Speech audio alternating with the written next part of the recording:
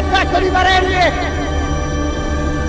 Marziale mostruoso veramente al comando Victory Tilly! È una cosa eccezionale! Varenne contro Victory Tilly al comando! Varenne ancora all'attacco! Il duello attraverso una curva! Siamo in retta d'arrivo! Varenne contro Victory Tilly! Varenne e Victory Tilly! Varenne! Siamo campioni del mondo! Siamo campioni del mondo! Tutta la bassa mamma! Che siamo campioni del mondo! Se ricordo quel giorno, sì, certo, ricordo ogni momento, ogni istante di quella corsa, ma non sentivo nulla. E questa era la mia forza. Il mio corpo, la mia testa, le mie zampe pensavano solo a correre. Avevo l'istinto innato per vincere. Cercavo con gli occhi solo il traguardo. Il mio avversario quel giorno era Victory Tilly, il padrone di casa.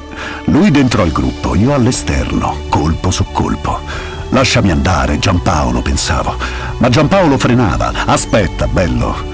Sull'ultima piegata il suo tocco magico, la sua mano che finalmente allenta le guide e bussa sulla mia schiena.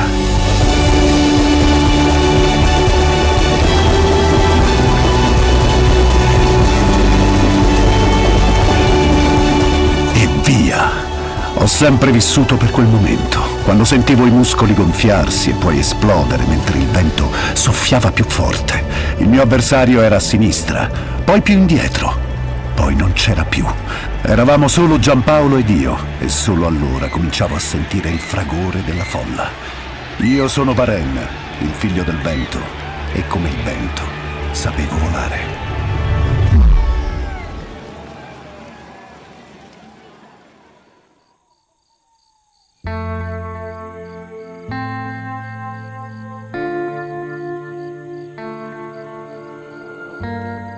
Conoscevo bene quell'ippodromo. Un anno prima ci avevo corso 2 volte.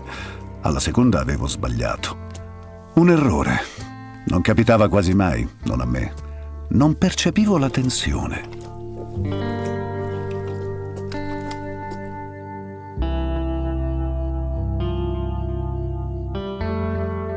A Parigi, per esempio, la tensione era sempre altissima.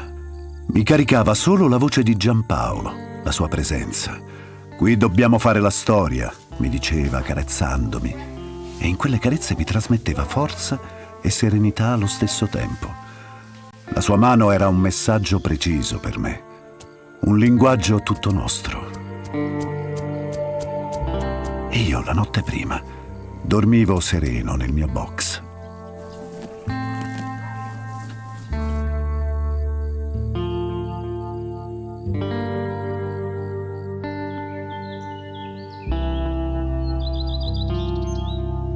Quella pista scura, come la terra bruciata, con ruvide salite dove tutti rallentavano, era perfetta per me. Non sentivo mai la fatica. La corsa era più lunga del derby, ma divorai comunque la lunga retta finale. Non sentivo l'urlo della folla, non vedevo le bandiere al vento e non vedevo più nemmeno General Dupumont. Nella trance agonistica non mi ero nemmeno accorto che era finita, che avevamo vinto.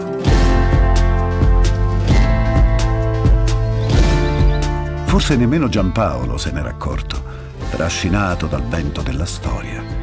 Poi riuscirono a fermarci, ed era tutto un trionfo di bandiere e di suoni. Varenne è ancora in vantaggio nei confronti di Sonti formato ai altri General Dupumont, gli altri più staccati comprenditori, prova per linea interna. Sonti formale attacca Varenne, attenzione perché muove in terza corsia General Dupumont, in corda ancora altri Varenne è in vantaggio sotto la minaccia di General Dupumont tra Sonti e Mormal, all'interno Igor Blick, gli altri più staccati, General Dupumont che attacca Varenne che riparte, Varenne ancora in vantaggio sul panitone General Dupumont, Varenne che va a vincere sul panitone General Dupumont e questa volta non ce n'è per nessuno. Varenne. Ma l'unica cosa che percepivo era la presenza di Giampaolo. Le sue parole erano carezze per me.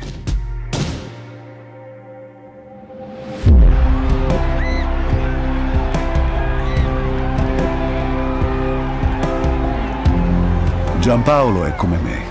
Anche lui resta calmo quando gli altri vanno su di giri e sorride spesso. Appena l'ho conosciuto tanto tempo fa, ho avuto subito l'impressione che sapesse capirmi più di chiunque altro.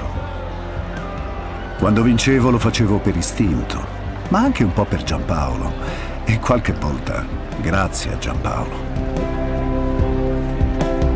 che da sempre mi chiama Tato, come il cane che lo ha accompagnato da ragazzo e che da me ogni volta sapeva tirare fuori il meglio. Ancora oggi, quando ci vediamo, abbiamo i nostri gesti d'intesa e le carote da condividere. Amici veri, uniti da una grande avventura sul filo della magia. Ma cominciamo dall'inizio.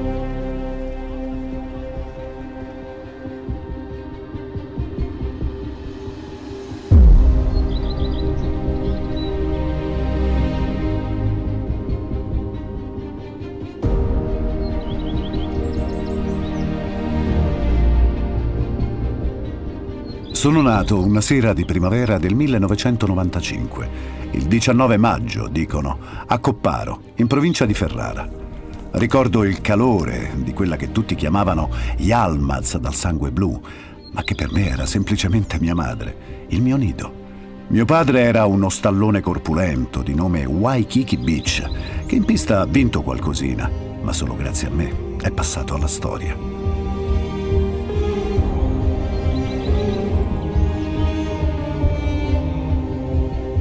Erano invece già molto affermati i due uomini che mi hanno allevato. Il carismatico Jean-Pierre Dubois e Sandro Viani, un uomo vivace dal sorriso raggiante. Si vedeva poco, ma ogni volta lasciava il segno, seminando buon umore. Con loro ho passato la mia infanzia sui prati verdi di Zenzalino, scoprendo il piacere di correre. Non farmi raggiungere era il mio gioco preferito. Vampire e Vaillant, che pure avevano qualche mese più di me, faticavano a starmi dietro. A 2 anni Dubois ci trasferì tutti in Toscana, a Bolgheri, e ci affidò a un tipo curioso che ci faceva fare una scuola innovativa e fantasiosa.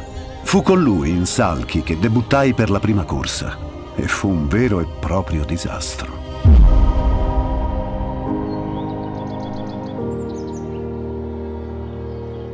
Avevo così tanta voglia di trottare che inciampai, rompendo l'andatura. I giudici mi squalificarono, ma io dopo l'errore ripartii in mezzo alla pista e accelerai comunque, superando quasi tutti. Che bella sensazione. Mi sembrava di volare.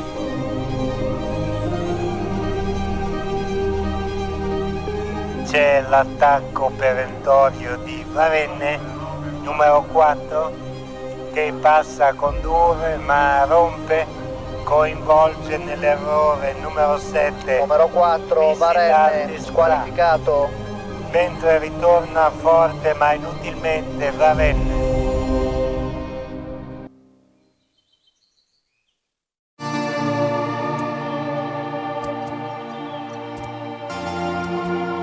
Da quel giorno la mia vita cambiò.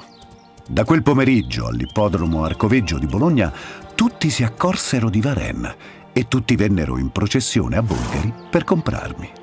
Uno c'era quasi riuscito, io però avevo già capito che il destino mi avrebbe condotto altrove, seguendo una strada tutta sua.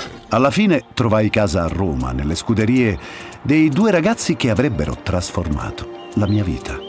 Giampaolo Minnucci, romano, un mattacchione dal cuore grande, e Jori Turia, un finlandese con l'accento napoletano. Con loro è decollata la mia carriera, insieme alla fortuna del mio proprietario. Enzo Giordano è un signore taciturno napoletano con l'aria di chi passa sempre di lì per caso. Nei suoi occhi già allora leggevo amore e rispetto. Aveva trovato in me quel sogno che tutti i proprietari di cavalli chiudono nel cassetto, insieme al libretto degli assegni. Lui, che per avermi aveva sborsato 180 milioni senza lasciarsi scoraggiare, come avevano fatto altri, da quello strano chip, un difetto di cartilagine che dicevano potesse condizionarmi. Non ho mai capito bene cosa fosse, ma a me non ha mai dato fastidio. Cominciammo a correre presto, vincevo sempre. Mi mettevo lì all'esterno, e fino a quando non li passavo tutti non ero contento. Ad Aversa, per la prima volta, respirai un'aria più frizzante. Ero arrivato primo anche lì e stavolta l'esultanza di Giampaolo, Iori ed Enzo era doppia. Non stavano più nella pelle. Avevo vinto il mio primo Gran Premio.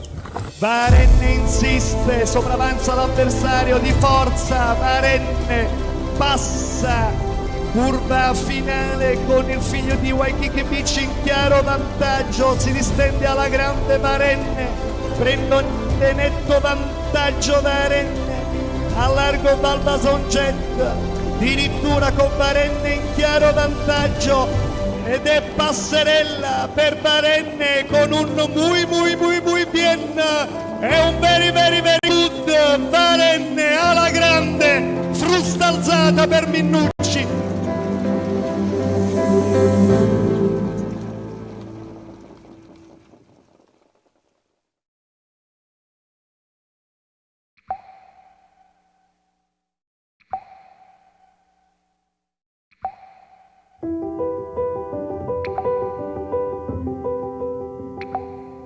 Sulla strada verso il derby, la corsa più attesa e più ricca della carriera di un 3 anni, ripresi a vincerle tutte, tranne una. Poi a ottobre arrivò il grande appuntamento. A Tor di Valle, la casa romana del trotto, accorsero in 30.000. Nessuno voleva perdersi la sfida tra me e il grande Viking Kronos. Un puledro mai visto prima, passo leggero, classe cristallina e un innato senso della velocità. Al primo incrocio a Milano avevo la febbre e Viking mi ha battuto. Il suo trainer Lutfi Colgini, un albanese con lo spirito della sfida, all'arrivo mi chiamò platealmente con la mano destra, invitandomi a raggiungerlo, se ne ero capace. Un affronto che aveva infastidito Giampaolo e che io non ho dimenticato. Stavolta però mi sentivo bene. In tanti urlavano il mio nome e incitavano Giampaolo. C'era l'atmosfera delle grandi sfide, quella che fa selezione tra i buoni cavalli e i campioni. Beh, com'è andata, lo sapete. In pochi metri sono andato davanti. Ho atteso che Viking si presentasse spavaldo al mio fianco e ho cominciato a correre talmente veloce che in retta d'arrivo ero solo. Giampaolo, nella sua Roma, di fronte al suo pubblico, non si è trattenuto e ha restituito lo sgarbo al rivale Colgini, richiamandolo con la mano destra più volte. Sento ancora l'eco di quel momento. Prova a prendere tu, mo, se ci riesci. Varenne che sta prendendo vantaggio nei confronti di Vigliano Prenze e Viking Kronos, che sembra ora in difficoltà. Varenne forse ha azzeccato la fuga giusta, affronta la retta d'arrivo in vantaggio su Vigliano Prenze, Viking Kronos, Vidare e Vierne. Varenne in fuga nei confronti di Vigliano Prenze, poi Vidare e Viking Kronos. Varenne si è staccato da Vigliano Prenze, Varenne che va a dominare fino al palo davanti a Vigliano Prenze, Vidare, Viking Kronos e Vierne.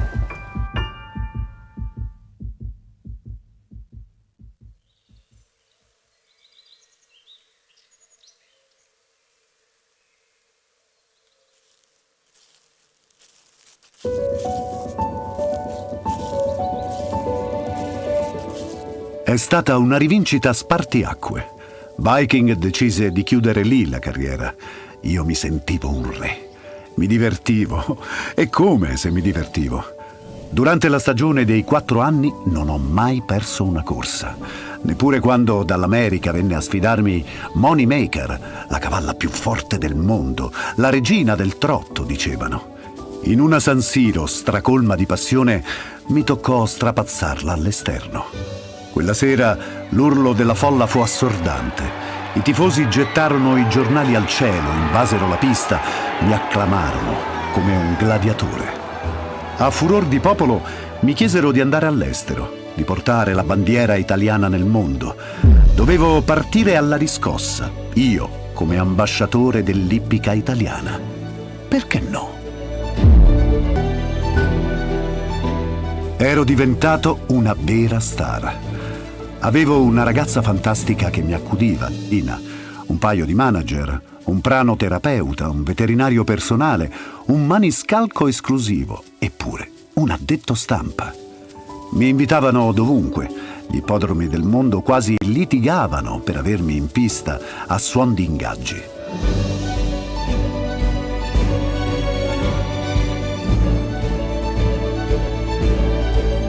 Nel gennaio del 2000 volai a Parigi per il primo Grand Prix d'Amérique. Alcuni ancora oggi sostengono che i francesi fecero di tutto per ostacolarmi, come il caso delle tante partenze richiamate per poi dare buona quella in cui ero più indietro. In realtà, come successe anche a Stoccolma nel maggio successivo per il primo Elite Loppet, ero travolto dalla meraviglia dell'ambiente e ho pagato lo scotto del giovane di talento che entra nella mischia pesante.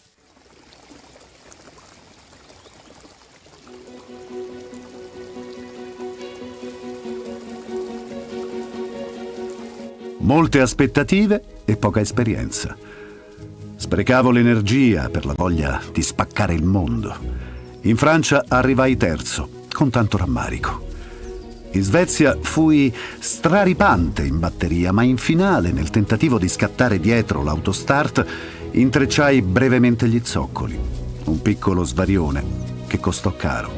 Persi posizione e non riuscii più a recuperare. Vinse Victory Tilly, secondo Général Dupumont, due che secondo i tecnici raffinati sarebbero stati imbattibili per me.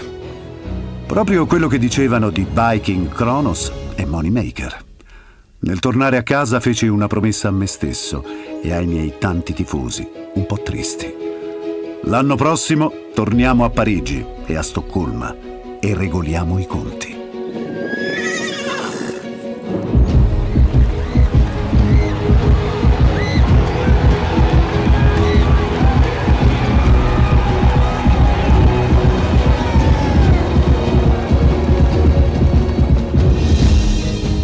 I momenti d'oro che seguirono li avete visti. Nel 2001 ero sul tetto del mondo. Avevo anche un altro proprietario, dopo che Enzo Giordano aveva ceduto a SNAI il 50%. Mi invitarono in Rai, al galà dell'atletica leggera e a tanti altri eventi. Enzo Iannacci scrisse perfino una canzone per me e la Disney diede il mio nome a un suo personaggio. Io stavo al gioco, mi prendevo flash, carezze, mi cullavo nei cori. Però avevo una voglia matta di correre ancora. Volevo la pista.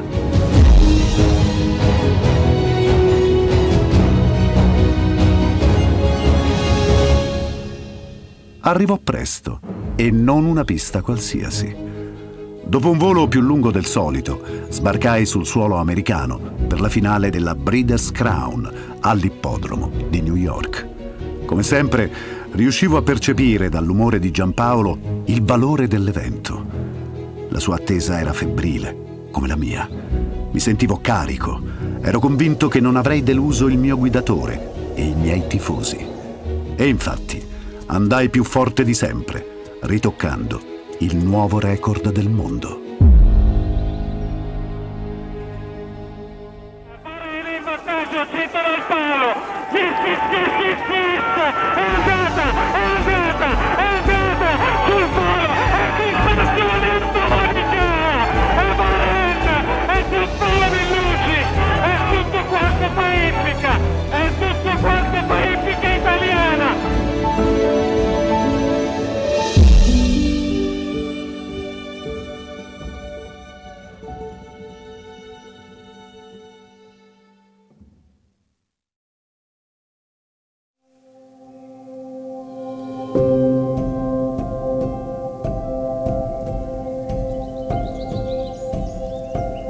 Il cerchio era chiuso. In una stagione avevo vinto il Grand Prix d'Amérique, il Lotteria, l'Elite Loppet e le Breeders. Un filotto mai riuscito a nessuno. Ma non ero sazio, non lo ero mai. A fine gennaio tornai a Parigi da campione in carica, con l'idea di confermarmi nel Prix d'Amérique. Il mio rivale era ancora Général Dupumont, un osso duro. Ero sereno. Sapevo cosa fare. Sentivo il solito assordante frastuono che ormai mi accompagnava sempre e leggevo la tensione negli occhi e nei gesti degli altri cavalli. Non ho mai capito perché su alcuni miei avversari il termometro della tensione salisse così in alto prima di una corsa, mentre io nel box dormivo come un puledrino. Ero io, il cavallo da battere, e quel ruolo era perfettamente cucito addosso al mio mantello. Risultato: Varenne primo, General secondo. Varenne che se n'è andato da Intercede, a largo General dopo General che viene ma viene tardi, lasciate che venga perché Varenne è là, una quindicina di metri avanti a General dopo terzo Intercede, non c'è stato neanche il tempo per soffrire, la vittoria come doveva essere, il segno di numero uno al mondo.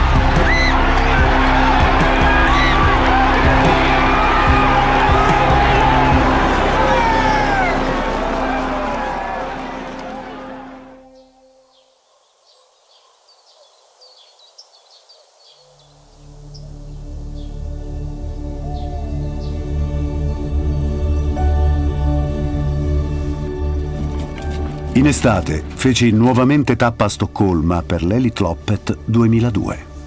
Anche qui mi accolsero come un vincitore già annunciato. Sfidai ancora un paladino di casa, un certo Scarlet Knight, che poco tempo prima aveva dominato l'Ambletonian a New York, la corsa più ricca d'America. Passeggiai in batteria in finale, arrivammo festosi e vincemmo tra i coriandoli. Varenne! Accelera! Se ne va Varenne a vincere! Varenne a 2-3 lunghezze di vantaggio su HP Pack. Scarlett sembra stanco come Victory Tilly. Varenne vince! Su HP Pack, poi Victory forse rimonta Scarlet Knight all'interno. Grande performance di Varenne.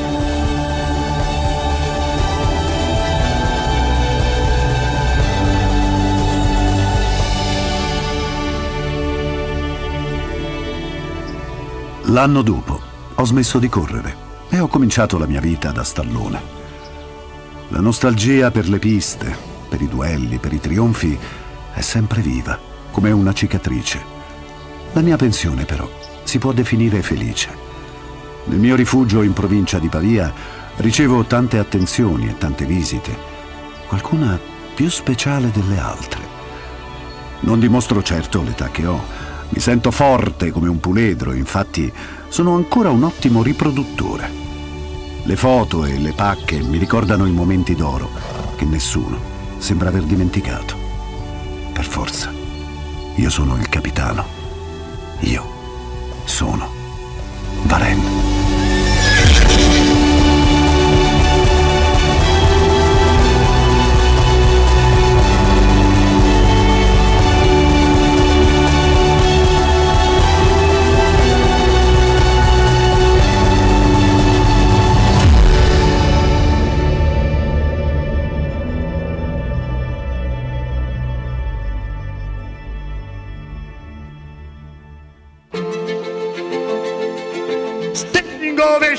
Standing ovation per il più gran cavallo al mondo. Non so se nella mia vita e se nemmeno quelle dei miei figli, dei miei nipoti vedranno un altro campione come questo. Varenne se ne va!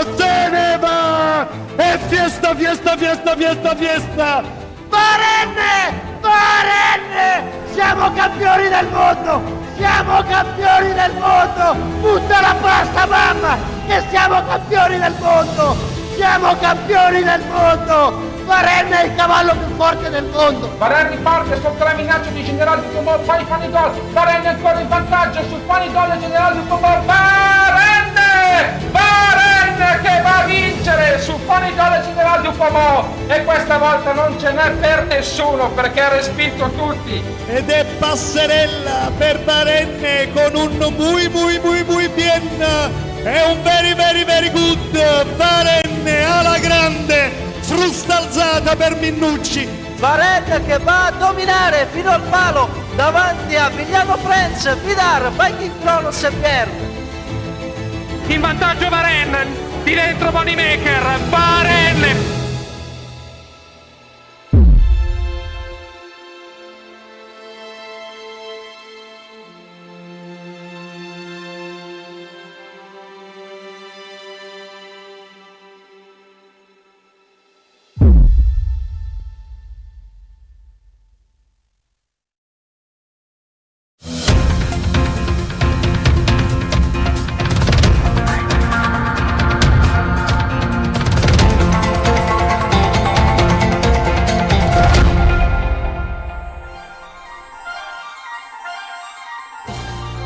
Олимпийските игри без съмнение са най-значимото спортно събитие в света, което отдавна е излязло извън рамките на обичайното състезание между атлети, чието единоборство излъчва най-добрите сред тях. Олимпизмът е световно явление, а корените му откриваме в духа и културата на античността, възродени за модерния свят от френския благородник барон Пиер дю Кубертен. Той приема основната ценност на античната философия – спортното усилие като могъщо средство за облагородяване на личността, хармонично развитие и достигане на съвършенство. Това обаче, което прави олимпийската идея толкова устойчива в съвременния свят на конфронтация и нетърпимост, е посланието за толерантност и уважение към всеки един народ с неговите расови, религиозни и културни особености. Вярата, че универсалният език на спорта трябва да обединява, не да разделя, а победата в спортните надпревари трябва да се постига чрез честно усилие и респект към съперника.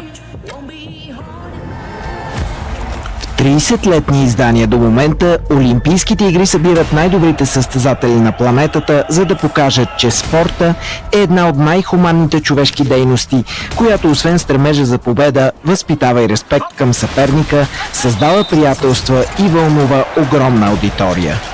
Съвременните Олимпийски игри започват своята история през 1896 година и продължават и до днес, оцелели през немалко трудни моменти за човечеството. През 2024 година Париж има огромната чест и отговорност да приеме игрите за трети път в своята история. Френската столица предлага интересни и иновативни решения, зажадняла да организира най-големия спортен форум след вековно прекъсване.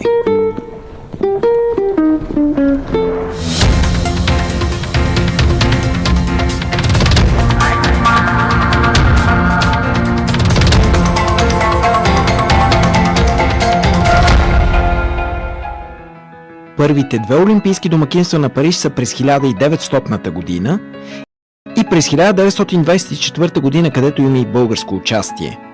На границата между 19 и 20 век вторите олимпийски игри се провеждат като част от световното изложение, на което френската столица е домакин, и се проточват от средата на май чак до края на октомври. Много от спортистите, сред които шампиони и медалисти, дори не са били наясно, че участват в олимпийски игри. И все пак, като за начало на миналия век, знаменателен и дори революционен е фактът, че за първи път са включени жени. Първата индивидуална шампионка е в тениса, британката Шарлот Купър, която печели и титлата на смесени двойки. Студентката по изкуство Маргарет Абът триумфира в голф над преварата. До смъртта си през 1955 година тя така и не разбира, че е станала първата американка олимпийска шампионка. На нейно име е записан още един рекорд. За първи и единствен път майка и дъщеря участват в едно и също издание на Олимпийски игри. В Париж се състезава и майката на Маргарет, Мери Абът. За нашата страна периодът от началото на 20 век е свързан с приемането на първите български членове на Международния олимпийски комитет и с интензивните усилия за учредяване на Български олимпийски комитет. По инициатива на барон Пиер дю Кубертен през 1906 година като член на МОК е приет известният дипломат Димитър Цоков, който е френски възпитаник. Той се оттегля през 1912, като от следващата година български представител в Международната организация става Димитър Станчов. Завършил право във Виена, дипломат, външен министър, за кратко и министър-председател.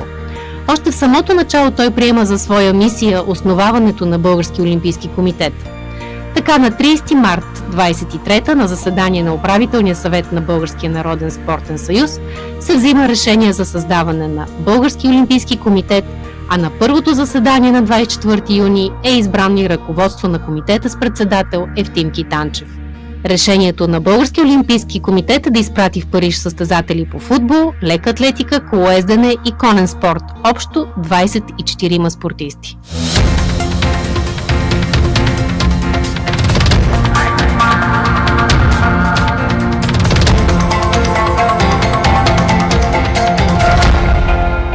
Първи за олимпийската столица заминават футболистите. Отборът е съставен предимно от играчи от София на Славия и Левски с треньор Леополд Нич от Виена.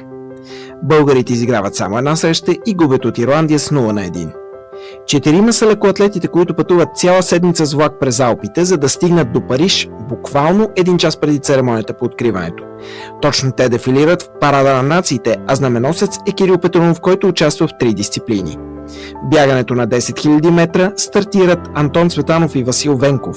Цветанов бяга с гуменки, а Венков по терлици. И по-късно е поканен от президента на Франция Гастон Дюмерк на прием в Елисейския дворец. В конния спорт участват Владимир Стойчев и Крум Лекарски, като Стойчев е 17 в обеската. Колездачите участват на писта и на шосе, но резултатите им са далеч от призовите. Игрите на 8-та Олимпиада са последните организирани под президентството на Пьер Дю Кубертен. Това е първото издание, в което е използвано олимпийското мото Sitius Altius Fortius – по-бързо, по-високо, по-силно. Сред големите герои на Париж 24-та са финландският атлет Пааво Нурми и американският пловец Джони Вайсмюлер. Летящите финландци доминират дългите бягания, а Пааво Нурми печели на 1500 и 5000 метра, като между двата старта има само час разлика. Сякаш незасегнат от парижката жега, финландецът остава непобеден във всички състезания, в които участва. Той е първи в индивидуалната крос-кънтри надпревара, има и 2 златни медала със своя отбор. За 3 участия на Олимпийски игри активът на финландеца е 12 отличия, 9 златни и 3 сребърни, което го прави един от най-успешните атлети в олимпийската история. Игрите през 1924 година са първите, в които е използван 50-метров басейн с очертани коридори.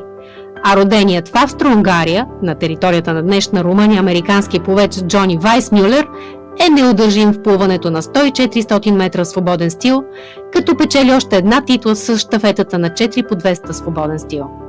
Този забележителен атлет участва и в турнира по водна топка, където американците са с бронзови отличия. За своята удивителна кариера Вайсмюлер никога не е губил старт. Той прави и завидна актьорска кариера, като се превъплъщава в образа на Тарзан.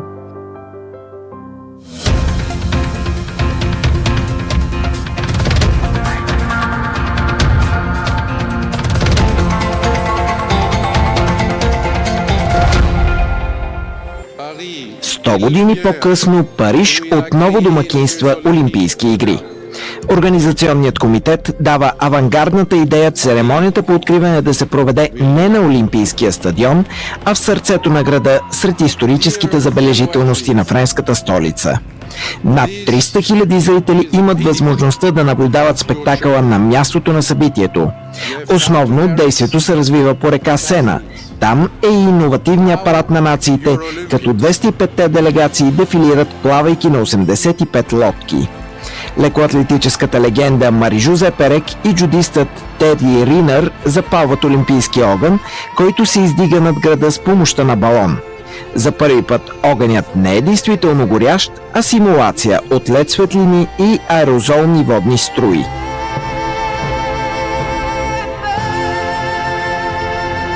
За България игрите в Париж са едни от най-успешните в последните години. Страната ни печели 7 медала, 3 от тях златни и се нарежда на 26-то място в класирането по отличия. Може би най-впечатляваща е победата на Карлос Насар. Роденият в Париж и израснал в Червен бряг щангист е безапелационен в категория до 89 кг. Българинът е непоколебим във всичките си опити и триумфира със световни рекорди в изтласкването 224 кг и в двубоя 404. 2 златни отличия за представителите ни в борбата. Украинецът с български паспорт Семен Новиков побеждава с лекота и в 4-те си срещи в категория до 87 кг в класическия стил, а на финала е безкомпромисен срещу ираеца Али Реза Мохмади с 7-0. Победа на тирански борец е ключова и за успеха на родения в Дагестан Магомед Рамазанов при 86 кг в свободния стил. Той печели на финала срещу Хасан Яздани с 7-1 точки, за да триумфира с титлата. Боряна Калейн успява да се пребори за сребърното отличие, първо в индивидуалния многобой в художествената гимнастика за България от 36 години. С бронз се окичват роденият в Куба боксер Хавиер Ибанес, категория до 57 кг, щангистът Божидар Андреев над преварата при 73 кг и състезателката по таеквондо в категория до 57 кг Киния Ализаде, избягала от Иран и тренирала в Германия преди да получи български паспорт 5 месеца преди началото на игрите в Париж. Четвърто място за ансамбъла по художествена гимнастика, който е първи след квалификациите. Валентина Георгиева успява да се класира пета в финала на прескок в турнира по спортна гимнастика. Финал и за гребкинята Десислава Ангелова, която завършва шеста на скиф. Атлетът Тихомир Иванов е 8 в скока на височина. Благодарение на последния финал на игрите, Съединените щати успяват да спечелят борбата с Китай за първото място в класирането по отличия.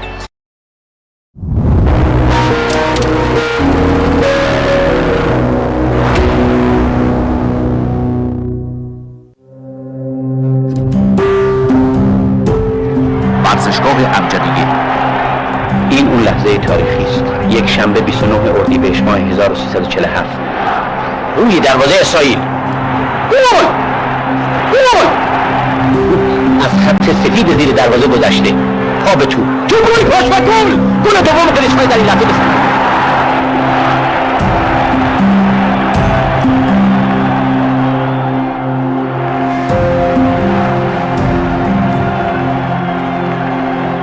بازی تموم میشه. پایان مسابقه جام فوتبال آسیایی سال 1968 ایران قهرمان میشه.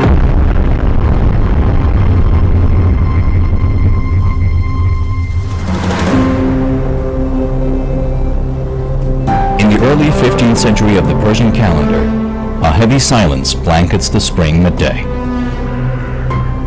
The sunlight floods Amjadiyeh Stadium. The birds inhabit the grass.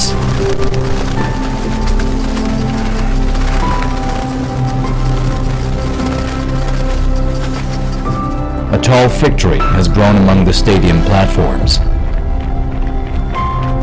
It's massive and fruitful.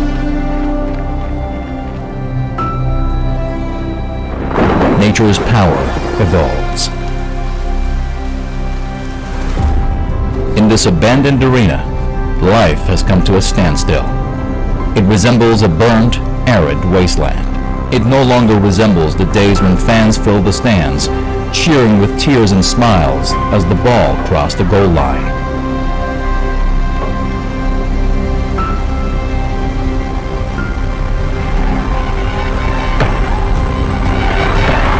این مسئول ما اینه هست. شوت گل برتریه.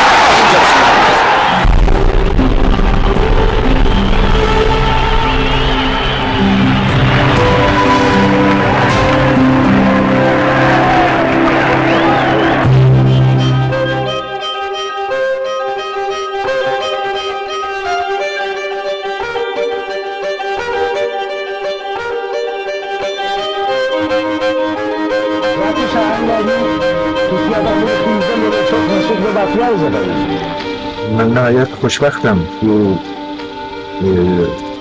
آرزوی دیرینه که بارم به موفق oldum. In the early 14th century of the Persian calendar, Tehran was a small city, panning 19 kilometers in width, beginning to transform under Reza Shah Pahlavi. They started massive constructions, removed the battlements and gates, and filled the moats. The once mighty Darvoz-e-Dolat, meaning Dolat City Gate, in northern Old Tehran collapsed and was replaced by football goal gates. Before constructing the most important football pitch, there was a state field accessible only to dignitaries and aristocrats. It was a small land outside of Darvoz-e-Dolat. A fenced state land guarded by personnel under the Ministry of Culture's control. On Friday, the door was half shut, and only one person could barely enter.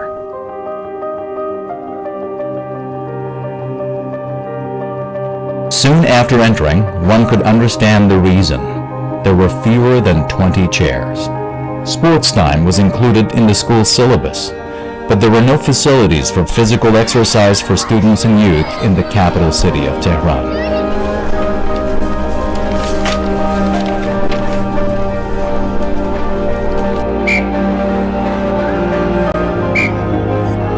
In 1934, 4 large plots of land in Tehran were purchased for stadium construction. These properties, owned by the Ministry of Culture under Minister Ali Asghar Hekmat, included Amjadiyeh, Akbarabad Dulab, Bagh Shah, and Bagh Firdos.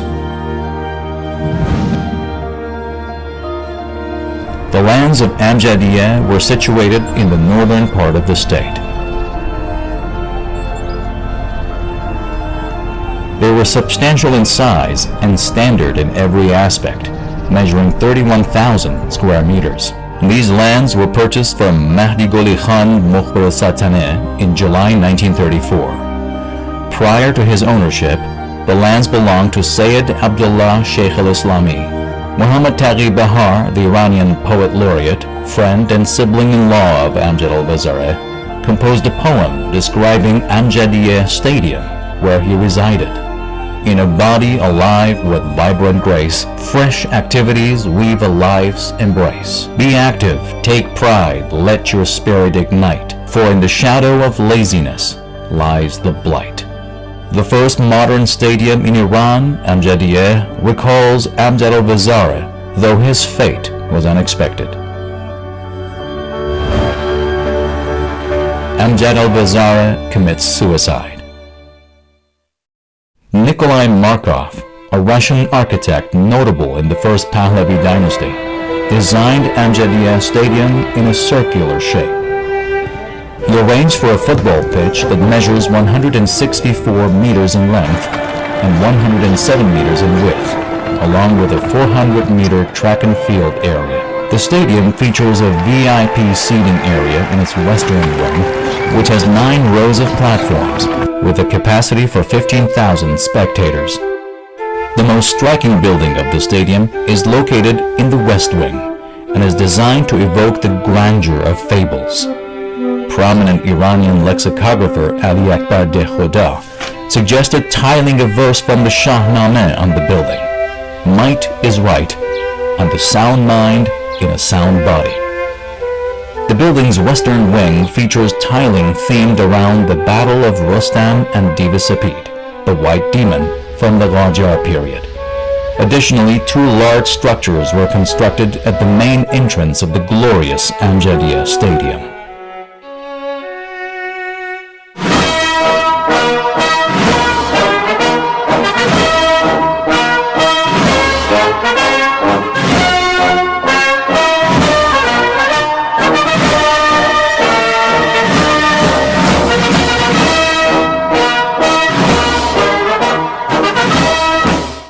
Football matches were occasionally held at Amjadiyeh Stadium, starting in the second half of 1934.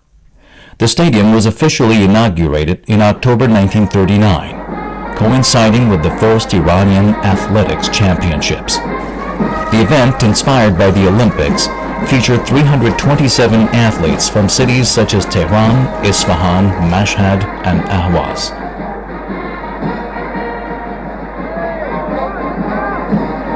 They competed for 33 trophies and 511 medals. The stadium was so well received that the officials decided to develop it very soon.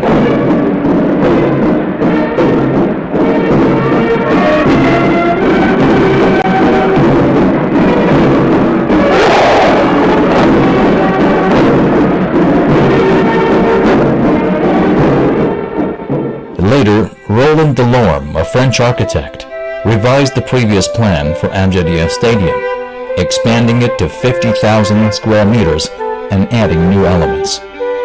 In 1941, Amjadiyeh Stadium underwent significant upgrades, including arched lines and sunshades for spectators. The Azargah element was added in the southern wing, while open-air swimming pools with a triplex diving board and spectator platforms were built in the eastern wing.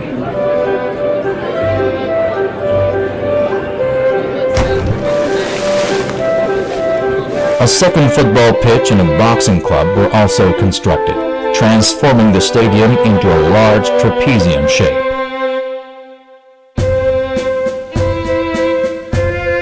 It was an amazing sports complex that served as the sole venue for the Iranian Athletics Championships until 1961. مسابقه‌های قهرمانی ایران با شرکت 2500 تن از ورزشکاران سراسر کشور در استادیوم امجدیه گشایش یافت.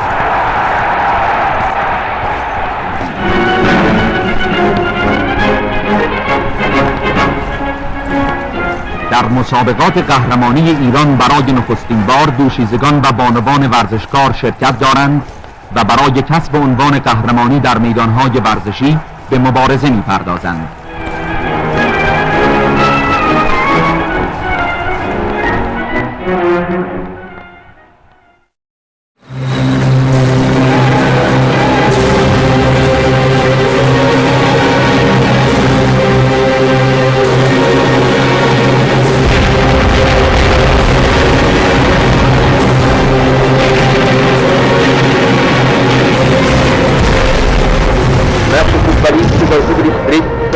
Команды Тегеран.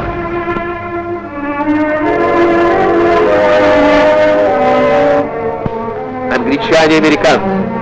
Как истые любители спорта, они не могли, разумеется, пропустить интересные футбольные встречи.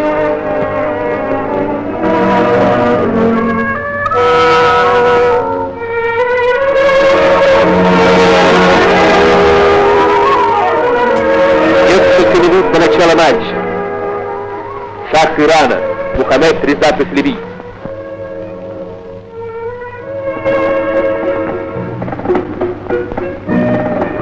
Советский посол в Иране товарищ Максимов представляет шаху футболистов Грузии.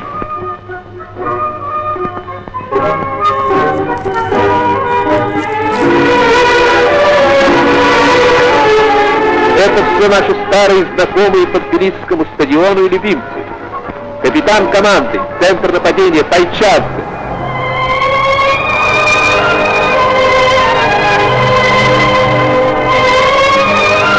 Two years after World War II began, the Allies occupied Iraq, and more foreign football teams came to Anjaliyeh to compete against Iranian teams.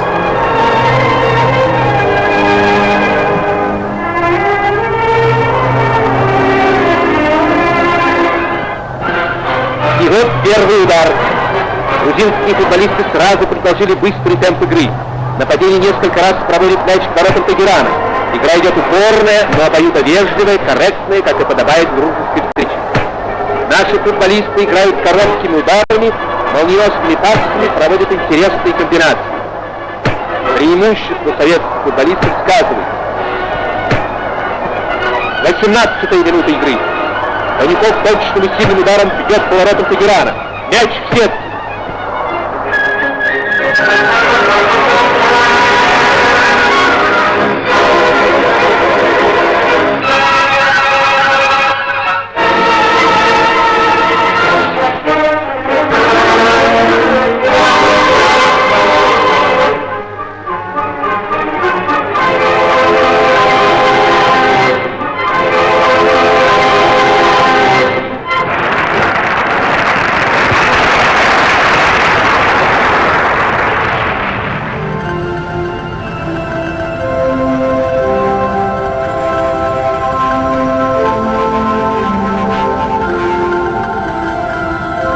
Empty platforms without spectators. These platforms were once filled with the first generation of football fans.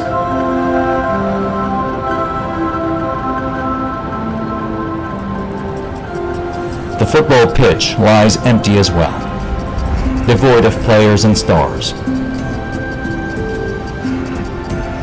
In the very place where some of Tehran's most popular football teams, including Shaheen, Taj and Darai, were born. During that time, subcultures emerged among the spectators. There were no designated eastern or western sections in the stadium. Instead, the platforms were organized according to VIP seating. In the west wing of the stadium, the right side of this area, towards the south, was occupied by fans of the Taj team, while the left side was reserved for supporters of lesser-known teams. The people sitting under the stadium clock were not fans of any team. There were numerous individuals who came to place bets. Fans of the Shaheen football team occupied the opposite side of the VIP area. در این روز مسابقه فوتبال بین تیم‌های تاج و شاهین برگزار شد. افراد تیم شاهین با پیراهن سفید در این مسابقه شرکت داشتند.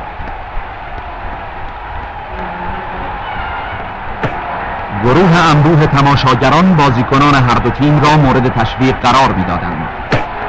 ورزشکاران شاهین با آمادگی کامل توانستند به زودی ابتکار بازی را در اختیار بگیرند. The competitions between Shaheen and Taj evolved into a true derby over time.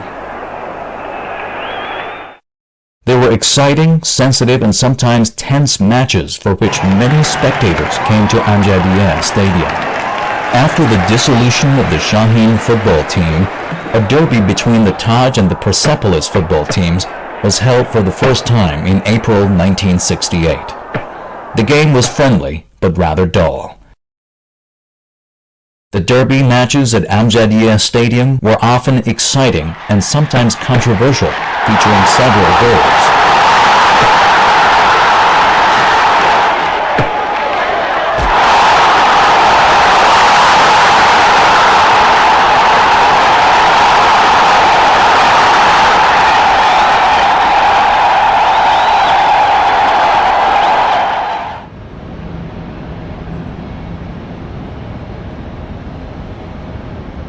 Several stars emerged from the derby matches in Amjadiyeh.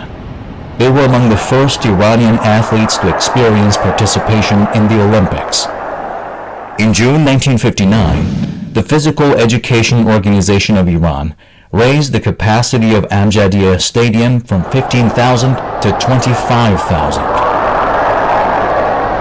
The change coincided with the Tokyo Olympics in 1964. Excited spectators filled the stadium platforms, and for the first time, some fans remained behind the closed doors of Amjadiyeh Stadium. Iran's national football team achieved multiple victories in various matches held at Amjadiyeh. A win against India's national football team by several goals could secure Iran's spot in the Tokyo Olympics. For the first time, around 1,000 people from different cities across Iran gathered at Amjadiyeh to watch the match. تیم ایران در میان غریو شادی و اشتیاق مردمی که در بزرگترین اجتماع ورزشی سال شرکت کردند، از ابتدای بازی ابتکار عملیات را در دست می‌گیرد و با وارد ساختن 3 گل به دروازه تیم هند پیروزی درخشانی به دست می‌آورد. Iran's national football team took part in the world's largest sports event for the first time. At that time, football was not the most popular sport in Iran, as wrestling and weightlifting were more favored. غلامرضا تختی مانند همیشه پیروز و سربلند است.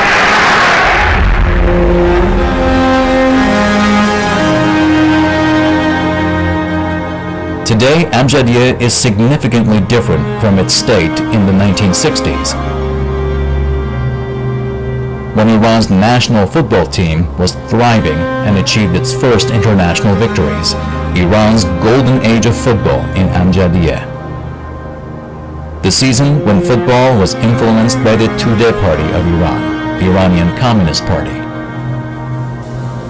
Asian football fans looked to Amjadiyeh, Tehran. Now the locker rooms are deserted, and no soul in the passages.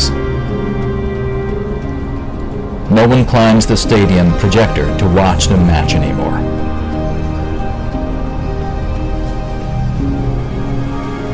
No competition is held here for the cups.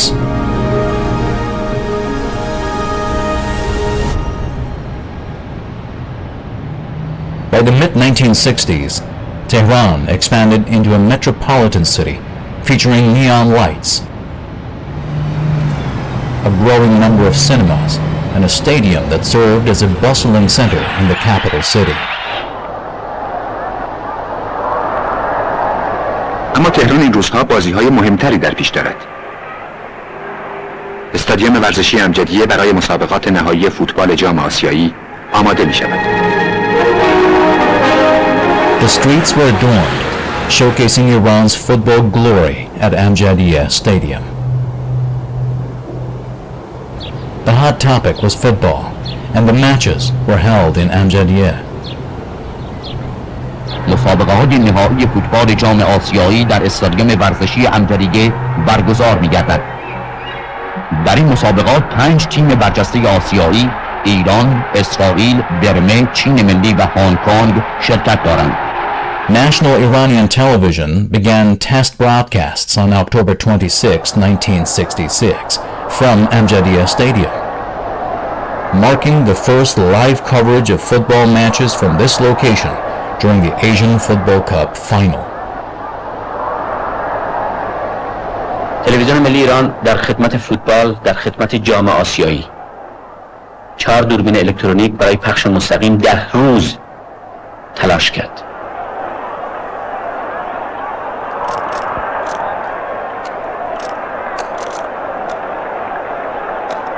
در روز آغاز نخستین مسابقه ایران هنگ کنگ، داوران از کشورهای بی‌طرف. تاکنون در تهران ما چنین مسابقاتی رو نداشتیم. برای اولین بار هست که یک تورنمنت فوتبال در تهران برگزار میشه. خب لحظات آغاز مسابقه میرسه. هزاران تماشاچی با ذوق و شوق به تشویق بازیکنان دو تیم میپردازه.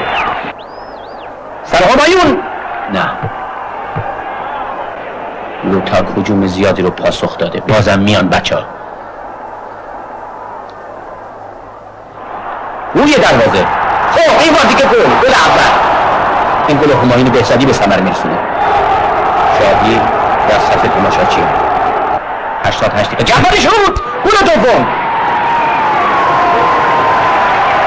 این اولین دیدار ما بود که با نتیجه 2-0 پیروز شد، ولی مثل اینکه تماشاچی‌ها راضی نبودن از 2 گل.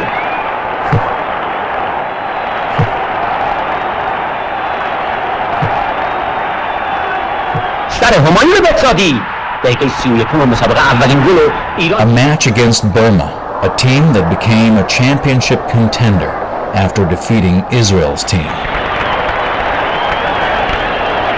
کلانی، همایون بهزادی، این تیم قهرمان آسیاست. در بانکوک 2 بار تیم ما رو شکست داد. این مبارزه بره یورش زیاده. دیدار با برمه برای ما فوق‌العاده اهمیت داره. برمه اگر این بازی رو ببره قهرمان بلا منازع جامه. اسماعیلی برخورد با دفاع و گل سوم ایران در دقیقه 71 ساخته میشه. چیزی که در بانکوک فراهم نشد در تهران فراهم شد. Iran could become the champion with just a draw against the previous champion, Israel's team.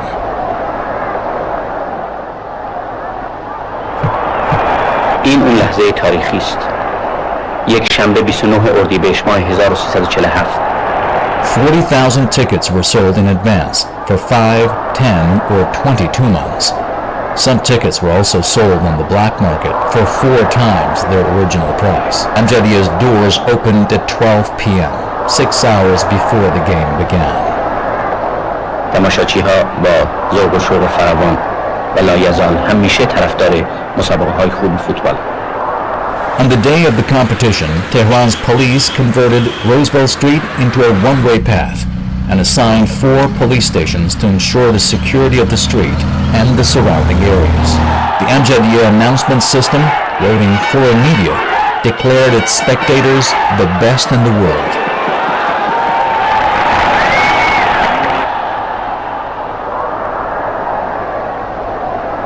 بازی رو اسرائیل آغاز میکنه.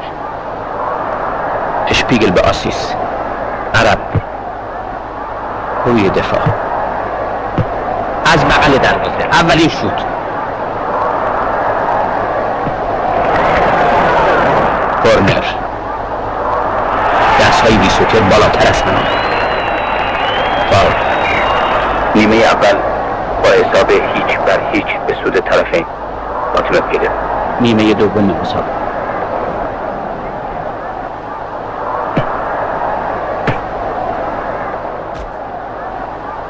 پاس خوب به موقع. شوت گل.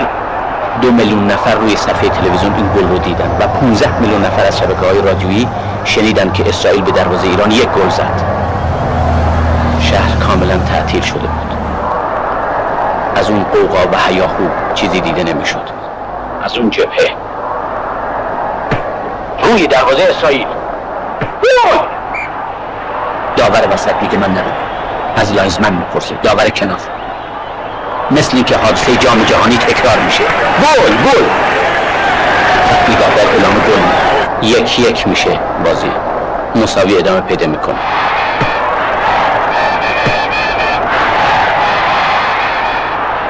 این دلیش خانیه. آب تو. گل پاس گل. گل دوم فرشته در لحظه است. دقیقه 87 مسابقه است که ایران با 1 گل برتری خودش رو پیش میکشه. جابر در بغلش احساس اون بچه‌هاش هیچی میدن میزنه. این عجله هستی پس پاک وسط میگه خودش بازی تموم میشه.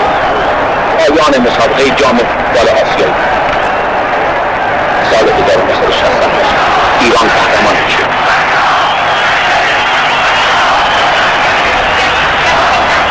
به ایران قد و بالا تو بنازم، واقعا قدرت پاها تو بنازم. تو که با لطف خدا بردی جام آسیا، خنده آوردی به لبست باریکلا. آفرین ای بچه ها، شاروخی صد مرحبا، حبیبی اصلی عرب صد باریکلا. For the first time, cheerful people brought the joy of the championship from Amjadieh Stadium to the streets of Tehran. People celebrated Iran's championship by driving from Amjadieh to southern Tehran throughout the night. Amjadieh hosted the AFC Champions League in April 1970. The stadium was packed with excited fans anticipating a championship from Iranian players coached by Rykov. The competitions took place in 2 separate groups. Tide secured 3 wins in the preliminary rounds and semi-final to advance to the final.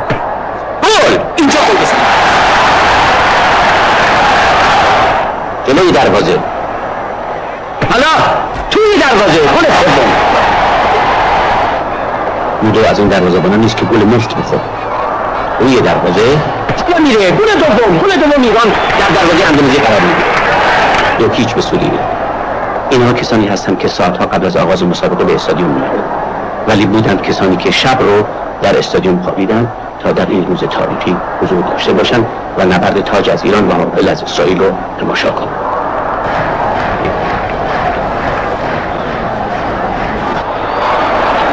مرده تو میچی فرصت برای شوت زدن. روی دروازه گل اول اسرائیل. این گل در دقیقه 70 به ثمر میرسه. استادیوم یک پارچه مات میشه. History repeated itself, this time in extra time. این گل هم به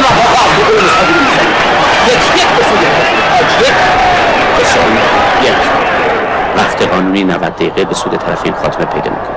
طبق مقررات 30 دقیقه در 2 نیمه 15 دقیقه. مسعود معینی هست. گل برتریه. It was the last and most important Asian Cup hosted by Amjadieh Stadium. پشت بدیم به پشت هم دیگر رو داشته باشیم. وقتی باز شد تمام 3-4 تا گل داشته باشیم. پشت بدیم به پشت هم دیگر رو داشته باشیم. وقتی باز شد تمام 3-4 تا گل داشته باشیم.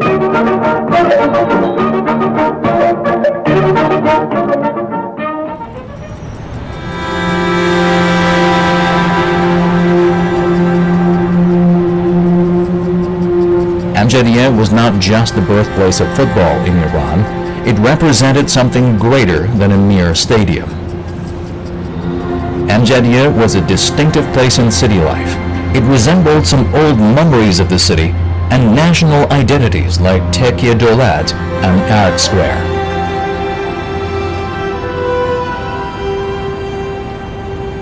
However, the decision to build a stadium with a capacity of 100,000 was a game changer. The stadium could never find a place in society like Amjadiya did.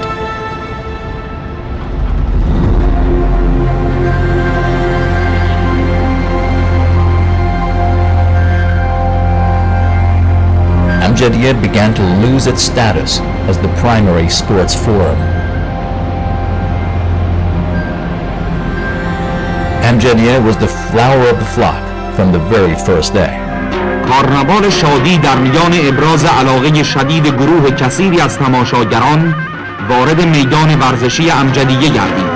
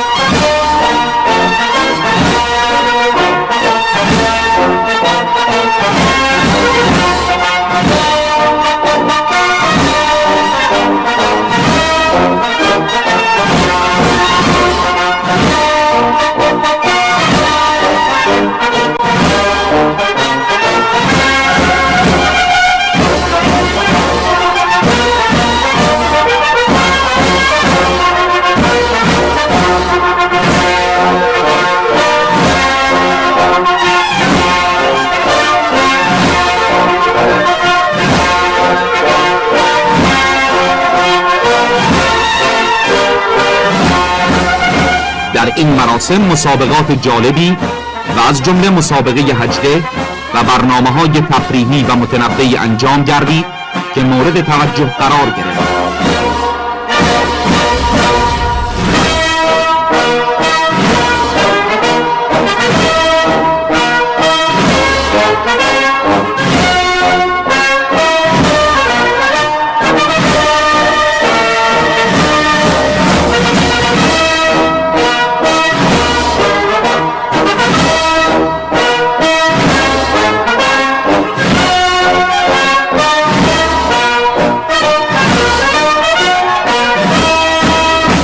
در میدان ورزشی امجدیه تهران مراسم روز پیشاهنگی برپا گشته است.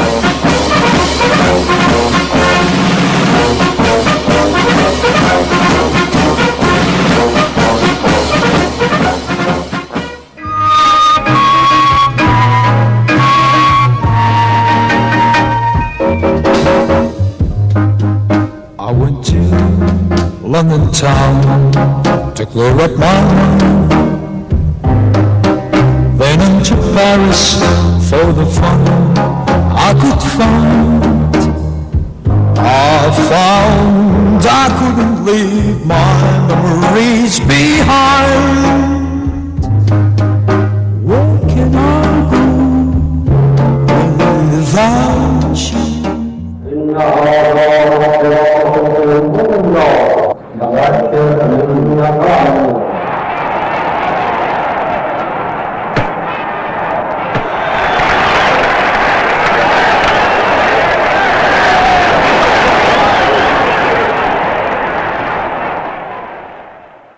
Following the competition between Iran and India, Ettelaat daily newspaper reported, the large number of spectators at Amjadiya Stadium indicated that Tehran requires a stadium with a capacity of 100,000. Iran's victory in the Asian Football Cup accelerated the project to build a stadium with a capacity of 100,000. The head of the Physical Education Organization of Iran announced that 2 stadiums will be built, with capacities of 30,000 and 100,000.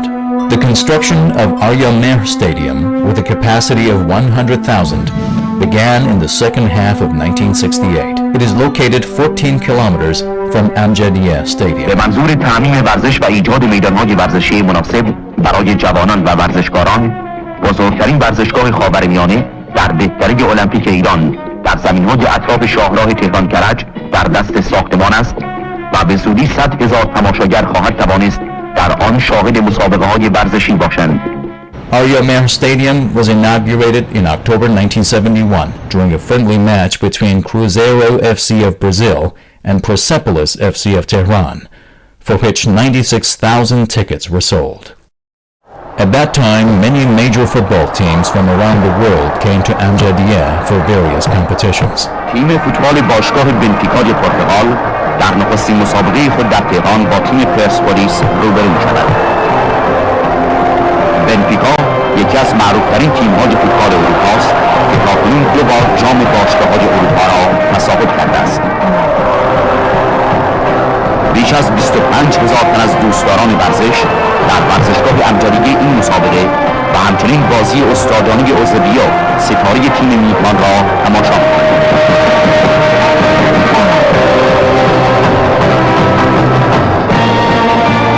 در ورزشگاه امجدیه تیم فوتبال باشگاه کلن آلمان فدرال در دومین مسابقه خود در تهران با تیم فوتبال باشگاه تاج روبرو می‌شود. Amjadieh under the feet of football legends of the Mexico World Cup. Big football teams such as Manchester United, Bayern Munich, and Hamburg, featuring stars like Beckenbauer, Gerd Muller, and Uwe Seeler, played at Amjadieh Stadium.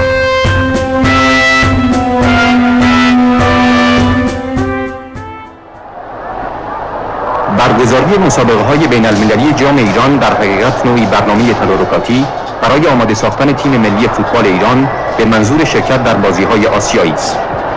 40 days after the Iran Cup competition in Amjadieh, the 1974 Asian Games began in Tehran.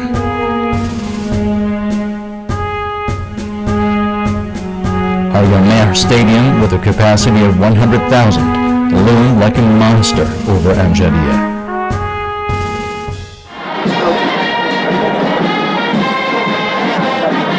تهران با برپا کردن مجموعه ورزشی آریامهر خود را برای برگزاری 7مین دوره بازی‌های آسیایی با شرکت 4,000 ورزشکار آماده کرده است.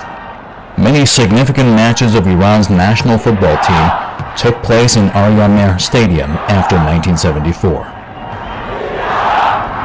در تیم ایران شماره 10 محمد صادقی از بازی خارج و به جای ایشان شماره 12 حسن روشن بازی می‌کند.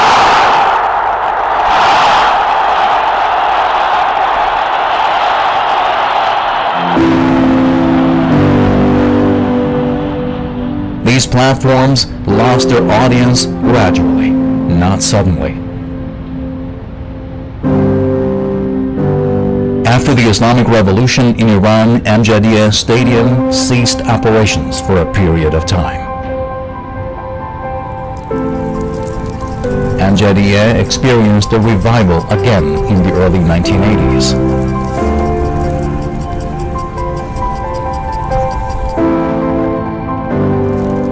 The football fans used to wait by the dressing room entrance of their favorite team to listen to the chats between the players and their coach at halftime.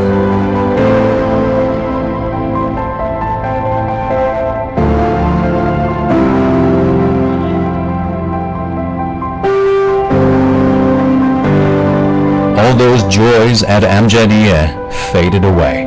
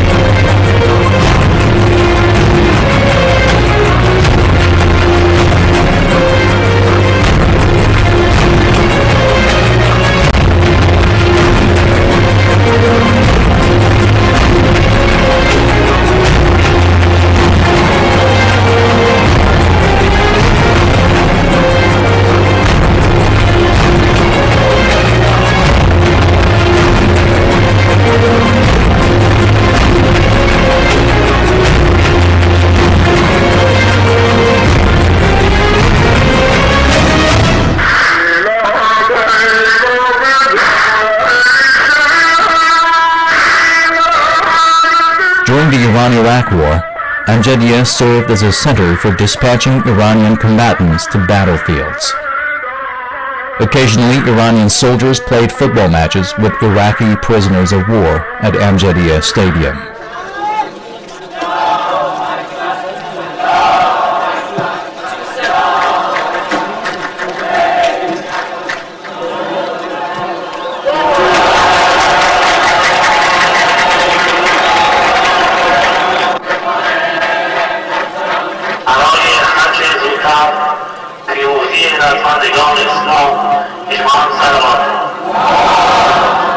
Amjadieh was steeped in the atmosphere of war. Following the martyrdom of Iranian pilot Ali Akbar Shirudi during the Iran-Iraq War in April 1981, was renamed Shahid Shirudi. من خلبان علی اکبر شیرودی هستم.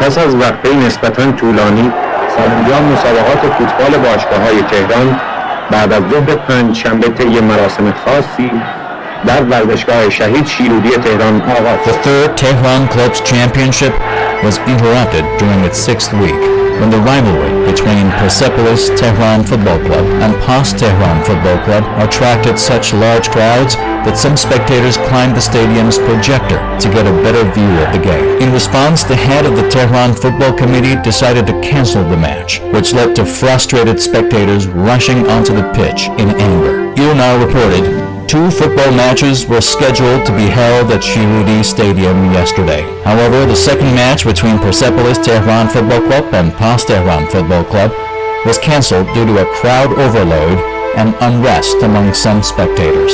Since November 1984, Persepolis Tehran Football Club has not played its matches at Amjadieh Stadium.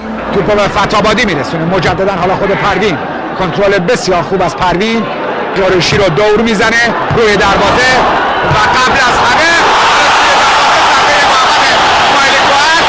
روی دست ناقصی که سلطان محمدی انجام داد جلوی پای محمد مایلکوان توپ پایین اومد و ضربه اون گل دوم پرسپولیس رو ثبت کرد.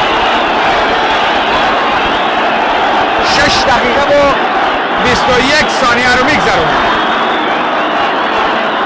History repeated itself 5 years later, this time affecting Istiqlal Tehran Football Club. The Tehran Football Committee cancelled the match between Istiqlal Tehran and PAS Tehran due to heavy rain that made the pitch unsuitable for play the day before the competition. The spectators were not informed of the decision and arrived at Shirudi Stadium, where they became angry for not being notified. They left the stadium and began demonstrations on Mofatteh Street in Tehran. Akbar Hashemi Rafsanjani, the 4th President of the Islamic Republic of Iran, wrote about the events of that day in his memoirs. They informed us that that day a football match was cancelled. Consequently, some angry spectators began demonstrations, shouted slogans against the Islamic Republic of Iran, and vandalized the streets. Since February 1990, Istiqlal Tehran has continued to play at Azadi Sports Complex.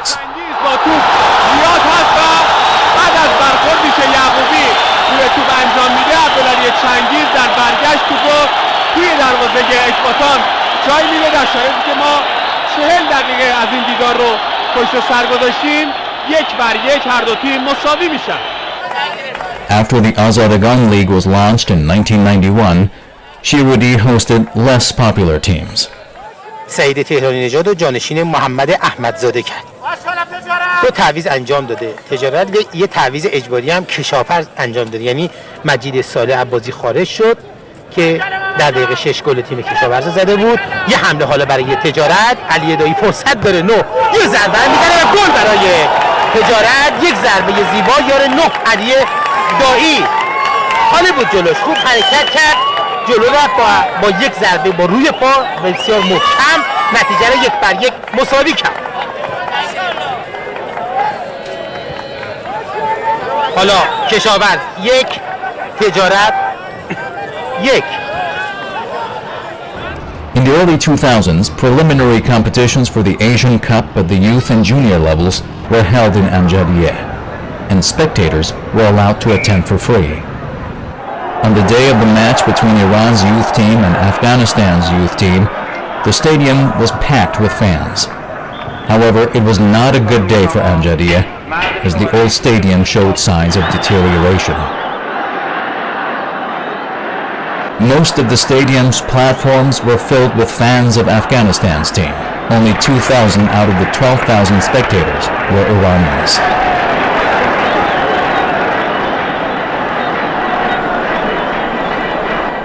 طوری تشویق میکنن تیم جوانان افغانستان رو که انگار اونا میزبان هستن. When Hanif Omranzadeh, the Iranian player, scored a goal against Afghanistan, the Afghan fans did not allow him to celebrate. میده علاوه بر اینکه ضربات سر رو در دفاع خوب میزنه.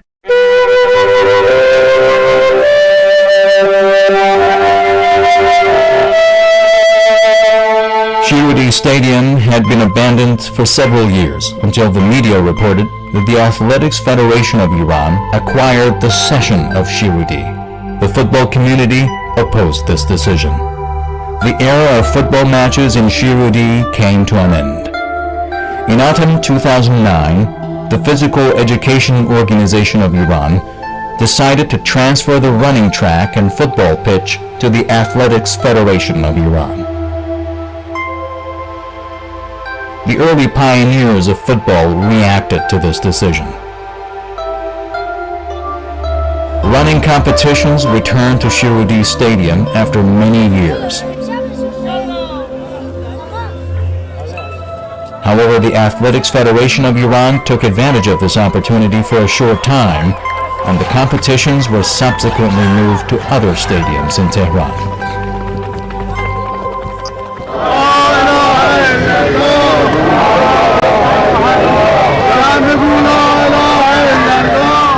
A place for living and a place for death.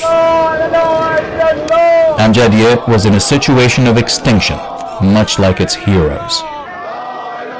Amjadiyeh became a site for the funeral ceremonies of deceased stars in football and other sports. A forum for departed heroes. The first funeral ceremony held in Amjadiyeh was for Parviz Dehdari.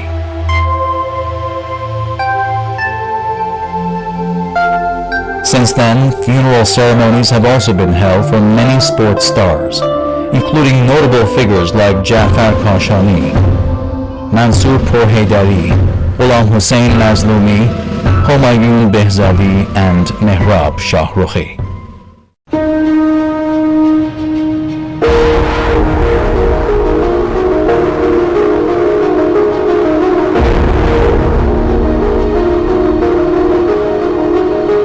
In the early 15th century of the Persian calendar, Tehran expanded into an unusual metropolitan city, spanning 730 kilometers. Today, Amjadiyeh is obscured amidst towering and asymmetrical urban design. Amjadiyeh is a part of Tehran's history, but suffers from the city's irregular development and is overshadowed by the heavy traffic in the center.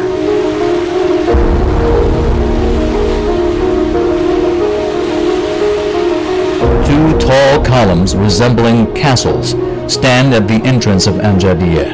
Amjadiyeh is now a valuable building listed in the Iran National Heritage, and it is under the state's protection and supervision. Over the past 2 decades, various proposals have been made to repurpose Amjadiyeh Sports Complex. Suggestions have included transforming it into a shopping center, a sports museum, and finally, a comprehensive plan for redevelopment. What these plans share is the recognition that the era of the old stadium in Iran's capital has come to an end. ورزشگاه امجدیه این اون لحظه تاریخی است. یک شنبه 29 اردیبهشت ماه 1347. ولی مثل اینکه تماشاچی‌ها راضی نبودن از دو گل. در سر عبدالعلی چنگیز یک توپ رو برای رضا احدی میرسونه. احدی عبور میکنه و نتیجه 1-1. پروین خوب زدن یه فرصت عالی و تیر دروازه پرسپولیس می‌خوره. ایران قهرمان شما میشه. Es tu anche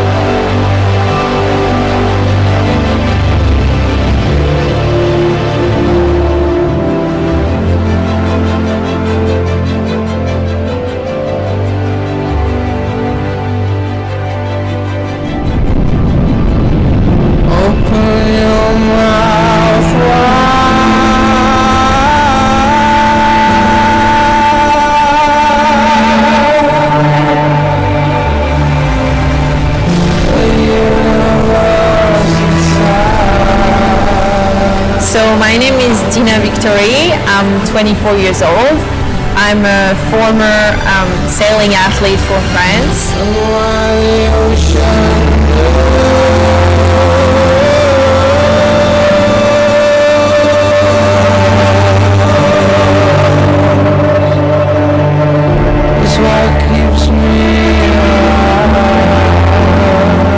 And I've been playing underwater hockey for 2 years. I've been playing to a fairly high level, so I made the national team for the year 2021, 2022, and the upcoming 2023 championships.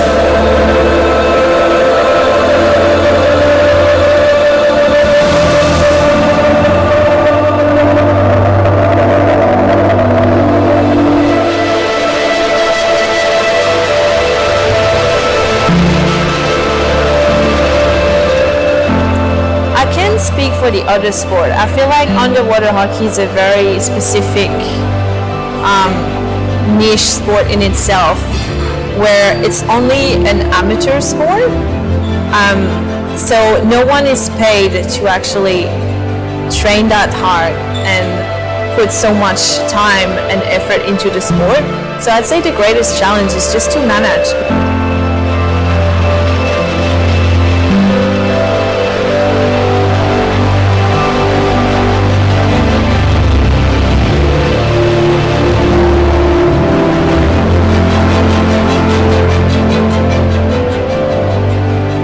So underwater hockey is a game of, you have a team of 6 people, 3 forwards and 3 backs. And so they're gonna face each other in a 25-meter pool. And we're gonna play with what's called a puck. So it's like an ice hockey puck that is on the bottom of the pool. And we play with these size sticks. And the goal is to push the puck to the other side of the court where the trace of the opposite team is. And whoever scores the most goal after the 30 minutes game wins the game.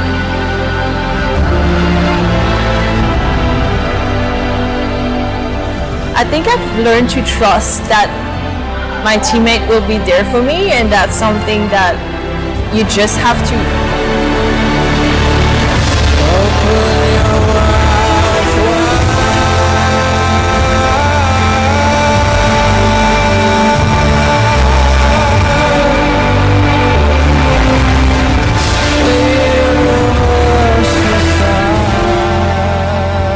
You just have to trust that they will be there, and that's something that I've learned over the past year. And also giving back, because when I first started I knew nothing, and I feel like giving back to the new people now that are starting is just great, because everyone wants to see that that sport growing and our club growing, so it's just a lovely community.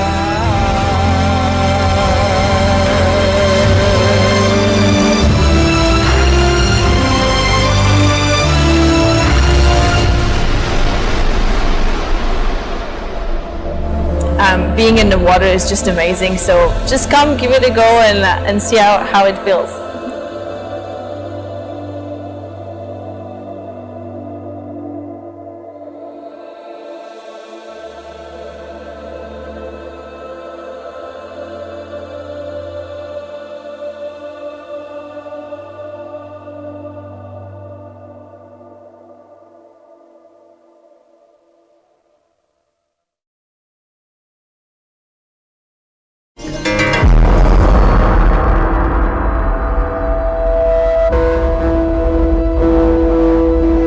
Aritxa Sarachaga es una persona de 49 años que vive en Sopela, que siempre ha vivido cerca del mar, un apasionado del mar.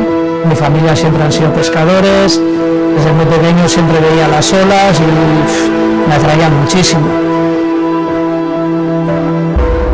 Hace 20 años empecé con la escuela de Peñachuri, con Zumo, los dos, mano a mano. Yo me dediqué más a los chiringuitos, él se dedicó un poquito más al tema de la escuela de Peñachuri, y al de unos años pues volví a retomar la escuela, y la verdad que desde hace 20 años pues he estado ahí entrenando a chicos, llevando a la escuela, y muy motivado y muy contento. El querer entrenar a chavales que compiten conlleva mucha dedicación, ¿no? Al final son muchas horas, el surf es muy exigente, si no te estás manteniendo todos los días intentando surfear, pues es complicado, ¿no? Aparte que luego tengas que tener tus momentos de descansos, que son súper importantes, pero para mantenerte a un alto nivel tienes que estar muy concentrado y entrenando muchísimo, ¿no? Es complicado que los chicos puedan entender eso, ¿no? Y dedicarle mucho tiempo.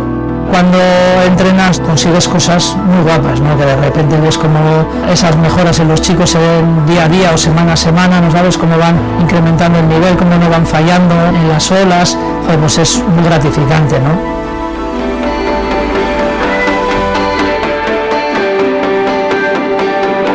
Empecé a entrenar con Aritxa en 2012 y dejé, digamos, de entrenar con él en 2019.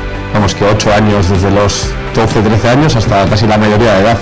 Yo prácticamente también, pues desde que empecé a surfear, 10-11 años, y hasta los 18, que yo creo que ya nos sacamos el carnet del coche y ya dejamos de ver a Aritxa tanto. Ya podemos movernos por nuestra cuenta, la verdad. Los entrenamientos con Aritxa han sido muy diferentes en función de quién fueras, con quién estuvieras entrenando y en qué momento también de toda la época de Aritxa estemos hablando, porque no es lo mismo cuando yo, por ejemplo, cuando yo empecé a entrenar y era el más joven de todo el grupo, o más adelante cuando ya gente más mayor como nosotros, como podían ser Alechu, Ander Mendeguren, Adrián López, ya empiezan a tener carnet de conducir y ellos también ya empiezan a volar por su cuenta, y nosotros empezamos a ser los mayores en ese momento. Él es entrenador y su mayor ambición o su mayor reto es que al final la persona que está entrenando y tiene unos objetivos de competir, de resultados y tal, pues al final se involucra más en ese aspecto. Yo estoy en una generación que soy por debajo de la generación que para mí ha sido la mega top, la de Alechu, Nacho, Adrián, Xaver, Mendy. Luego estabas tú, Y luego estábamos los que éramos un poco, yo creo que la oveja negra. Éramos como majos, pero no teníamos ese afán competitivo como podían tener otras generaciones que han pasado por Aricha. Estábamos más a poder entrenar a nivel de poder surfear cualquier tipo de ola, de cualquier tipo de condición y ser surfistas completos, más que en un aspecto más competitivo. Al final Aricha sí que hay, ¿no? Daba más a los competidores que a los que...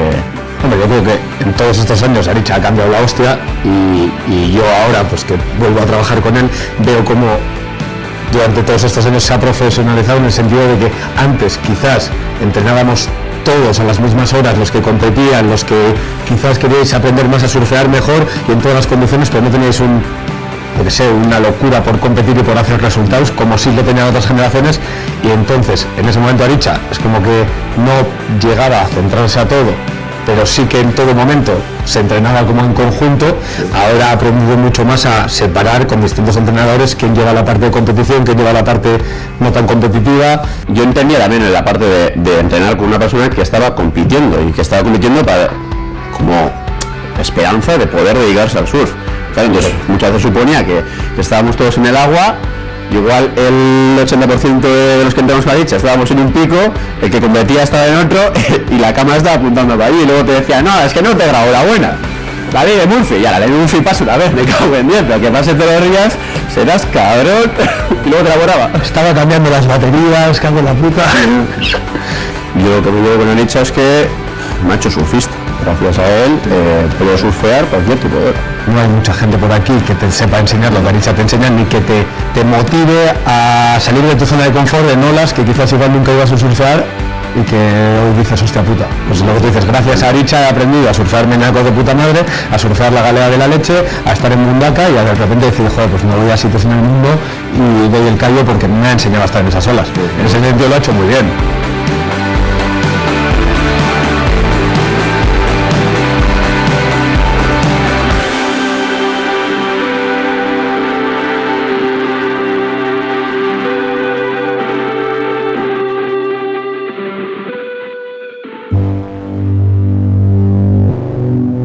Somos quienes somos en gran parte a él, o sea, al final hemos pasado muchísimo tiempo y hemos adquirido muchísimas cosas de Aricha, pero lo que sobre todo saco de toda la etapa con Aricha es la piña. Lo que conseguía es que cada generación, o sea, quería parecerse a la anterior, o sea, yo tengo firma, tengo pósters tengo una tabla firmada por ti, o sea, lo que hacía era que a las generaciones que tú las veías desde un punto desde más pequeño, pues, tío, yo no quiero ser el puto amo de un CT, yo quiero ser un Nacho, un Alecho, un Adrián, quiero ser eso, tío, quiero ser un surfista completísimo que... Y eso también nos forzaba a ser mejores, ¿eh? Porque si tú al final estás en el agua todo el día peleando con gente gaya, que son mejores que tú, pues quieres esforzarte por poder estar bien. Si estás todo el día surfeando con gente que surfea peor, pues te vas a quedar mucho más como estancado. Pero eso también nos motivaba a estar, yo qué sé, te venía Mendiguren, te vacilaba, te cogía de las orejas, eres una chantada o no sé qué. Bueno, pues el día siguiente querías estar un poco más ahí. O Chávez Gaminde, que no te dejaba lucharte porque eran los mayores y tenías que andar ahí como un pequeño a... Te quedas con el agua fría. Te quedas con el agua fría. Sí, pero época guapa. Aricha ha ayudado a eso, a entender el surf, a ir mejorando. Con los años también he ido trabajando, he ido cogiendo conocimientos. Tampoco la información que él tenía del surfing, yo creo al principio no era la misma que puede tener ahora, ni su entendimiento de la técnica era tanto como el que al final él tiene ahora. Se implica tanto en su curro que al final todo se lo lleva para él. Y lo que le pueda pasar con un chaval, o que un chaval pierda una manga, o que gana, todo para él son emociones. Él muchas veces lo dice. Dice, para ti perder una manga o ganar una manga es una emoción para ti. Dice, pero para mí es la tuya, la del otro. Es un carácter duro al final, es fuerte. Le hace fuerte a los chavales. Que al final también creo que es lo que hace que luego la gente se haga dura.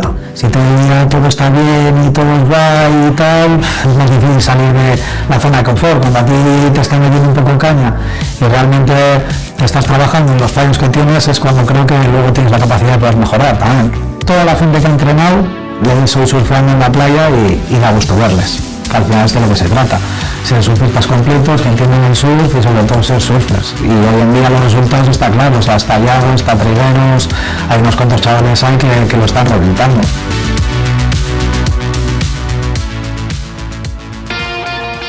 Para mí Aritza, o sea, su gran cualidad y lo que para mí le ha ayudado a tener ese éxito como entrenador de surf ha sido que él como surfista es muy completo. Le gusta mucho el surf, es un gran apasionado del surf y eso es muy importante.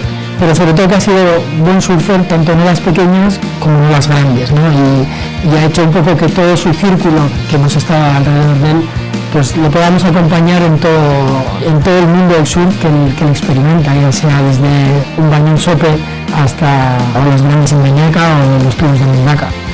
Aritza, cuando Eugenio, Iki y yo, que pues éramos los tres mosqueteros en nuestra época, íbamos a surfear juntos siempre y con 14 años de repente pues Aritza nos llevaba a Mundaka en su patrol con los penes atrás navegando, sin carnet, siempre teníamos que ir ahí como por caminos alternativos. Él nos abría su vida, nos dejaba su material, nos decía cuándo teníamos que ir, nos llevaba, nos introdujo en un surfing nuevo para nosotros. Veníamos de surfear la playa y de repente pues, te encuentras que puedes ir a Mundaka, que te puedes meter en Meñaca, que te dejan una tabla, que te dicen cómo tienes que hacerlo. Bueno, pues ahí sin quererlo yo creo que ya era casi nuestro entrenador. Obviamente no nos entrenaba y no nos decía qué es lo que teníamos que hacer o cómo teníamos que mejorar nuestro surfing, pero sí que nos ayudaba a ir progresando en poder meternos en baños que quizás de una forma solo por nuestros propios medios pues no lo hubiésemos hecho, ¿no? Y unos años más tarde pues empezó a entrenar a este grupo de chavales que pues ya destacaban todos y un verano se puso, justo dejó el trabajo y se puso a entrenar con ellos, a llevarles a campeonatos, a hacer que mejorasen y creo que ahí es donde empezó todo, ¿no? Ahí empezó a picar el gusanillo de realmente entrenar. Mi vida dio un vuelco de la leche, ¿no? De repente ellos fueron las primeras generaciones que empecé a entrenar cuando me empecé a dedicar profesionalmente a esto. Desde Nacho González, de dónde ha llegado surfísticamente y dónde podrá llegar y lo que ha hecho, a Adrián López, que surfísticamente tenía mucho nivel, un shaper increíble, un surfer estilista que mueres, con un estilo que envidia a cualquier surfista, tanto con twin fin, con tablón.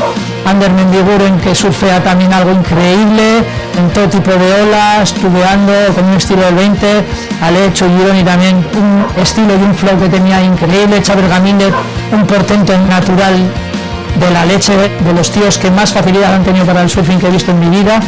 O sea, unas generaciones de surfistas que vivimos unos momentos en viajes, en olas que hemos cogido, en vivencias que dicen, wow, con eso me quedo, y ha sido algo increíble, ¿no?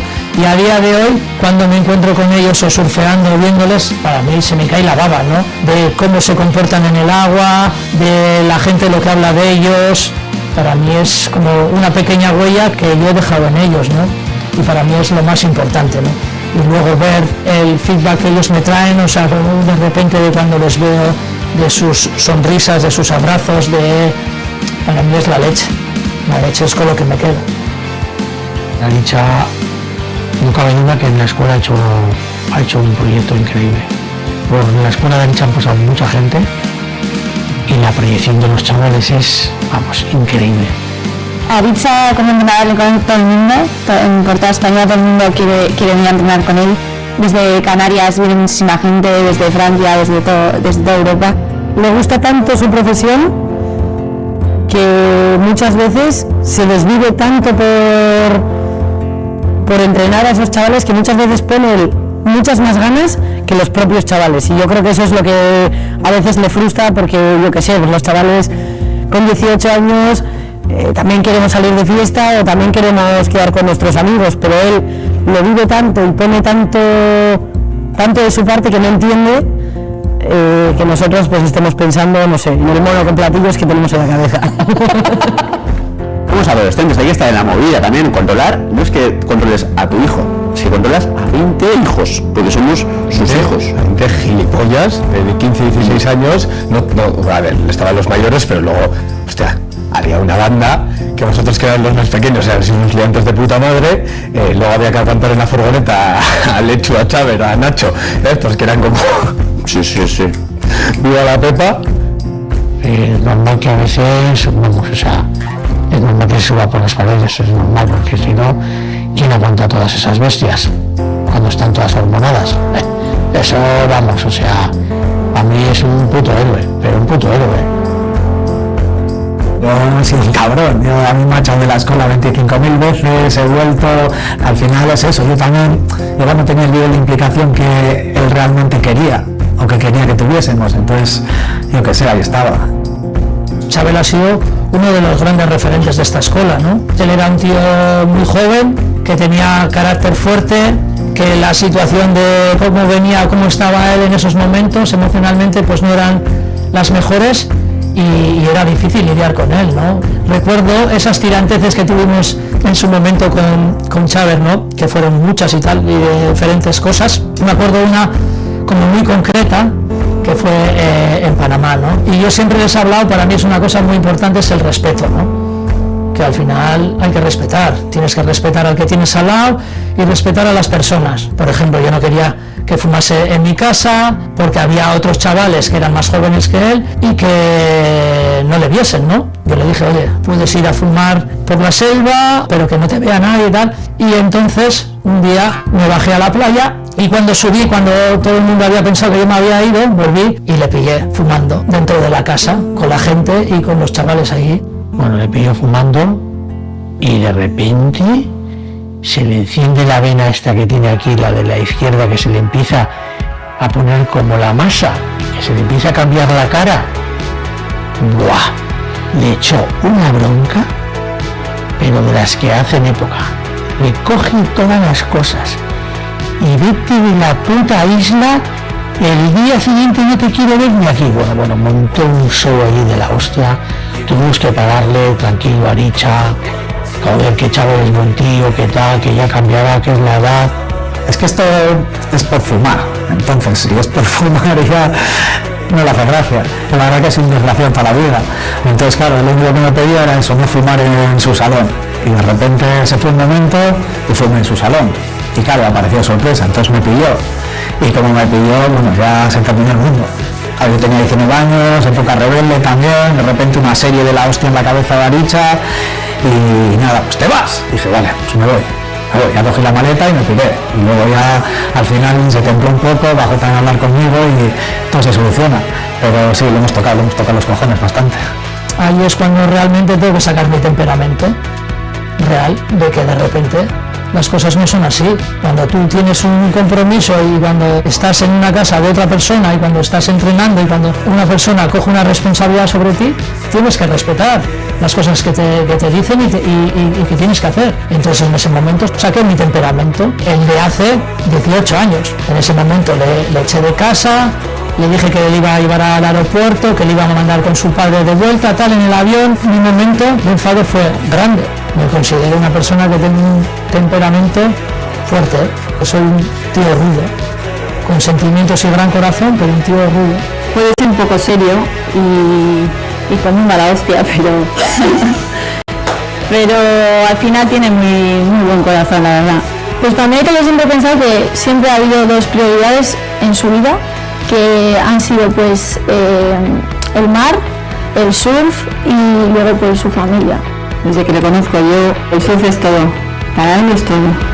Ha sido tan importante que ha llegado a que también me acabe gustando y que no sé, al final yo también que tenga una conexión súper bonita con el mar y al final pues el hecho de viajar, también conocer a personas nuevas, todo eso se lo agradezco muchísimo a mi Aita porque no sé, gracias a él es como que he descubierto como un nuevo mundo, como que me lo ha transmitido y me gusta mucho. Yo muchas veces no se lo digo, pero o sea, estoy súper agradecida de que me haya podido pues dar todo eso. Me gusta hacer bien sus cosas y que las hace muy bien, muy importante para él. Ahora el tema de entrenamiento, al final yo creo que en un trabajo lo más importante es que te guste y a mi Aita al final lo que yo pienso es que le encanta su trabajo. Yo creo que lo significa todo. Yo si soy entrenador es porque realmente me apasionaba el surf, que al final los chicos tienen que sacrificarse, ser disciplinados, tener mucha pasión por lo que hacen y esa pasión, porque se acabe tu carrera deportiva de campeonatos, no tiene que acabar ahí. Cuando tienes una exigencia, de repente una dedicación muy grande a un deporte, al final estás perdiendo muchas otras cosas que no ven como un chaval normal, ¿no? Que tienen que ver cosas y salir y hacer. Yo no lo comparto mucho en ese sentido, ¿no? Yo lo he hecho, o sea, yo he salido y la verdad que no es que me arrepienta, sino que pienso que ha sido una parte de mi vida que he aprendido, y lo que he visto creo que es al final el alcohol, las drogas, son cosas que al final al ser humano no le vienen bien. Te recuerdo nuestro baño de 25 de diciembre en Meñacó. Nos encontramos de traje etiquetados gala de Navidad a las 6 de la mañana, pues ahora los Meñacó, venga, pues vamos ahí, Una borrachera al agua. Con Aritza, guau. Me maté, una hora que me mate. No bajamos ni una. Pero es que ahora flipo porque ahora a los chavales les da días libres y les da días de en plan vacaciones. No, ahora venga chavales, es que amansado, ¿cómo era? Llegamos a la escuela teolía y... Te has bebido ayer, has salido, que me digas la verdad, que has salido, Mito. Al final acabas directo. Sí, Aritza ha salido hasta las 2. Hasta las 2 cojones, no piso el arroz en mi casa de mi puta vida. Cuando éramos más pequeñas y Sara y yo todavía no salíamos de fiesta, pero estas sí que salían de fiesta, claro, era igual viernes, terminábamos de entrenar, entonces ellas se vestían para ir de fiesta. Y Aritza cogía y les decía, pero vosotras, ¿qué queréis ser?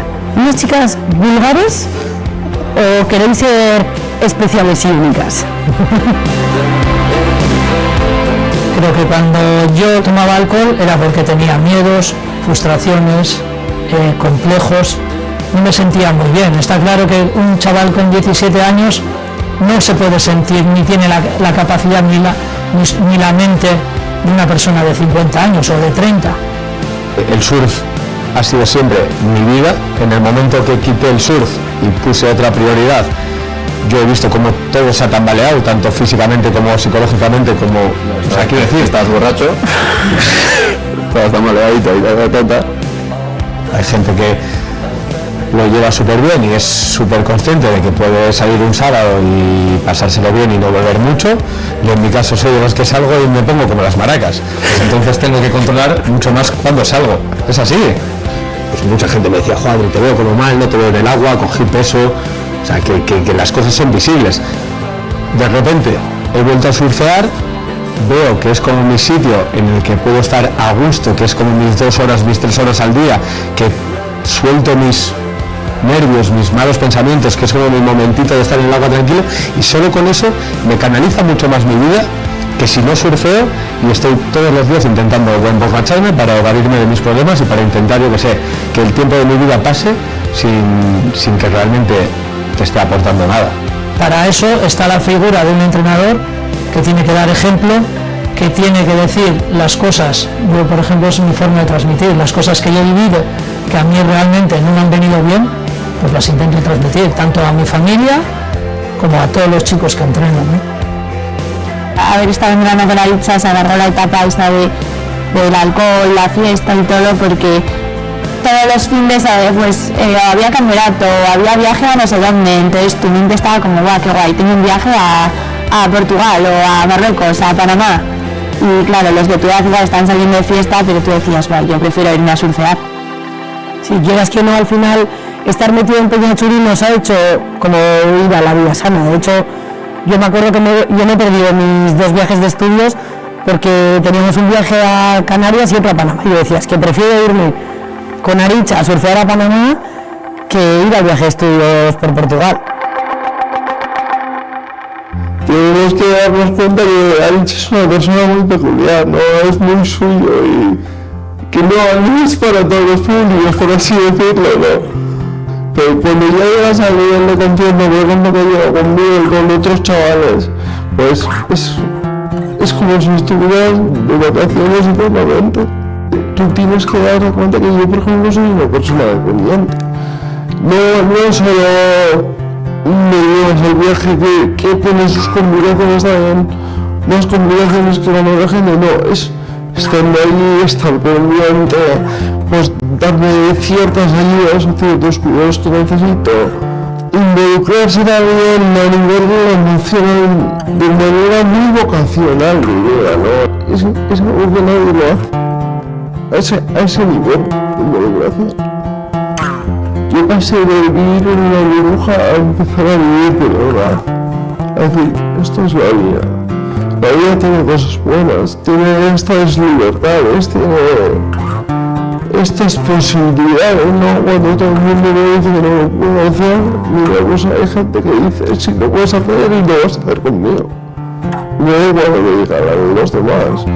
Y ya no solo a nivel de surfing, sino a nivel de relacional, hacer amigos. Claro, son situaciones complejas para la gente de aquí para tratar con una persona en silla de ruedas. Pues a Richard también les introducía a decir, coño, que es una persona normal, ¿sabes? Pues no os preocupéis, que es como vosotros y que os podéis hablar bien y no hace falta que, por ejemplo, que lo dejen solo. Que no soy mucho raro, yo soy como tú, ¿sabes? A mí me encontré en un momento que yo pues necesitaba hacer cosas porque me encontraba mal y no estaba haciendo mi vida y me sacó un poco de ahí, ¿no? Y a partir de ahí pues empecé a surfear y para mí surfear en aquel momento significaba libertad en un momento de mi vida que no lo tenía y él era el medio para conseguir esa libertad, ¿no? Imagínate lo importante que ha sido para mí. Es una gran persona, a veces está un poco loco y es lo que me gusta de él, es lo que cambia, es muy divertido, es una persona generosa, o sea, te da lo que tiene y sin nada a cambio. Y eso en la vida hay poca gente así, ¿sabes?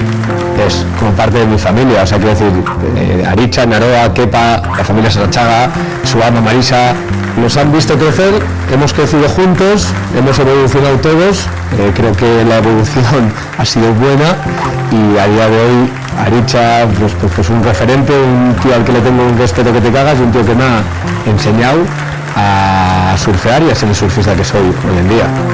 Gracias por tu trabajo, por tu labor, por la escuela, con los chavales, con toda la gente que has inculcado tus valores, que ha sido como un Aita para muchos de nosotros y eres un estupendo Aita, entrenador, hijo, cuñado, eres un grande, un loco y te queremos muchísimo. La verdad que ya se ve toda la gente que te quiere, eres una persona increíble y que siga así por mucho tiempo. Que eres mi segunda Aita y creo que para muchos de los que estamos aquí y que es un orgullo tenerte todos los días a nuestro lado.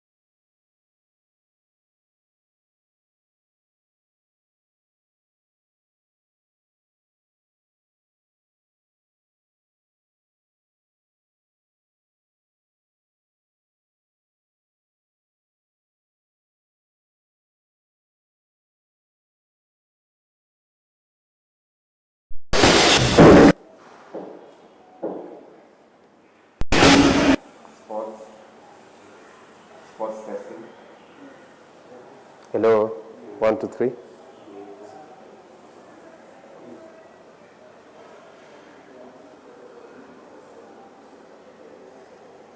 And we are Okay. So, good morning everybody, to everyone at the Alliance Francaise in Mombasa, to those of us who are joining online, and indeed from around the world. Welcome to this panel discussion on crowdfunding in sports marketing. My name is Derek Banga. I am a sports enthusiast, and I am privileged to be your moderator for the next half an hour on this session. So in the world of sports, passion is unlimited, but funding often is not. So today we're diving into how the digital age is maybe changing the way that we connect with athletes and with sports people and sports projects, and how they directly affect the communities and how they can garner this global support through crowdfunding. And we're privileged to have two exceptional panelists from Tajiriba Africa, which is a platform in Mombasa that is at the forefront of this revolution. So first of all, we have Leon Lubanga. He is a seasoned sports development professional with over a decade of experience building grassroots structures in rugby and beyond. He brings on the ground perspective of what athletes and projects truly need. Karibu sana, Leon. And secondly, we have Roy Timbiti Mutoro, who's a CEO of Tajiriba Africa. He's a results-driven digital marketing expert, and he's worked with major brands like Coca-Cola and Tecno. And he brings a strategy on how to effectively tell these stories and connect with funders. Gentlemen, a very warm welcome to you both. Thank you. Let's jump right in. I hope you can hear me. Yeah, I can hear you.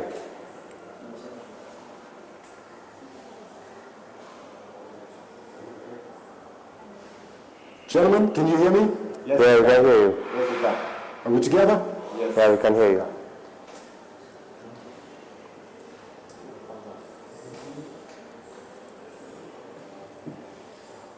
Okay, I'm just going to check my screen here just to make sure that we are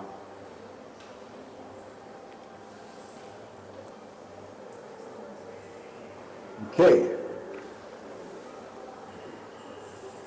I hope everybody heard my introductions. We can hear you there. Yeah.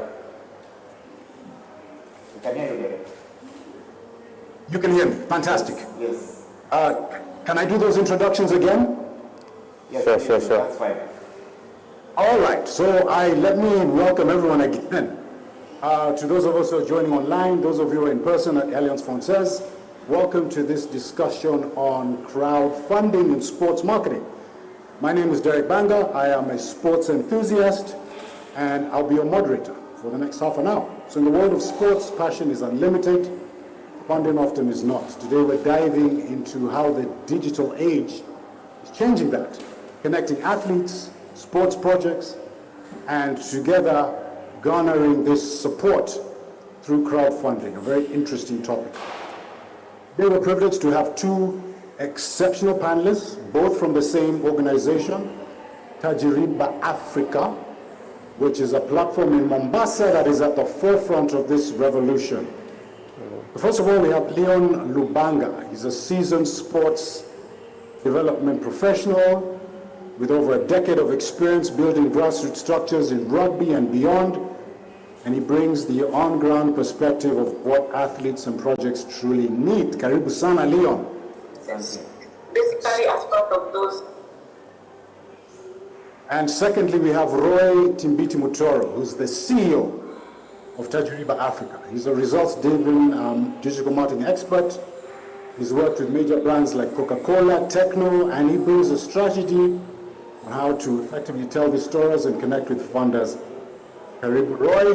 Thank you. Welcome to both, and let's jump right in. So Leon, Tuanze Nawere, let's start with you. On your decade in sports development, especially at the grassroots level, what is the single biggest financial hurdle for talented young athletes? And how can crowdfunding be a more democratic solution than, say, traditional sponsorships? Okay, thank you so much for that question, Derek. As you say, there are a lot of talented athletes playing different sports at the grassroots level. And there are major challenge is the financial financial part of their growing their talent. Sports, whichever sports, it's an expensive venture to pursue. You need money for your sports equipment, money for travel for games. When you get sports injuries, you need money to cover your medical costs. Now, these expenses are what actually make sports careers, not only in Kenya but in Africa, short, because they cannot access proper funding to be able to cover these costs. Now, looking at how can we be able to mitigate these challenges, that gave birth, in my experience working at the grassroots and experiencing these challenges, it gave birth to Tajriba Africa. Now, Tajriba Africa was born out of the Ubuntu culture in Africa, or Harambee spirits. I am because you are all pulling together.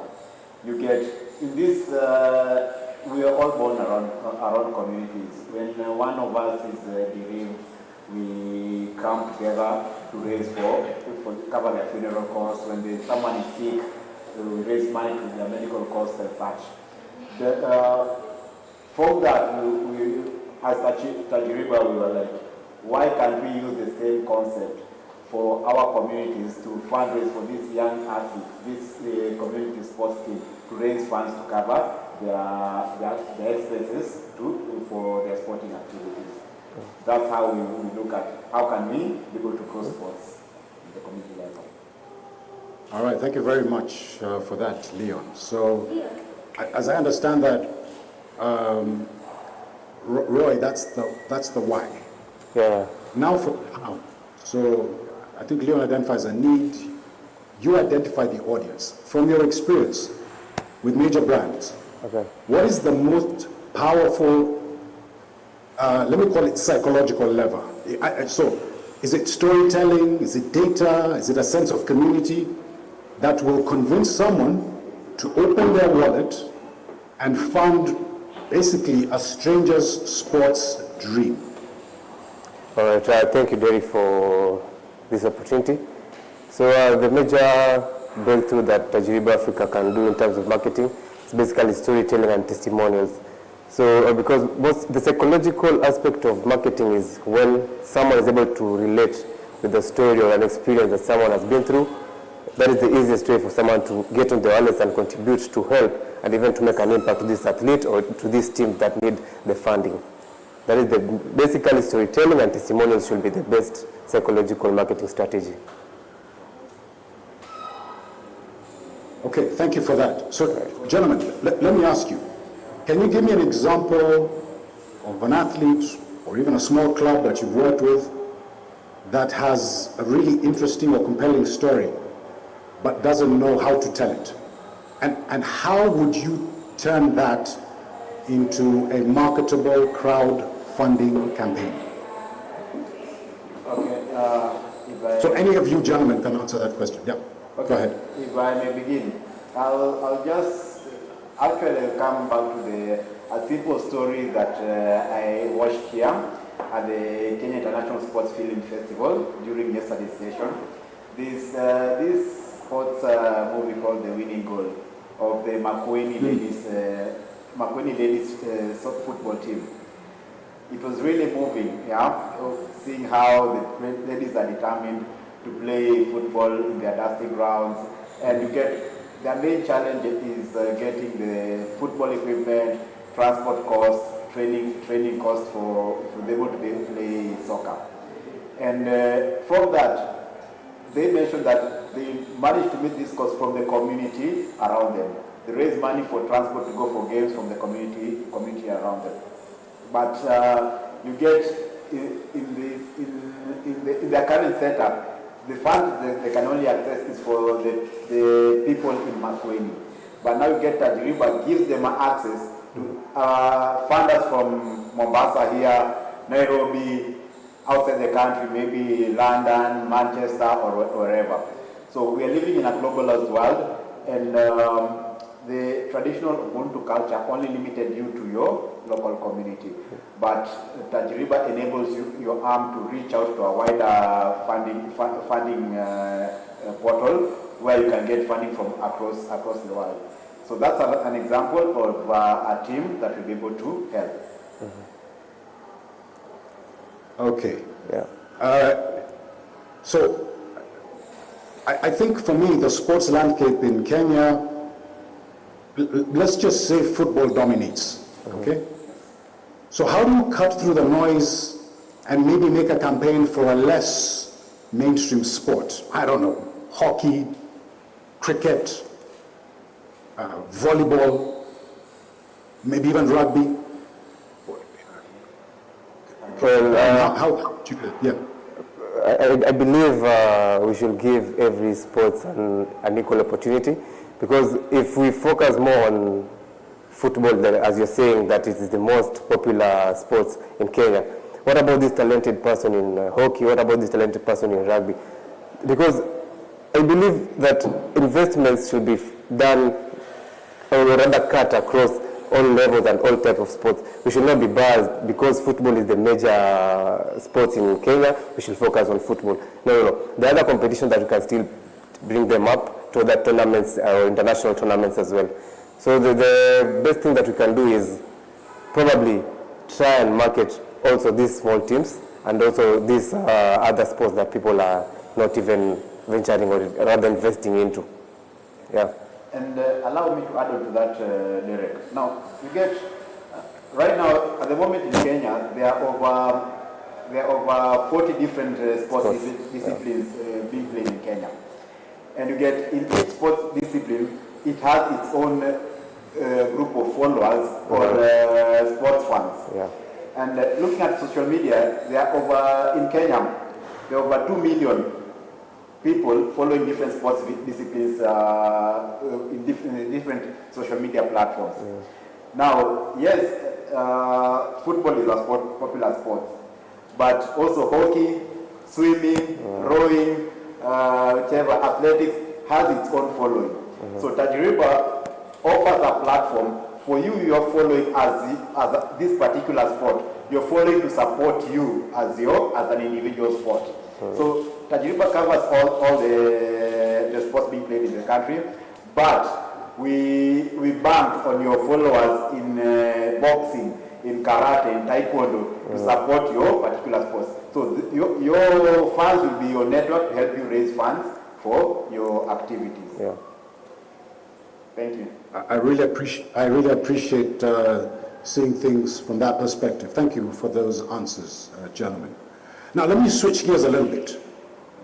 How do you build, and shall I say crucially maintain, trust? In other words, how does an organization, for example, like yours, Tajriba Africa, how do you ensure transparency and even keep the community engaged after, let's say, the initial funding goal has been met? Okay, if I may answer that, thank you so much for that question. Now, the Kenya government came up with a very good tool called the Sports Act, where athletes and teams need to comply with the Sports Act. And there are different criteria which you need to submit to get certification from the Ministry of Sports. Now, we'll align with the Sports Act, whereby if someone creates a campaign, we verify that campaign by submitting the documents as required by the Sports Act to know that this is a legitimate team, this is a legitimate athlete, and this is a legitimate campaign. And to answer your question about how do we follow up or monitor the progress, we've integrated social media on our platforms. So each campaign is linked to the specific campaign social media platform, whereby after the campaign is successful, the funders can go into the particular athlete or sports club or sports project social media channels to monitor and track the progress. And maybe just to add on as well, the platform also has you as a person, once you fundraise or contribute to a certain campaign, you can be able to track the progress. how much is being raised or how much has been raised. So in terms of transparency and accountability, I think the platform can also be able to offer that, because you are also tracking as a person how much the contribution has gotten to. Gentlemen, this is a relatively new area. Can you perhaps share a lesson from a campaign that was not successful, maybe didn't meet its goal? In other words, what would you differently now? What have you learned? What systems would you put into place? Okay, how I can put it, I can use an example. There's a team from Siaya. It was called, it's a ladies team from Siaya. Created a campaign on the platform, didn't manage to hit its target. But however, we work together with the sports team. What I would advise, I'll do it differently. Don't create a campaign and just sit it there, let it lie, hoping that money will flow into your campaign. No, our platform offers a sharing option, whereby once you create your campaign, share as much as we market on our end. Share, you also require to share within your network, because we are relying on the community aspect. Share on your social media, share through WhatsApp message and whatever, people to be able to be aware of your particular campaign. A success story is, for example, there's a community club called Shanzu Marlins in Shanzu, Mombasa. They're here today with us. They managed to fundraise they wanted t-shirts for them to attend the Kenya International Sports Film Festival. So we managed to fundraise from the community. Someone sending 100 shillings here, 200 shillings here, and 1,000 shillings here, and managed to hit their target. Now they get branded, be able to attend the Kenya International Sports Film Festival. So it's create and share with your community. Okay, thank you for that. Now, we're in the 21st century, 2025. Gender inclusion is a big thing for our female athletes. How can crowdfunding be specifically leveraged to support and market female athletes in our region? Well, Tajriba Africa is also focused on gender inclusion as well. We are not gender secluding or other bias in terms of financial support. So to answer your question in terms of supporting women, we also go to the grassroots level to identify these teams, these female teams, rather lady teams that need financial support and funding. We leave alone just funding. We also do mentorship and also try to engage other female athletes and sports stakeholders who have their main focus is also supporting the ladies as well. Yeah. Okay. And how do you ensure that crowdfunding leads to, let's say, a sustainable career pathways? And it's not just a one-off for a tournament, for a particular game or whatever. So how does this work in terms of sustainability? And again, I'm not specifically asking one of you, I'm asking any of you to answer that question. Thank you. If I may, just to add on to what Roy said, he mentioned that we do mentorship, we also organize workshops on life after sports and sustainability. You've raised money for your team to go for tournaments and all that, but how do you keep this consistent? Because now the general public might not be willing to keep on coming into to fund you. For example, do you set up to raise one fundraising in a particular to cover your budget for the whole year, or do you do many micro campaigns? Yeah, such scenarios. Secondly, you're a sports team. You can be a business entity by yourselves. When you look at the developed world, sports teams are basically marketing agencies. Companies approach them to endorse their brands, market their brands, and all that. Yeah? Kenya and Africa in general, we are not there. Those are some areas you can look at venturing. So sustainability in terms of how often do you do your fundraising, and look at yourself as a business, not just as a sports team. So we do workshops and train our athletes and teams in such scenarios. So Leon, just following on to that, what are the KPIs that you look at to judge the success of a campaign? I know you've mentioned some of them. Are there any others? For a successful campaign? Yes. Okay. So your KPIs. One and the most obvious is a campaign reaching 100% of its target. Two is looking the reach. How many people, by creating your campaign, how many people have engaged with your campaign? Even not necessarily funding. They've looked at your campaign, they've shared your campaign. So what your social media reach is where we look at the KPIs. And then secondly, the return campaigns. How often does a team come back to create another campaign after a successful campaign? Sorry, and so social media is... Sorry, and the last one, and also for the funders, how often does a particular funder, for example, me, how often do I go back to fund a particular campaign or other campaigns after funding one? Yeah. Okay. So, Roy, going back to my question about involving the community, obviously this is crowdfunding. How do you overcome skepticism, maybe initial skepticism? Come again. I can't get you clearly. Okay. How do you overcome maybe that skepticism from the community? Because this is relatively new. So what steps are you taking to overcome that skepticism? Thank you for your question. So, you see, when you're doing marketing, of course you will definitely get rejections. So at some point, we try as much as we can to educate this certain community of the benefits of the Tajriba Africa crowdfunding platform and what they should be expecting and not to over-expect. So in terms of dealing with skepticism, honestly it is beyond our control, but we'll do as much as we can to educate the people of the current digitization instead of just having that physical fundraising whereby you write letters calling people come today to, let's say, Mombasa, you're having a fundraising. We are trying to educate them on how it will ease up their job in terms of reaching out to different people in different communities and different areas. So basically it's just educating them and creating awareness about the crowdfunding and the benefits. Okay. Yeah. Do you want to add to that? Maybe? Yes. Leon?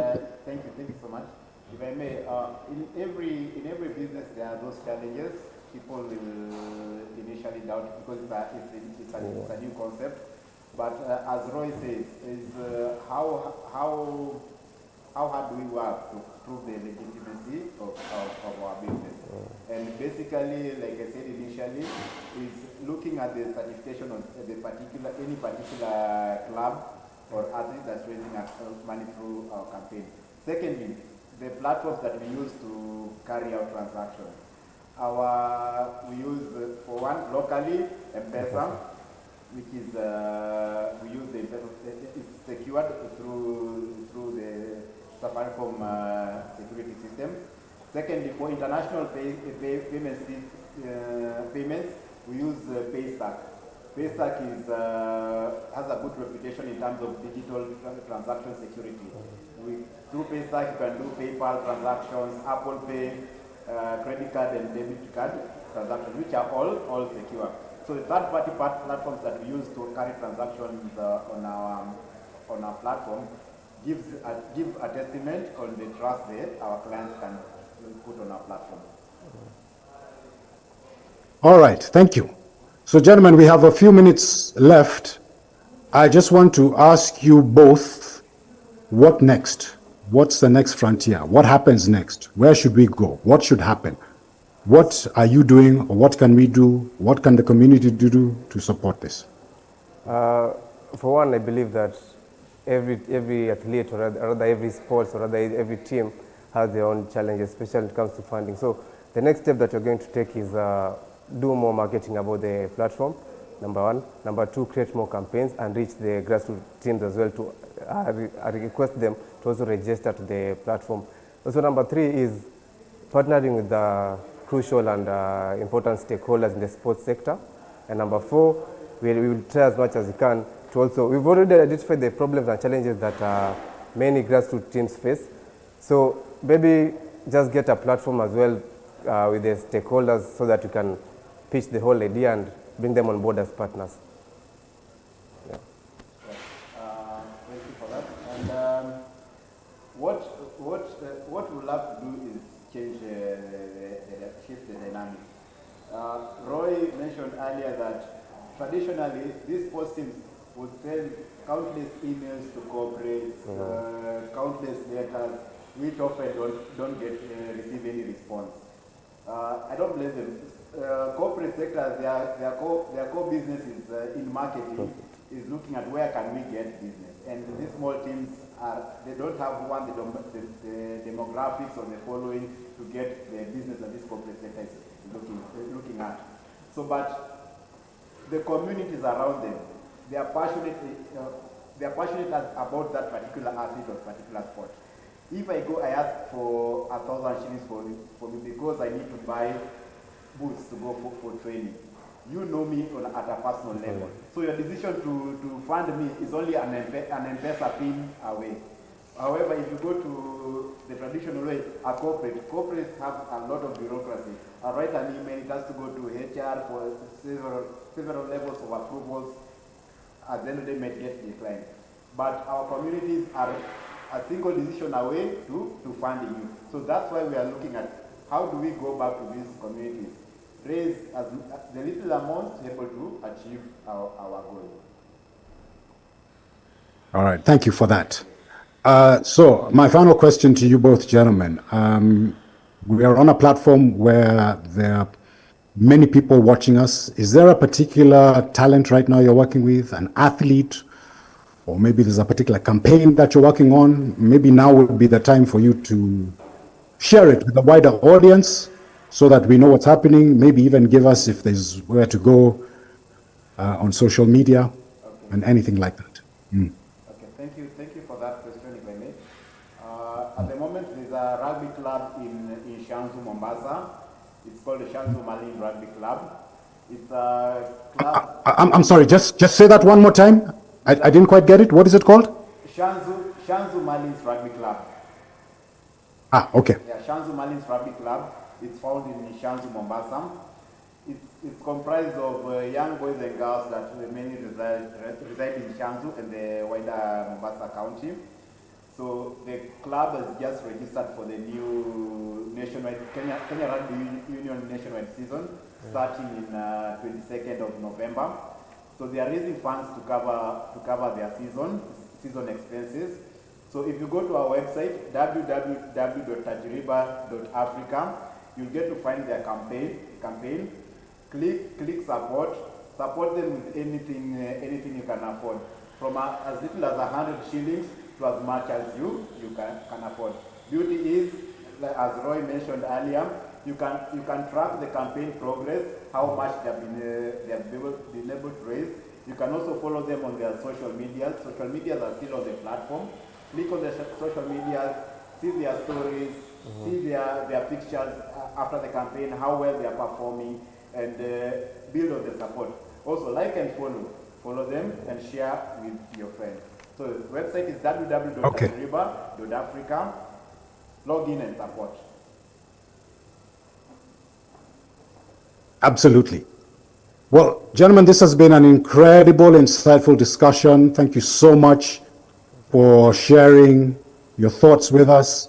My key takeaway that it's not just about the money, it's about building a community of believers around an athlete, around a sports dream. This is where our talent lies, our youth. You've just talked about this rugby team, and really, it's a powerful tool for changing the game. So I'm going to ask everybody maybe to give a huge round of applause for our brilliant panelists. Leon Lubanga, Roy Timbiti Mutoro, Makofi Tafadhali. Let's give them a big round of applause. Thank you so much. Thank you. Okay, I'll now hand back to Chris. Thank you.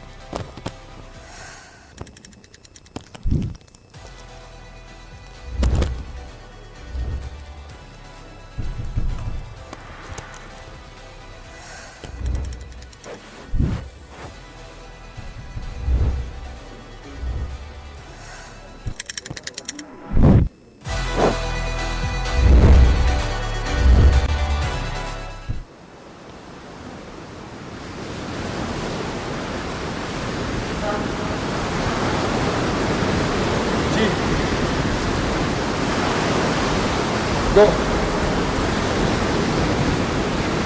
Drop.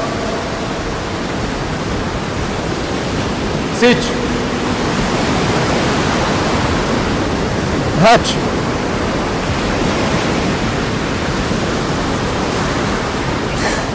Cool.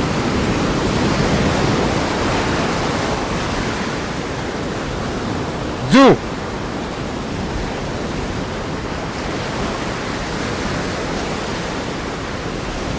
Aš nebenoriu.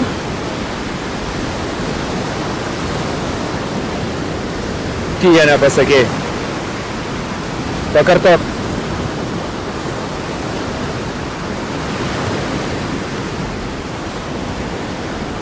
Which?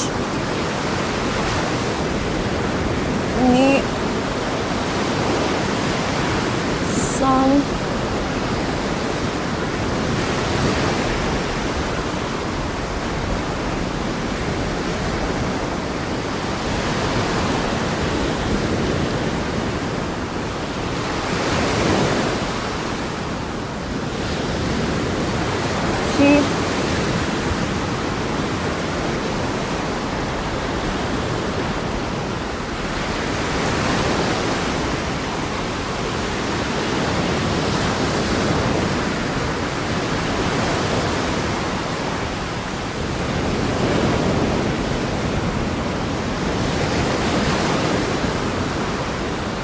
Kaip suprast? Tate.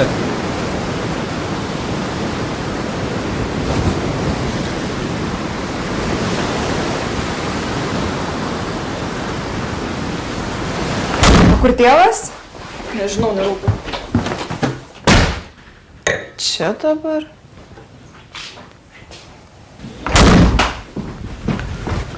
Iza, ateik čia. Nelįsk tu prie jos.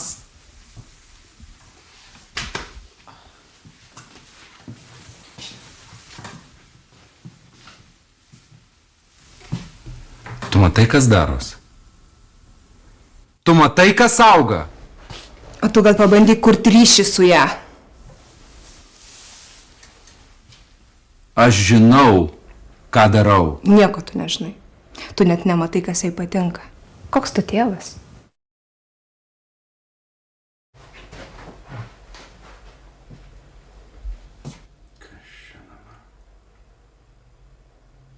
Izabelė,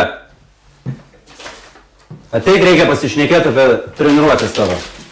Nu, nustok tu kipt prie jos. Izabelė, aš neaiškiai kalbu. Aš nenoriu lankyti karate, aš noriu piešt. Aš noriu daryti tai, kas man patinka.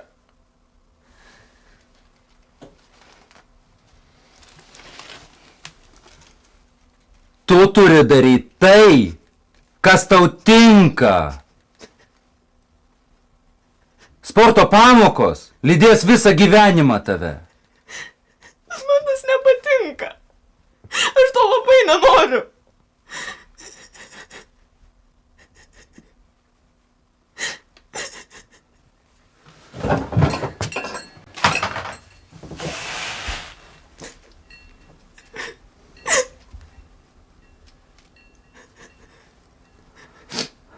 Susitarkim. Ką pradėjai, darai iki galo. Iki juodo diržo. O po to daryk, ką nori. Labą.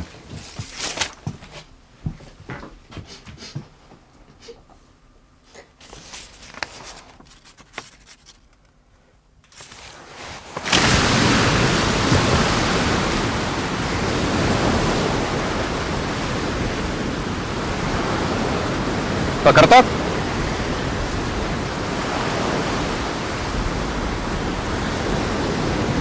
Nepamiršk kojas. Gerai?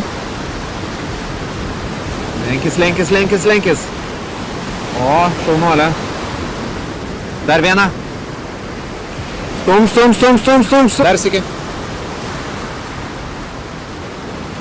Gali stum. Šaunuolė. O, jau geriau. Dar sykį. Šaunuolė. Dar sykį. Stum. Dar vieną. Dar. Pakartok. O, dar šaunuolė. Stum. Dar sykį. Dar vieną. Pakartok. O, šaunuolė. Dar sykį.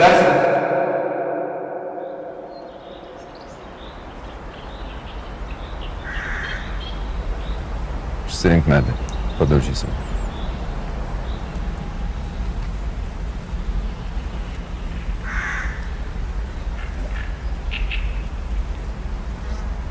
Aš nenoriu sgiaučio.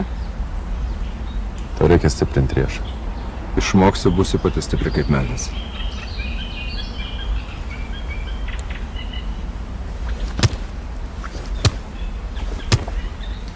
Vieną ranką turi?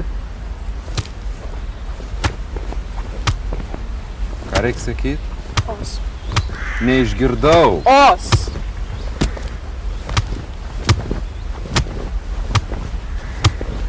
Rankos.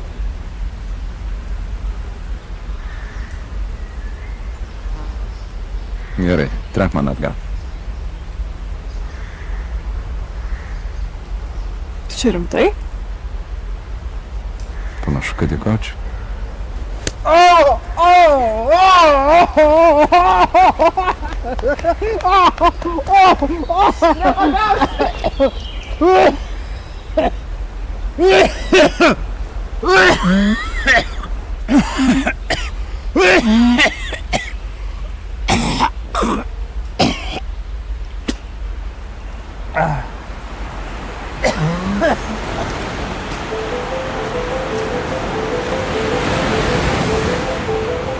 Dar.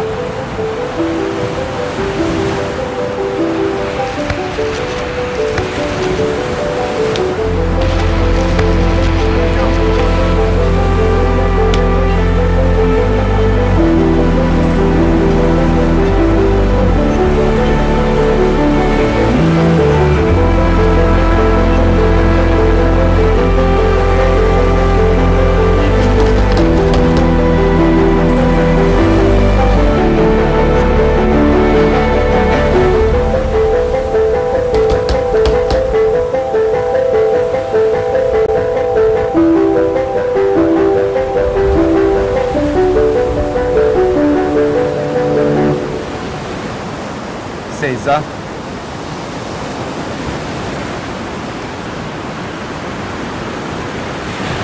Mokusov.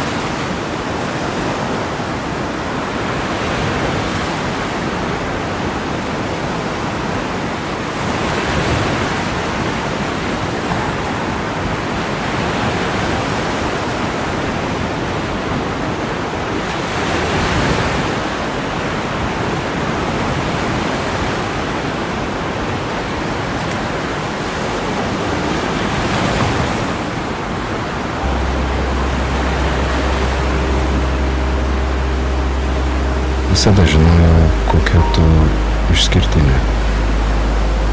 Tavo valia, jautrumas, atkaklumas. Tai tavo stiprybės, kurios mane žavėjo. Net jei nesugebėjau to parodyti. Žinau, kad tau skauda. Skauda būti verčiama daryti tai, ko nenori. Skauda mane matyti ne tėtį, o griežtą trenerį. Ir man tai skaudėjo ne ką mažiau. Aš žinojau, kad laiko šiame gyvenime turėjau mažai. Ir šis sportas man buvo vienintelis būdas praleisti laiką su tavimi. Vienintelis būdas perduoti tau ne tik techniką, bet ir meilę. Žinojau, kas tavo tikroji aistra. Ir tikiu, kad visa, ką tu išmokai, padės tau. Ačiū, kad leidai man likti šalia. Nors trumpam. Tu jau laisva. Juodas diržas – tavo sprendimas. Aš tiesiog nežinau, kaip kitaip tau pasakyti, kad myliu. Ir visuomet, tiek jūra, tiek aš, būsim su tavimi. Tėtis.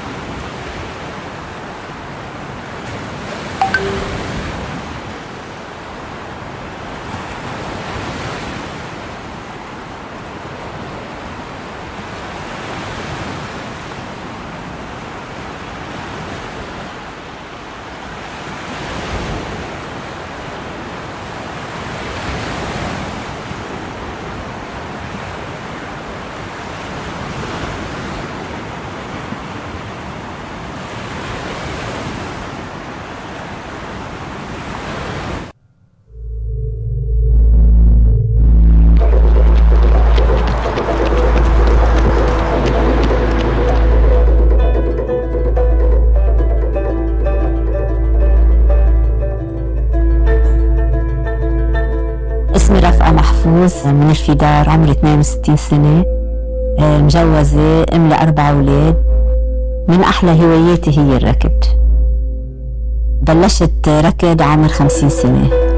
كنت أول مرة بركض بحياتي، كان عمري 50 سنة، وكنت دخن علبتين دخان. لما قررت إني بلش ركض وقفت الدخان نهائيا. اجت بنتي كانت عايشه برا، قلت لماما ليه ما بتركضي؟ قلت لها ماما انه عمري 50 بدخن وكيف بدي اركض وهيك. قلت لها ماما عمرها 80 سنه بيركضوا برا.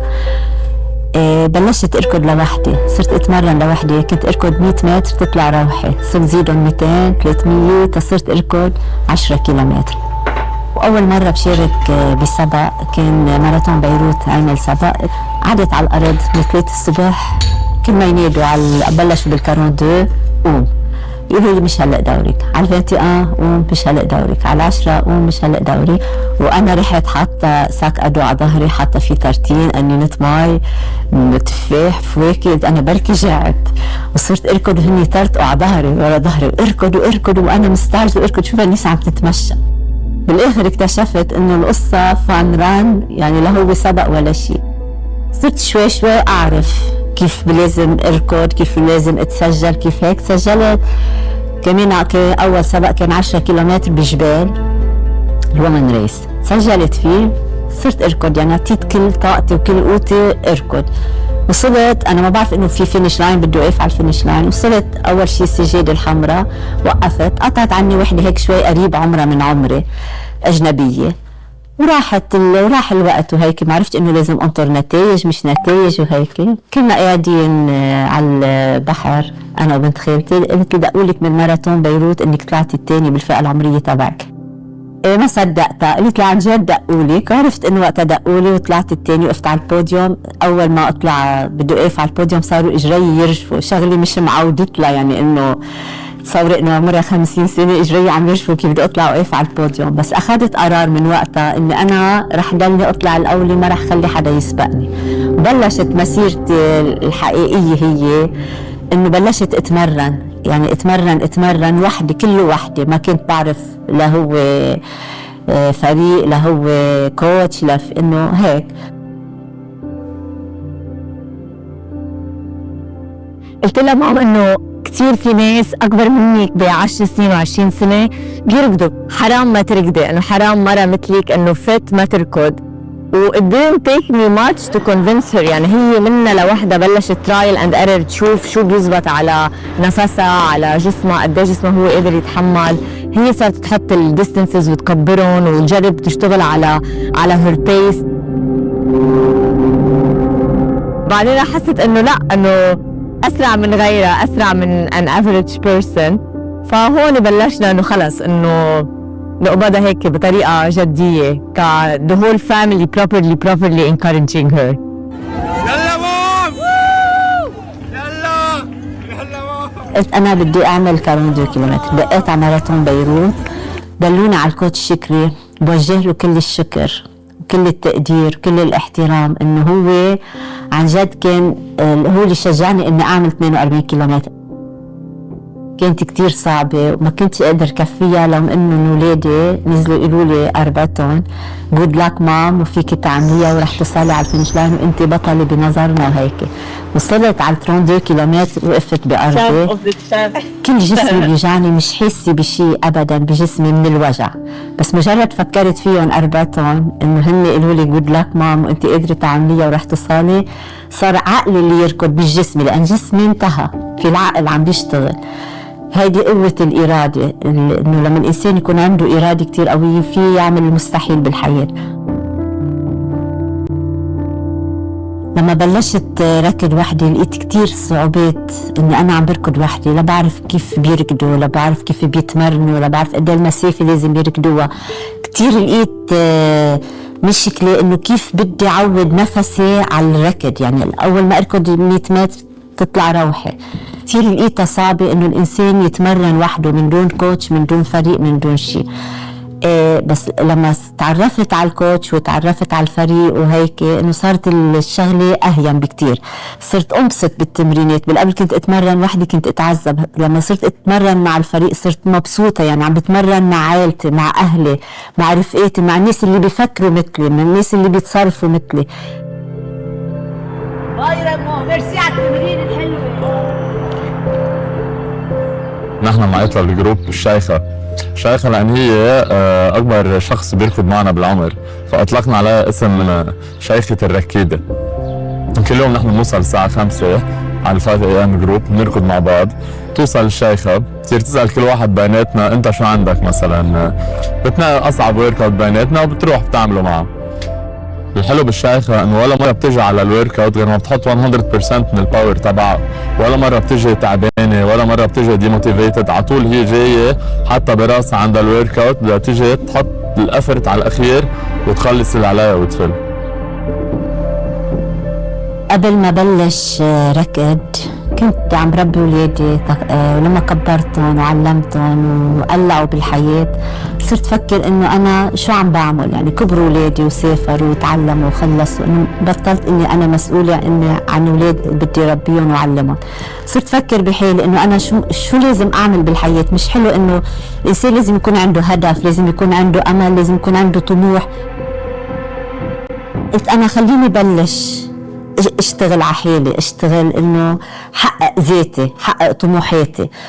والركض كتير ساعدني، انه اول شيء وقفت الدخان، كنت دخن كتير وقفته، هلا ريحة الدخان ما في شمها، ما بقدر فوت على بيت في ريحة دخان. انه من هيك انه انا على طول لما اركض عم بتحدى حالي كل يوم. انا عندي كتير طموحات وعندي امل بالحياة.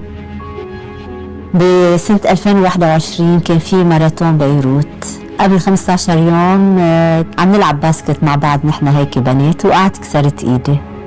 رحت على المستشفى، عملت العملية. نهار السبق انه بعد ما كانوا القطب مفكوكين ولا شيء، جوزي وولادي كلهم قالوا لي شو بدك تركضي، ما فيك تركضي، انه بركي رجعتي وقعتي على ايدك، مانك شفيك القطب، بصير في وجع ما وجع وهيك. قلت لهم انا ابدا السنة اتمرن للماراثون، بدي اروح اركض الماراثون.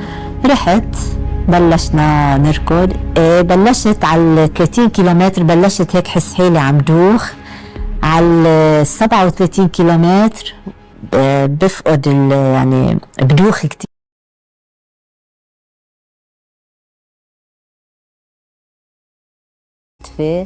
وقعت بالارض، صار الدم كله على وجهي، سمعتهم عم بيقولوا لها اطلبوا للصليب الاحمر، اطلبوا للصليب الاحمر.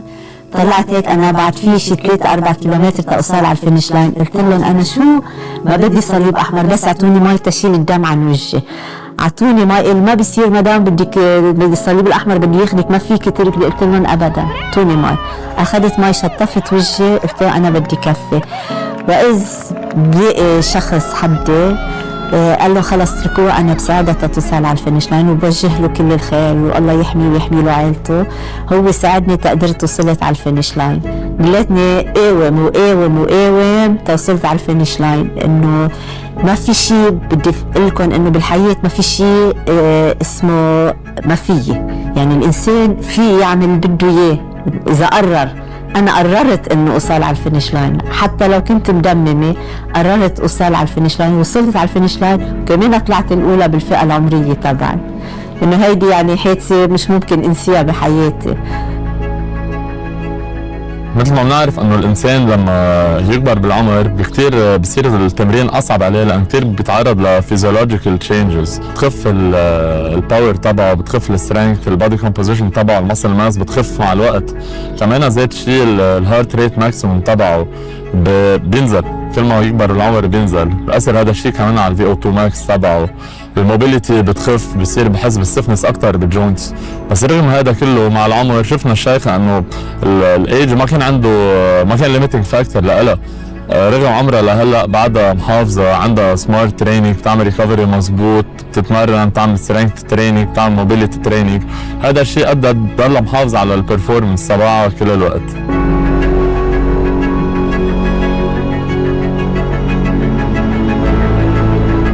نهاري ببلش كتير بكير، أنا بقوم الساعة 4 الصبح تأشرب النسكافيه وأتروق هيك شي خفيف، تروح أركض على 5 الصبح أنا ببلش ركض. بس لما بقوم الساعة 4 الصبح وبروح بركض على 5 الصبح بركض بنشاط، لأن الجسم بيكون مرتاح من عشية، بتقوم الصبح بتركضي بنشاط. من بعد ما خلص الركض أنا وراجعة بالسيارة بقول شو حلو، انه شو اللي عملته حلو كتير بحياتي، اني قمت بكير ورحت ركضت وهيك. برجع على البيت كلني قوة كلني نشاط، بوعي الاولاد، بحضر له القهوة الجوزة، بكون اني كتير مبسوطة اني انا عملت واجباتي، عملت شيء انا بحبه، شيء بده يوصلني لهدف معين بحياتي. بيجوا النسوان اصحابي بنشرب قهوه وهيك، ببلش نهاري، بحضر طبختي، بحضر اموري، انا بسعاده مبسوطه بقوه، بحس انه هيك انا طايره بالحياه. ركضت لحقت انت الساعه 4 الصبح، الساعه 5 رحت. الله يساعدك، الله يساعدك. بس انا بوقف، بس لا ما بوقف، بالسبق خلص سبق هيك، ما اسمه سبق.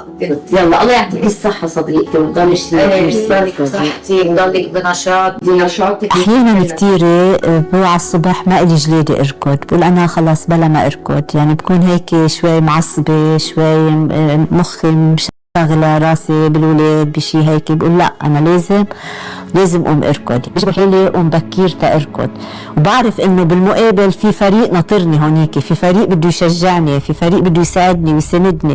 أنا رح شارك باليوم. إيه بشتغل على حالي كتير، يعني بقاوم تعبي وإرهاقي والستريس وتشغيل راسي اللي أنا عايشة فيه، بقاومهم كلهم هودي، وبقوم بلبس ثيابي وبروح على الركض.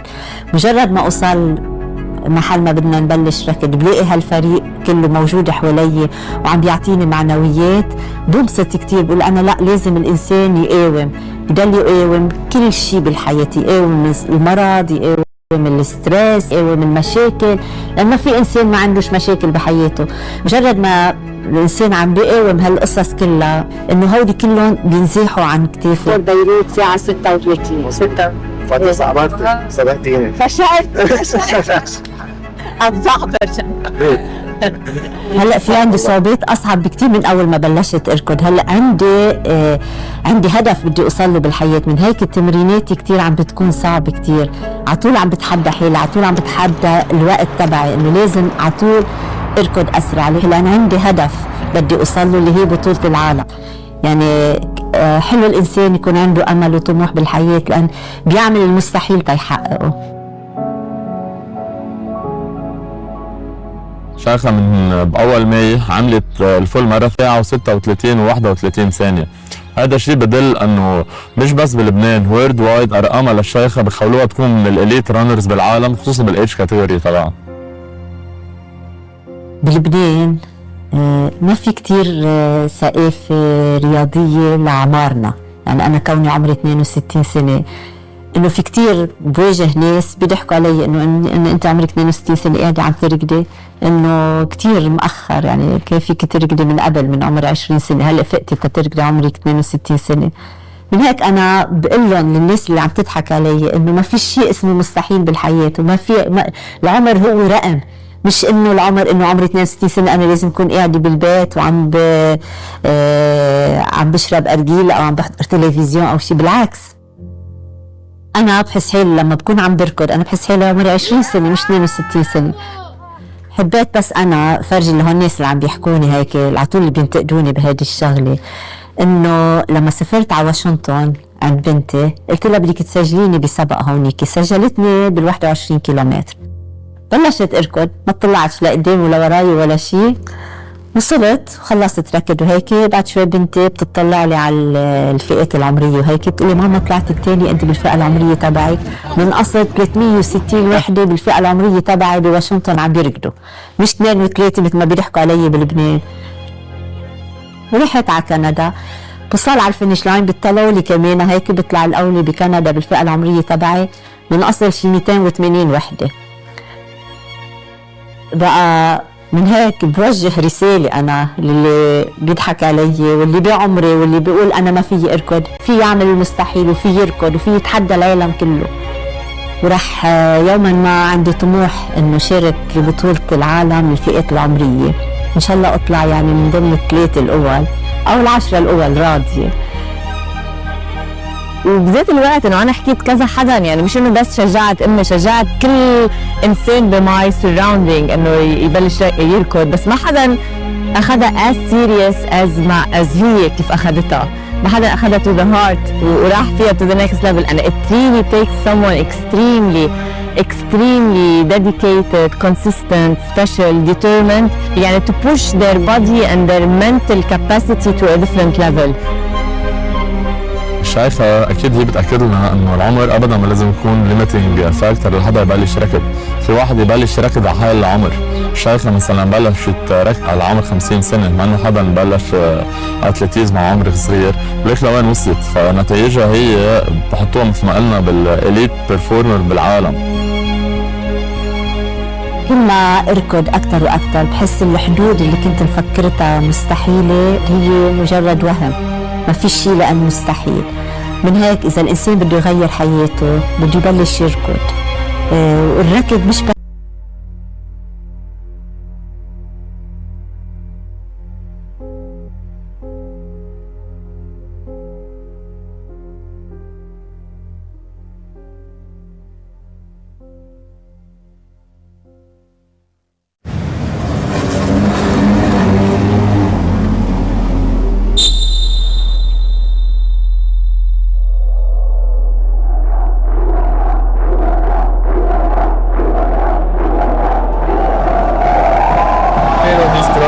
for 20 years.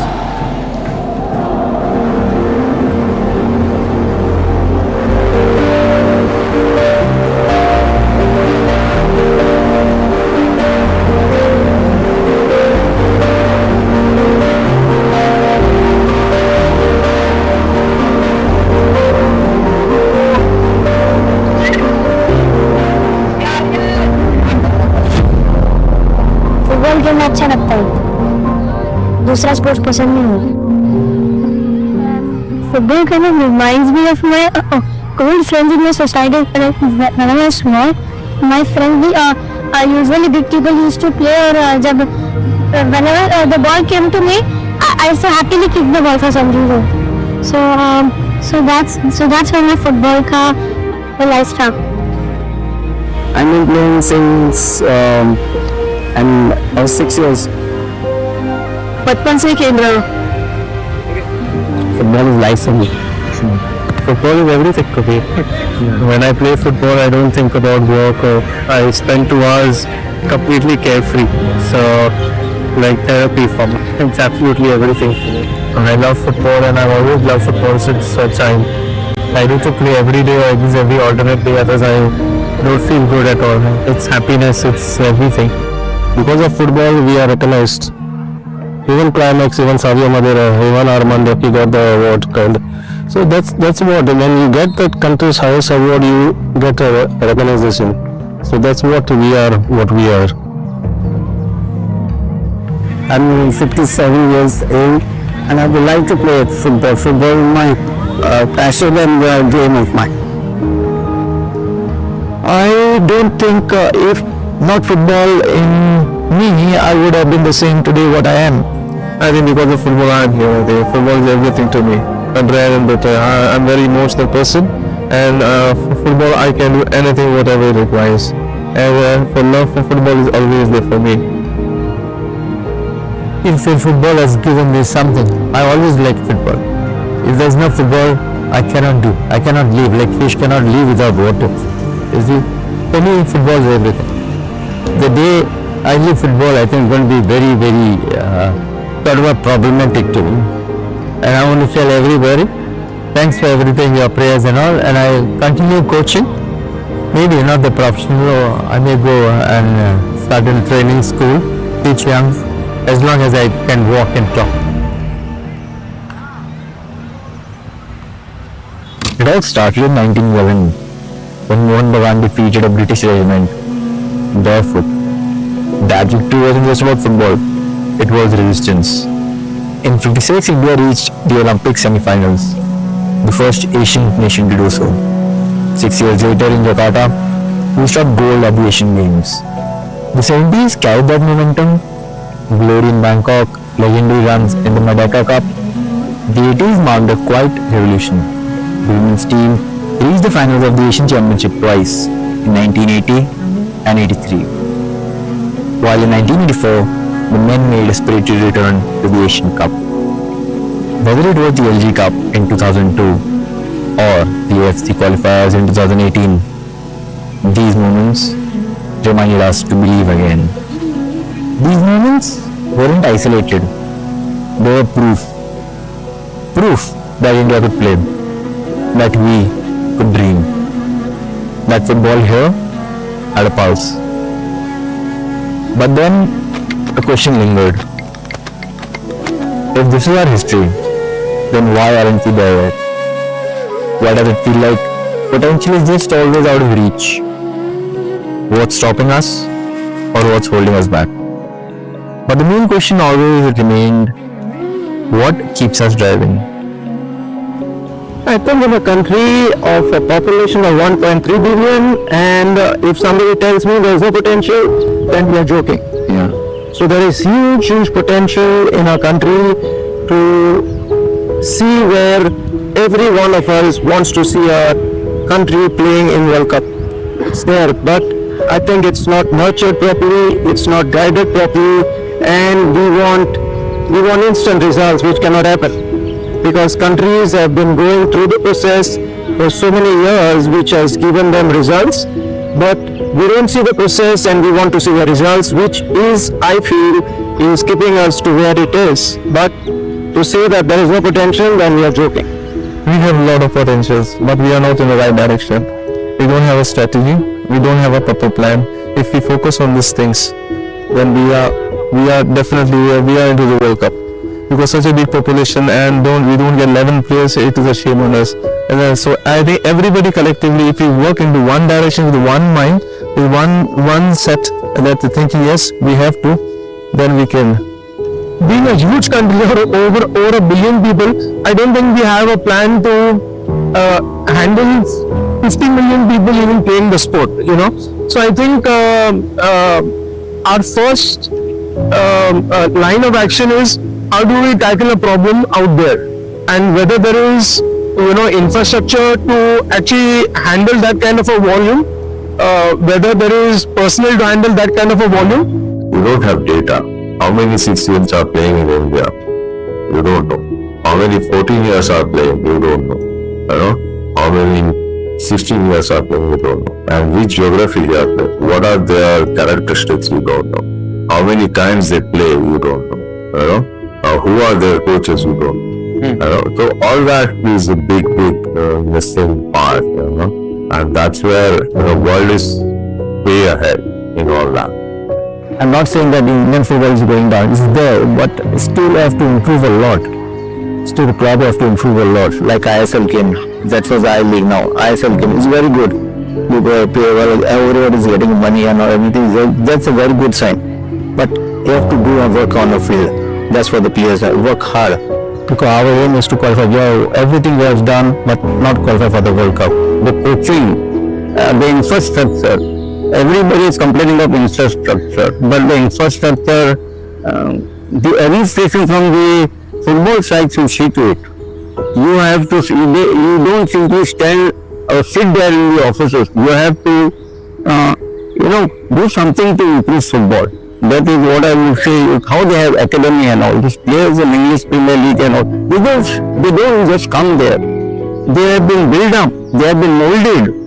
They don't come, they look at them, where they can play, whether they will be playing in the defense, in the half, in the, what position they can play. The coaches study them. They look at them from young age, they look at them. The player, when he is very young, when he goes to the academy, he simply doesn't go to play at certain position. So when these coaches see them who are there in the academy, they study them. They see their way of running. They see their body structure, they see everything, and that is how they mold them afterwards, and then they come to play into that.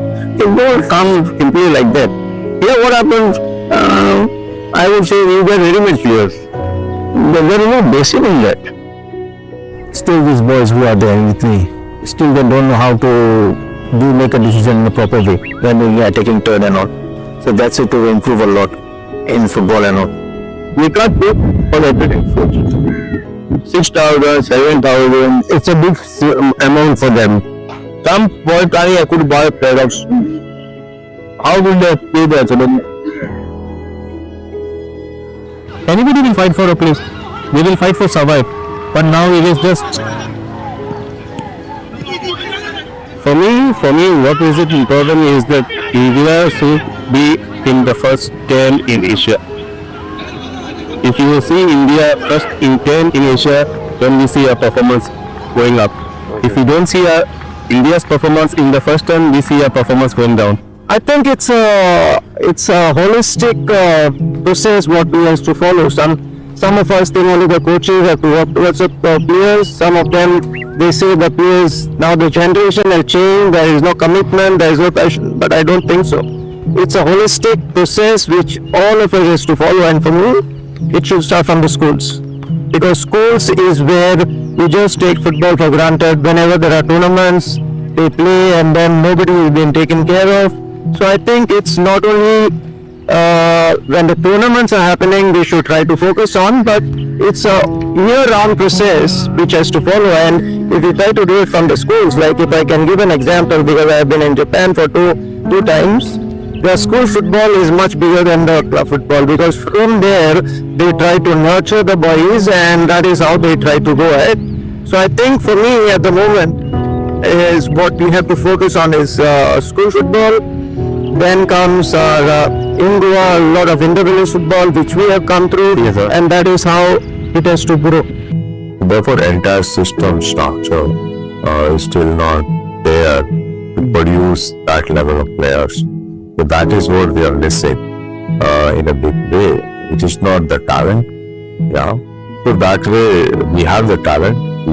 We might have many Messis in our country, but then they need a platform, they need stage, they need to have the competitive structure. They need good coaches, they need good system, they need good environment, they need encouragement. They need to be linked with the academies and the clubs, and that is where the gaps are. So therefore, we need to put those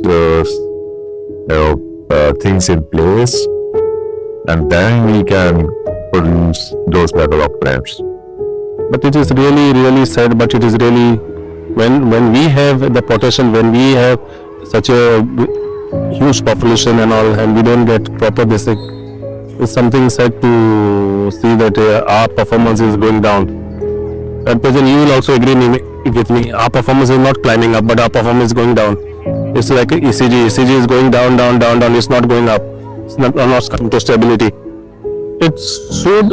Otherwise, my point is that give a chance for an Indian coach only. Why? Because with the foreign coach, nothing is performing. Give a chance for the Indian coach only.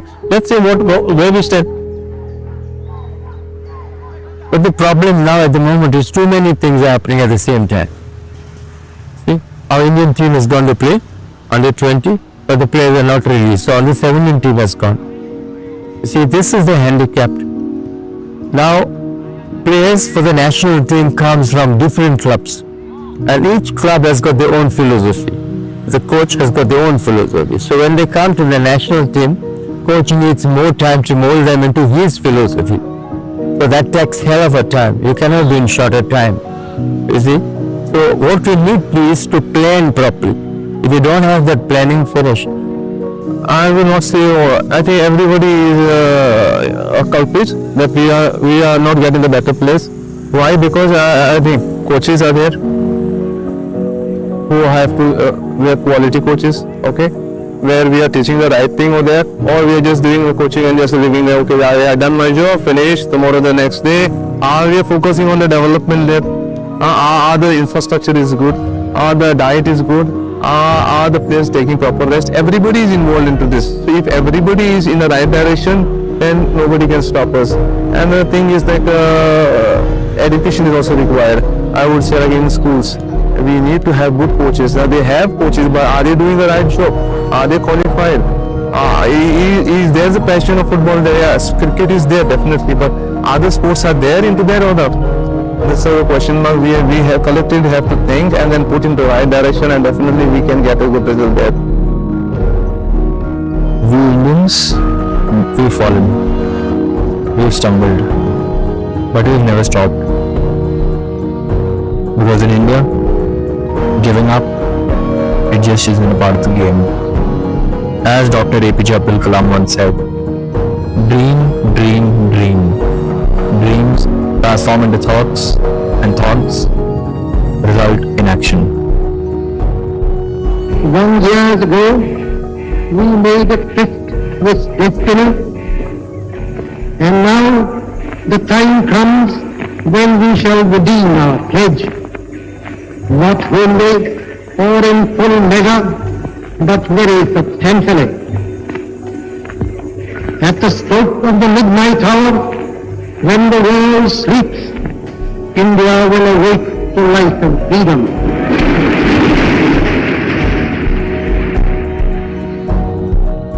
Definitely there is hope. Now you can see this ISL is happening. So there was I League. The league was not that good, but there was a lot of talent. Now ISL is there, a lot of media is there, social media, everything. The ground facilities are there. You can see these grounds. There are a lot of things coming up. So hopes are always there. Only the mindset, a positive mindset has to be there where we will do it. If this case we will do it, then we will do it. But if there is, we will do it or we can make it. If that is there, then I don't think so we can make it. When he went for the West Indies too, Tony Kaziya, the great commentator, cricketer, he said he knew that India was good in cricket. Sunil Gavaskar, Vishwanath, Sachin Tendulkar. Actually, I must say that India also is good in football. I feel from when I was growing up as a child to right now, there is a huge difference in the world of football. We didn't have the ISL, neither were we as equipped as we are now. So there is an improvement, and it's a slow improvement, but at least there is an improvement. In a country, it's not only football, all the other sports you can say are a little sidelined due to the love for cricket. But still nevertheless, there is a lot of improvement in the world of football as well. I do hope in my lifetime to see India at the world level playing the World Cup or at a very high level, because there is a huge, enormous amount of talent in terms of football in India. Because we know that India has a talent in us. So many big country, India is a big country, so we have a talent. So we have to spot that, and we have to work more on the grassroots. Now we hope that we qualify for 2047. Why 2047 is too far? We can qualify 2034 World Cup. It's not. Yeah, we can. So now the World Cup also has so many teams now, 32 teams, 48 teams now. So we have a chance now. So we have to work hard on the grassroots. When in 5-10 years, you see how it is. So if you work on the grassroots very well, then you can qualify for this one. If tomorrow India starts performing, everybody will be down, even cricket will be down, India's performance will be thought by somebody and they will start following India. Yeah, because football is the most popular game. Everybody falls down, everybody, but you can't give up. You have to keep on going. And that is life, I think. Any normal life, it is like if you are doing this project for yourself now, if you don't get a success, definitely you will not leave it. You will do something else, but you will have the hope that I want to reach there. So we have to have the hope. We can't be negative in this. But most of the Indian mentality is the negative, where we have to put it out, and the system has to go in the right direction. I think football is a game which tries to bring countries together. It tries to bring, I would say, enemies together. When we play, we don't see who we are, but the game tries to take us forward. It is always the poor man's sport, because most of the stories, if we try to hear, are stories which has come from either a poor background or a middle class background. That is what keeps us going, and this country, which if we try to see if it is trying to nurture the game in the right way, in the right places, I think there is still hope for us to continue looking for what we are still waiting for a country to qualify and take part in the World Cup. But everybody has to come into this picture. Then only we can, not only as ministers, but everyone has to be collectively, and then if we work together, I think everything is possible. Remain focused. You are very important in football. Do it. There are people like you who are working to promote football, so help them, encourage them, and I'm sure India will be a great one fine day.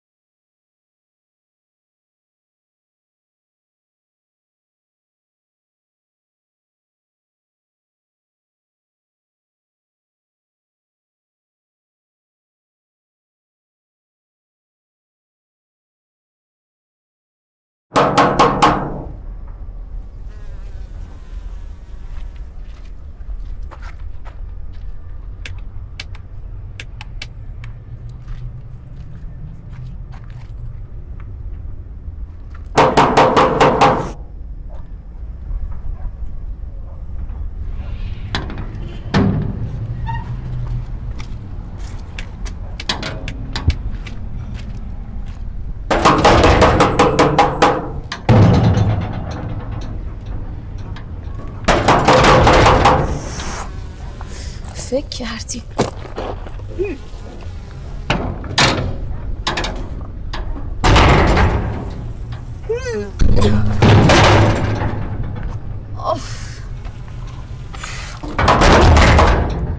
آقا خواهش میکنم این در رو باز کن، من هنوز حرفام تمام نشده.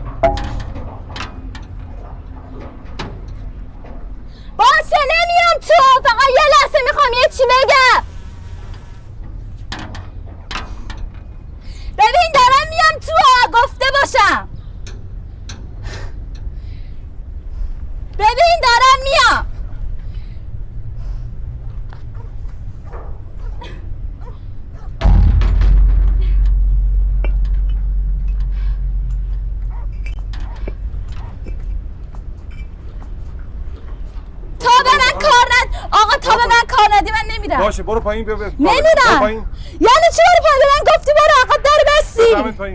نمیرم پایین. بفرمایید زنگ به من یه کار برو برگه بیا من امضا کنم میخوام بیام کار کنم. زنگ میزنم 110. برو زنگ بزن 110 بیاد. بفرمایید پایین. نمیام پایین. بفرمایید پایین. نمیام پایین. برید پایین زنگ میزنم 110. برام کار بده زود باش. بفرمایید پایین. من احتیاج دارم آقا میفهمی یعنی بیکاری یعنی چی؟ شما کار داری هر روز حقوق خودتو میگیری. باش بفرمایید پایین شما. بیاین پایین با هم. چرا داری؟ نه به من گفتی برو آقا در بستی من نمیرم پایین. بفرمایید پایین. تا برگه نهره امضا نکنی من نمیرم. بفرمایید پایین گفتم. نمیرم. 110 بیاد. برو زنگ بزن 110 بیا. زنگ میزنم ها. برو زنگ بزن 110 بیا. به من کار بدی. برو برگه استخدامو بیا. آقا من به خود زود دارم میتونم همه کار انجام بدم. باشه بفرمایید پایین. خب یه لحظه وایس من آهنا رو بلند کنم. بفرمایید پایین گفتم. آقا خواهش میکنم. الان واسه کار در بخواد دیوار نمیمدی بالا. بفرمایید پایین. خب نگاه کن زود هم از این در اومدم بالا. بفرمایید پایین. اینجوری کنی کار نیست. بفرمایید پایین. واسه تو متاسفم. در میزدن درتو شکوندم. عمو نمیدی که دیوار بیای. واسه دزدی که نیومدم.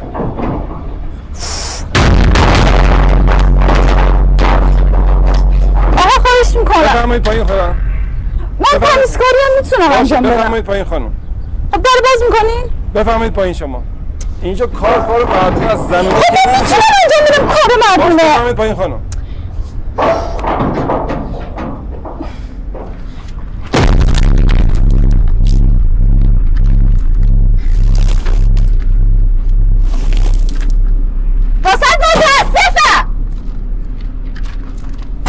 کارتون خراب شدهش.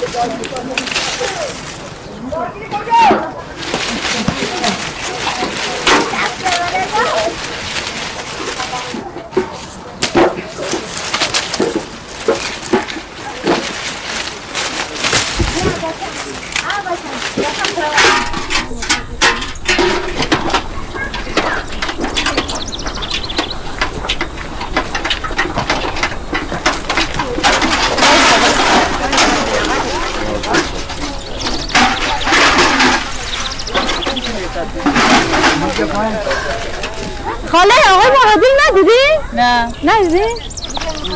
خانم محمدی آقای مهادی ندیدی؟ ندیدی؟ کجاست؟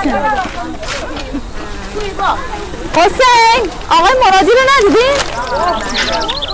ندیدی یعنی پلیس ماشینش اینجا بودا؟ خودم رفت اون طرف خبر. آها رفت طرف با؟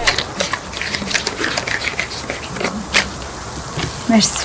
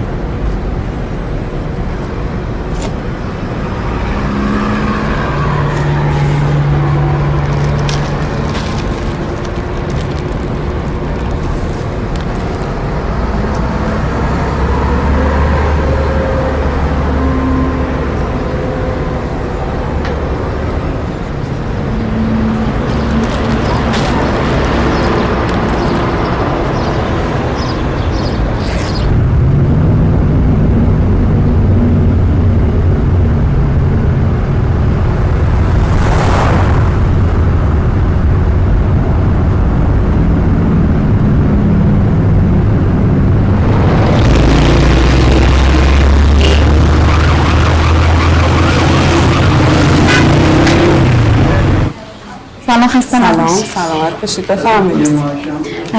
من راضی ارسلی هستم. 19 سالمه. بعد ما پاسپورت خانواده داریم. بعد من الان که چون از 18 سال رد کردم دیگه، بعد می‌خواستم من باید جدا بشه. وقتی 18 سالت میشه باید پاسپورت تو جدا کنی. خودم باید اقدام کنم یا باید پدرم بیاد اقدام کنه؟ نه خودت یا پدرت فرقی نداره. پدر تذکره داره؟ ما تذکره الکترونیکی بهش میگن، چند ماه پیش ثبت نام کردیم ولی خب خیلی دیر میاد. من احتیاج دارم به این تذکره. این پاسپورت‌های دست‌نویسی که داشتید خب دست‌نویس پاسپورت‌های دست‌نویس کم کم دیگه داره از رده خارج میشه، همه باید الکترونیک بگیرن. همین الان هم با این پاسپورت‌های دست‌نویس اگه بخواید از ایران خارج بشید توی فرودگاه اصلا خودت پلیس ناجا به اون پاسپورت گیر میده و نمیذاره که خروجی بخوره. بعد من این پاسپورت رو گرفتم، میشه ویزا کنم مثلا برم افغانستان؟ ویزاش دیگه برمیگرده به کشور ایران دیگه.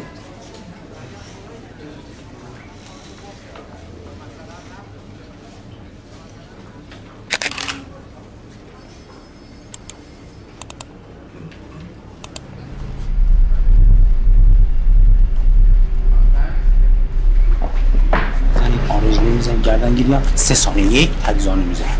الان دست بدیم اینجا فاک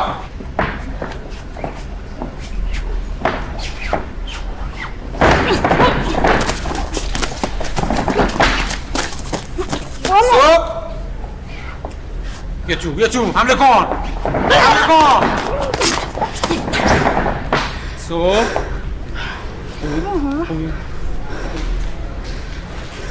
Pardon abla.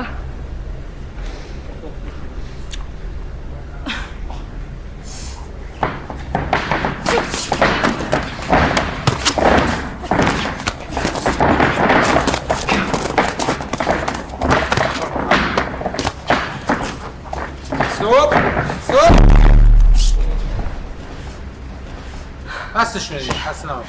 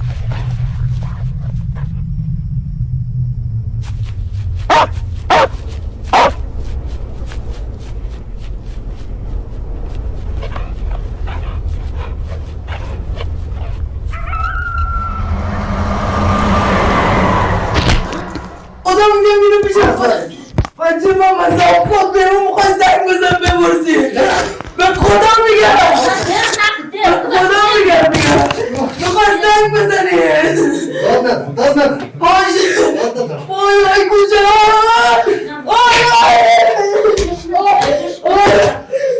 آی کجا بابا گل خوردم بابا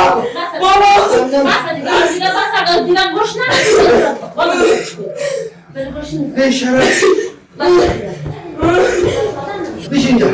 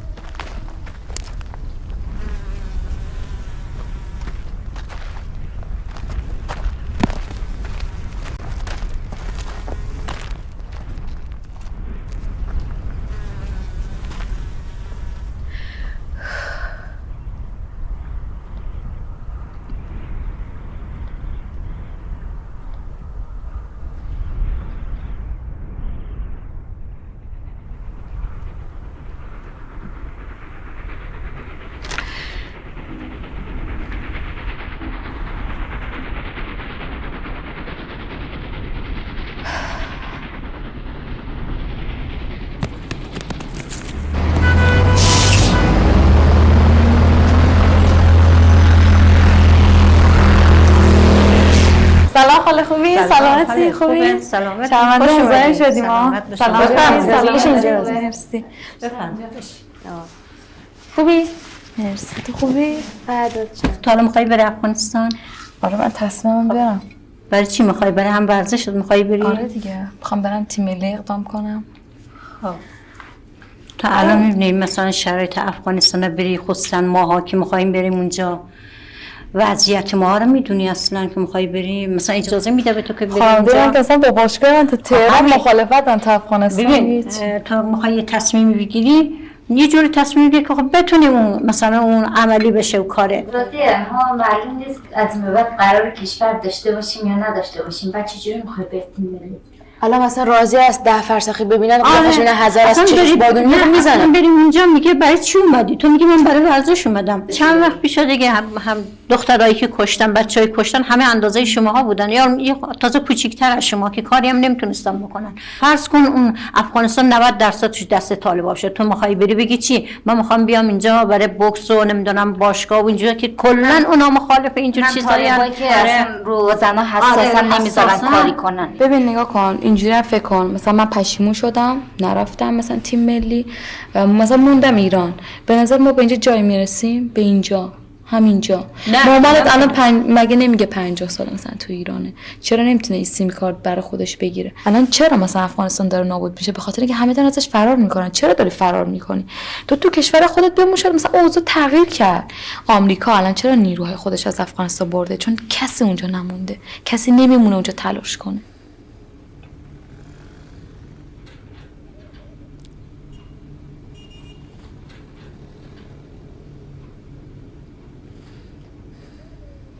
دارم اقدام میکنم مثل پاسپورت، ولی اونا نمیتونم خونه نگه دارم. خب قایم نکنم، مثلا نمیشه قایم کنم که اصلا همچین حرم خصوصی هم ندارم. من میخوای چیکار کنی؟ پیدا میشه بدم دست تو، قایم میکنی برام؟ آره و من یه شهر مدارکشون دست منه. خدا وکیلی. به خدا جدی میگم دوستان هر چی که میارم میدن من قایم میکنم. خوراکم مامانت نگه بدن چیزی قایم میکنم و اصلا مامان اخلاق نداره که به وسایل منو بگیرد. با من حساب کن همیشه always. حالا اینو واسه چی زدی دستمالا رو؟ روجا زدی چرا دستمالا رو جلو کنی؟ این ذره تیره است خب بعد یه ذره روشن شه بعد من چون صورتم سیاهه بهم نمیاد. گندمی سب کن خدا وکیلی ما نه بیا بابا بابا دست من دوست ندارم بابا محدث من میترسم محمد کافیه نه بابا بابا چه رنگی این سیاهه مشکی دیگه بابا سیاه چی و چه شکلی میکشی؟ چرا دختر چیزا نشه؟ دختر چیزا منظور چیه؟ بیا ببین نازوک زن میکشه فقط پوشش رنگ بگیره ببین چه شکلی میشه. مثلا حالا سنتی ها دوست دارم سیاه میکنی داخلیشو بس من اصلا از اونها دوست ندارم. تا حالا اصلا آرش نکردی؟ یعنی مثلا در این حد که یه روژی بزنی تو عروسی جایی؟ چرا عروسی عمم بود بابا مجبورم کرد برم آرایشگاه. آره دلم خواهد موهام کوتاه کنم.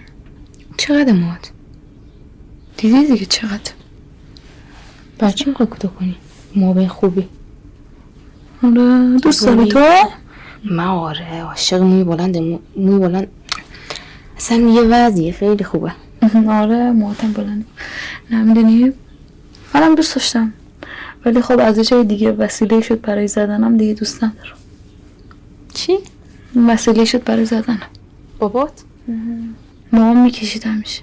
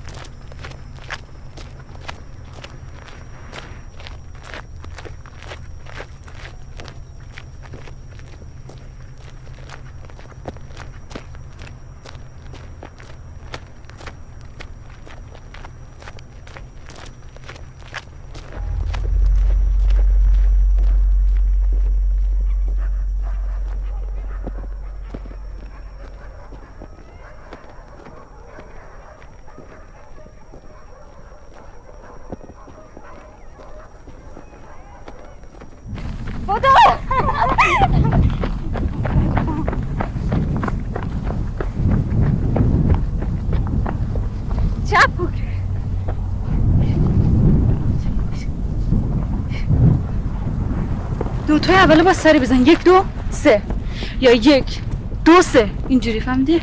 دوتاشو باید سری بزنی 1 2 3 فهمیدی؟ 1 2 3 سنگا اینجا همش کوچیکه که کوچیکه این خوره براتون؟ این نه بابا این خیلی کوچیکه این خوبه این نه اینم کوچیکه آره با یه سنگی باشه قشنگ به بدبختی همون بیاد پیداش کردم این برای من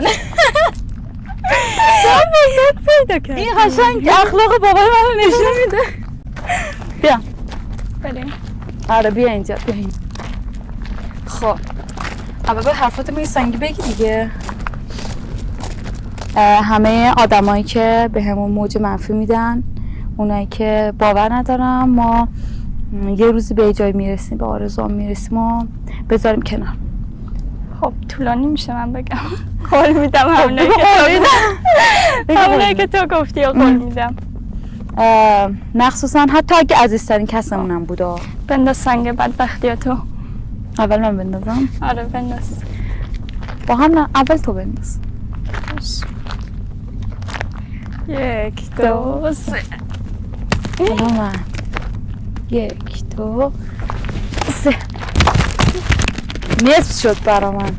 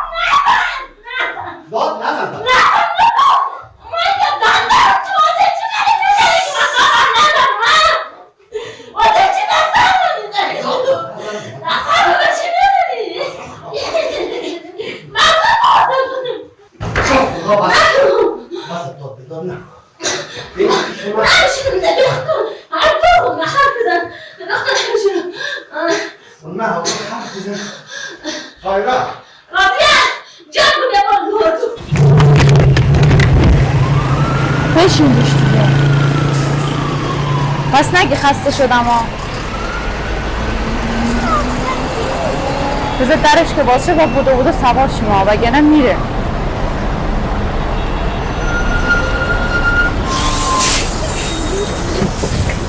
بودو عادت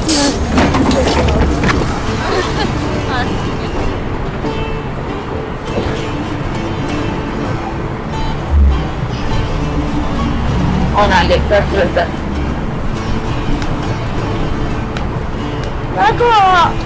نکن بابا نکن لطفا باشه من معذرت میخوام ببخش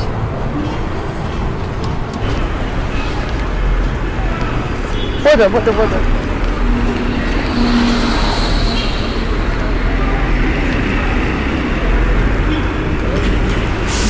خسته شدی بدو داداش الان میرسیم نگاه لکبر داره میاد یه ما آب و جوش هست از اینا بگیرم برای از این چی میخواد؟ تو چی میخواد؟ خب باشه دیگه هم بسته دوون نکنه دیگه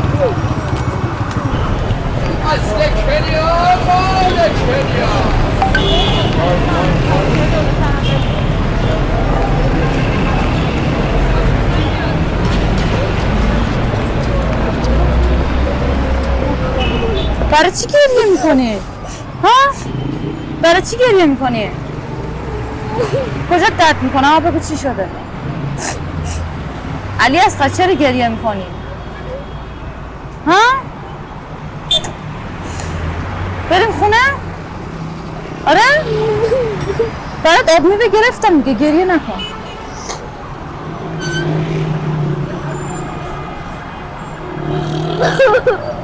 گریه نکن دیگه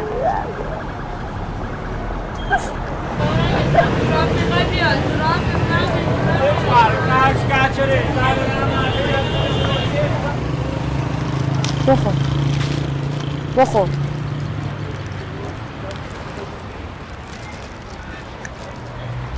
مشماشو بده پایین تر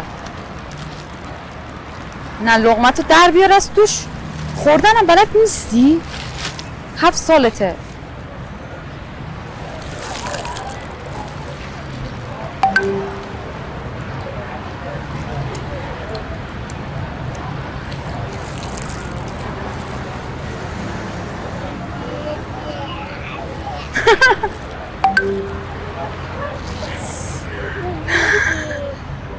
گوشیشو دوست داره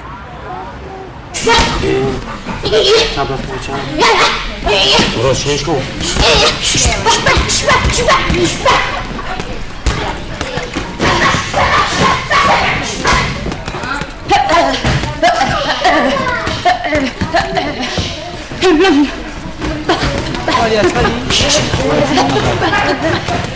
تو نیمه تمرین کنید با ما ها؟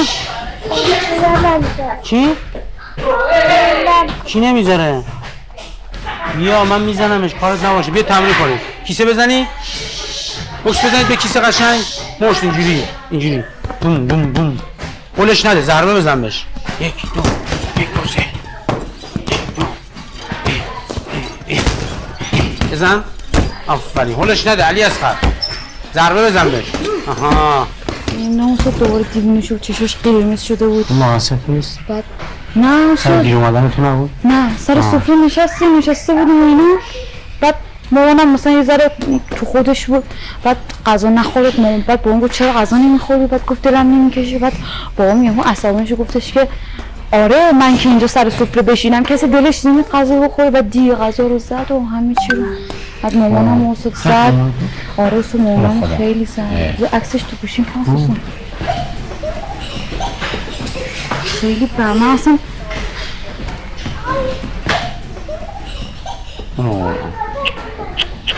حالا اینجا بهش میگم چشم تو باز کن بعد اصلا چشمشو که باز میکنه اشکال نداره تو گری نکن نخدا رو نگاه کش اشکال نداره جلو بچه زشته با چی زد تو صورتش؟ با موش زد با موش؟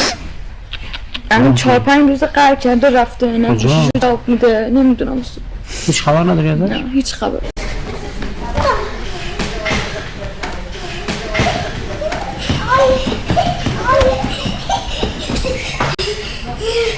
نگاه کن الان تو خونتون بابات که میدونی جنگ هم بوده از نظر روانی یکم مشکل داره وگرنه یه آدم عادی هیچ موقع این کارا رو انجام نمیده و تو باید یه کاری کنی آسیب نمیده بابات بخواد یه خدای نکرده دستی پایی صورتت رو بشکنه حداقل 3 ماه تمرین کردنت میفته یعنی تو باید اینو در نظر بگیری هر چی میگه بگی چشم حالا بد میگه خوب میگه اصلا اشتباه میگه فقط باید بگی چشم بگی چشم کاراتو انجام بدی تا ان شاءالله به اون هدفی که داری برسی همین دیگه استاد اینجا هم دیگه هیچ امیدی ندارم یعنی دیگه نه دلبسته هیچ کس نیستم نه خانواده‌ام نه دوست نه رفیق هیچ کس واسم نمونه فقط میخوام سطح خودم هر چه زودتر بکشم بالا نه با پسرا تمرین کنم یا هر خودم با چیزی تمرین میکنم پسرام هستن خودم هستم فقط میخوام خودم رو نجات بدم از این زندگی کمک بکنم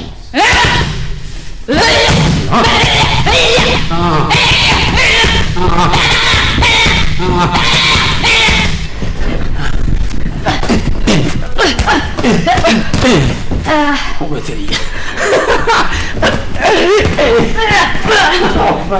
ببین الان تو سرت میزنم بزنم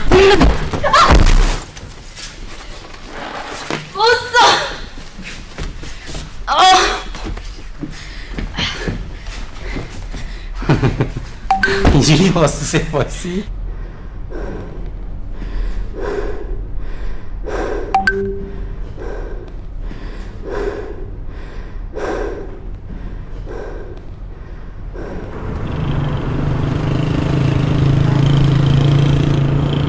هر سری که یه بحث کوچیک میشه میری اصلا خیلی راحت ما رو ول میکنی بعد میگی نه من بچه‌امو دوست دارم تو اینجوری ما رو دوست داشتن تا به درد ما نمیخوره نه من دوست ندارم من اونجا شو بازشون خوب شو دیده میشه باشه دیگه دلت میخواد بری برو فقط به تکلیفان ما روشن یا باش یا نباش نه ما خاطر برنید که نمید گوشتم اینجوری خاموش نکن مثل آدم فراری ما آرام خاموش می‌دارم من کار دارم زندگی دارم واسه آینده خودم تلاش میکنم بعد باید مسئولیت یه خانواده 7-8 نفره رو به دوش بکشم تو مسئله دوش نداری اصلا تو الان برای چی رفتی ما مجبور نیم جواب بدیم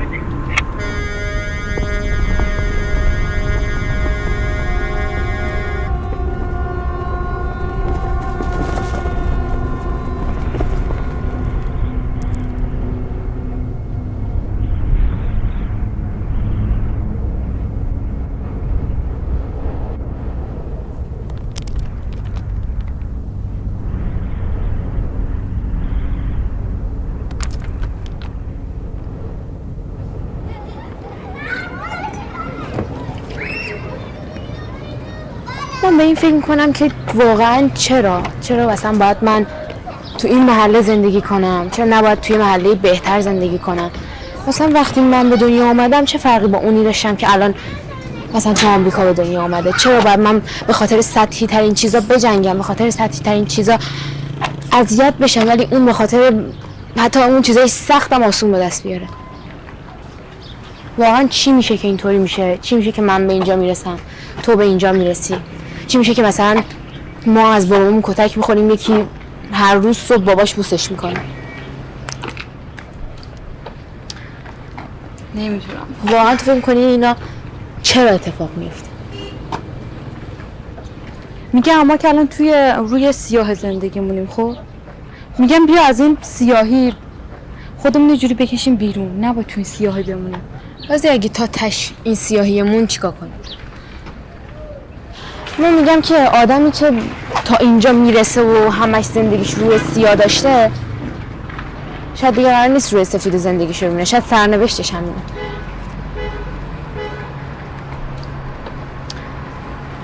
خب بازی تو راههای دیگه هم داری. الان مثلا میتونی سوری ازدواج کنی با یکی، پاسپورت تو بگیری، راحت بری اون بعد.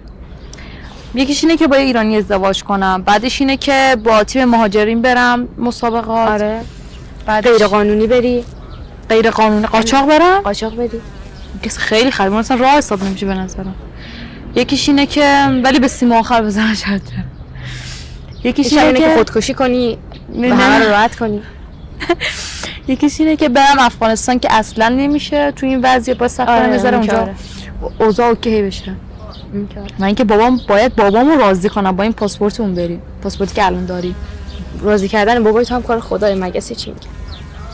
خب دیگه همین راه ها رو دارم مهندسی.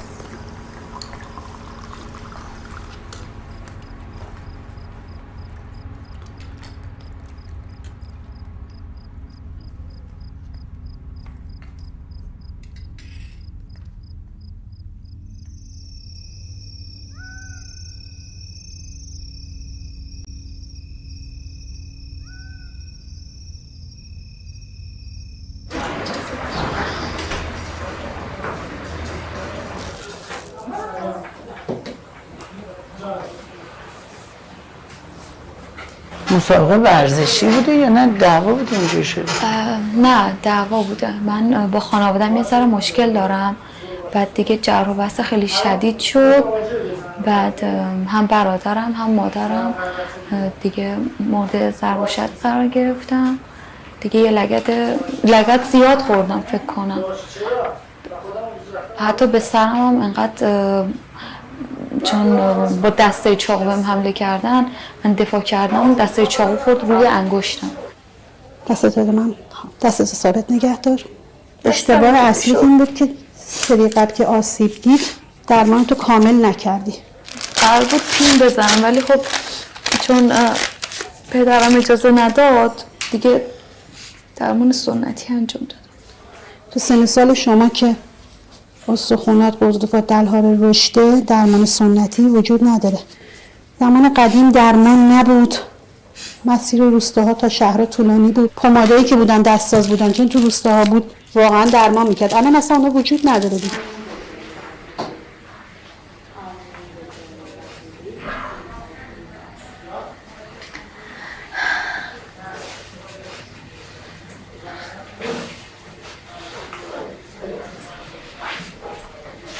خوبی الان؟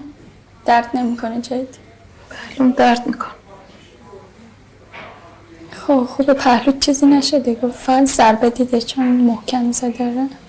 انقدر تو باشگاه لگت خوردیم که ضد ضربه شدیم. آره بدن سفت شده وگرنه یکی از دنده‌هاتم میشکست. وای نگو اصلا نمیتونم بهش فکر کنم. همین دستم الان واسم یه دنیا درده. همون دست دیگه همینه؟ گچمش نمیگیرن؟ نمیتونم. نپرسی از دکتره؟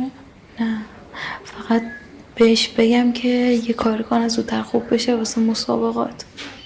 نگفت چند روز میمونه نه؟ 21 روز. 21 روز؟ 84 ساعت تمرینم همینجوری رفت. تو این وضعیت داشتم کار پاسپورت هم انجام میدادم. ما افغانی‌ها کلا نمیدونم درگیریم، چه خارج چه توی افغانستان. اون روز هم داشتم استوری اینو نگاه میکردم، یکی همین گذاشته بود فکر کنم گمرک ایران افغانستان رو گرفتن طالب. بیخیال. به خدا. وای الان ما نمیتونیم بریم. نمیدونم دیگه. چرا بدبختی میکشیم ما؟ همین هر چقدر میکشیم اصلا تمام نمیشه. مادر بزرگم یعنی میگه ما نمیتونیم بریم؟ نمیدونم. مادر بزرگم میگه از وقتی من به دنیا اومدم این جنگه بود تمیزم هست. حالا شاید تا 2 ماه بعد خوب بشه. هرچی میخواد بشه من میرم.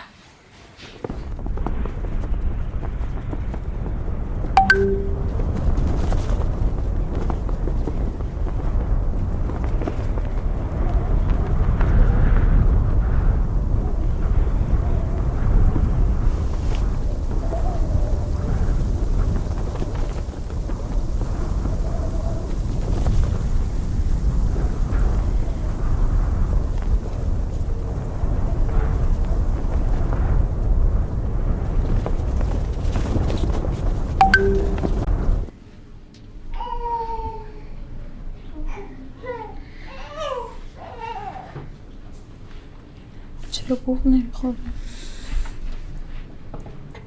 سلام استاد رضایی خوبین؟ راضیم.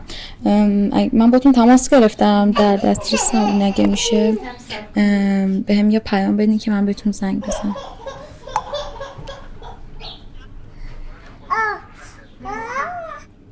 آره بعد من شنیدم این پاسپورتی هم که قرار جدید بده دیگه جمهوری افغانستان نیست دیگه، به اسم چیزه هم دولت اسلامیه؟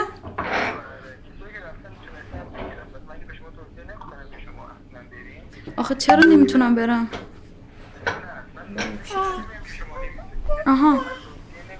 آها توصیه نمیکنی چرا؟ آها برای بانوان خطرناکه نه؟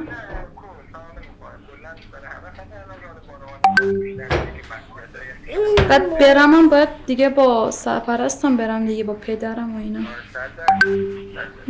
میدونی آبجی بچه که بودم خب میدونم یادت میاد یادته تو اون گاوداریه بودیم؟ آره تو بودی دیگه. آره بعد تو میرفتی با اون دختر بازی میکردی، من همش با حسن علی میرفتم با پسر فوتبال بازی میکردم. بعد به شما میگفتن بچه سوسول، یادته؟ آره چی شده؟ برزی جستشو خیلی خوبه. آره عمو زنگ زده گفتش که راضیه رو ببریم خونه خودش، یعنی با بابا شاشتی بدیم. کاش من مثل این بچه بودم هیچی نمیفهمیدم. خیلی خوب. یه زمانی بچه بودیم دیگه بزرگ شدی. مرسی برو گلا بیا پاس بده گلا بیا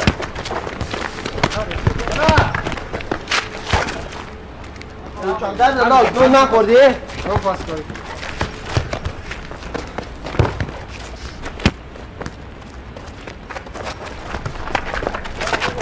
گل میزن داداش گل بزن.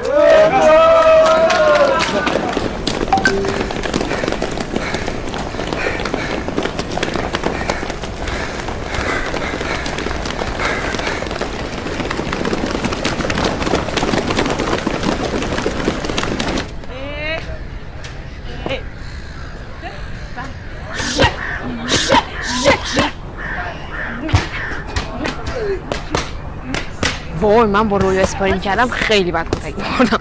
بابا اصلا نمی‌زد. من نمی‌زدم که بابا من اسپارینگ 100% که من بخوام 100% اون 100% انگار داشت حریف می‌زد. او میگفتم روی یه ذره آروم‌تر. بعد تو خداییش گناه داره ما رو نمیارید عکس بگیره. من باید درخواست بشه تا بیام عکس بگیرم. شما تازه وارد این گروه شدین به نظر خیلی شوخی نمی‌کنی؟ من همیشه اینجوریم. اینه بعدش میخواد چی باشه؟ هنوز معرفی هم نشدی.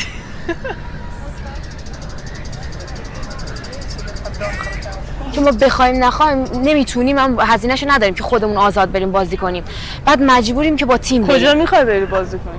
اصلا هر جا که راهمون الان بدن نمیشه. الان مسابقات الان به هیچ عنوان ما نمیتونیم مسابقات رو داشته باشیم، چه داخل ایران چه افغانستان که اول اصلا نمیتونیم بریم چون ورزش برای بانوان محدود شده، محدود که چی ممنوع شده. الان تمام این بچه‌هایی که شما اینجا میبینین با اتفاقی که افغانستان افتاد و معلوم نیست کی درست میشه، کل این تیم امیدش از دست داده بود. این خانم پاسپورت نداره، این خانم پاسپورت نداره، تک تک این بچه‌ها ندارن. یکی اونه، یکی هم که محدودیت‌های ما حداقل اگه از افغانستان درست نمیشه داخل ایران یه سری شرایط برامون فراهم بشه به عنوان پناهندگان بتونیم شرکت کنیم. مسئولینی که اینجا هستن به داد ما برسن، از اون وقت که دیگه کنده ایم هم.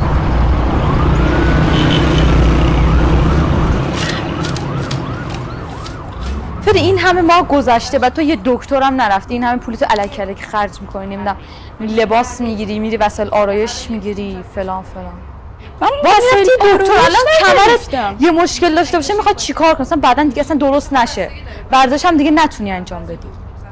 خب ببین با حقوق اینجا من به جایی نمیرسم. خب مدرسه هم هست. چرا اومدی؟ چون مدرسه هم هست دیگه، شیفت بعد از ظهر کار پیدا نمیتونم که. سفارت ایران آتیش زدن تو افغانستان. به خدا اصلا اینجا نمیشه. اصلا اینجا نمیشه. سفارت ایران تو افغانستان افغانی آتیش زدن؟ آره تو هرات آتیش زدن. دیشب تو اخبار دیدم. الان هممون میگیرن آتیش میزنن اینجا. به خدا همونطوریش هم اصلا ما رو قبول ندارن. مرده بار میاره گفتش که آره دیگه تو صفحاتش هم دیگه زندگی نمیشه، کابل دوم شده و افغانی. به خدا مرده چیز داشت بار می آورد تو هم. من میگرفتم ماشو میگرفتم دیوار میکوبیدمش. خیلی به خدا راست میگم. نه خب راستم میگم. خیلی دوست داری برو خوشت نمیاد برو.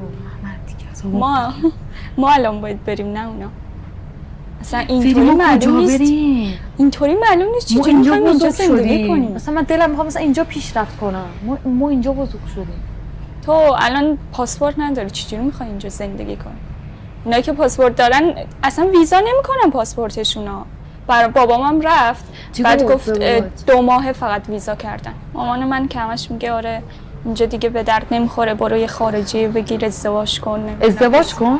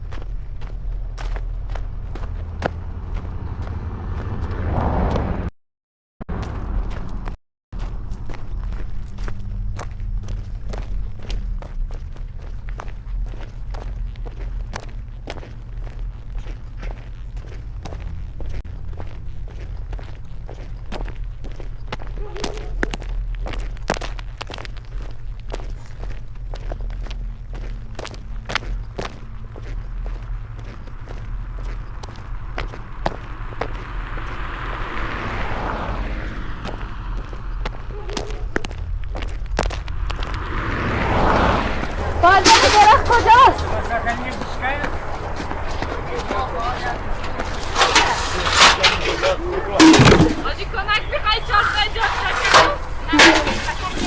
نه جابجا میکنم. بیا سطح بگیر روی شاخه بذار. نه میتونی ببر پایین ببر. بیرم پایین. نه خیلی بالا رسیده.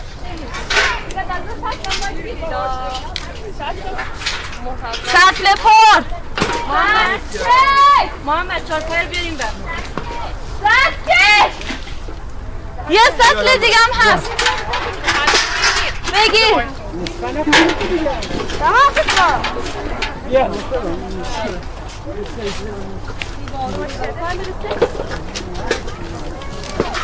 اینه کجا خالی کن خالی.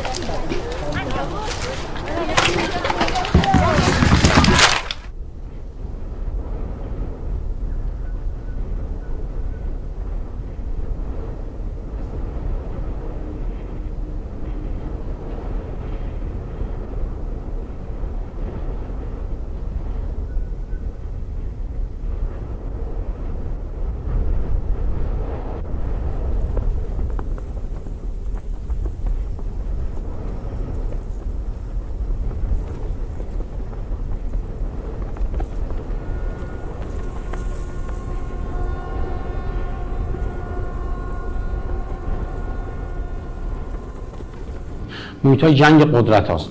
عقب بکشه یک قدم هم اون امتیاز منفی داره. اینا مثل ترس میمونه. حالا ضربه هم بخوری اینا زیاد مهم نیستش تو محیط‌های. اون قدرتتون که تسلط داشته باشی به حریفت بگی من تو قوی ترم جنگنده ترم اون خیلی مهمه. من به رضایی زنگ دادم گفتش که صبر کنید 7-8 ماه صبر کنید که شاید دولت درست بشه. بابا 7-8 ماه صبر کنیم چجوری 7-8 ماه صبر کنیم؟ میگن انتخابی یه ماه دیگه است. مساوات ابوظبی. الان ما تنها کاری که میتونیم چی من بهش گفتم من سنم داره میره بالا. اون قهرمان جا. چند سال دیگه فعلا نه هیچ مشکلی نه. بعد اصلا یه سوال دیگه من داشتم. الان من و رازی آمادگیشو پتانسیلشو داریم که بخوایم اعزام بشیم اگر بازی کردیم.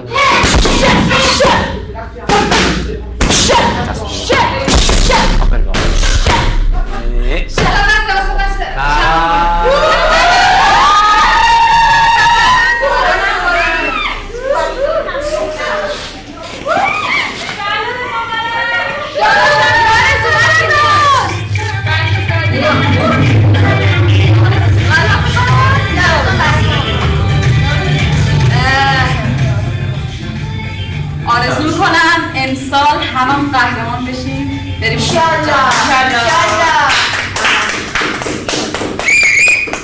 آزادی افغانستان.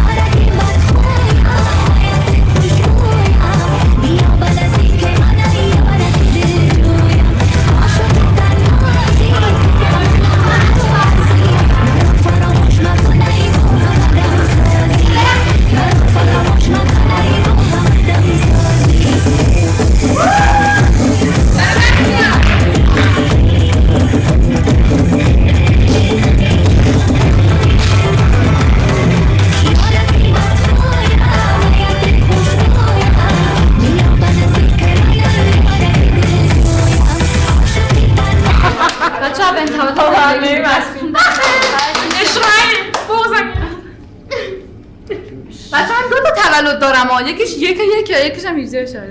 نه تو یک نیستی مگه؟ نه من در رفتم از اون لحظه. نه اصلا این مامان باباش حفظ کردم برای ما حفظ نکردم. نه مامان بابا حفظ کرد داداشم سنش بعد بابا همه یک میزنن دیگه. نمیدونم. الان اصلا داداشم یکی اونی که داشتم یکی من یکی بابام یکی مامانم یکی 4 میلیون افغانی یکی اصلا ببینین نظم ما رو نظم و سیاست مملکت ما رو همه تو یه روز رئیس جمهور گفته تو یه روز نباشه میکشم.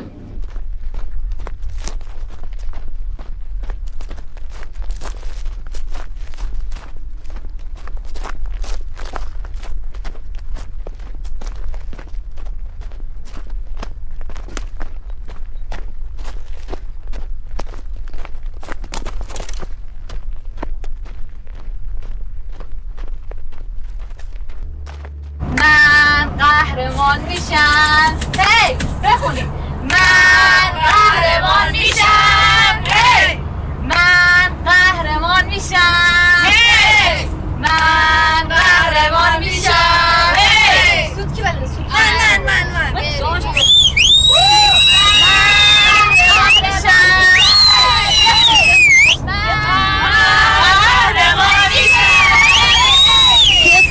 داره راستشو بگه؟ دشمن.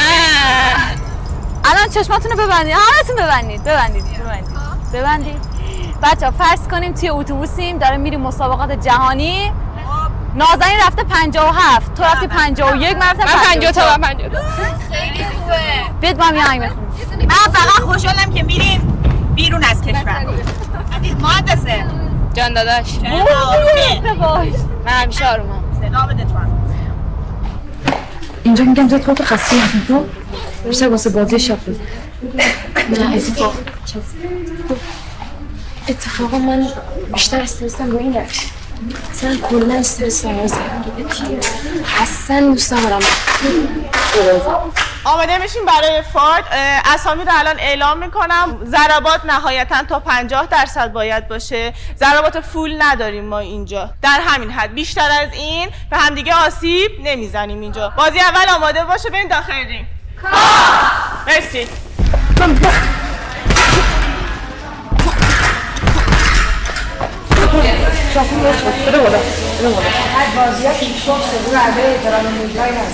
اینقدر نکش بالا محضیه آسیب میده. ببین آب بگیر.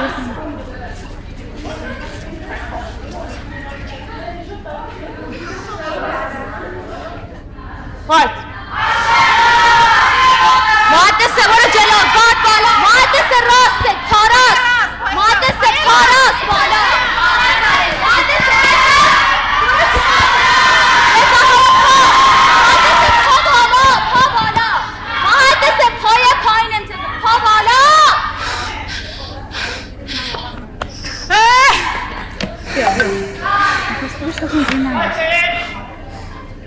کاپوستا تایم جاج ماشاءالله.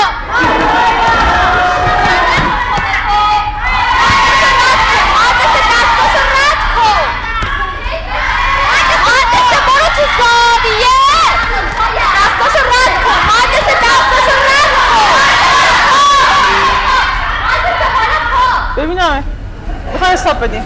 کافیه؟ نه بازی میکنی؟ مطمئنی؟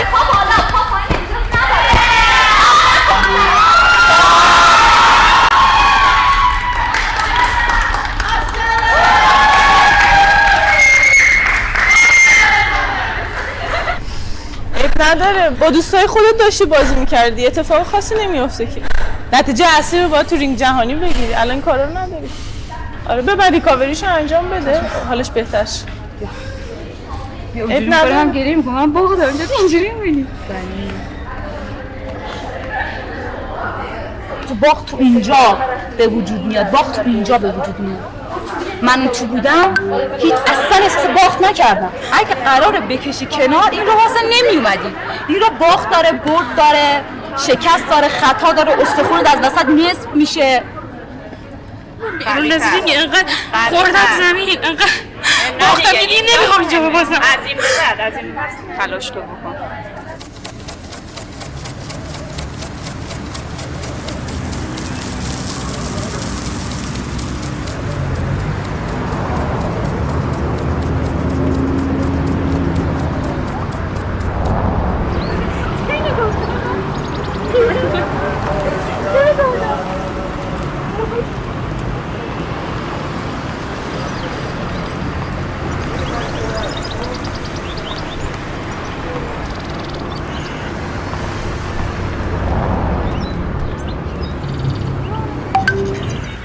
پوستم بلند شد از جاش. نگاه پوستم داره بلند میشه از جاش. تکون نخور، بذار بزنی دیگه. بیا ببین تقاس اینا رو تو باشگاه پس میدیم. فهمیدی؟ باش من خودم دارم تقاس چیزای دیگه حتی میگیرم. بگی فعلا. وای کندیش. پوستت نازه که یه ذره بلند میشه دیگه، اشکال نداره. یه ذره پوستت بلند میشه دیگه، اشکال نداره. تو سرت کره تو رو کم مونده تموم میشه.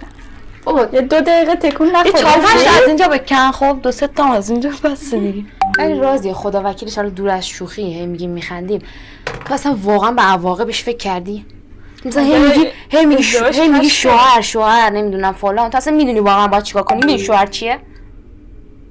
شوهر چیه؟ چرت و پرت میگه بابا. نه آخه میدونی واقعا مسئولیت داره زندگی. ببین من خب اصلا به فکر این مسئولیتاش و اینا نیستم. ببین الان کارم از این کار بدمه ولی مجبورم انجام بدم. مجبورم 2-3 تا عکس خوب قشنگ واسه پسر بفرستم که خوشش بیاد. میخوای آرایش کنی واسه پسر عکس بفرستی؟ آره باید عکس بفرستم. گفته که میخوام مثلا چهرهشو ببینم و اینا. این آخرین راهی بود که من تو زندگی میتونستم انتخابش کنم. پسر ایرانی میدونی چه موقعیت خوب ایرانی؟ آره پسر ایرانیه. میدونی چه شناسنامه دار بعد ازدواجم شناسنامه دار میشم، پاسپورت میتونم بگیرم، تو داری کد ملی همه چی دیگه دارم. اون شرایطو داشته باشه. تو شرایط عروس خانواده اونا شدن رو داری؟ من برای اینکه به هدفم برسم دست بر کار میذارم. این وسط قراره یه سری تغییرات به وجود میاد ولی تغییراتی که من از راهم منحرف کنه نمیاد. الان من با استفاده از اون میتونم از ایران خارج بشم، برم یه جا UN ثبت نام بکنم، پناهندگی کشور مثل کانادا یا مثلا آمریکا رو بگیرم. ببین اصلا این داستان خب بیشتر باختش رو توئه، ریسک بیشتری تو داری میکنی، چون اون پسره بالاخره حالا اگه مثلا ازدواجتون نشه تشم جداییشه، باز واسه اون خیلی قضیه راحت تری میتونه کنار بیاد. مدارک من که جور شد از کشور که خارج شدیم رفتیم UN ثبت نام کردیم. داستان اینجوریه که ما بعد 2-3 سال باید بریم یه آزمایش بدیم اینکه واقعا این زن و شوهر واقعی بودیم، با هم رابطه داشتیم و این داستانای یا نه الفاظ. تو واقعا میخوای تا اینجا پیش بری؟ ببین مهندس من مجبورم این راهی که انتخاب کردم بعد از خودم یه چیزای مایه بذارم. اینقدر خودت مایه نذار که بعدا نتونی جبران کنی.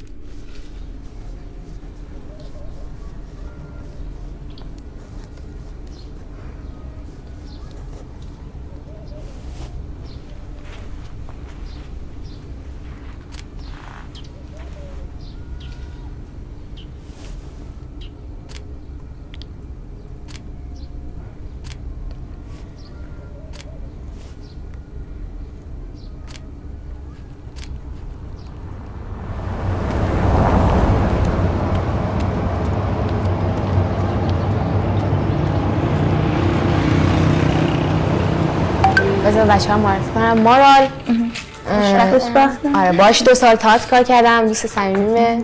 بعد ملیکا هم دوست مارال، من باهاش آشنا شدم. بعد الا هم دوست ملیکا. خب ما که روابط پیچیده ای. خب خودتون بگید باشگاه چی میرید؟ ما مویتای کاری. الان یعنی مسابقات شرکت میکنید یا فقط واسه تفریحه؟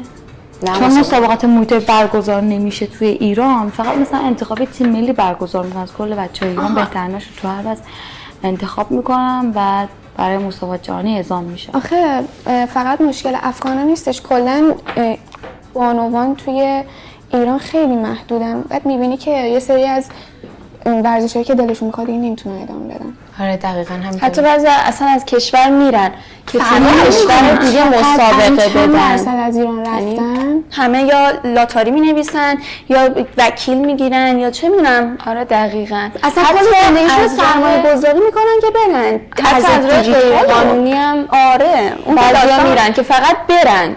احساس میکنم تو کشور شما کم از لحاظ حجاب و اینا کم راحت ترین. آره خب اونجا اختیاریه دیگه فکر میکنم. واقعا اینجوری بود. آقا و خانم نداشت. خب مثلا مثل ایران انقدر سختگیر نبود. گشت ارشاد نداشتم. مثلا رئیس جمهور نمیگفت امروز مثلا باید امروز روز حجاب مثلا باید حجاب داشته باشی. مشکلات دیگه داشتید شما، نمیدونم استعمارگر و این داستانه چیه، حتی نمیدونم چی هستن، طالبان و داعش و این داستانه هست. آره هست. الان طالبان رو بورسن. خب یه 4 تا اسکول واقعا ریختن تو مملکت دارن مثلا میگن ما چیزیم دیگه، ما این رئیس جمهورمونه، این وزیر. واقعا برید خودتون رو شوک کنید، یکی بالا سر مملکتتون هست. اصلا داستان مهندسه چه فایده؟ ما حتی نمیتونیم هر رشته‌ای که میخوایم ادامه بدیم. من بچگی به ژیمناستیک بالا علاقه داشتم ولی میدونستم قرار نیست اتفاقی بیفته تو این کشور، قرار نیست من پیشرفت کنم. استعدادشو داشتم. راست میگه ملیکا. چند وقت پیش الان هدفت واسه آینده چیه؟ آینده اینجا نداریم. باید بمونیم تا شرایطی که میتونه فراهم شه. باید خودمون رو بکشیم تا بلکه 45 سالگی ما بتونیم این کشور ترک کنیم، یکم اونجا زندگی کنیم. ما اصلا فرق با شما نداریم تو این قضیه. الان شما از این ور بوم افتادیم، ما از اون ور بوم. شما راه نمیدن میگن کشورتون خوبه، ما از اون ور بوم افتادیم. ما کشورمون بده نمیتونیم توی مملکتی که الان هستیم. میگن آقا کشور دومت بود امنیت داشتی برای چی اومدی؟ ای وای. الان رفتنم سخته. برای من سخته رفتن اونجوری که شما فکر میکنید. خب واسه شما چرا راحت‌تر باشه؟ واسه شما راحت‌تره. شما پاسپورت داری قشنگ راحت میتونی یه ویزای ترکیه بگیری بری دیگه برنگردی. ما حتی همین کار نمیتونیم بکنیم. یعنی تنها راهمونه که یا قاچاق باید بریم که معلوم نیست چقدر خیلی خطرناکه. سخته. قاچاق بگیرنتون چه بلایی سرتون میفرستن ریپورت میشه به هم کشوری که مطلق بهشیم، مثلا افغانستان. ببین الان مملکت ما چون طالبان اومده ما نمیتونیم تذکره بگیریم، یعنی همون شناسنامه شما. بعد ما رو از اون قبول نمیکنن. خب بعد با من نمیتونه ثابت کنه اونجا به دنیا اومده، منم نمیتونم ثابت کنم که به دنیا اومدم. خب در نتیجه نه اونوری هم نه اینوری. الان در واقع شما به هیچ جا تعلق ندارید؟ نه ما مال هیچ کجاییم در واقع. واقعا اگه واقعا بخواید برید مورد علاقتون چیه؟ فقط آمریکا. آره. چرا؟ ایول. بابا خیلی بالای از لحاظ فرهنگ. بعد من آمریکا. آمریکا تو غلطی نمیتونم بگم.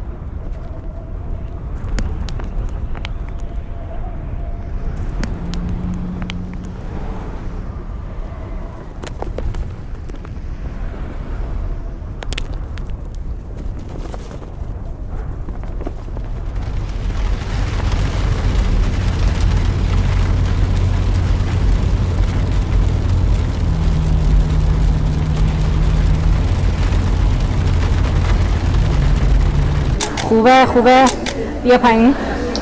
جلوشون کمربند. دوربینو ببین. گاردتو عوض کن. ماشاءالله دختر رو برو هم وایستی.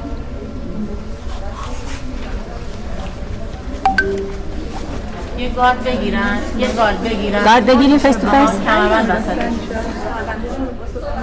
گاردتو عوض کن. ماشاءالله دختر رو برو هم وایستی. یکم دستتو میتونی بیاری پایین‌تر. فیست خوبی بشه. خوبه ماشاءالله دختر. کن گاردتو. نفر بعد.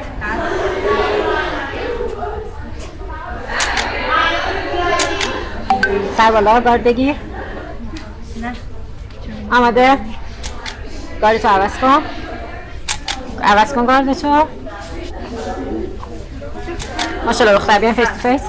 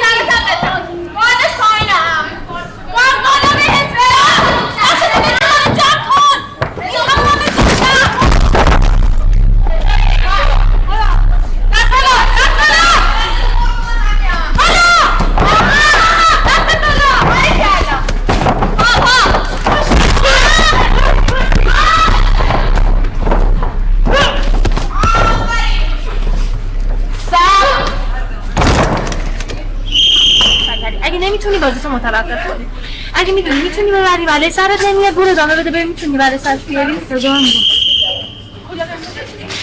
فقط نمیری مواظب باش خب دستتو بگیر بالا دوران تایم 5 دست بالا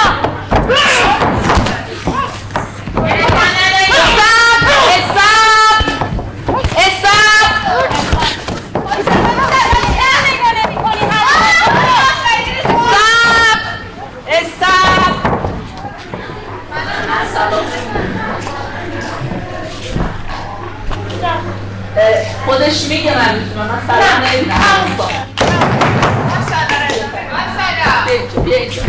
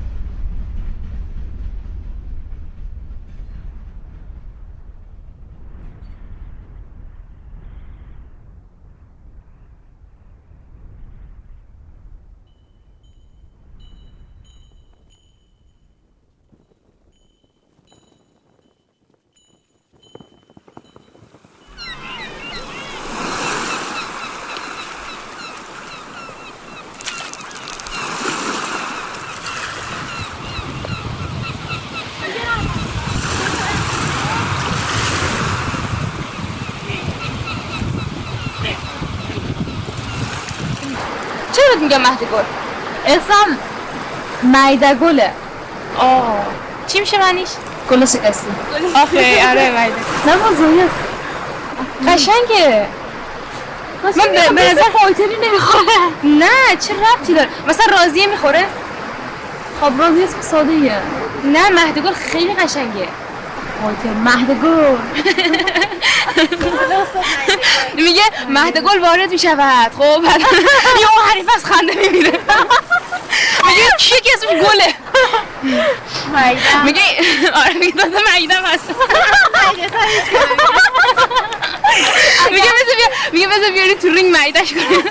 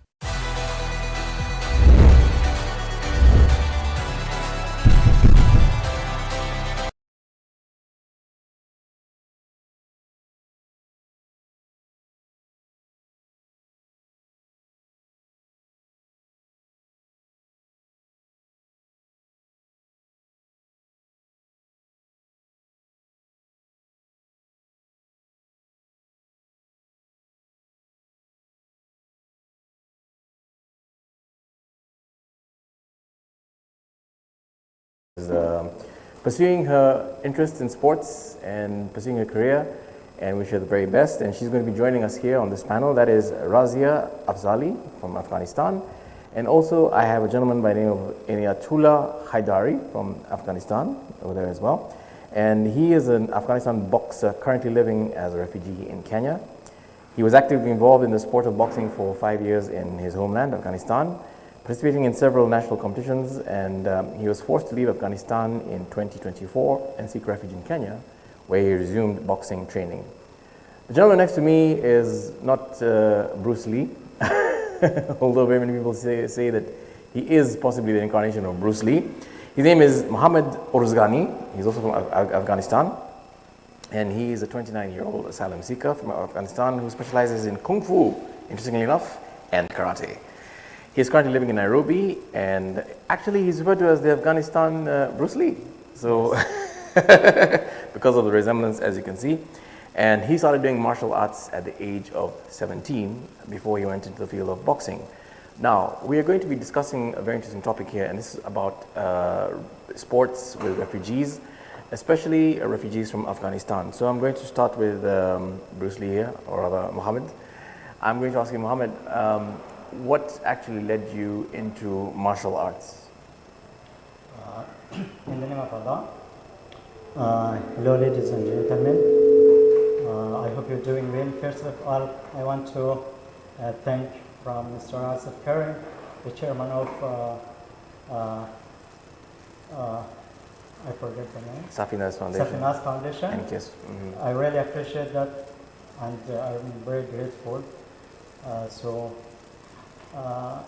As you asked me about martial arts, so when I was a tiny kid, it was my dream to be a good athlete like Bruce Lee. When I was 16 or 17 years old, I started kickboxing. So for around 2 or 3 years, I did kickboxing. After that, some people was calling me Bruce Lee. So they told me, why you do kickboxing? Why you don't do Kung Fu or something else? So after that, I changed my way, and I started Kung Fu martial arts. So I learned nunchucks by myself. I was watching Bruce Lee movie, and also some wooden dummy that you train with the wood. So I was very interested to play in a movie like Hollywood, Bollywood. That can I bring pride for my pupil. So unfortunately, in 2021, when the Taliban took the control of Afghanistan, so I illegally escaped to Iran for around 2 or 3 years. I was been in Iran. So because I was illegal, so they deported me again to Afghanistan. When I came back to Afghanistan, I was flabbergasted with the Taliban. They was very terrifying with sports, guns. And sports, and they actually influenced that sports was not part of the agenda. So I understand that. And then you came to Kenya. Yes. Okay. So I thought by myself, if I stay here, I could not follow my dreams. I will not achieve my dreams here. So I got some information about the UNHCR in Kenya. Yes. So I got the visa and I came here. I'm here about more than 1 year. Okay, that's good. Yes. Inayat, did you start just straight into boxing, or did you also do martial arts as well? Actually, I'm not so good at speaking English. He will translate for me. Okay, no problems. Okay. Just ask him, did he start with boxing, or did he go straight into martial arts as well? اول چرا رشته دیگر شروع کردی یا اول مثلا بوکس شروع کردی؟ در اول میخوام تشکری کنم که ما رو دعوت کردیم در این برنامه. تشکر از آقای آصف کریم. قبلا در میدان‌های خاکی فوتبال میکردیم و بعدا ما تو با برادریم علاقه به بوکس پیدا کردیم و شروع کردیم به تمرین بوکس در افغانستان.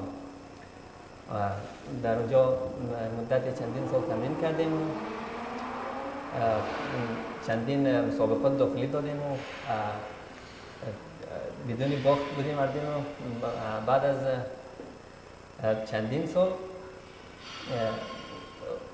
مدتی 4 یا 5 سال بعد بسیار با استعداد شدیم و بعدا در کلاب ما یک انفجار شد و متاسفانه برادرم را از دست دادم و خودم هم زخمی شدم. بعد از اون از طرف فامیلم بسیار سخت میگرفت که تو باید نرو کلاب که که خدای نخواسته برای که مشکلی پیش نیاد. Okay, I think I heard two things. I heard club and brother. So I'm not doing too badly with the... Am I right? So, Inayatullah is saying, first of all, I'm very grateful for inviting me to this program. I really appreciate that. We have a very special thanks from Asif Karim. So, he's saying first, when I was a teenager, I was doing football in the ground, in a dusty ground. So, after that, I was interested to boxing. Okay. So, I started boxing with my small brother. His name was Najibullah Haidari. So we did boxing for several years. So after that, there was we got many remarkable positions. We was very active. We attended to several competition and we win our match. So unfortunately, there was a suicide attack in our club, in our boxing club. So at that suicide attack, I lost my small brother. His name was Najibullah Haidari. So at that suicide attack, I was injured, and several another athletes they were also injured, and about 7% was killed to that suicide attack. So sorry to hear that, but we're glad that you're here with us. And also someone who is here with us is Razia, and I'd like to know what got Razia into Muay Thai boxing. Was it something that you always wanted to do, or did you get into the sport by default, by mistake, or is it something that has always been your passion?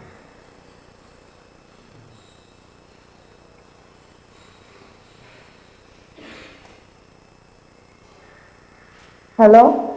Hello. Hello, how are you? You have my voice? Hello? Can you hear? صدا رو میشنوی؟ Hello. بله، شما صدای منو دارید؟ Hello. صدای ما رو داری؟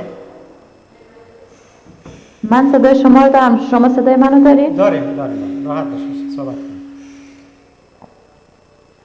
Hello everyone, I am Maidekol or Razia. I am very happy to talk with you. You have watched 2 years of my life story. We were only able to show about 60% of the challenge I faced and the events that happened after the film could each make 3 more films by themselves. You were in Kenya for how many years? 1 year. 1 year. 1 year and 6 months, yeah. And you were able to train when you were here? Yeah. Okay, that's good. And is there any particular reason that you've chosen to go into Muay Thai boxing in particular? Yeah, in the first I do karate. After that I do Muay Thai or Thailand box. In the Thailand box, I have an international gold medal, and international bronze medal, and national gold medal from Iran. I also came first in the Nairobi I live for it. Oh, okay, all right. And my next question Yeah. is to Mohammed. Were you able to train when you were here in Kenya? مگه توانایی زیاد داره که اینجا تمرین کنی؟ بله من مدت چندین ماه میشه که تمرینات خود در اینجا آغاز کردم و بعد از اجازه فامیلم یک امکانات نسبت در افغانستان اینجا کم است، جایی که ما زندگی میکنیم که امکانات درست حسابی نداریم و بله تمرین میکنم. So he's saying I started my boxing training about 6 months ago. So with the permission of my family. So actually there is no equipment for me, and that area I live. So and he's saying, and now I continue my exercise. Okay. What about you? Are you able to train? When I came to Kenya, so I went through to UNISAR camp in Kakuma. So about for more than 1 year I was there. So the life there was very tough for me. The environment was very hot. So there was no opportunity for me. So I thought I should go. I should live here temporary. So now I'm in. Currently I live to Kasirani. So now I have a room here, I rent a room here, so I pursue my exercises in my room without any equipment, and my room is very small, so at least I can continue step by step. Do you jog? Do you walk? Do you when you're training? Do you train with other people as well? Do you like from kids from the neighborhood? Do they join you or? So actually, when I was in Iran, so I was doing construction in a building. Okay. So at that building, I had a Kung Fu class. I was training some guys from our people. So and also when I was in Kakuma camp, I had a boxing club for around 2 or 3 months. So because the life there is very tough, I quit teaching them, and now. Because I don't have any permission to teach some people here in Nairobi, so now I cannot teach someone. Okay, all right. And my question is to the gentleman over there. Is he training regularly as well?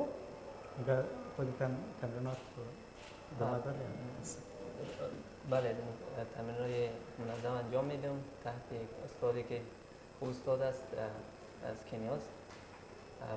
تمرین خوب است، تمرین فقط امکانات زیادی نداره.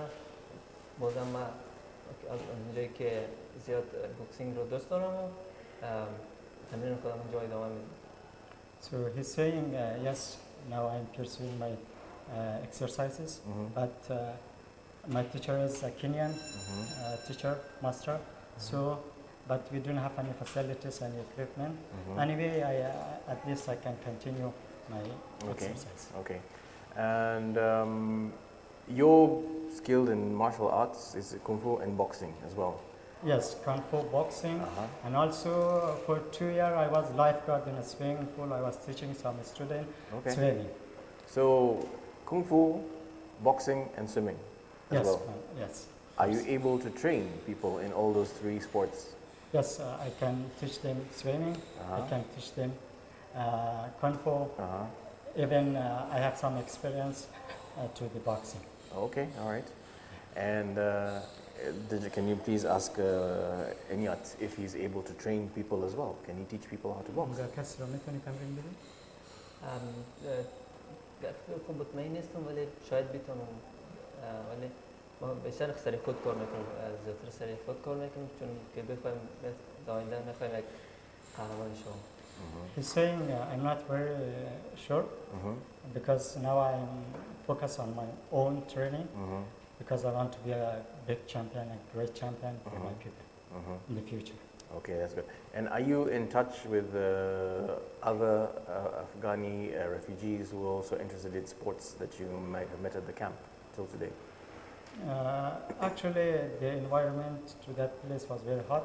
So because of that, it was very tough that the people was interested in martial arts because the financial problem in that camp was very hard, big because of that. Some of the people, they are interested. Yes. Okay, all right, that's very interesting. So I understand that there's an opportunity for refugees to participate in international sort of like Olympic Games. Is that something that you're interested in participating? Actually, yes. I would like to play a movie to Hollywood, Bollywood, or any other movie companies. So even if the authorities support me, because now I don't have any support there. So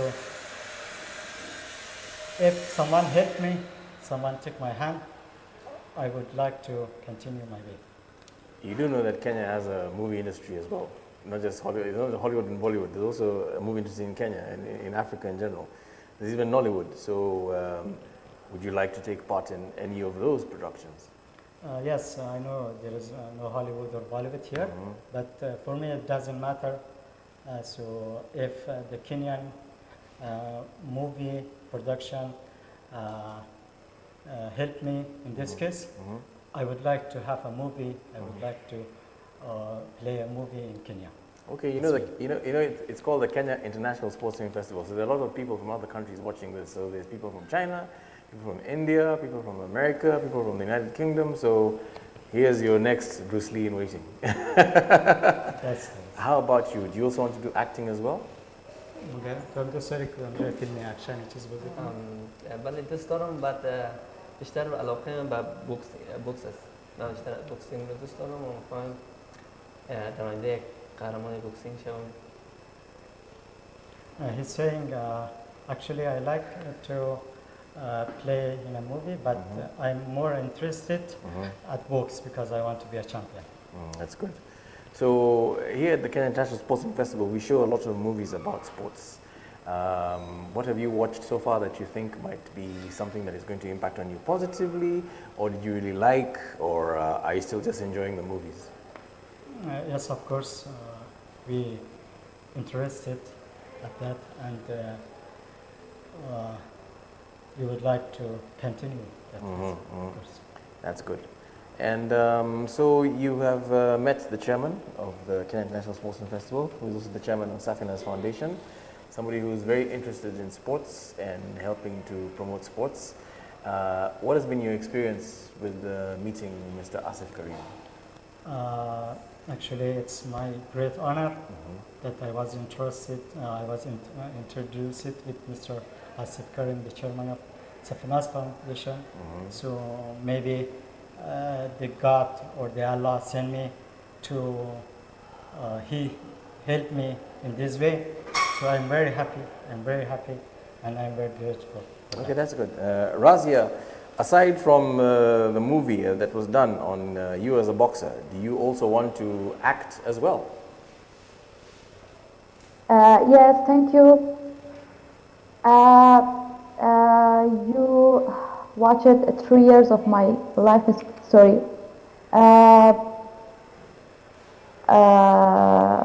We were only able to show about 60% of the challenge I faced and the event that happened after the film could each make 3 more films by themselves. But I didn't run away from my father. I didn't run away from any problems.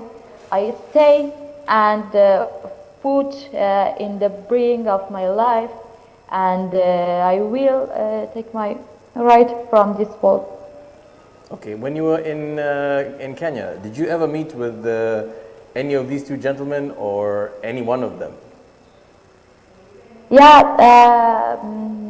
before I was in Kenya, and I have exercise. I have a good life in Kenya, and now I am in Paris, and I am working hard to reach the Olympics in the USA. Ah, okay, that's very good. So you're training. Yeah. So you're actually training for the Olympics in the United States. yeah. I try for that, Okay. inshallah. Okay, and are you entering the Olympics as is it as a refugee Olympic team or exactly how? No, refugee team. Refugee team. Okay, that's good. Yeah. Were you also at the same camp that they were in at any point in time in Kakuma? No, I was in Nairobi. You were in Nairobi. Okay, Yeah. that's good. That's good. Do you Kakuma is very bad. Kakuma is very bad for a grill. I can't comment on that. I can only comment on the experiences that they've told me. And But I don't have security in Nairobi. oh wow! All right. And is there a special message that you'd like to pass on to the women, lady athletes, especially who are refugees that are interested in sports? Yes. In the Maya sport is very hard. It's very, very hard. And but I traveled alone to Afghanistan during the Taliban period to collect my documents. I come to Kenya alone, and now I am in the Paris through my continuous efforts. I will prove to the world that I am the winner of my own game. Okay. And I wish, I could wish for every girl in the all world. Okay, thank you for that. Yeah. Is there any message that you'd like to pass on to your fellow refugees, not only from Afghanistan, but just refugees in general from all over the countries, all over the world, about Muay Thai boxing, about Kung Fu, about boxing in general, about swimming, about following their dreams? Well, I have a message for young generation, for Kenyan young generation, for Afghanistan young generation. So never give up, continue your way, push harder. One day you will be succeed. So when I was in Kakuma camp, I saw a lot of refugees from different African countries. So they was suffering from lack of water or anything else. So my message is for them to continue their dreams. One day they will receive. One day the God, the Allah, will take their hands. Okay. Of course. Please ask Eniat if he has a special message for the young generation or the fellow athletes, also the refugees as well, in terms of how they can achieve their dreams.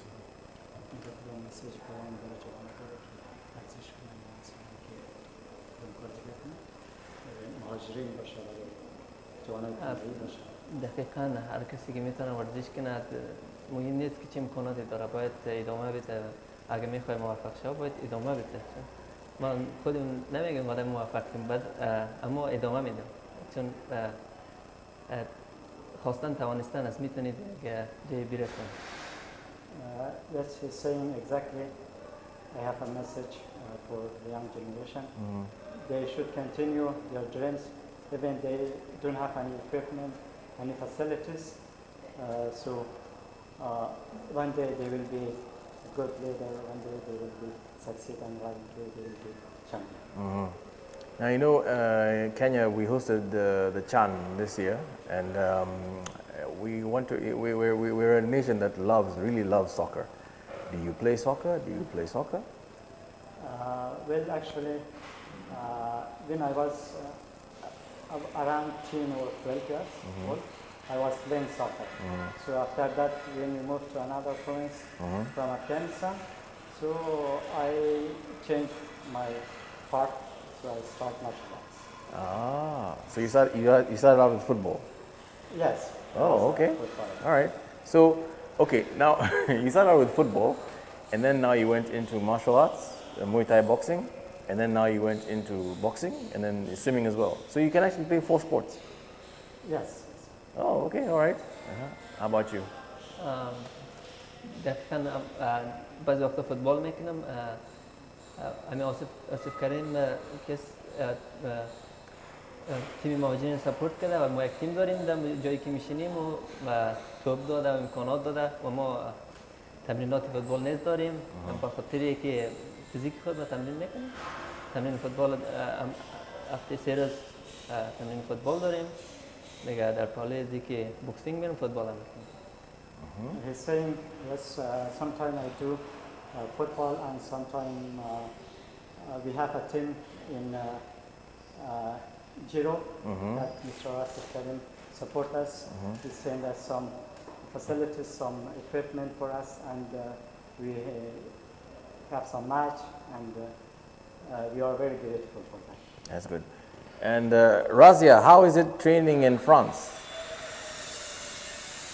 It's very good. I have exercise in the morning and in the evening. My exercise is very hard now because I try for Olympics in the USA. Okay. The Olympics is very, very, very, very important. And we wish you all the best in the Olympics as well. And we wish all of you all the very best in what you're doing, in your training, in your careers. And what do you think of Kenya? Well, actually, I love the Kenyan people. They are very friendly with us. But actually, the environment of Afghanistan, then Kenya is different because we have 4 seasons here. There is winter, there is summer, and here is a little hard for me to pursue my life here. Okay. Razia, what do you think of Kenya when you were living here? How were the people? Were they friendly? Did you enjoy your experience in Kenya? I enjoy from my life in the Kenya. People Kenya is very good person. People Kenya is very happy in the all time, and I come back in Kenya in the future for exercise, for see the other people such as my coach, Mr. Asif Karim, and my uncle. Okay, thank you. I know you can hear me on this one. What do you think about Kenya? کنیا یک کشور خیلی زیبایی است خیلی ولی با وجود که امکانات ورزشی کمی داره در جایی که ما زندگی میکنیم در کل آدمای بسیار دوست داشتنی و خیلی خوب و مهربانند ما واقعا دوست دارمشون So he's saying Kenya is very nice place. I love this place. I love the people. They are very friendly. They are very kind. So actually we don't have any equipment. So anyway, we pursue our exercise. Okay. So as you pursue your exercises, as you pursue your training, as you pursue your dreams, your goals, your objectives, we wish you the very best. We know that you're going to realize your dreams. We know that you're going to get those medals. We know that you're going to make it to wherever you want to go. And keep being encouraged. Always believe in yourself. You're very talented, all of you.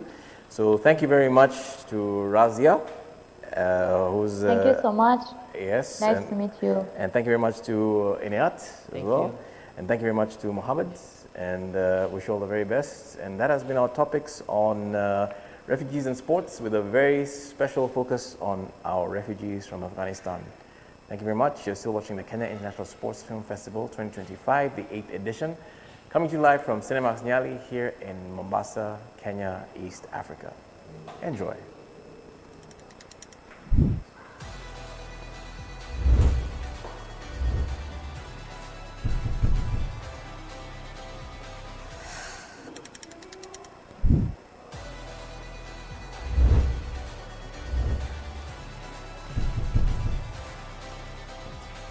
Recording stop. Timing, eh? Kiniki, Chama wants to take a picture with them.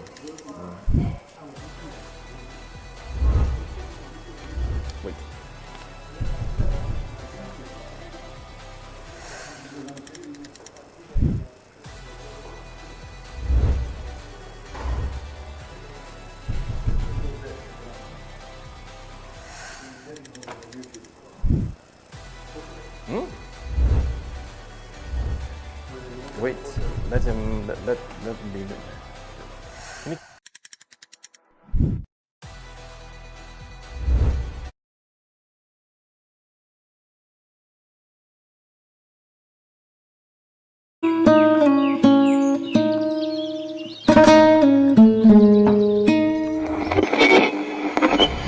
Y el ciberelico riendo y llorando, el juez me ha mandado hoy la citación.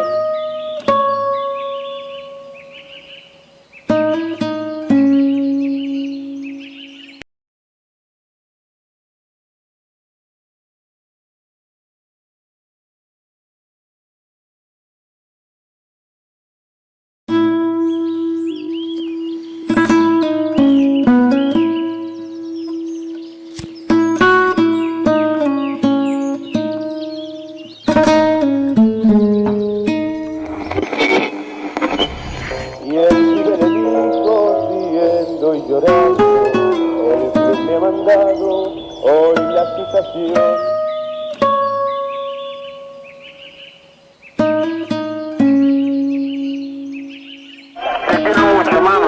También, mi amor, anda a descansar, mi hijo, que me hiciste la madre más feliz del mundo hoy.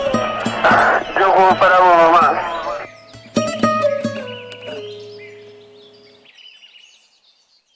Todo suyo.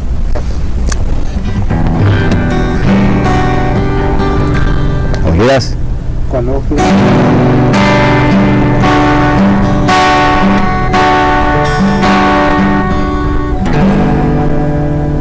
Una villa nació, fue deseo de Dios, crecer y sobrevivir a la humilde expresión, enfrentar la adversidad con afán de ganarse a cada paso la vida. En un potrero forjó una zurda inmortal y en la pobreza sedienta ambición de llegar de cebollita soñaba jugar un mundial y consagrarse en primera. Tal vez jugando pudiera a su familia ayudar.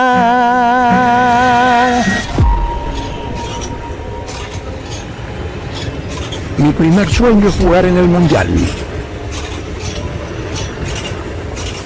Y el segundo es salir campeón de octava. He vivido en Villa Caraza, que queda pegado a Villa Fiorito. Ahí he llegado una madrugada desde Santiago y lo que me recuerdo era la neblina y el barrial. Me quedé frío, mamá. Ya no hay nada que hacer. Me voy a replegar. Me voy a adormecer. Y ya sin respirar voy a retroceder. Volveré al mismo barro que me vio nacer. Ya no estaré en el foco, ni seré la atracción. No seré más la excusa de tanta frustración. Se sabía que había un chico pródigo en un equipo que se llamaba Cebollita, que finalmente terminó siendo campeón en un partido contra un River que nos había ganado a nosotros 5-0. Casi juego con Diego esa vez. El diablo se puso de amigo y no lo supe echar. Los ángeles que me hablaron no pude escuchar. Yo soy el mismo campeón que tantas lágrimas robó. No se olviden que yo soy la mano de Dios. Perdón que me retire y que lo haga sin avisar. Les compartí mi vida y mi soledad.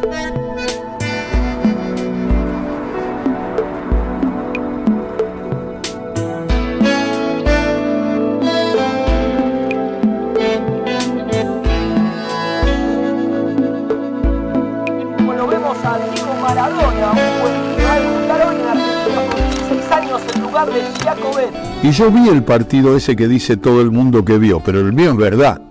Viste que todos dicen que había 19 millones de personas en el partido de Argentinos Talleres, que Argentinos perdió y Juan Carlos Montes, el técnico de Argentinos, lo puso en el segundo tiempo, entró por Giacobetti. Y yo estaba en la tribuna porque yo vivía en Juan Agustín García y Cuenca. Y un día me quedé hablando con ellos y me dijeron de sus sueños. Y ahí lo conocí. Nunca tuve una relación directa, permanente con él. Era una cuestión de amor a cualquier distancia.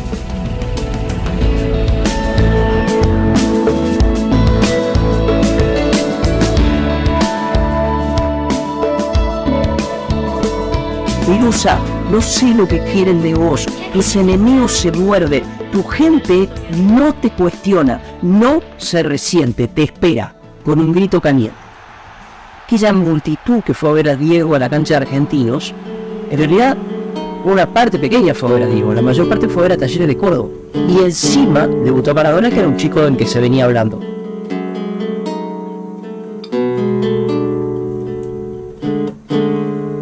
Hoy te dirán que caí, que al fin me ha vencido un hachazo mortal.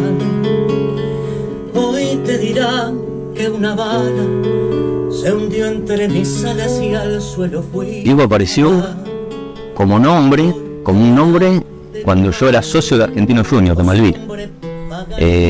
Yo al tiempo fui jugador de Argentinos, pero primero de los 2 años soy socio del Polideportivo de Malvinas. Y de muy pibito, ya a los 7 años empecé a jugar en infantiles y el nombre de Diego ya rondaba por ahí.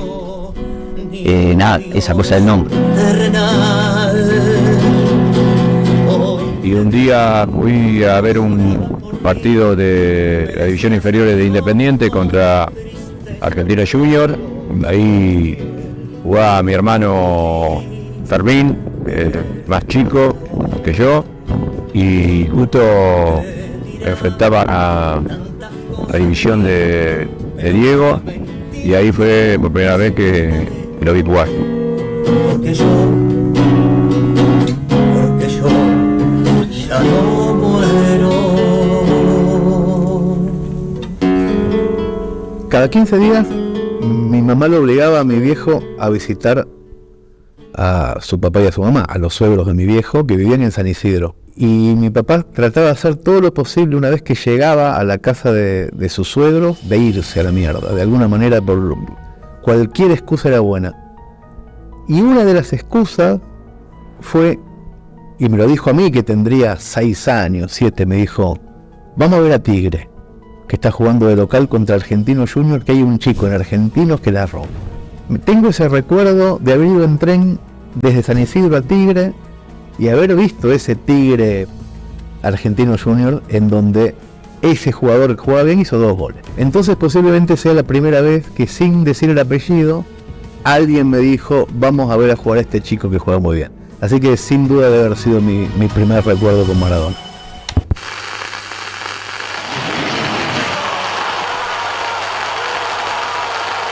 Esto es 1980 contra River. Ganan 2-0 y le hace 2 goles a Filiol. Esta es la que usa en el primer tiempo y en el segundo tiempo usa otra. Mi nombre es Hernán Giralt y entre mis hobbies tengo el de coleccionar camisetas. Y entre todas las camisetas, sobre todo también de Maradona. Tiene también otra particularidad, que tiene el 0 más grande que el 1.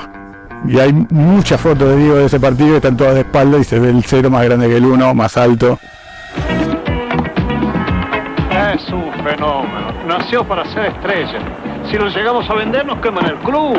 Con lo que está quedando del club, no va a quedar mucho para quemar.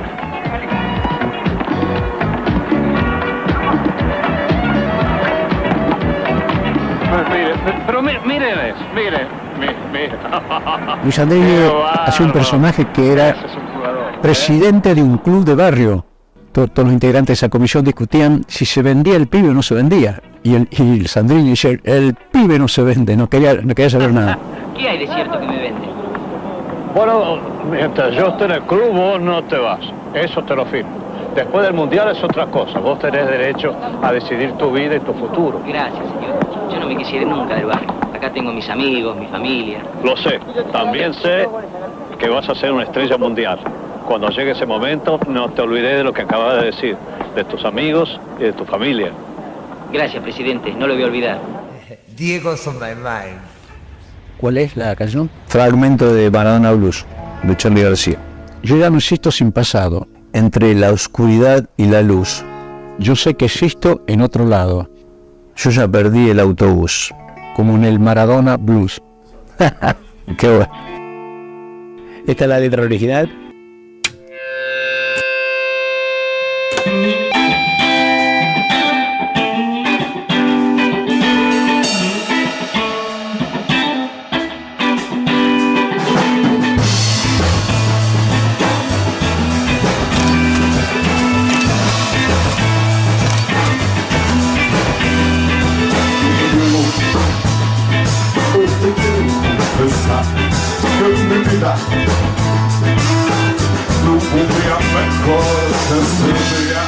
entre esa fecha de 1976 y febrero de 1977 se produce el debut en la selección argentina. Y yo venimos más a poner a ese Maradona, o sea, al Maradona que llama a César Luis Menotti y le dice: pibe, vaya y haga lo que sabe. El 27 de febrero de 1977 debut en la selección argentina. Y los primeros recuerdos tienen que ver con el Mundial de Japón, con esa delantera, con el Pelado Díaz y bueno, deslumbrante, ¿no? Verlo a Diego ahí como un distinto, claro. Ahí empezamos, creo muchos, ¿no? A prestarle atención a Maradona, ¿no?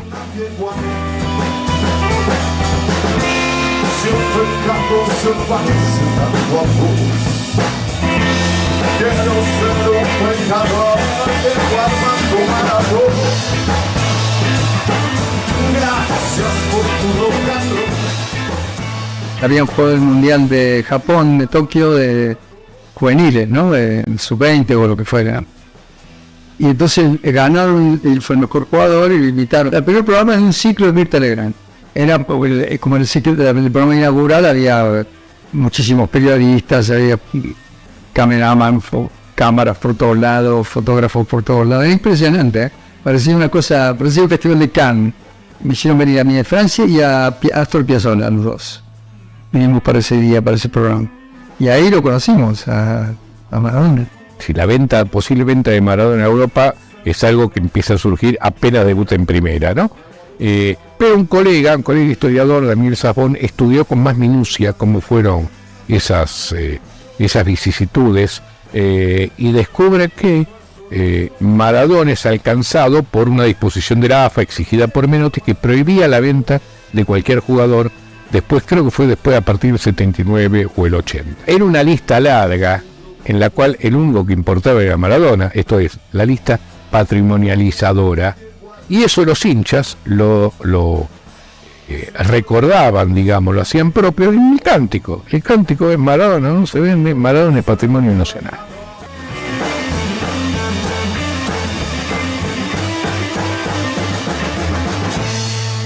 Porque ya que el tiempo cometió la estupidez de seguir transcurriendo, ya que optó por acumular un montón de presentes vulgares encima de ese presente perfecto, al menos yo debo tener la honestidad de recordarlo para toda la vida.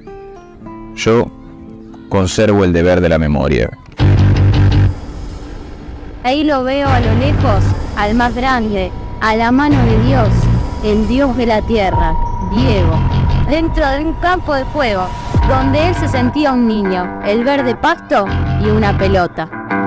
Yo creo que más o menos para 1980, en la última etapa de Maradona en Argentinos, el Maradona previo a su pase a Boca. No me acuerdo exactamente cuándo fue ese partido donde le mete varios goles a Gatti, después de que Gatti lo había venido boqueando con el gordito ese, a quien le ganó. Que le dijo gordito, y los 4 goles que le hace a Gatti. Ya en esa época, un poco antes ya de ver goles de Maradona en Argentinos Juniors. El recuerdo más fuerte que tengo fue en el 81, cuando de Argentinos viene a Boca.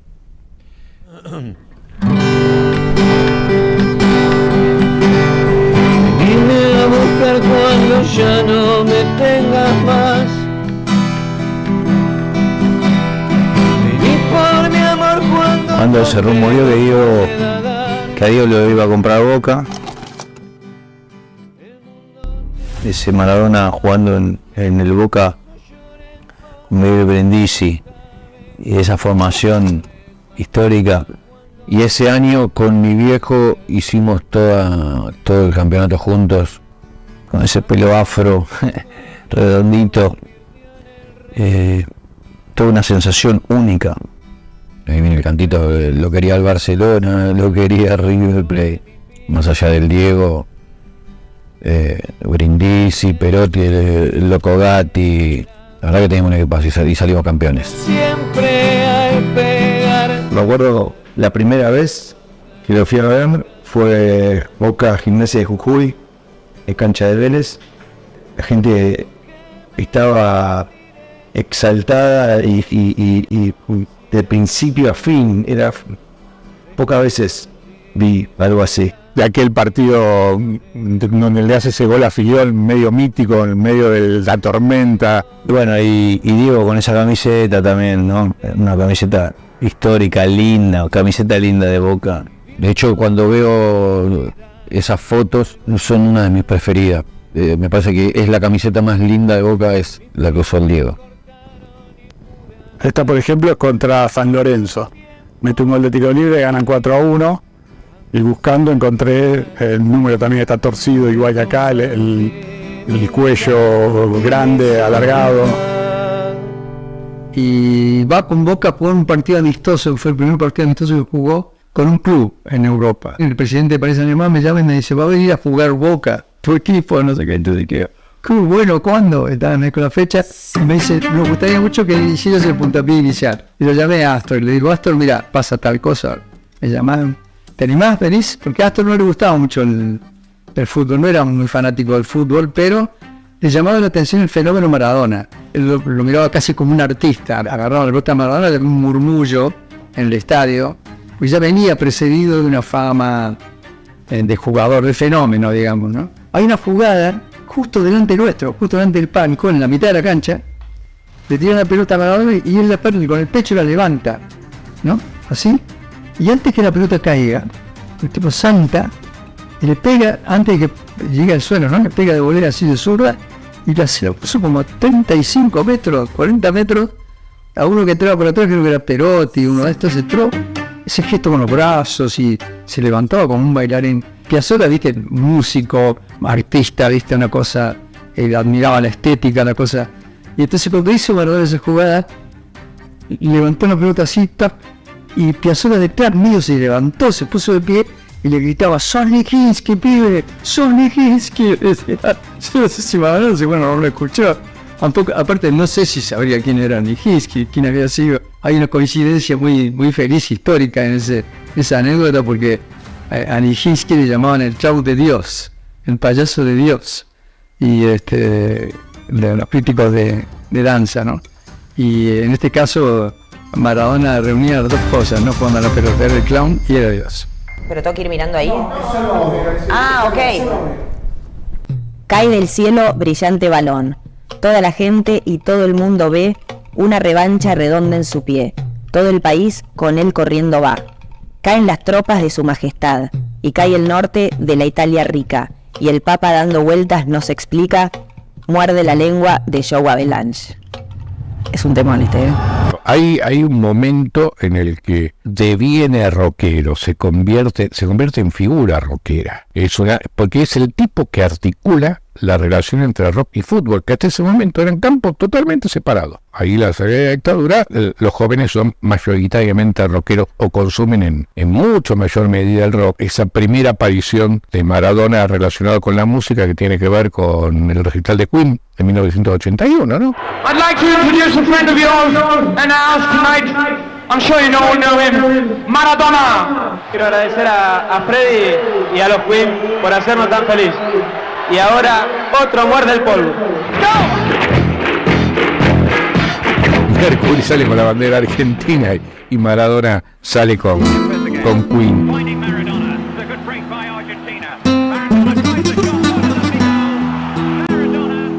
El Mundial 82, y yo había hecho el cálculo de que bueno, Maradona había jugado 21 partidos en mundiales, o sea, 42 camisetas.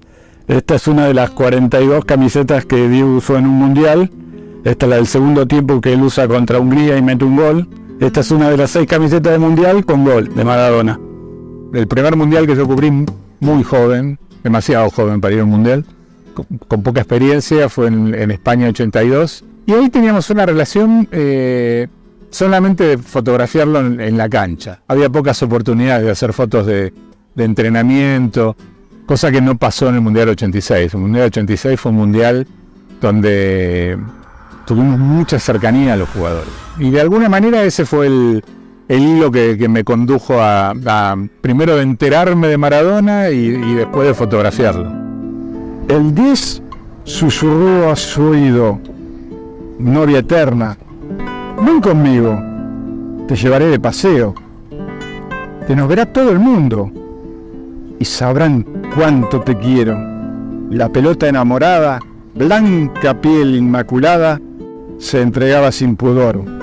Suela de terciopelo, de su eterno gran amor. El 28 de junio de 1983 fue la primera vez que hablamos en el Nou Camp de Barcelona. Diego llegó como nunca, más temprano que todos, y cuando bajó del coche y quiso abrir la puerta para entrar al vestuario, se encontró con que estaba cerrada. ¿Viste, Diego? Después dicen que el que madruga Dios lo ayuda. La primera vez que llegaste temprano estaba la puerta cerrada. Entonces él se giró sorprendido, me descubrió y vino sonriendo, diciendo: ¿podés creer que sea tan verde? Tenés razón. Y bueno, y comenzamos a hablar, tuvimos unos minutos, se abrió la puerta y él entonces se retiró. Quedamos en vernos en la pretemporada de Andorra, y en Andorra nos reencontramos, y bueno, y a partir de ahí comenzó una relación. Bueno, después duró todo el tiempo que duró, siempre una relación, yo diría muy honesta, de mucho respeto, de mucha lealtad, ¿no? No tengo demasiado registro en la época que está lesionado en el Barça. Ahí es una época medio oscura, ¿no? Esa época como que se desdibuja un poco la figura. Me van a tener que disculpar. Así que, señores, lo lamento. Pero no me jodan con que lo mida con la misma vara con la que se supone debo juzgar a los demás mortales. Porque yo le debo esos 2 goles a Inglaterra, y el único modo que tengo de agradecérselo es dejarlo en paz con sus cosas.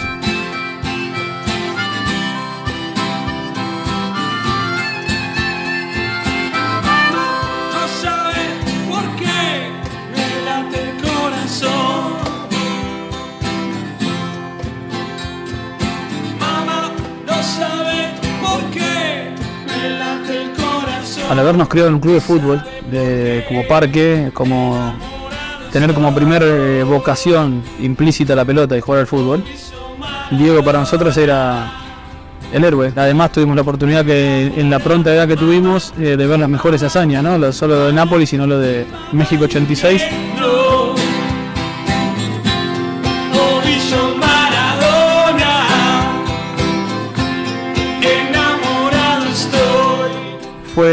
La verdad fue una de las canciones, si no la primera, ¿no? Porque ninguna es músico, sino la canción más fácil de hacer, porque nació de un sentimiento que era totalmente legítimo. Nosotros sentíamos todo lo que estábamos diciendo y nada, a partir de ahí fue totalmente natural. La canción se hizo sola, la impulsó un sentimiento y además nosotros que teníamos las ganas de contar esa historia.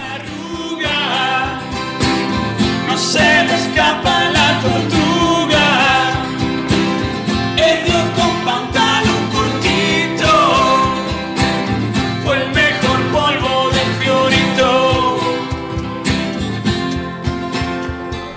Fue en la casa de Lisandro, que fue el primer baterista de la banda, ni siquiera baterista, sino primer creador junto con Cristian y conmigo de la banda.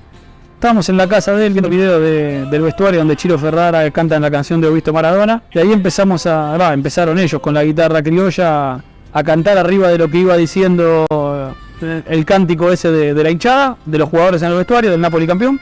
Y ahí empezamos a ponerle letra, ¿no? Empezamos a cazar los títulos que Diego iba tirando el resto de su vida, iba todo rimando con todo y se iba todo haciendo una bola emocional cada vez más grande, bueno. Y de ahí nació por parte de Cristian para mí una de las mejores frases, justo con una de los piojos de Diego, que es que Dios con pantalón cortito, ¿no? Que fue el mejor polvo de Fiorito. Y bueno, y ahí saltó la canción y a la semana se la estábamos cantando en un boliche en Ski Ranch. Y me fueron a tocar la canción mía ahí, y ahí me lo adopté, ¿no?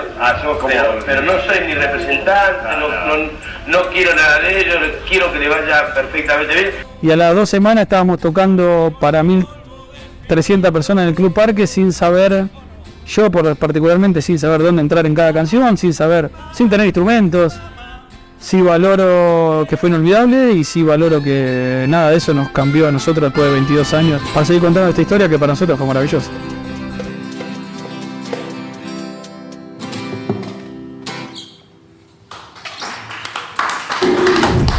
El mito Maradona comenzó en 1986.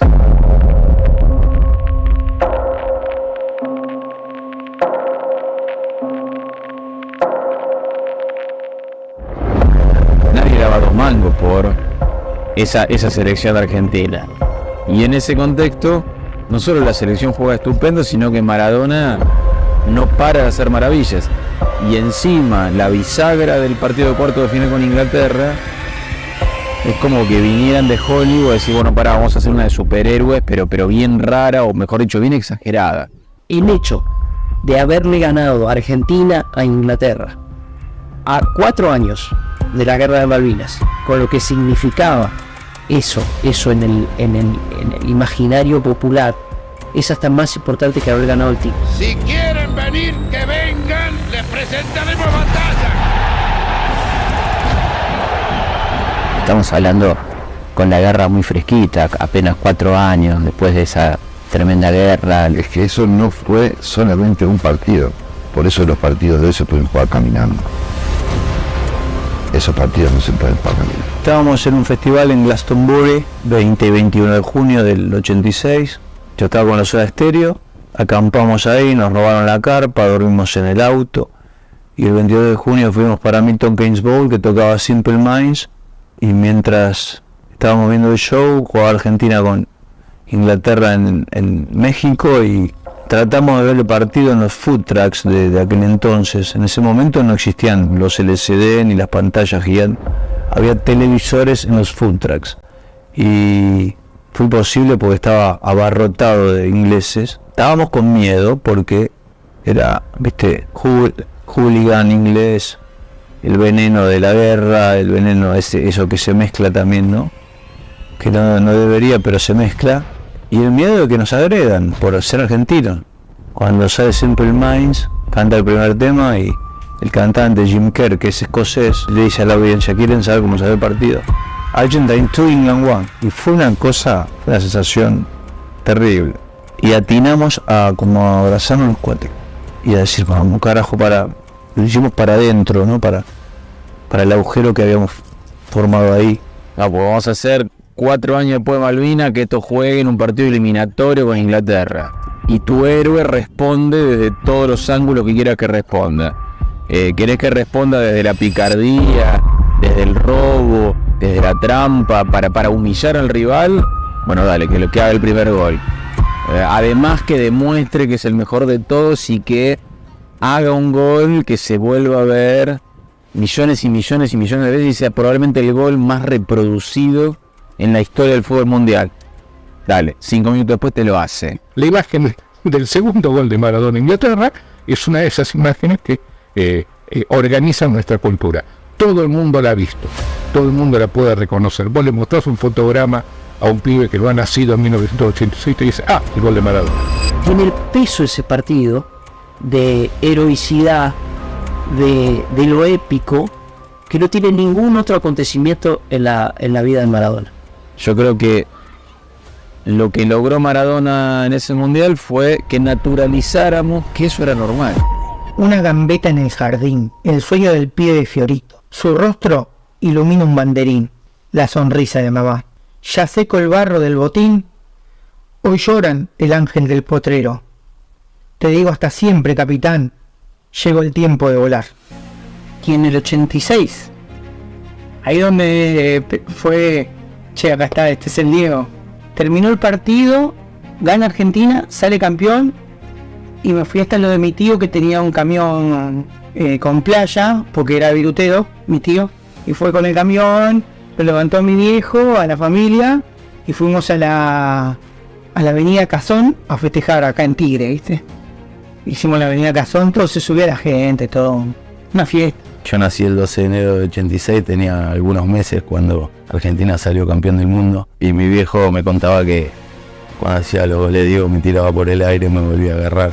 Los recuerdos es que se juntaba toda mi familia en la cocina de mi casa, que era una cocina muy grande, un minro, y bueno, se armaba toda una tribuna ahí, hasta se tiraban papelitos adentro de casa. Pero en el momento fue como demasiada emoción junta, ¿no? Yo me acuerdo que todos nos abrazábamos, llorábamos, pero era muy, muy potente, y mi experiencia que estaba con amigos se repitió en cada una de las casas. Y vos decís, yo me acuerdo dónde lo vi, qué hice, cuándo, cómo lo grité, qué estaba, o sea, todo me acuerdo y lo vi en vivo. Cuando el Diego hace el mejor gol de la historia del fútbol, Mi viejo revolvió la silla contra el techo y se partió en 1000 pedazos y todos gritando, saltando por todo lo que fue ese gol. Pero sí me acuerdo la alegría y la locura que desató. Creo que estaba como 100 años adelantado, Diego. Es como que tendría que nacer acá 100 años y decir, bueno, ahora empezás a jugar así, estás a la par de todos, ¿viste? Nadie había visto algo igual antes que él. Creo que nos inspiró a todos en lo que hacíamos en ese momento también, ¿no? Hacer, si podemos llegar mucho más lejos de lo que pensamos y le metemos, ¿no? Mi recuerdo es ese, verlo corriendo con la camiseta argentina en el 86. Y es que Maradona nos llenó de alegrías. Verlo era realmente ver un héroe en la cancha, ¿no? Yo lloré viéndolo jugar cuando ganó Argentina. O sea que más que eso no te puedo decir. Un tipo que te emociona jugando a la pelota y que logre un triunfo así, que te llene de vida como nos llenó a todos, para mí es uno de los santos más grandes que existen en el mundo. Y el Mundial 86, bueno, fui solo, no tenía respaldo de otro fotógrafo, tenía mucha responsabilidad y a pesar de eso llegué tarde a un partido de cuarto de final como Argentina-Inglaterra. Yo digo siempre que estuve casi atajando con Peter Shilton porque estaba tan pegado al palo y esa posición incómoda me permitió estar en los dos goles, en la mano de Dios y en el otro gol que también Maradona, si no se frena, me lleva por delante. La mano de Dios en particular es una foto que surge primero de esta cuestión de haber llegado tarde y después de la desesperación, porque yo no tenía fotos, tenía la cámara pegada al ojo. Es la única explicación posible para que en una pelota perdida, porque un defensor le hace un rechazo defectuoso y la va a agarrar Peter Shilton y todos los fotógrafos bajan la cámara para ver qué hace el arquero, a dónde la va a tirar, porque esa es la segunda jugada, la que importa.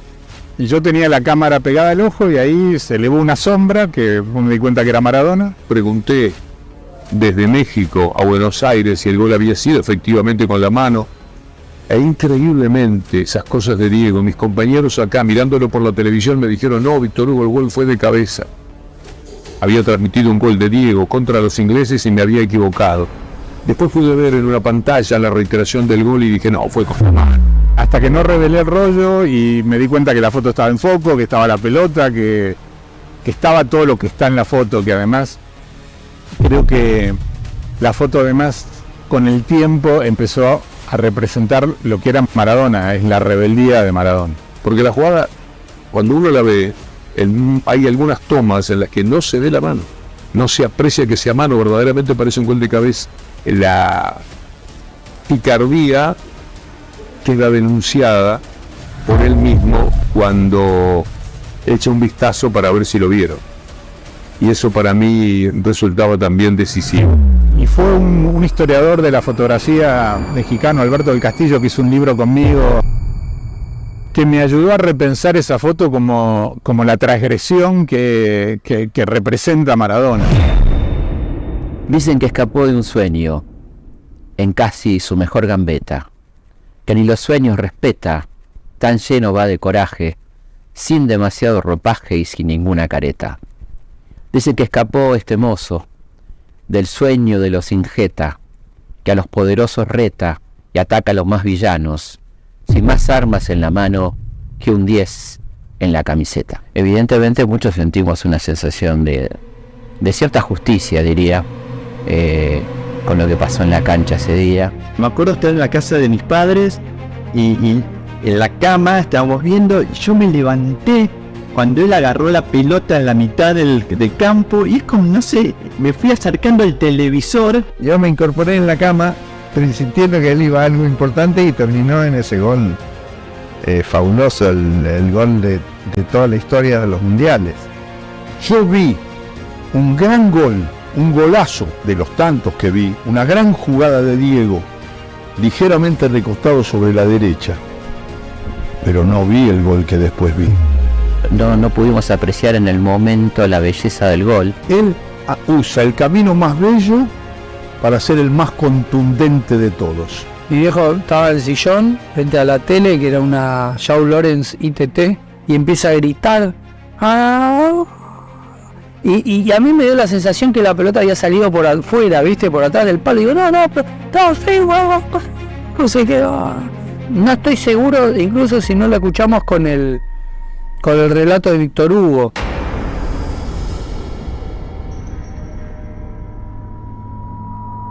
Saca la pelota Cuchufo para Enrique engancha, la va a tocar para Diego. Ahí la tiene Maradona, lo marcan dos, pisa la pelota Maradona. Arranca por la derecha el genio del fútbol mundial.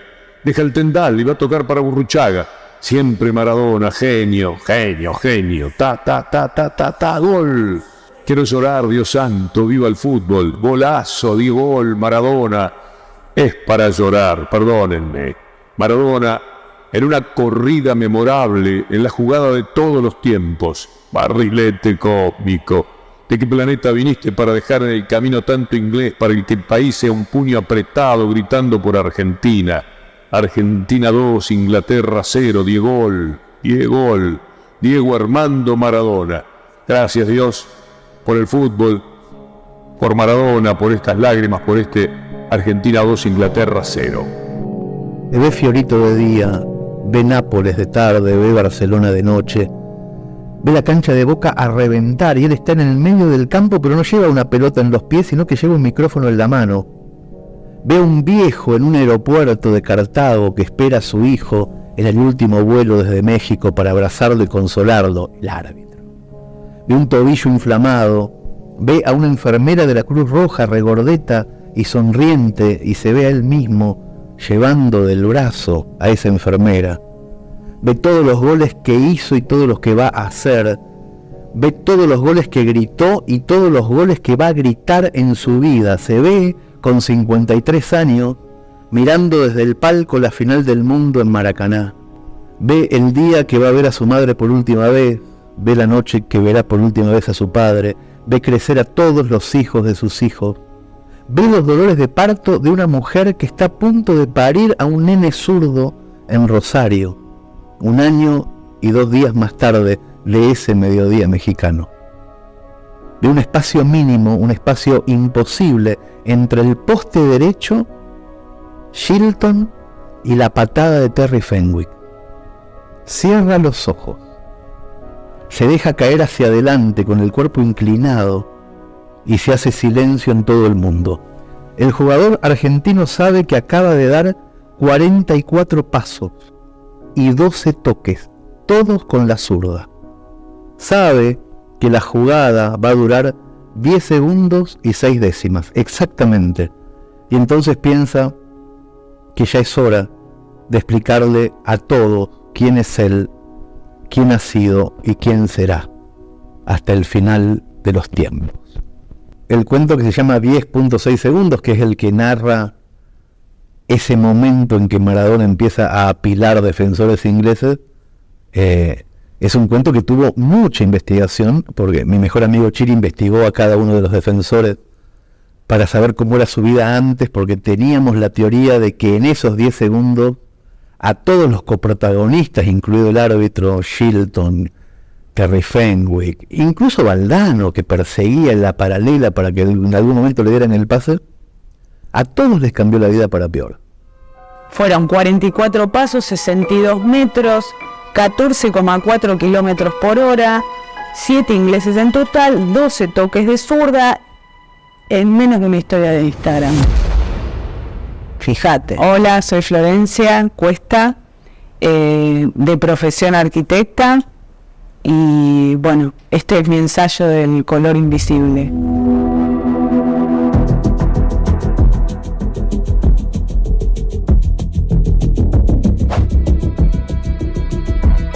Me puse a estudiarlo detenidamente, los 2 segundos que se me cruzaron en la cabeza, que es cuando hay un momento del gol que él despega y hay un lapso de tiempo que realmente está en el aire. Te das cuenta que es como, no sé, como el salto al vacío de cualquier sueño que encarás. El tipo tiene esas posiciones, porque aparte ves también teatralidad en sus gestos, en su cuerpo. Y en la mirada de Maradona, yo sospecho que Maradona en esos 10 segundos ve todo. No solamente ve que Shilton se va a tirar para un lado, no solamente ve la patada de Terry Fenwick que viene de atrás, sino que ve todo, su pasado, eso que está ocurriendo, el futuro. Le da como una visión poética, ¿viste? A la guerra. El gol del malabarista, del prodigioso gol que con razón se dice que ha de haber sido el gol más hermoso jamás cometido en un campeonato mundial, que convirtió a Maradona en un hombre adorado por los dos goles, no solo por el gol, digamos, virtuoso, sino también por el gol pecador, y probablemente más por el gol pecador que por el virtuoso. Él se convirtió en una suerte de Dios sucio, el más humano de los dioses. Cuando vos tenés de igual a igual a alguien, lo que vence ahí es el carácter, la personalidad. Los dioses, por muy humanos que sean, no se jubilan. Para mí, el partido contra Italia es más importante que contra Inglaterra. O sea, esa es mi teoría y no me la quita nadie porque la defiendo día a día y con cada vez más argumentos. Mi nombre es Lalo Zanoni, soy periodista. Escribí un libro sobre Diego que se llama Vivir en los medios. Además, mantengo diariamente, y la hice también, la cuenta de Twitter @MaradonaPics, que son fotos de Diego desconocidas, archivo, digamos, de durante toda su vida. En el 90, bueno, héroes, ¿viste? El álbum de figuritas, todo. Y Maradona, que no juega como en el 86, ninguno juega como en el 86, pero ahí construís la épica de otro lado, desde el sufrimiento, el sacrificio, el tobillo así del Diego. Jugar con el tobillo así pasó a ser como una marca registrada. Vos por la selección das todo. Cuando silbaron el himno del Diego puteando, todo eso también te hacía sentir la camiseta mucho más que nunca, ¿no? El enfrentamiento con la Italia del Norte en el 90 y cómo consigue volcar en su favor a los espectadores napolitanos. En Italia 90 lo que él hace para mí es una genialidad. Tal vez él no se da cuenta del peso simbólico de lo que hizo, que fue dividir a un país. Esto de Diego teniendo que elegir entre el país en el que nació y el fútbol que le da de comer, y el tipo elige, no, si lo tengo que putear, no puteo, no me importa nada. Por eso los italianos todo bien, pero el celeste de su camiseta es el color de nuestro barro. Se da ese fenómeno genial por el cual una selección argentina vuelve derrotada y sin embargo termina en la Casa Rosada, en la Plaza de Mayo, con toda la Plaza de Mayo llena de gente vitoreando a los derrotados, entre comillas, ¿no? Él vivía dando examen. Cuando debutó a los 16 años, si de verdad era un niño prodigio. En el 78, si estaba capacitado para jugar un mundial. En el 82, si estaba para ser número 1. En el 86, demostrar ser el número 1. Y ahí dice, otra vez tengo que demostrar ahora, en el 90, 4 años después, si realmente soy el número 1. Dice, ¿sabes qué? Me cansé de tener que demostrar todo el tiempo. Siamo fuori della Coppa. Fuori. Un giorno tristissimo.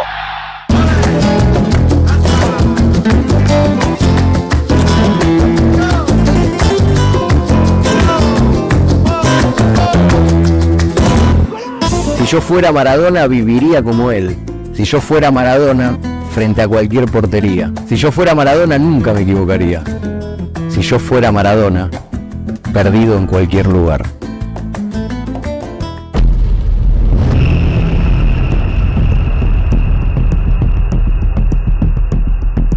A Torresani le dije en la cancha que vivo en Segurola y Habana 4310. Séptimo piso. Y vamos a ver si me dura 30 segundos.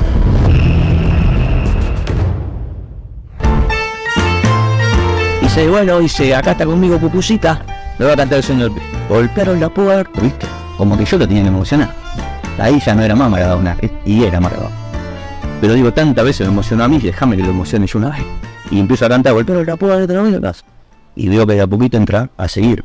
Mamita, mamita, se acercó gritando, la madre extrañada dejó el piquetón.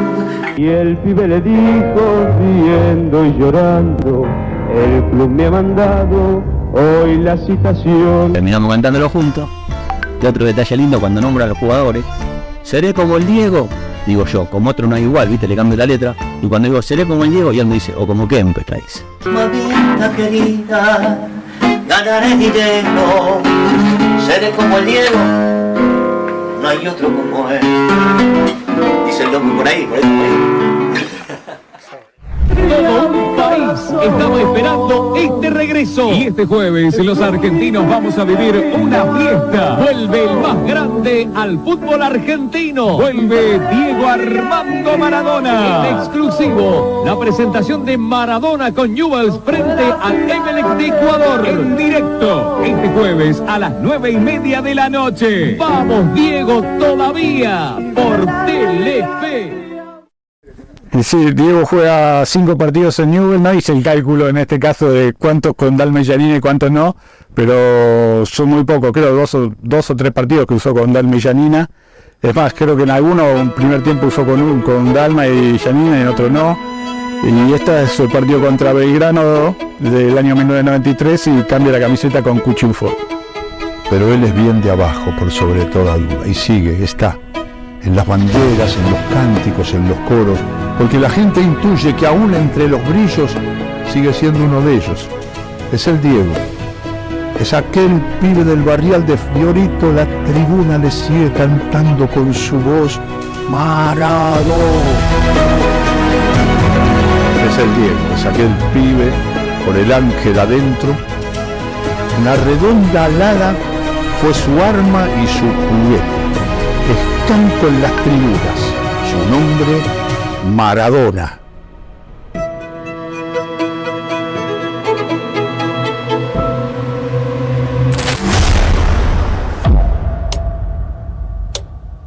Estaba en Madrid y cuando iba para el estudio en el taxi me enteré y me agarré un bajón, pero así, pero me quería matar, así directamente, me quería matar. Y llegué al estudio y era un disco de Claudio Davis que se estaba grabando. Y todo estaba así. Y dije, loco, Maradona Blues.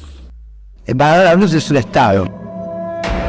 El 94 es especial porque justamente en la fecha en que lo vienen a buscar a la cancha para llevarlo al control, fue la fecha del primer show de Nirvana. Entonces tengo una sensación súper ambigua, agridulce de ese día. Inclusive también bueno en el Mundial del 94 cuando el Diego queda fuera, yo lloré cuando él dijo me cortaron las piernas, todo eso. Lo sentimos en carne propia, ¿no? Pero este grito, que me parece que fue intencionado, yo no creo que haya sido casual. Es un grito que el tipo, viste, era de revancha, era de bronca, era de deseo, porque aparte todos lo daban por muerto, mira, acá estoy. Fue ahí que todo cambió.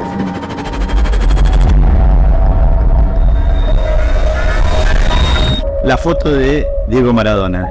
Para mí fue un momento único, post mundial, y fuimos a la casa de Diego en Villa Devoto, la calle Habana, no me acuerdo el piso, pero subimos y estaba toda la familia en pleno y Guillermo Coppola, que nos había hecho nos había ayudado a llegar para poder fotografiar. Era la tapa de la revista D-Mode que íbamos a hacer. Y la verdad que improvisamos un pequeño estudio. Yo me llevé un asistente, nada más, porque digo, la situación era delicada, no quería hacer mucho lío en la casa del ídolo. Estar frente a él fue una cosa que permaneció en mi cabeza durante toda mi vida, ¿no? Y hoy sigo viendo esa foto, pero la tengo colgada aquí en casa en tamaño descomunal. Y es algo, es como volver a vivir ese instante, ¿no? Esa foto, yo cuento que tiene un secreto, en realidad, que sus dos hijas lo están besando. Cuando llego al laboratorio, con mi laboratorista, en mi estudio, revela y veo la foto y digo, sacá a las chicas, déjame esta mirada de Diego que es única. Y aparte Diego parece como que se está asomando, ¿no? Tiene una sombra de Janina que le genera como que él está a través de una puerta, una indica, y tiene una mirada, a mi entender, única, de paz única. Y para mí era mirar a un tipo único, un tipo que era alabado, endiosado, querido por todo el planeta, ¿no? Y estar en ese momento cara a cara, mirada contra mirada, era para mí un disparo fotográfico único. Era la foto que a él le gustaba. Él tenía algo de con la imagen y con la fotografía o con que le gustaba, le agradaba estar frente a cámaras. Era un tipo que sabía transmitir de diferentes maneras, en la cancha, en la cámara, hablando. Para mí fue un ser único, ¿no?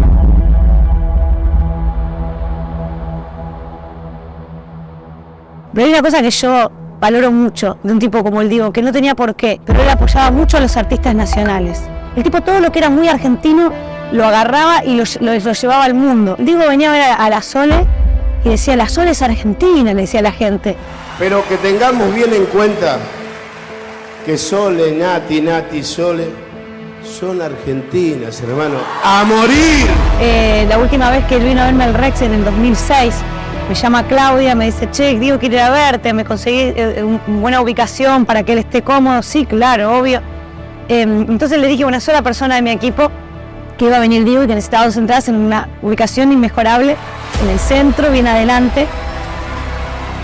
Y al final, después de haber estado casi toda la noche en el escenario, salimos de la fosa, o sea, ese era el bis del espectáculo. Salimos de una fosa en una especie de ascensor, los 2 sentaditos, y yo le canto Brindis. Brindis es una canción que Afo Verde me regaló a mí hace 17 años. Seguir siguiendo al corazón y coquetear con la intuición, seguir creciendo y esquivando las rutinas. Porque yo estaba en un momento de mi vida, de mi carrera también, dudando de si continuar, y yo estaba como medio, hasta te diría triste. Y me regalé esta canción que después significó mucho para mí. Y siempre voy detrás de lo que siento. Y ni hablar que cuando apareció un video con el Diego, que es este momento que te estoy contando, ¿no? El momento de 2006, salimos de la fosa, le canto Brindis, le cambio la letra de la canción, digo, tantas pelotas me aprendí, se la regalo a él, y le digo, esta letra también es para vos. Se viraliza un video que yo no subí de ese momento, muchos años después pasó esto. Y ahí, bueno, por supuesto que fue para mí de los mejores regalos que me dio la música. Por esos días, por venir por este brindis, para mí, por regalarle a la intuición el alma mía. Porque los días se nos van, quiero cantar hasta el final. Por otra noche como esta doy mi vida. En 1995 estaba en Punta del Este, se había aislado en Punta del Este en una chacra preparándose para volver a jugar en Boca. Y entonces entrenaba solo, tipo Rocky, todo era tipo Rocky, o sea, vos veías las imágenes y era como estaba una película. Y me acuerdo de Mitsubishi Montero grandota que iba a todos lados con esa camioneta, la música a todo lo que da. Y estaba puesto el Leonardo Fabio. Y en una da una vuelta pan así, se para en el capó de la camioneta y sonaba Fabio, ¿viste? Esa cosa del Fabio que me dice, Dani, vos escuchás esta música y te dan ganas de hacer algo importante. Debe ser duro llevar esa cruz encima, a pesar de la belleza. Hay una canción que dice, Citarrosa dice, no hay dolor más atroz que ser feliz. Yo creo que a él le debe suceder unísono eso. Debe de ser plenamente feliz porque Dios le dotó de un cuerpo con genialidad, ¿no? Y a la vez debe ser doloroso, porque es como llevar el peso de la alegría o el desánimo del mundo. Bueno, Claudio Leobre, tecladista de Los Cafres. Acá estamos. El comienzo tiene que ser muy bueno para que te prestar atención a una canción. Y Pelusa sacude el barrio, se expone al animal. Y el animal en ese momento era todo. Pelusa sacude el barrio, se expone. La letra era un papelito que yo tenía en la billetera. Y en ese momento mi hijo Nahuel había nacido, que tiene ahora 25. Yo estaba parando en la casa de Adrián Meli, el trompetista. Iba a tomar un café ahí, que se vivía cerca del Santoyani. Y saqué la letra y tenía un pianito ahí y él tenía unos tonos. Los tonos son de él. Y el arreglo también. Para. Así que, nada, salió espontáneamente. Creo, muchas veces me pasó que la letra se encuentra con la música. Cuando tuve el VHS en la mano, fui a la casa, a Habana, ahí a Devoto. Y creo que lo dejamos a una persona que trabajaba en la casa y no sé, nunca supe nada, nunca lo vi a Diego en mi vida. Con un par de lienzos crotos esperando por el bondi de Fiorito a Paternal. Las pisadas, las rabonas son los chiches que los viejos no te podían regalar. Y en la villa se juntaban los pendejos para verte gambetear. Bueno, yo soy Leo Gianivelli, percusionista de La Guardia Hereje, y La Guardia Hereje, o sea en realidad Alorza, fue el que hizo el tema Para Verte Gambetear, que bueno, lo alcanzó a escuchar el Diego, pero después de que Alorza fallezca. Yo cuando escuché el ensayo, lo escuché cantar, dije, yo quiero tocar para siempre con este tipo, porque aparte vos escuchabas la letra, todas las letras estaban buenísimas. Lo compuso en un momento donde había una falencia identitaria muy importante, que fue cerca del 2000-2001, donde necesitábamos reafirmar qué cosas nos hacían ser nosotros más nosotros. Pero él decía, nunca un futbolista de cualquier país hizo tan feliz a ese país. Solo Diego con los argentinos. Eso es único. Lo que el Alorza quiso rescatar es eso, ese vínculo amoroso. Vínculo amoroso que te hace ser más vos, más argentino, porque el Diego representa la argentinidad al palo, diría la Versuit. Con la sonrisa de pibe, con el brazo guerrillero y el corazón de arrabal, la zurdita endemoniada y el martillo en el garguero, cada día te quiero más.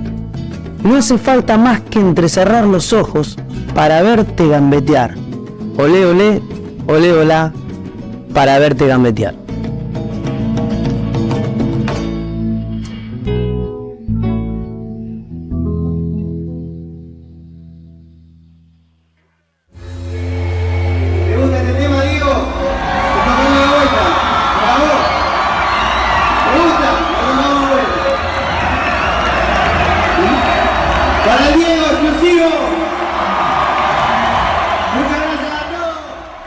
Que vino a un show de damas gratis como espectador. Ahí sí, llegué, cuando me dijeron que estaba el Diego, fui, hola Diego, ¿cómo estás? Bienvenido, lo que necesites, acá estamos, yo voy a dar el show. Nada, ¿nos podemos sacar una foto? Sí, Pablo, vamos, nos sacamos la foto.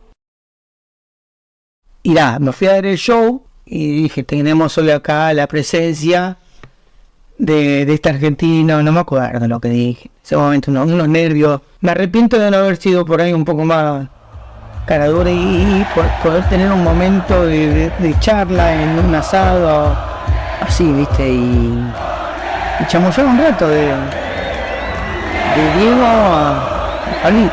El pueblo te quiere, Diego, sabelo, perro. Diego, Armando Maradona. Desde el primer día que lo vi, cuando vino a un concierto de Versuit en un Pepsi Music, que vino, si mal no recuerdo, con Dalma. Puede ser con Giannina, pero yo creo que era con Dalma. Y lo conocí como un padre, relajado, jugando, súper tierno con su hija, divertido, bailamos juntos, cantó conmigo. Lo sentí un amigo del barrio. Para ausentar la muerte, vamos a bailar para cambiar esta suerte. Si sabemos gambetear para ausentar la muerte. Cuando hablo de eso, que ya está seco el barro en el botín, ¿no? Y llora el ángel del potrero, eso es así. El Diego también era el potrero, son los sueños, ¿no? La esperanza de los pibes. Inspiró al mundo, ¿no? No solamente a Argentina. Bueno, el día que falleció el Diego, obviamente me quebré como la mayoría de mis amigos y todos estábamos todos, no lo puedo creer, no, man. Y agarré la guitarra y tenía como una melodía armada que me gustaba, pero que no era nada, y es como que de golpe se completó. Empecé a componer lo que faltaba a escribir y mismo lo llamé a Saga, que es mi ingeniero, y le digo, che, bro, mañana vamos a grabar. Y llegué al estudio y mientras cantaba terminé de escribir la letra en el momento y lo grabé y dije, lo voy a mandar así, no es un... Quiero compartirlo con la gente, ¿entendés? Es una canción que es la canción que quiero, que yo le puedo hacer al Diego, de la manera que me sale, de corazón, como devolverle algo también. Fue una reacción de amor y de devolución por tanta magia, ¿no? Creo que la letra simboliza un poco como ese arranque de inocencia, ¿no? Del niño que solo le importan las palabras de aliento de su madre y su padre, ¿no? Que después llega al cielo, ¿no? Ese barrilete cósmico. Toda la canción va describiendo un poco eso, ¿no? Y también como la ausencia del ángel del potrero. Esas son la parte de la letra que más siento. Tu magia es el truco que me convirtió en el rey. Tu felicidad pasaba sobre mi piel. Derecho siempre al hablar, tan zurdo siempre al pegar. La vida es redonda y nunca se manchará. Están tirando la noticia que parece que falleció el Diego. Cuando nos enteramos dijimos, no queremos grabar más, vámonos para casa. Una angustia, una tristeza. Realmente se me caían las lágrimas. Y me puse a escribir. Entonces hice la canción, me fui a dormir y me faltaba una estrofa. Y me fui al estudio, llegué temprano, estaba nada más que el operador. Mientras esperaba quería terminar la canción. Entonces yo la cantaba y escribía, la cantaba y de repente levanto la cabeza y veo que las dos personas que estaban conmigo estaban lagrimeando, ¿viste? Y dije, grabámela. Y la grabé yo solo con una guitarra y en una toma, o sea, una guitarra, y no es que grabé primero la guitarra como se graba, no, grabé así, micrófono y guitarra, chaval. Y la canción fue una bomba, pero no fue una bomba la canción. Maradona fue una bomba. Lo que te quiero decir es que Maradona es tan grande que hace que hasta una canción sea gigante, ¿entendés?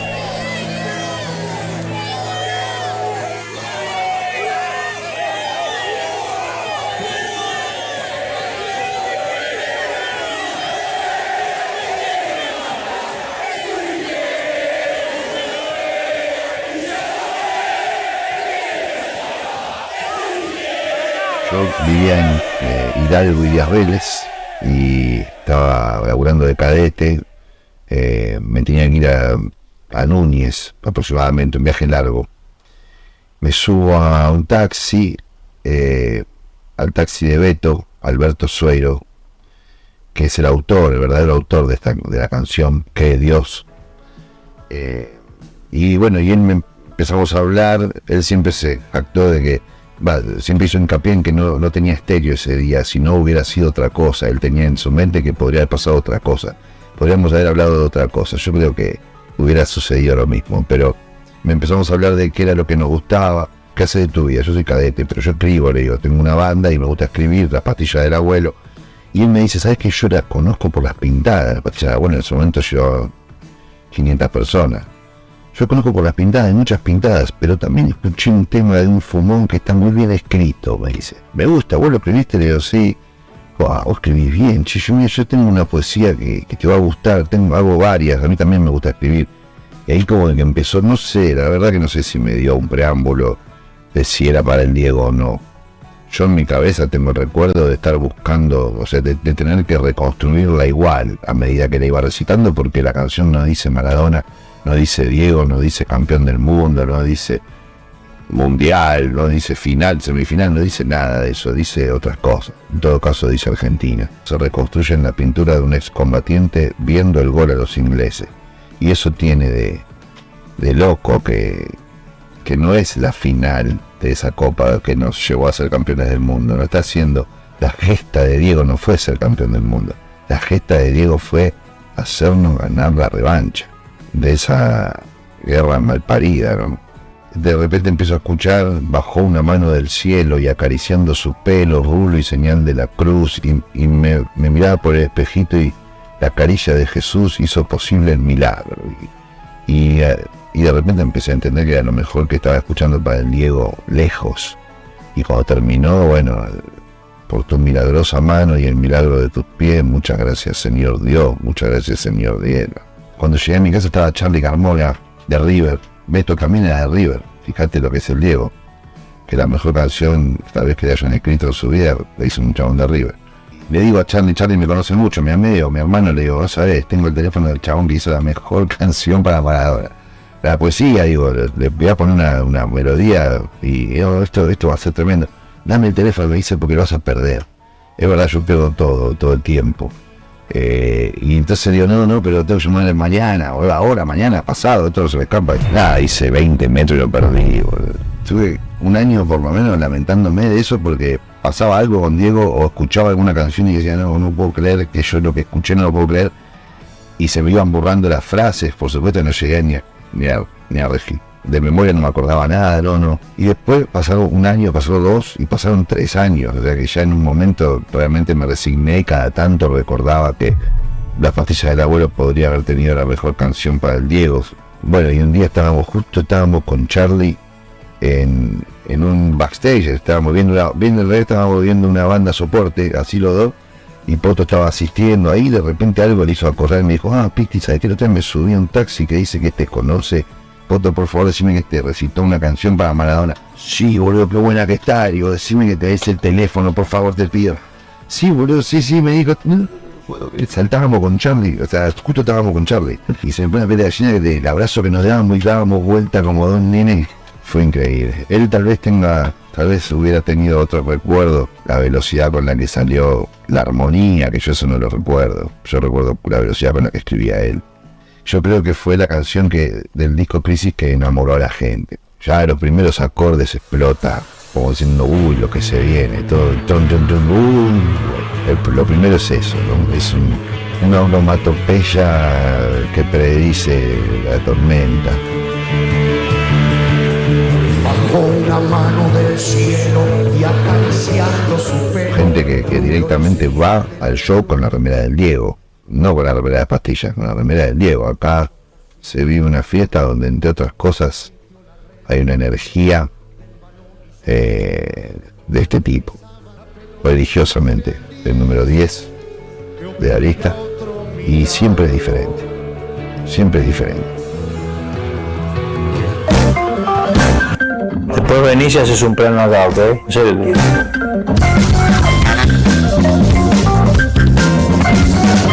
Él fue a comer a Santino y yo llegué a Santino. No, mi hermano me llamó y me dijo, está Diego, vení.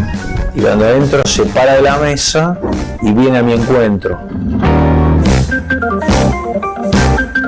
Con una remera, con una lengua gigante, ¿no es cierto?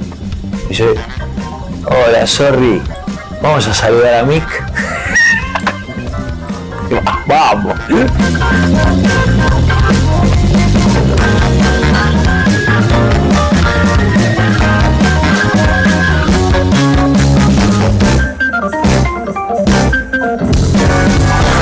Ese era el Mundial de Maradona y él lo sabía. No sé si lo sabía conscientemente, pero espiritualmente sí, anímicamente sí. En ese momento ha venido tal vez eso sea la inspiración, ¿no? Con el segundo gol, yo empecé a pensar en que Maradona estaba especialmente preparado y motivado. No había nada que lo pueda parar, y él lo ha jugado de esa manera. Entonces ahí ha empezado inmediatamente que ha terminado el partido. En esos días yo ya tenía la melodía de la canción del Brujito, y yo la empecé a pensar desde ese lugar, desde imaginar ese toque distinto que hay en algunas personas, y bueno, traté de imaginarlo como popularmente acostumbramos nosotros a imaginar un toque mágico, un toque brujo. Sí, una experiencia linda, sobre todo fuerte en el sentido de encontrarme con alguien como Charly García, con toda su personalidad y su persona y su vida, donde yo lo he buscado y él ha aparecido cuando lo ha decidido directamente. Ha venido, ha grabado y se ha ido, sin ni siquiera escuchar la grabación.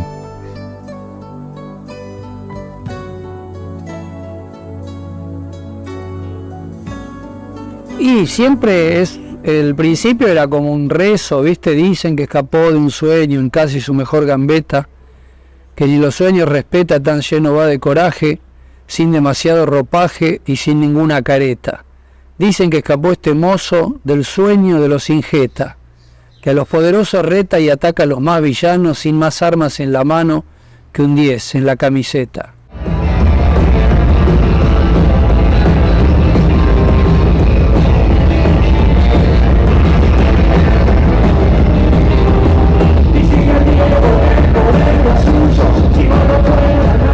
No quería hacer algo que pudiera, entre comillas, pasar por encima de él, o sea, sacar un tema de él y si él no le gustaba o lo que fuere, que no lo iba a hacer.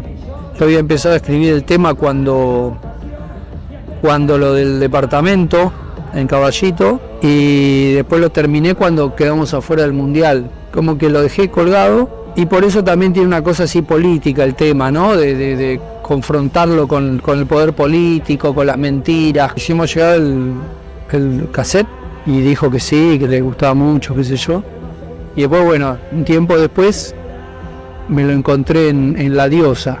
Entonces entro, bueno, me dio un abrazo, como hace poco decía, que no hay abrazo como los que daba Diego. Y me dice, ¿qué querés? Gracias, maestro, por la canción. Me dice, ¿qué querés? Nada, Diego, ¿qué voy a quedar? No, agradecerte. No, pero ¿qué querés? Pedime algo. Nada. Y mi amigo le dice, que vengas al próximo show. Listo, voy. ¿Dónde es? En Obras. Y cuando vino, en el tema 10, llega, entra, y cuando sale, yo no viví una ovación como esa.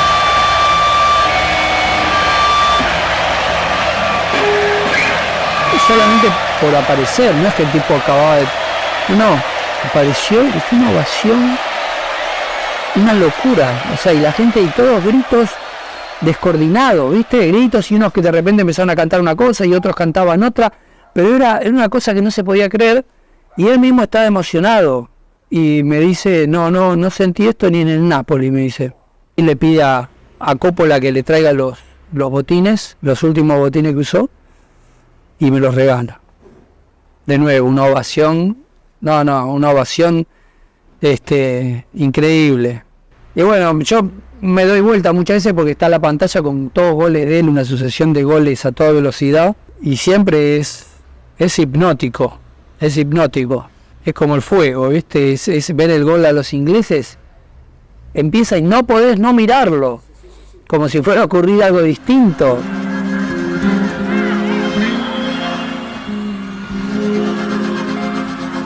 En una villa nació, fue deseo de Dios crecer y sobrevivir a la humilde expresión, enfrente a la adversidad, con la afán de ganarse a cada paso. Y desde ese momento comenzó la magia. Casualidades que Rodrigo se pone de novio con mi hermana, casualidades que nos conocemos, casualidades que mi hermana le muestra canciones mías y él se empieza a interesar por mis canciones, como componía. Y un día llega ese momento donde él me llama por teléfono y me pide que le escriba una canción para su próximo proyecto. Agarro la hoja y empiezo a escribir, para mí, palabras sin sentido. En una villa nació, fue deseo de Dios crecer y sobrevivir a la humilde expresión, enfrentar la adversidad con afán de ganarse a cada paso de la vida. Y en ese momento sucedió la magia de escuchar mi propia voz interna, mi voz interna, dictándome de corrido: en un potrero forjó una zurda inmortal y en la pobreza sedienta ambición. Y yo escribía lo más apurado posible, hasta escribía la última parte, y después, y a poco que debutó y la música y todo, y emocionado, y lloraba por el momento. Duró lo que dura el dictado de la canción, componerla. No tuve conciencia, ni la tengo tal vez, de lo que la canción generaría y tal vez generará. Una zurda inmortal con experiencia, sedienta ambición de llegar de cebollitas, soñaba jugar un mundial y consagrarse en primera. Tal vez vez jugando pudiera a su familia ayudar. Cerré la hoja, la metí en mi bolsillo, llamé a Rodrigo diciéndole que tenía algo para mostrarle. Y agarró la hoja y comenzó a caminar muy conmovido por lo que sucedía, por la canción. Me dice, no sabes, agarrar la cabeza, dice, no sabes lo que acabas de hacer. Este es tu pasaporte a no pedirle nada a nadie. Las van a cantar todos, a Diego le va a encantar. Agarra una virome y dice, y lo voy a decir correctamente, lo dice él, que lo había cagado, que ese sería su último éxito. Entonces le pone con una virome INRI. La frase era, la fama le presentó una blanca mujer de misterioso sabor y prohibido placer, que lo hizo adicto al deseo de amarla otra vez involucrando su vida. Y es un partido que un día el Diego puede ganar. Él esa frase le hacía su... Dice, amarla, no, amarla. Y yo insistía, no me rompas la idea, amarla, no. Entonces me pregunta si yo alguna vez me había drogado, le digo, no, la droga no se ama, me dice, a veces se usa. Ese fue todo su argumento para que yo acepte que en vez de amarla sea la fama le presentó una blanca mujer de misterioso sabor y prohibido placer que lo hizo adicto al deseo de usarla otra vez, involucrando su vida. Llegamos entonces a la Mónica Disco. Entonces me dice, vamos a estrenar el tema. Cuando él empieza, marcan el acorde, los músicos lo habían escuchado una vez, eran unos tremendos y son tremendos músicos capos, y él empieza con la letra a cantar. En una villa nació, fue deseo de Dios, crecer y sobrevivir a la humilde expresión, enfrentar la adversidad con afán de ganarse a cada paso de la vida. En un potrero forjó, cuando dijo eso, la gente empezó, Diego, Diego, y él me mira y me dice, ¿viste?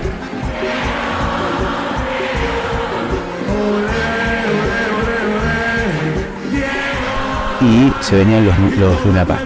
Yo ya estaba a su izquierda como corista. En la tercera noche, ya un poco más aceitado el show, a la hora de la mano de Dios, apagan las luces y prenden un reflector. Y Rodrigo hace así y empieza a cantar. Yo estaba de este lugar y cuando lo veo, déjà vu, mi idea. Pero mi conclusión, por lo que ubiqué de Rodrigo, por lo que sabemos de Diego, de sus deseos, cuando lo dijo, la mano de Dios es la plasmación, es un conmensurable de una idea, de una palabra y de una certeza, de una emoción.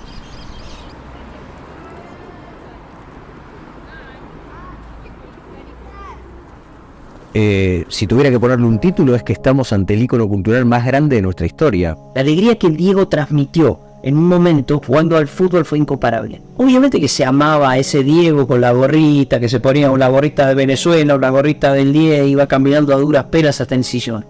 Si lo mirabas con el corazón, el que veías caminando ahí era el pantaloncito corto y la 10. Nadie puede escapar del fútbol en Argentina. El fútbol es la infancia en Argentina. Entonces, creo que Diego es el ícono cultural más grande de nuestra historia y para toda una generación es nuestra infancia. Era más terrenal el fútbol y creo que eran más terrenales los ídolos. Por supuesto que hay mucha diferencia entre lo que lo pudimos ver en vivo, en la cancha. Ninguno se le acerca a esa sensación. Era muy difícil ser Maradona. No tenés un segundo de respiro, ¿no? Digo, te falta el aire. Y él, lo que pasa es que él tuvo encima la popularidad que tendríamos todos si cada uno supiera que tiene un Dios adentro. Diego aprendió como pudo a vivir esa realidad. Tenía el deseo de que le fuera bien, porque si le iba bien a él, nos iba a ir bien a todos. Y es el ídolo también que me tocó. Reconozco que hay jugadores increíbles y todo, pero para mí nunca va a haber uno como el Diego. Porque el Diego no solamente fue, como te decía, un astro del deporte, sino también fue un líder, ese que abrió la boca, el que trató de desmantelar la oscuridad, ¿no? que rondaba a su alrededor, ¿no? Es inexplicable lo que genera.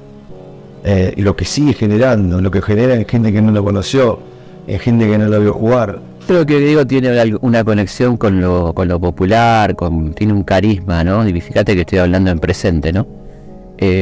Porque creo que lo sigue teniendo. Es una cosa muy carismática, de mucha empatía. O sea, generó en la gente una especie de hermandad, de cercanía muy potente, ¿no? Lo que pasa es que Diego, más allá del jugador que fue, tenía mucho carisma. Es un imán desde que es chico, porque hay gente que tiene algo que es carisma, una mezcla de talento, carisma, estética, ¿no? Diego era estético, los rulos, ¿no?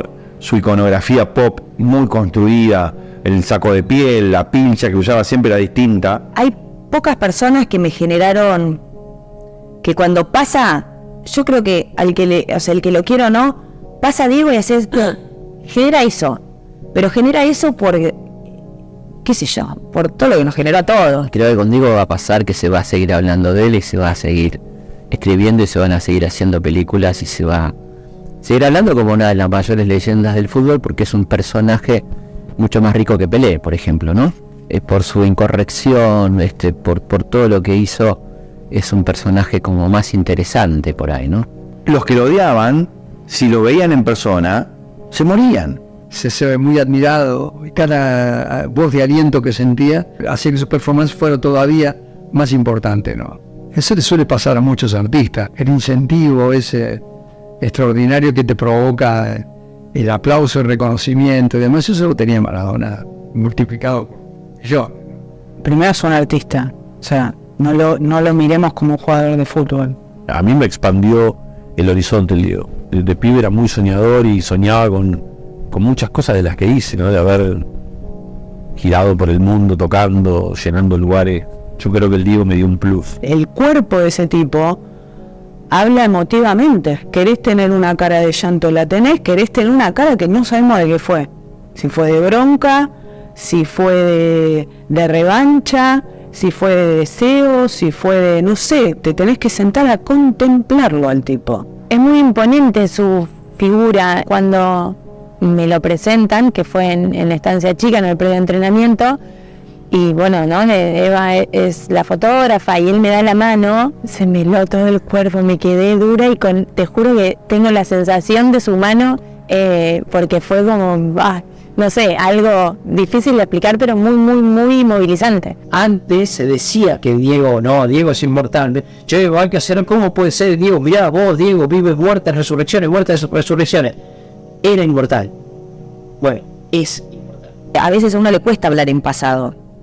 Es más, uno dice tiene, porque para mí va a seguir teniendo. Y ves algo de Diego y decís, yo no lo puedo creer. Yo creo que los artistas veían en Diego a un par. Y es eso, me parece, lo que generaba ese ida y vuelta de energía. Eso que nos cuentan los músicos, los artistas, de lo que pasa sobre un escenario, lo que pasa cuando se compone. Yo creo que Diego significa mucho de eso también, y el artista lo pesquisa. Diego tiene un carisma, un aura, una energía muy, muy comparable a lo que pueden tener los grandes actores, los grandes bailarines, los grandes rockeros. Diego era rock, era arte, era todo. Yo creo que Maradona fue el hecho artístico definitivo de la historia del deporte. Con Maradona, el día que se murió, yo tuve 6 horas frente al televisor llorando. Cuando él muere, o sea, a todos se nos murió el mismo familiar. Cuando Diego se fue, ese día me dejó mi viejo y mi hermano al mismo tiempo. Diego ha sido y es un ser querido también para los argentinos. Por eso pasó lo que pasó con su muerte. Que ese día, a esa hora, se paró el reloj de los análisis sesudos de lo malo que tenía Diego. Y todos nos miramos diciendo, este tipo nos conmovió, nos movió y muchas veces nos hizo la vida mejor. Son ese tipo que te acompañaron toda la vida. Fue una eternidad ese momento, porque él tenía un caminar muy, muy baqueteado a lo último. Entró a la cancha con esa ovación y la verdad que en un momento yo digo, andás a ver, pero o iba para el asiento o venía hacia la banda. No había, en un momento no hubo dos opciones, encaró acá y dije, este chabón me va a saludar a mí. Él va a ver a ese cantante y ese cantante lo ama y lo admira, y él va a ver a ese cantante porque lo ama y lo admira. Pero cuando él detectaba talento primero y dedicación y vocación después. Para él era de admiración pura. Él no dejaba de ser un pibe de pueblo, es decir, un pibe humilde, que quería ir a ver a la gente que admiraba. Lo que pasa es que se encontraba con que la gente que admiraba lo invitaba a subir al escenario, digamos, ¿no? Se sentía muy identificado por esto de darle alegría a la gente o darle voz a la gente. Va desde Andrés Ciro de Los Piojos, con quien estuvo arriba del escenario y con los bocines colgados, hasta Rodrigo, con el cuarteto, con quien lo unía un montón de cosas. Todos y cada uno que le hicieran una canción, que le escribieran algo, que le pintaran algo, generaban en él una profunda admiración y una profunda identificación. Sí, aceptamos una definición provisoria de arte como ese momento en el cual el lenguaje toca su límite. Maradona era eso en el fútbol. Era un artista que exploraba todo el tiempo hasta dónde podía llegar, y si podía, pasaba ese límite. Ya venía de abrazarlo en los vestuarios, venía de regalarle una remera también con una lucidez hermosa de mi hermano el sensei, que me dijo: regalale vos una remera argentina que siempre le va a gustar porque eres argentino. Y siempre le piden cosas, boludo, regalar algo. Y mira la sonrisa que tiene de la remera de Argentina. Debe tener 700.000, pero es una remera de Argentina y es lo más grande que él puede querer. Ahí. Somos argentinos como el Diego. Despertaba ese tipo de sentimiento de cercanía. Uno lo sentía cerca, Maradona, lo sentía cercano. O sea, era uno de los nuestros. Logró ser el sinónimo de la palabra argentina. Muy difícil. Diego era una máquina de tirarte titulares. Y no creo que fuera una pose, era otra habilidad. Era zurdo y era muy inteligente. Hay jugadores muy queridos y representantes del deporte también que entusiasman, ¿no? Pero emocionaba, cuando jugaba emocionaba. Era buenazo, tenía un corazón enorme, con todos los defectos que un ser humano puede llegar a tener. Vos lo mirabas y se le veía el adentro, ¿viste? Y eso es lo que pasaba con él, lo que pasa con él hasta el día de hoy, ¿no? Él era muy consciente de que lo más importante era el cariño. Por eso pedía, por favor, que no se termine nunca el amor que me tienen. Una palabra, ¿con qué palabra definirlo al monstruo no? Es difícil decir una palabra. No, por más que el diccionario de la Real Academia tenga creo que 88.000 palabras, ¿cómo haces para ponerle palabras a los sentimientos? Y esto sería igual, encontrar palabras para definir a Diego sería casi transformarlo en una persona absolutamente normal, y no lo era. Arte. Único. Sí, Dios. Me gusta la palabra rebelde, me gusta la palabra héroe. Un artista. Los que lo vivimos en la adolescencia perdimos la juventud.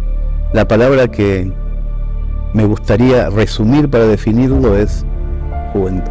Una palabra te diría genialidad. Genio. Es esperanza. Magia, no se explica bien qué pasa, pero era mágico. Con la debida cita de Galeano, Dios sucio en el mejor sentido de la palabra, ¿no? Aquel que se permite alguna jugadita en el potrero, alguna cosita que sabe que no está bien, pero que también es para la tribuna, ¿no? Carácter. En el fútbol fue un extraterrestre. ¿Puedo dos o me vas a borrar? Animal mediático. Después hizo de todo. Entre estas cosas, ser el mejor futbolista del mundo, digamos. Hijo. Héroe. Yo creo que es un genio, con todo lo que implica. Te saco el crack, el Dios. Diego era humildad. Algunos dicen Dios, ¿no? Con la D y la 10. En mi caso yo lo sentí como un superhéroe argentino que pudo leer como nadie lo que significa representar a la argentinidad. Para decir una sola palabra, yo diría que es el dios del fútbol. Yo lo resumiría como Diego. Diego, no tengo otro. El Diego. Argentino. Mal que especie. El que no quiere al Diego no quiere a la madre.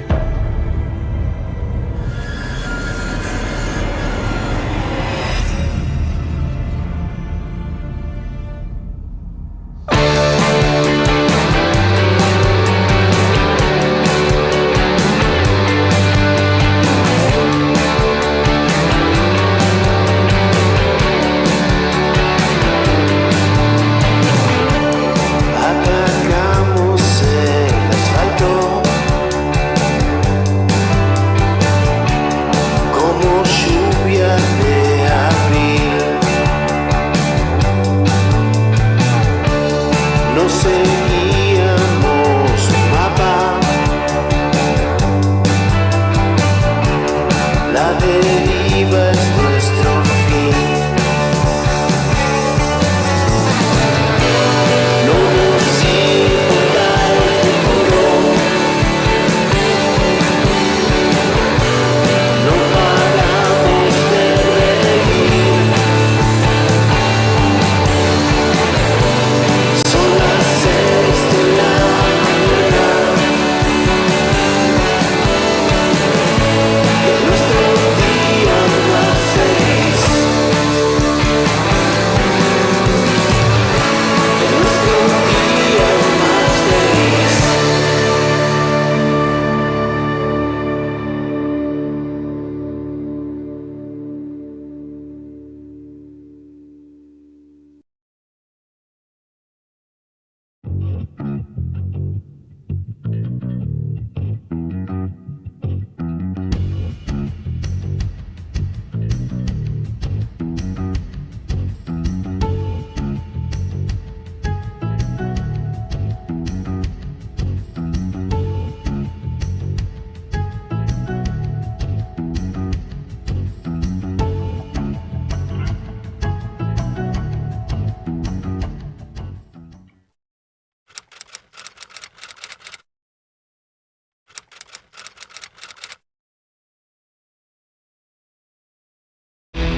Questa è la prima linea della nostra squadra.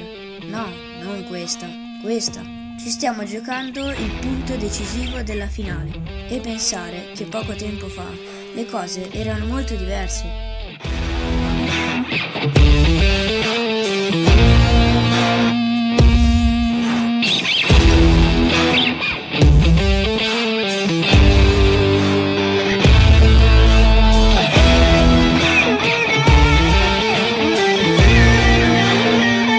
Ogni giorno eravamo sottoposti a questi trattamenti.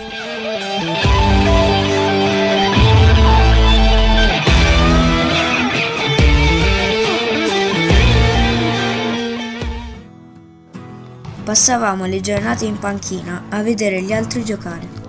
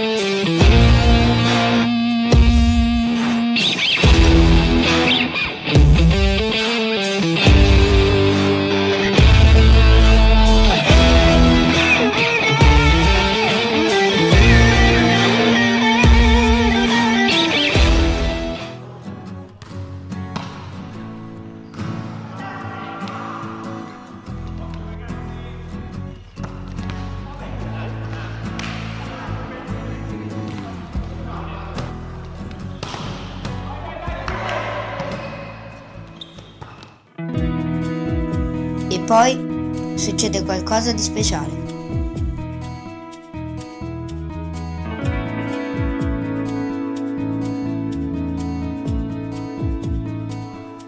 Che succede? Eccoci, La spalla. Il ginocchio. La corache? Non sai manco cos'è la coracoide. Dai, venite qua voi tre. Forza. Vai, spalla. Vai, ginocchio, vai. Coracoide, vai.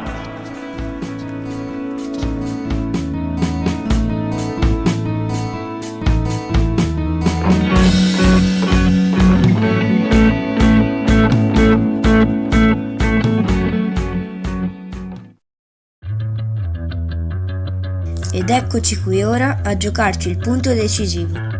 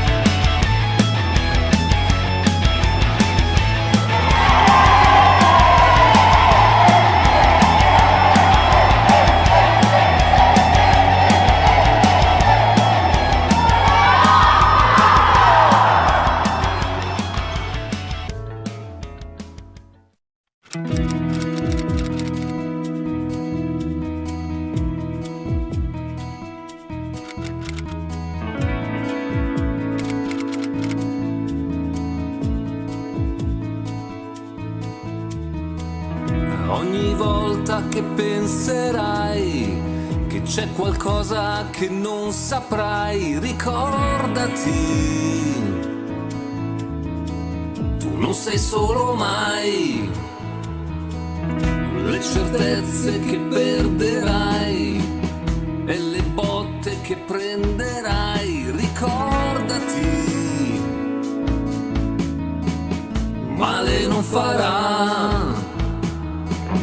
E rincorri il tuo futuro e il tuo domani e dipingi il tuo destino con le tue mani. Ricordati, c'è un mondo che ti aspetta già e non fermarti neanche se si fermerà. Tu scrivi le tue regole, lo sai che il mondo è fragile. Ricordati, c'è un fuoco che si accenderà e non fermarti neanche se non brucerà. Tu splendi tra le nuvole, lo sai che il mondo è fragile.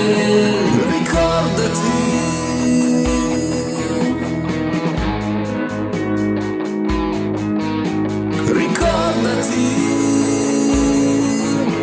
lo sai che il mondo è fragile, ricordati.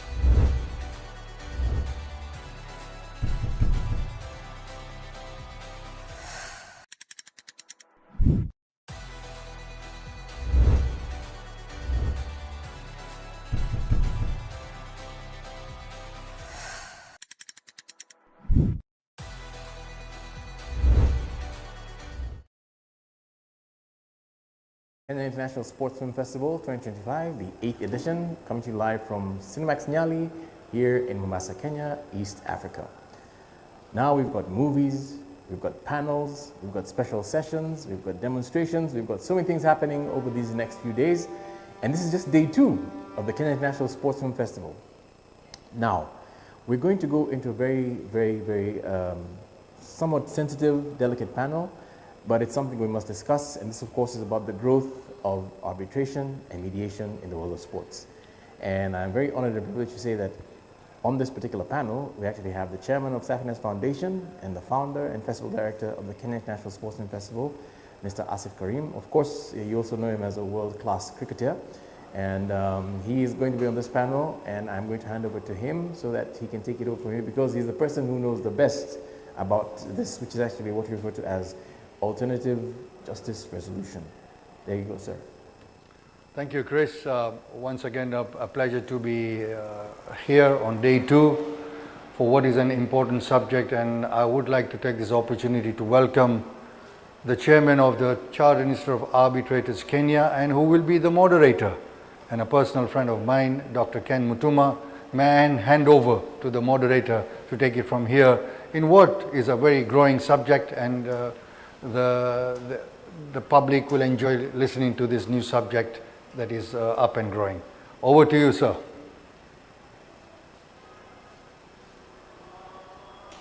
Person that I know to be a practitioner in this area, a sportsman across 2 national courts. I think he played cricket and tennis. I'm yet to come across someone like that from any other jurisdiction.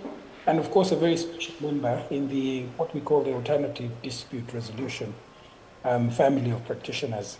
I am joined by a very special panel that will be helping me discuss this context of ADR, and specifically arbitration and mediation in the context of sports, looking at the present, where we are, and looking into the future, where we could be going or where we could. And that is none other, of course, than first and foremost Bernard Murunga. Everyone will know Bernard in so many contexts, but he has served for a very long time in the Sports Dispute Tribunal. He is currently the chairperson of that tribunal.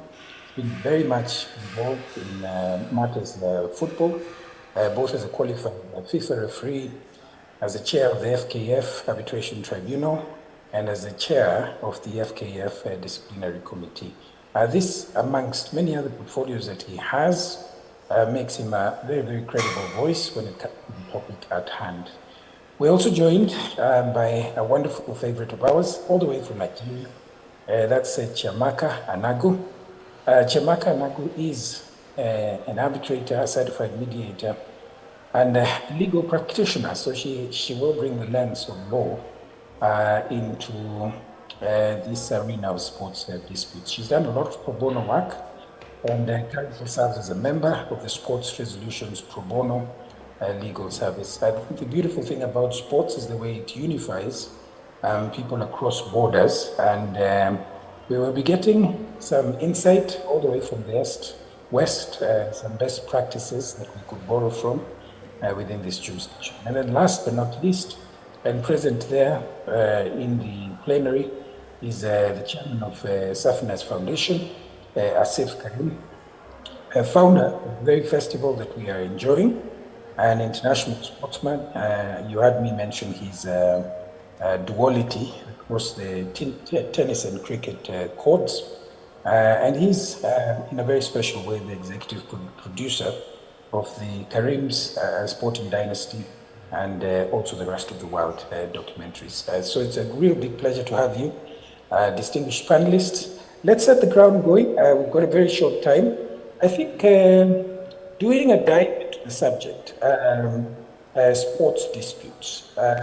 What's the name of these sports disputes? How do they come about? And how are they unique from other disputes that you experience? I'm sure, Chiamaka, you would have something to say about that, being a lawyer and in the terrain of dispute resolution. So what is really unique about sports disputes? Welcome. Okay, so I'll start by saying good evening, everyone. Thank you for inviting me and having me. So I'll just go straight into it. So sports disputes, for the general public, just so that we don't use any legal terms that will go over people's head, are issues that come up that are sports related, whether they are contract issues, representation issues, doping issues, regulatory issues, ethical issues in sports. So what happens is that most times sports bodies, they provide their own dispute resolution mechanism in order to help resolve these disputes quickly. Because we know how our regular courts, they deal with a large number of disputes. So if sports disputes go in there, they take a lot of time.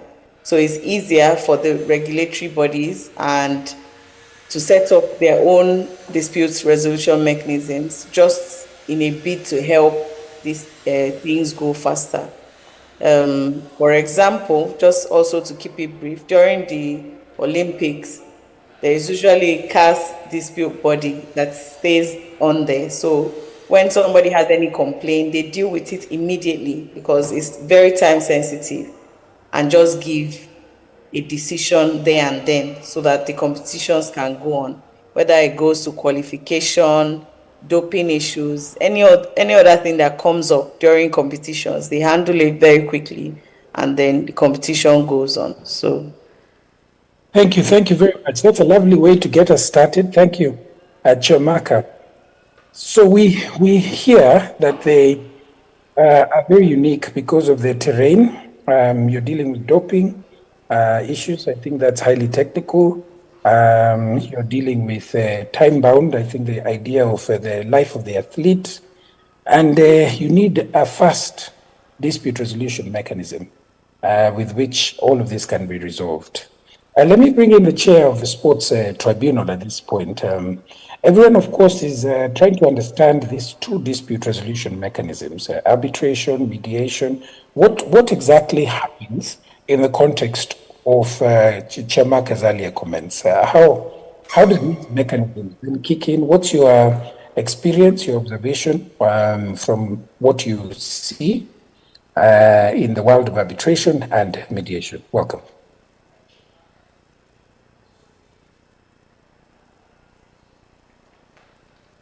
I suspect your sound isn't coming clear.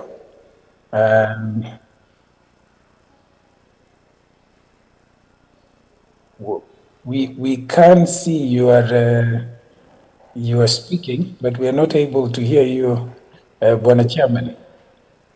We now are being. I've always wanted to do a lip reading course. Now we can hear you. Welcome. Oh dear, still not coming through. Okay, while he's testing his mics, I think we'll ask the technical team to help. I think it's a question that hopefully Asif can, he hasn't mentioned, but he's a practitioner in the area of mediation and arbitration. He can tell us what that looks like in the context of sports disputes. Karibu sana, Bwana Karim. Yes, thank you very much, my chairman. It's wonderful to be on this important subject and also share my views to the distinguished panelists that we have.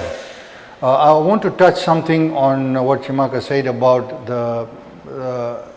the Olympics and the Commonwealth Games, the period where the period is quite limited. And I think the CAS has done a very good job by creating an ad hoc committee to handle disputes that happen during Olympic, because the time frame is very limited on that tournament. It's like a 2-week period. The event has to finish within a very short period, and so that's something that I believe that the Olympic and the Commonwealth Games with the CAS have created a very good structure to create ad hoc where the decisions are made within 24 to 48 hours subject to the dispute that is there. So that's something that is growing in sports arbitration and sports mediation.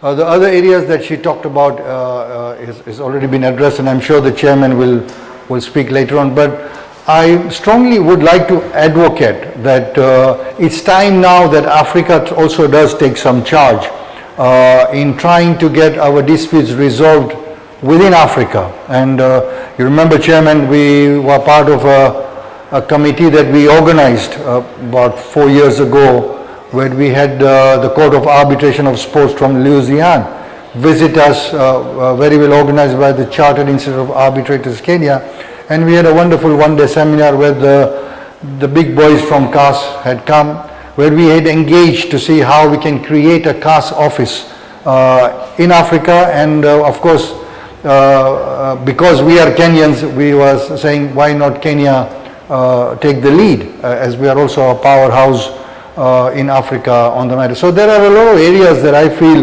that dispute resolution in sports can be enhanced, and that would be my beginning statement. Thank you. Thank you very, very much. It's an echo coming from, probably we may need to mute one of the mics. Yes, indeed, the CAS Secretary General, courtesy of Mr. Asif Karimu, was in Nairobi, a very, very successful conference on sports disputes and how to localize them, and probably a very good entry for the chair of the Sports Tribunal to speak about what's happening at a local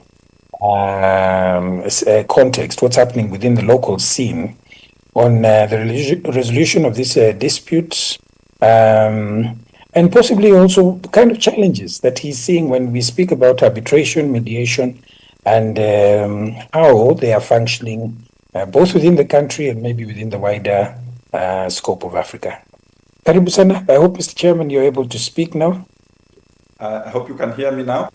Excellent. We can hear you. Thank you. Yeah, thank you. Thank you very much, Professor Kenneth. There was no dispute that I couldn't be heard, but now you have settled it. In terms of the Sports Disputes Tribunal in Kenya, we are now in the 12th year since the Sports Disputes Tribunal was set up under the Sports Act of 2013. And I can say that, if you look at the architecture of our Sports Disputes Tribunal, is such that the resolution of disputes is actually titled under Part 7 of the Sports Act, Arbitration of Disputes. So the word arbitration is actually used in terms of how the disputes are actually resolved. However, most of the matters that are litigated before the tribunal are more litigation. It's not really what I'll call the active arbitration.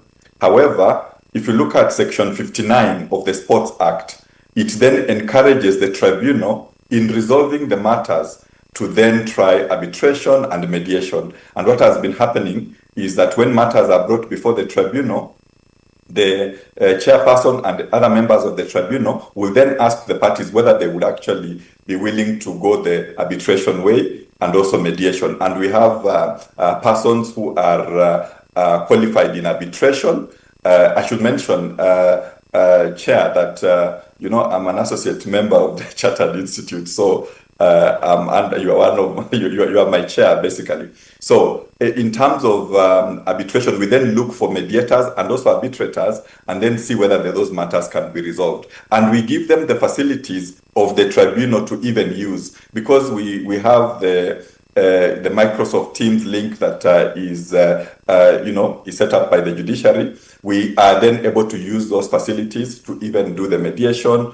And basically that has actually worked well. We have matters that come before the tribunal, and parties will even raise objections on whether the tribunal has jurisdiction to hear those matters, because those contracts might be having arbitration clauses. And we keep that in mind, so that when the matters are brought before the tribunal, we don't just dive in and immediately start handling the matters, but try and see the arbitration, whether it can work. But as Chamaka also mentioned, some of the sports matters are also time-bound. And so where there is actually urgency, I mean, there are matters that come on a Friday evening and somebody wants to stop a match that is being played on Saturday, and you need to actually get the parties to come before you and try and see whether you can get some compromise. That is also something that we try. So in terms of dispute resolution, we are able to not just insist on, a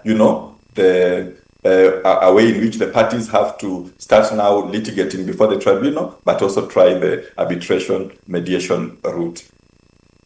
And I have been a user of your services as a tribunal.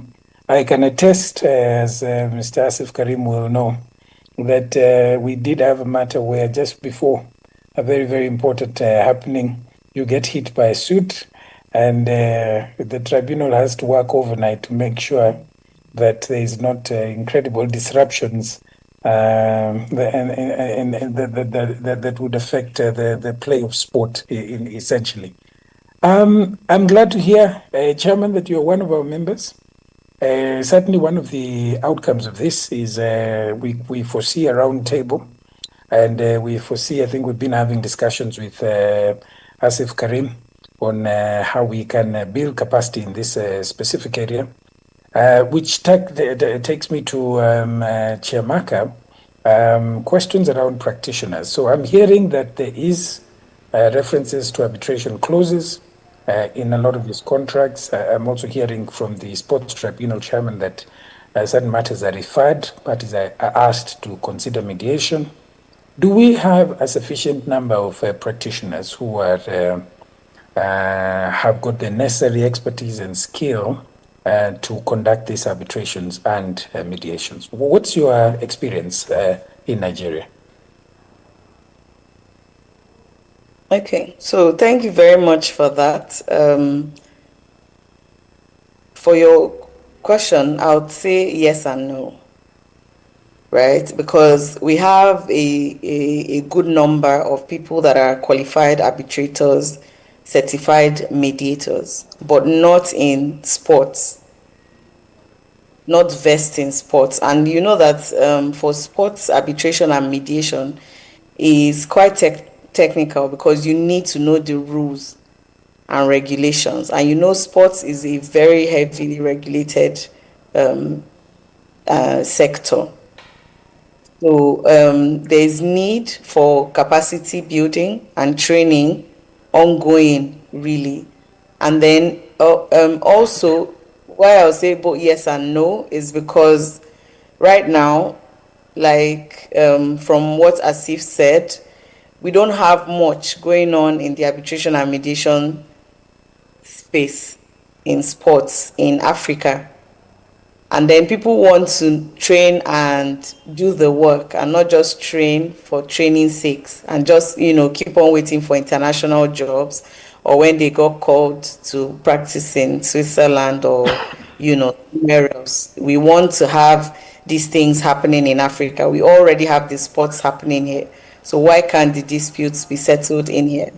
So the thing is, the reason I feel why there might not be as much practitioners as we would like is because nothing much is happening there at the moment. By the time it picks up and people know, okay, these disputes can be resolved in Africa, more people will come into this space. So I don't think we're lacking people at all. The training doesn't take such a long time. So that's my take on that, yeah.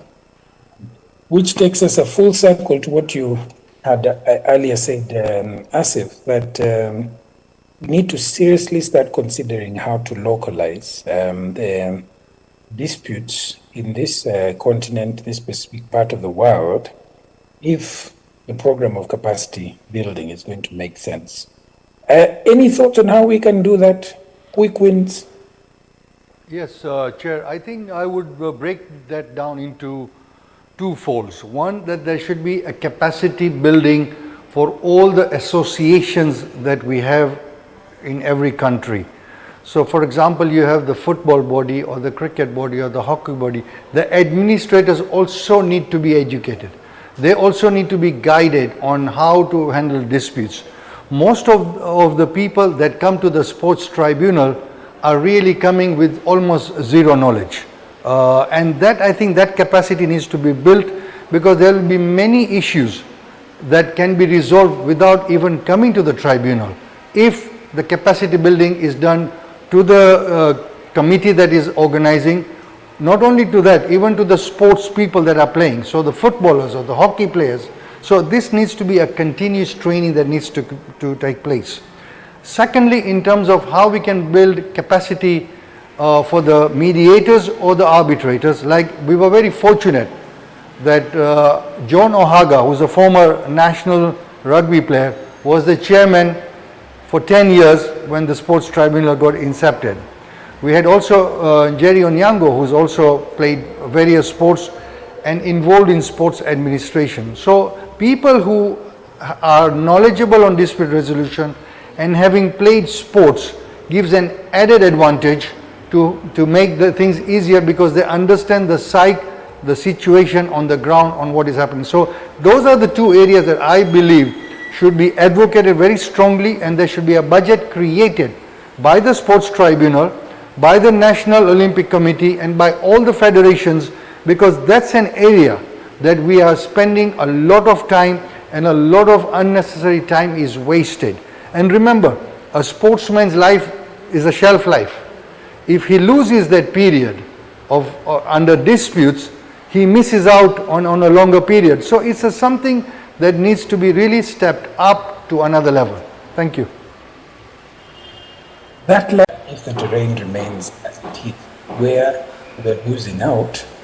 And then secondly, of course, these three areas that Asif Karim proposes, particularly the question of budget constraints and availability of sport athletes to step into the arena post their franchise. How exactly we can get more Bernard, more John O'Hagas, more Asif Karims, now, as it were, almost graduating to the other side of it. The sportsmen do this very well when it comes to moving from the pitch to the coaching bench, to the commentator bench. Can we probably see this happening in ADR and dispute resolution? Karibu sana. Thank you. First of all, in terms of the expertise that is required under the Sports Act for persons to be appointed as members of the Sports Disputes Tribunal, it is set out under our section 55 that establishes the tribunal. And there are minimum standards that are expected, that must be somebody who has experience in legal matters and relating to sports, which is important because of what Jamaka said, that you can actually have arbitrators who are then not specialized in sports. So there is actually a requirement that you must have experience in sports matters in any capacity for at least 10 years. So there is actually a flow of 10 years that you must actually have met so that you then are appointed. And that is why even when the Judicial Service Commission is appointing members, those are some of the things that they look into. They look into what capacity have you been involved in. And when they talk about capacity, it's not just about playing. So there's actually a mix because we can't have the Sports Disputes Tribunal full of former national players of either the rugby team or whatever. I have, for instance, in my case, I have been involved as a Deputy Secretary General of one of the leading clubs in the country, one of the Premier League teams in football. And those are some of the things that they look into. They look into the qualifications that people have. And because governance is really one of the serious issues that is being dealt with, they also look even into what are the qualifications that you have in matters governance. So persons who are governance auditors, persons who have restructuring experience in organizations will actually also have an advantage to that. But I also do appreciate that the shelf life of athletes is actually quite short. And one of the things that we are doing is to actually do an outreach so that the athletes are not also disadvantaged when they come to the tribunal, because sometimes when the athletes are coming before the tribunal, they might be meeting the associations who might be having the capacity to have legal representation. And we are also now doing that education to the athletes. In fact, I think on November 7th, I'm expected to have some discussions with the Kenya Football Welfare Association, for instance, that deals with the athletes themselves, the footballers, and other sports organizations, of course, are also welcome to have these sort of discussions, and then we can see how we partner. But also in terms of the associations, one of the gaps that we have realized is that what we call the internal dispute resolution mechanism sometimes doesn't work very well, because either it is not independent, or there are people who are not impartial because they are being paid by the same association. And what we are trying to do is to encourage them to actually have proper IDRM, internal dispute resolution mechanisms, so that when the decisions they give, they have good reasons. You can actually, previously I used to see decisions that come from the internal dispute resolution mechanisms that are one line, that just says appeal dismissed. And we are trying to encourage people to give reasons why that appeal has not been allowed. And we are doing sensitization of federations so that we, as I kept saying, we don't want to interfere with matters that can actually be resolved at that level. So if the federations themselves get to have more people, get to have arbitrators, for instance, appointed into those committees, then it will actually be, it will serve the sports industry very well. Then you don't have to insist on hearing matters, because you will have some cogent reasons that have been given, and the people who actually would want to even appeal to the tribunal might actually not need to do that when they see the reasoning that that is involved. So the outreach programs are ongoing. We are speaking to all categories. In Kenya, the athletes, the federations are classified as court users, and every tribunal and court in Kenya must have a court users committee. So what we are actually doing even at the moment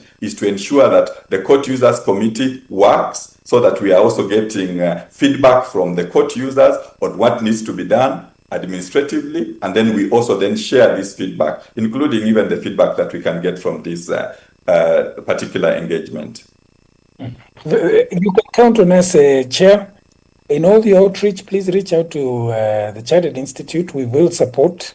You are our member. Asif Karim is our member. Both our members, and also in terms of time and resources, we'll be very happy to support. Parting shot, we have 3 minutes to time. Looking into the future, what do you see in terms of potential in this area? We can start with the Chamaka. 1 minute parting shot, 30 seconds. What do you see?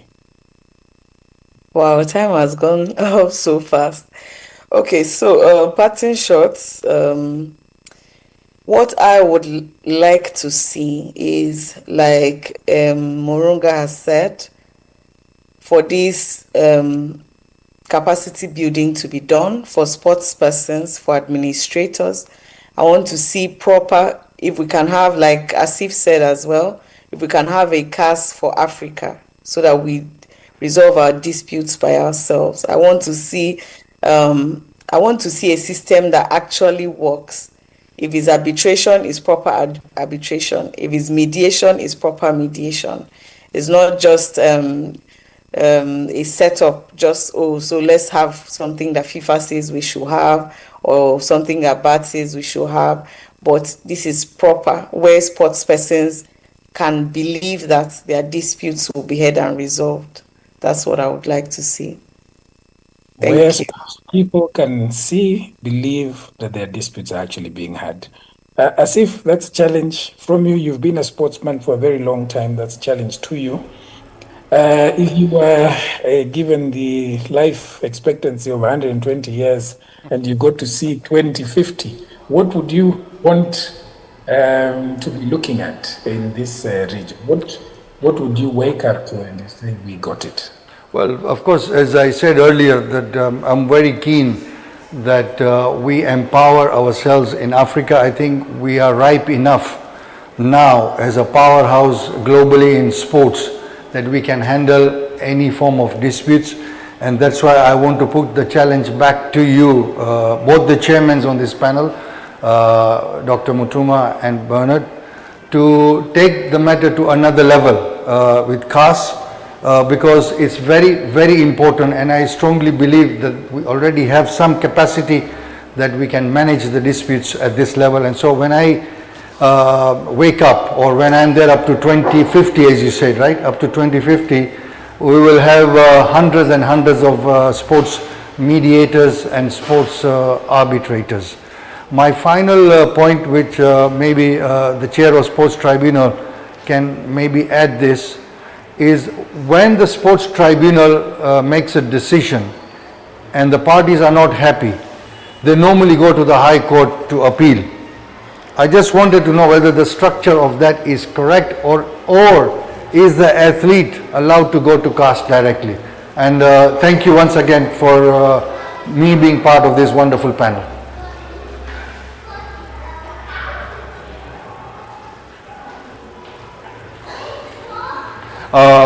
So once again, we want to thank all the panelists. We want to thank Dr. Mutuma, Chimaka, and our new Sports Tribunal Chairman Bernard for a wonderful session that we have had. The program is recorded, will be shared on our social media platforms, and we look forward to growing sports arbitration and sports mediation in Africa. Thank you very much, and continue enjoying the wonderful sports documentaries and the sports movies on day 2, and we've got day 3, and the last day on the 19th being day 4. Good evening.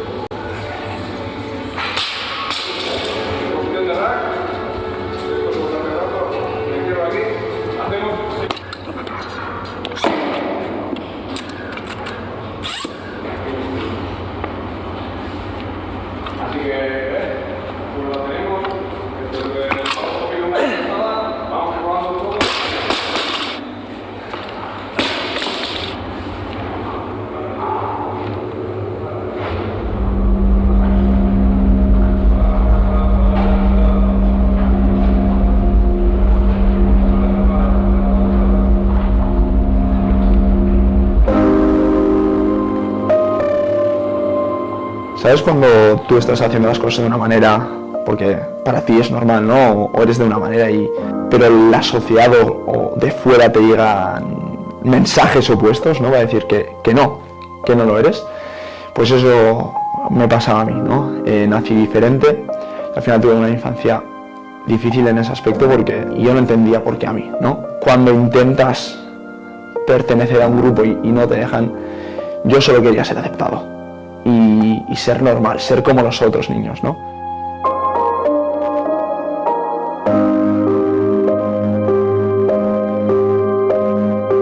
Y a raíz de todas las críticas entré en un momento muy depresivo. Y con los malos hábitos que esto genera, ¿no? No me cuidaba, no quería salir a la calle, no me quería relacionar, porque no quería exponerme a esas críticas, ¿no? A esos insultos. Y al final fueron muchos años de creer que no valía para nada. Y empiezas a fijarte en lo que tienen los demás y a restarte valor, y a restarle valor a lo que tú tienes. No solo quería tapar el brazo, quería tapar todo lo que era. Me quería quedar en casa, ya perdí las ganas de salir. Cuando hacen que no se valore en ti, que no te quieras, es como, ¿para qué seguir?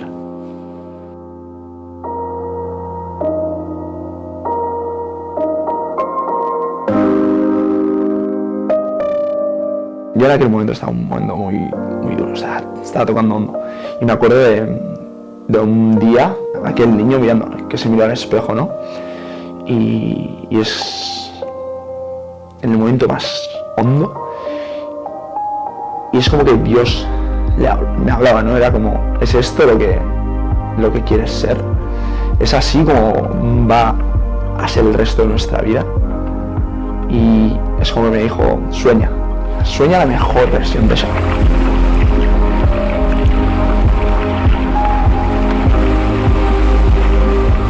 Y a pesar de todas estas críticas y los insultos que llegaban de fuera, ¿no? Mis amigos, aunque fuesen pocos, ¿no? Siempre me acuerdo que en aquel momento igual ni ellos lo veían, ¿no? Pero no me preguntaban a ver si podía hacer algo. Mis amigos me decían, Xavi, vamos a hacer esto, ¿no?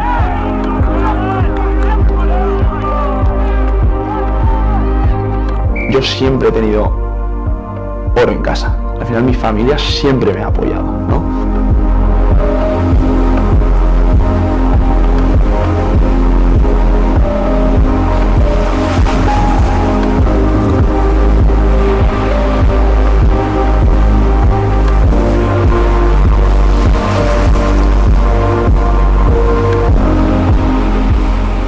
Y eso me recordaba una frase que me decía mi padre, era que yo no soy la excusa para que tú no puedas llegar a los objetivos que tú quieras. Aunque como yo tan solo hay uno, cambiarlo seguro por lo incierto, no sé dónde acabará.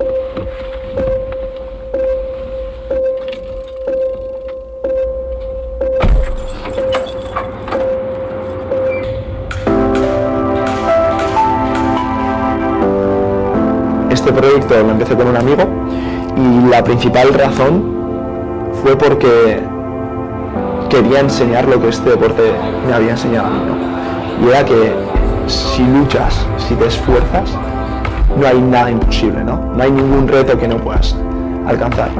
Y yo sé que en el día a día soy un poco duro con mi comunidad, ¿no? Pero es que es porque les aprecio, porque no quiero que se conformen simplemente con colinas, ¿no? Quiero que sueñen, que se atrevan, que vean, como me pasó a mí, ¿no?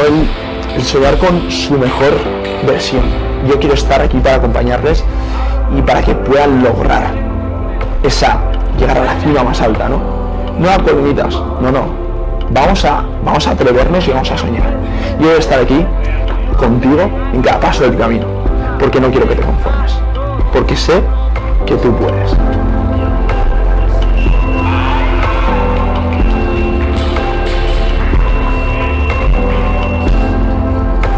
Y fue por eso, ¿no? que le llamamos Anboto al gimnasio, porque al final Anboto es la cima más alta y quiero que cuando entres por esas puertas, entres a Anboto, pienses en tu cima más alta y que vayas a por ella. Y yo estaré aquí para ayudarte.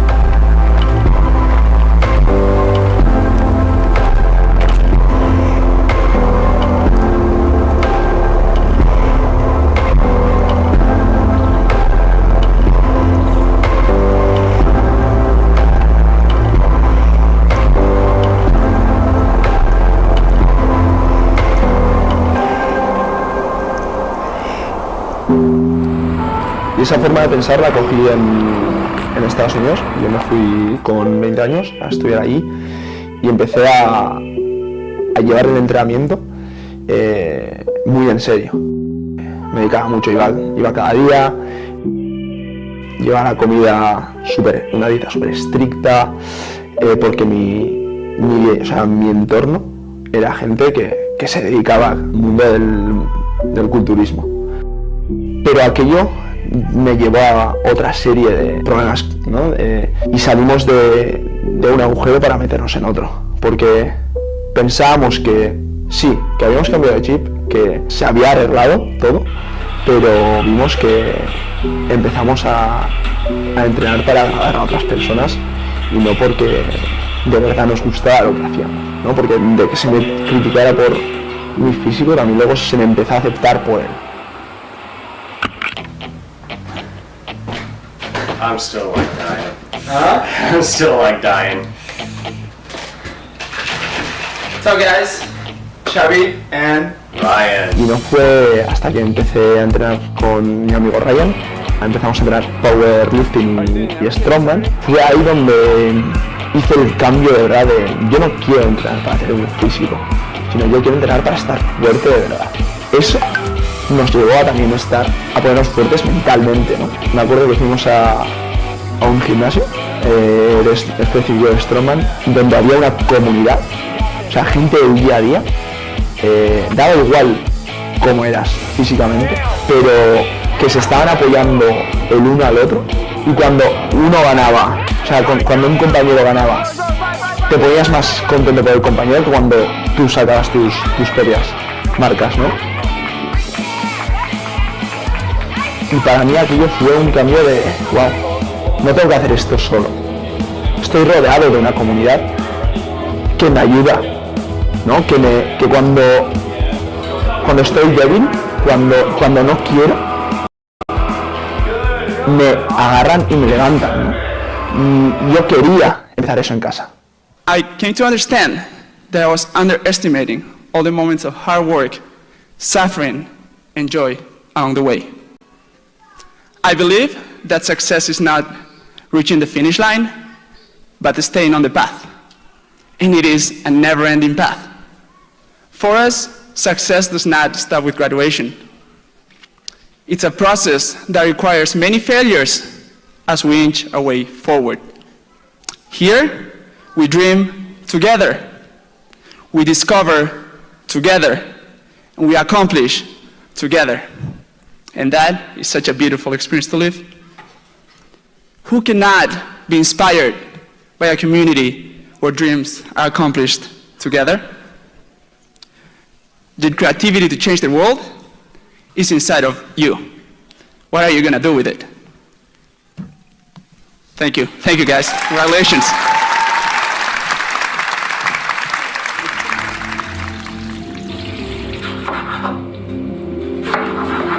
Me acuerdo que me enteré que había una rama adaptada para personas con handicap y me acuerdo que le dije a Ryan, ¿me puedes preparar para estar entre los mejores del mundo?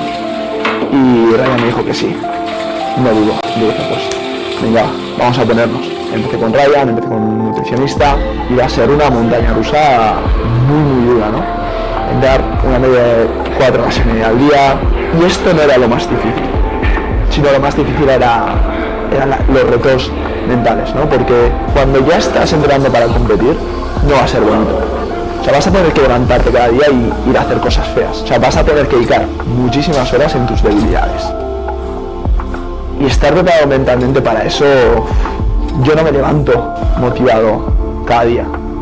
Es más, el 90% de los días estoy reventado porque me dio un tute el día anterior, porque sé que ese día también va a ser duro, porque sé que ese día también voy a tener que hacerle frente, no al entrenamiento, o sea, eso es fácil, pero voy a tener que hacerme frente a mí mismo, a mi cabeza, en esas batallas que cuando una rep no me salga bien, empezaré a dudar.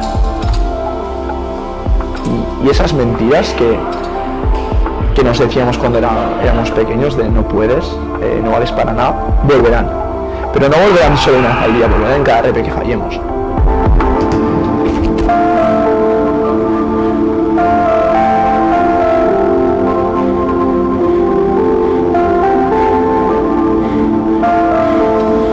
final, para estas competiciones, para ir al mundial, para ir a la final, te tienes que clasificar tú.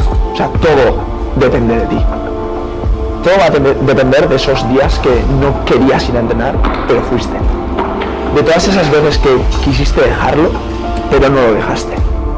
De todas esas veces que dudaste de ti, pero decidiste hacerte frente. Pero tienes que estar dispuesto a hacer una rep más, una sesión más, una más, una más, una más, una más. Todo depende de ti.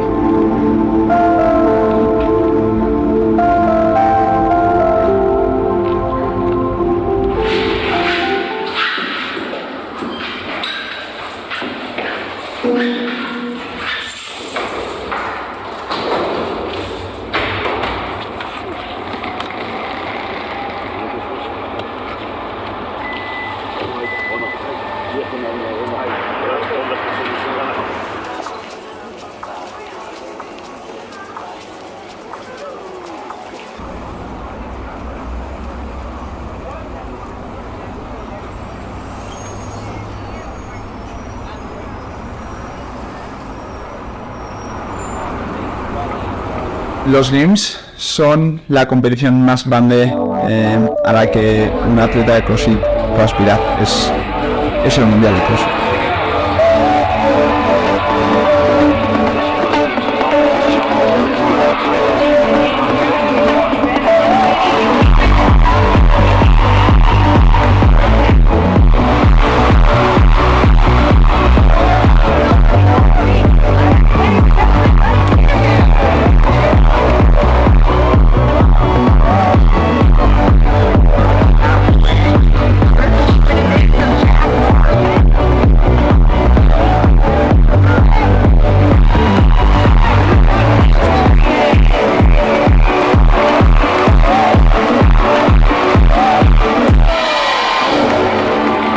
Yo esto lo veía con mis amigos en la tele, ¿no? Como cuando ves la Champions. Y cuando me planteé aquí por primera vez y verme entre los mejores del mundo, para mí fue un momento muy especial, porque cuando mi vida ha sido tan marcada por el físico, venir a los CrossFit Games, en un deporte físicamente tan exigente, así dar un golpe sobre la mesa, no para demostrar a los demás, porque yo no debo a los demás nada, sino demostrarme a mí mismo, a ese niño que si él quiere puede lograr cualquier cosa.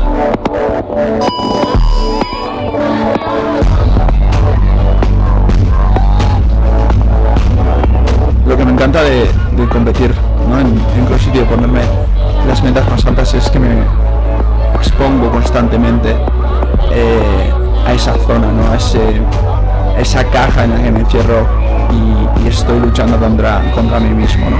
Y lo que más me afecta, yo creo que tanto a mí como a todos los atletas, es la parte mental, ¿no? Es cuando te entra esa ansiedad, te pone en cuestión que si sabes hacer eso, que si he hecho millones de repeticiones durante todo un año, sí que sé y las puedo hacer, ¿no? Pero cuando te entra esa duda, en el momento de la verdad, te puede pasar factura.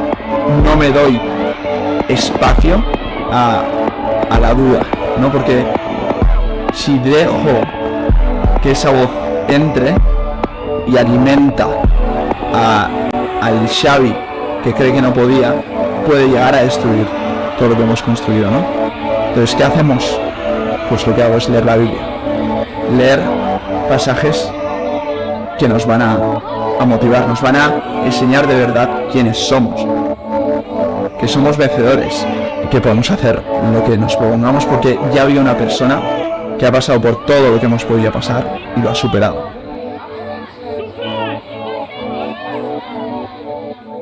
Y que esa persona está con nosotros.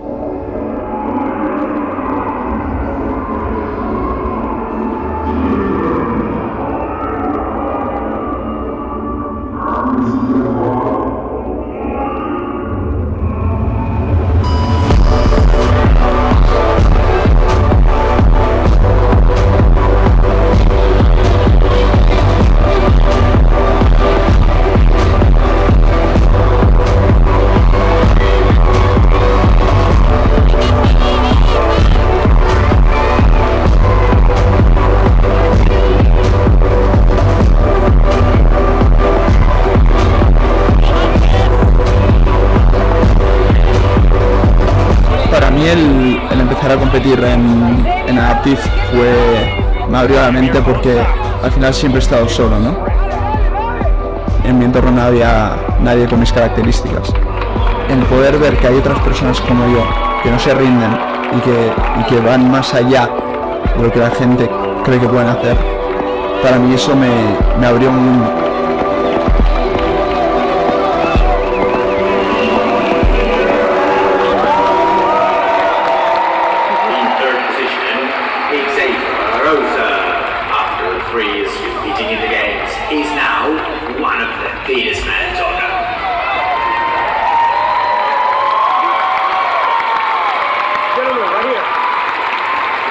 ¡Puto Xavi! ¡Qué puto crack! Te lo dije, tío, medalla. Este año vienes con medalla, lo sabía, tío. Te lo mereces, macho, te lo mereces, de verdad, o sea, enormemente te lo mereces. Si alguien que se lo merece eres tú, de verdad, ¿eh? No te puedes imaginar cuánto me alegro, macho. Me lo han pasado esta mañana y me quedo loco, digo, no puede ser, tío. Qué bien, macho. Un abrazo enorme y bueno, tienes que venir con un gas loco y con unas ganas locas. Me alegro muchísimo, tío. Un abrazo fuerte, ¿eh? ¡Va! Gracias, bro. Gracias. Pero este triunfo es tanto mío como es vuestro, tío. Así que muchas gracias por todo siempre. Y con ganas del próximo paso, que es competir con vosotros, tío. Así que volvemos a casa, a darle caña y pronto nos vemos en la pista, tío. Un abrazo. Competir en Adaptive me está frenando mucho. Yo entreno para competir sin etiquetas, sin límites. Y cuando conocí a Emilio y a Alex, que son dos atletas con handicap de brazo, les propuse competir en Miami, en una de las competiciones más grandes del mundo del cross training, contra gente normal, en equipos. Nosotros fuimos a la pista, pusimos nuestras cuerdas y le hicimos frente a los mismos retos que los demás.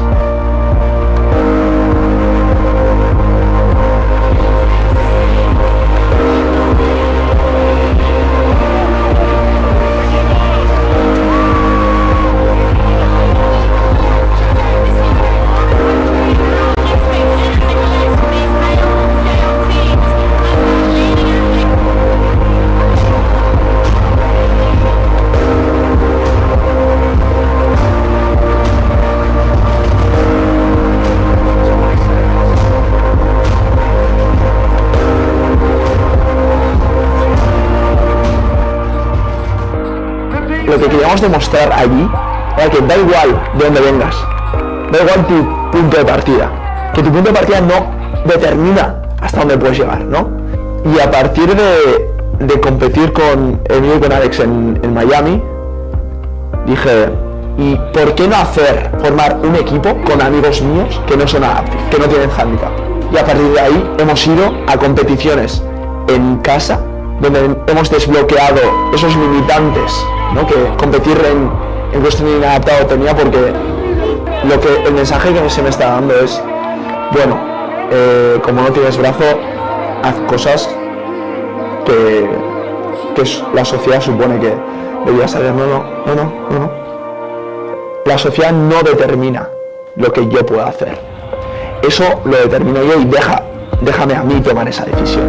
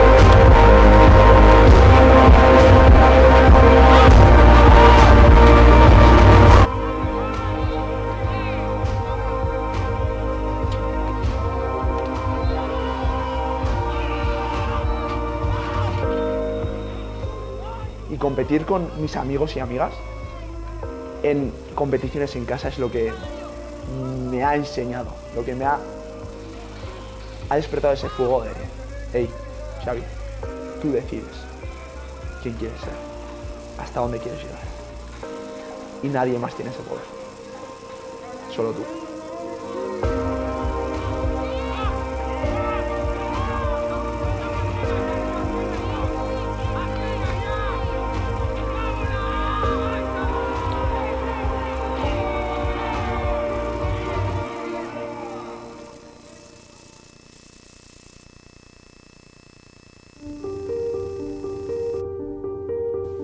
Estoy orgulloso de aquel niño porque ante toda aquella adversidad decidió tomar un paso adelante y creer en sí mismo, ¿no?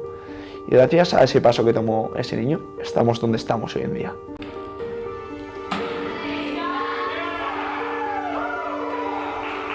Y quiero demostrarle a ese niño que sí que vale, que sí que puede.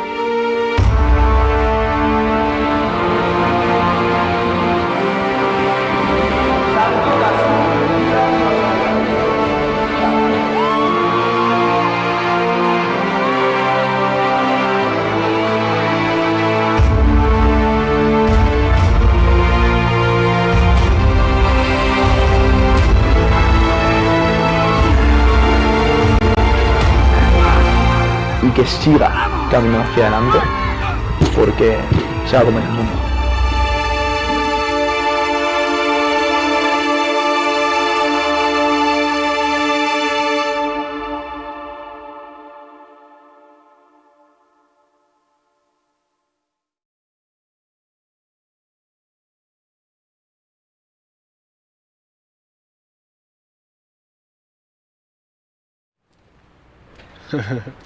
But I remember when I was young, I had to be like 3 or 4. We came down here to watch the Red Wings play at the Joe Louis Arena. Yeah.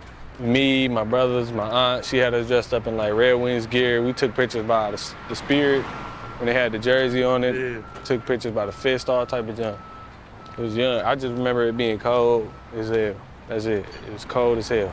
I know this garage been here forever, but it's crazy because it's like basically a garage is the only thing that's left out of it's crazy. The stadium. This is the last part of it. They knocked that junk down quick, too.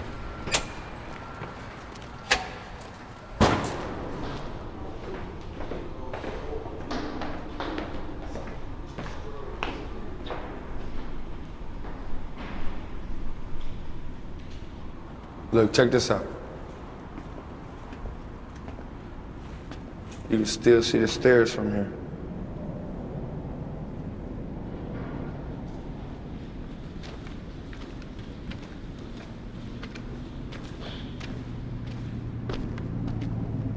Oh, look at that. That's fine. Oh, that's sweet as hell.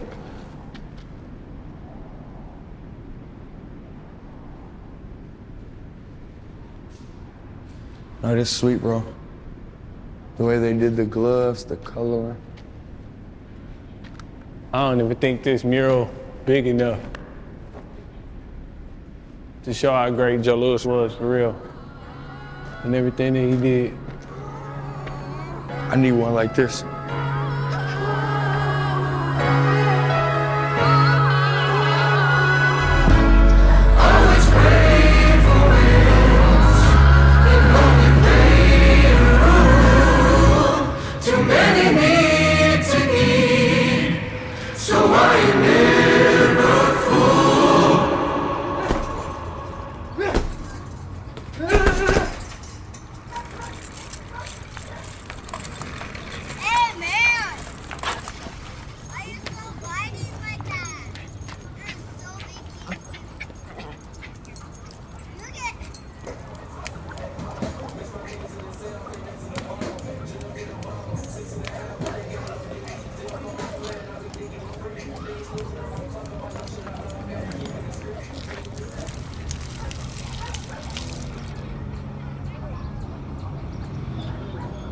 Focused right now.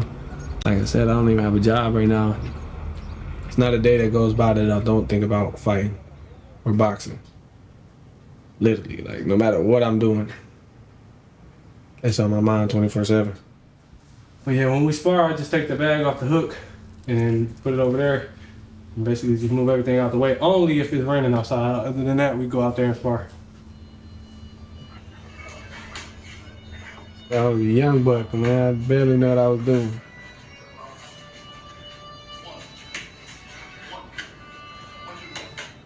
And that the dude that's in the back, Darnell, that's my cousin Darnell Watson. He's the reason like I got into MMA for real. Because we just go around the neighborhood boxing all the time. And he invited me to one of his fights. And then after that, I was just hooked, like just seeing the atmosphere, seeing everybody. So it was boxing in the street at a baby shower. We boxed anywhere, everywhere, jeans, everything. He was, what, 8-1, 9-1 as a pro? Like 7 knockouts. He's great. And all that is just down the drain because he get locked up. He's been in there 4 or 5 years now. It's just hard. It's hard to stay focused and stay on track because it's so easy to get distracted and jump in the streets, you know, because you got to provide for your family. If you ain't got the means, you got to go out there and get it. I'll show you something. That's my tea and that's me. Hey, baby.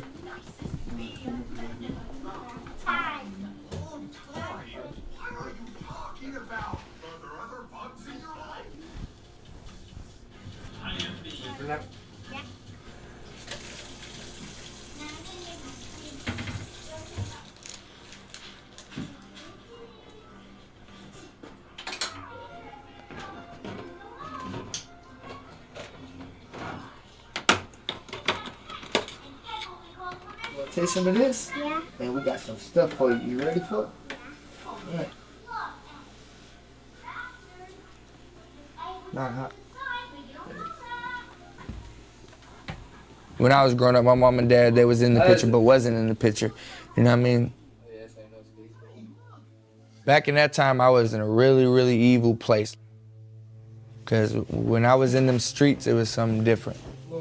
5, 6, 7, 8, 9, 10. And I'm growing up selling drugs to get by and so we could eat. I always grew up fighting. I grew up gangbanging. I grew up loving aggression. Because it was like, either I'm gonna kill you or you gonna kill me. And that's the environment we grew up in.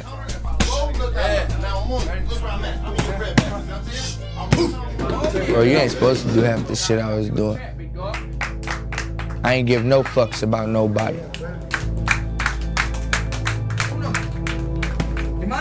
Oh, good job. Coming from that, yeah, you don't want your kids. I don't want my kids doing what I was doing. That shit real. That shit get serious. 7, 8, 9, 10.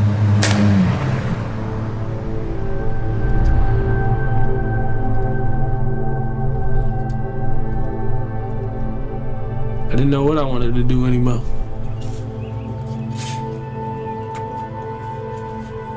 I just pretty much almost gave up on myself. Is this where you want to be? Is this what you expected out of life? I was sitting here just going crazy. So it was like, no, this is not where I'm supposed to be. It's not where I want to be. I know this is not where my dad would want me to be, you know?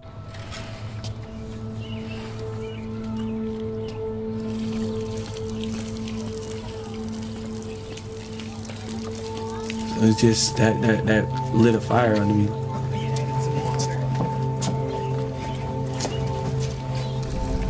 It was one weekend that started it all. We was just chilling outside.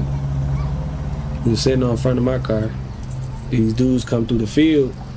All you see is flames coming. You don't see nobody. You just see flames coming out the gun. First, me and my cousin turn around. We like, is it fireworks or something? Because we don't know. And then the bullets start crashing in her car. And I got grazed on my leg. I fell to the floor, rolled around the car.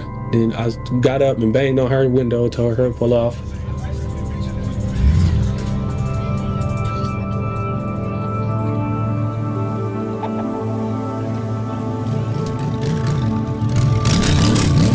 next day, we was chilling at my brother's house, literally, not even 24 hours. All you hear is gunshots coming from one way. It was hitting my car, so I fell down. Another bullet went straight past me. Then while we trying to run the other way, more bullets is coming back this way. So they sandwiched us on the block, shooting down both like that.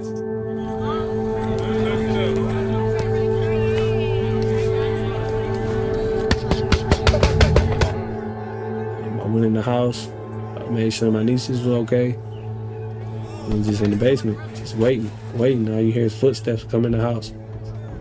Then you hear the footsteps run out the house. You hear the car skirt off. We got shot at with over 100 and something bullets in less than 24 hours.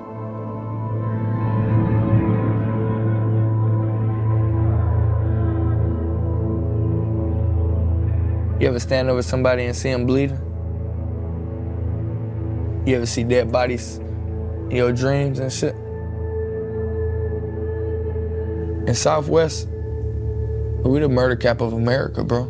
Like, it's real out there.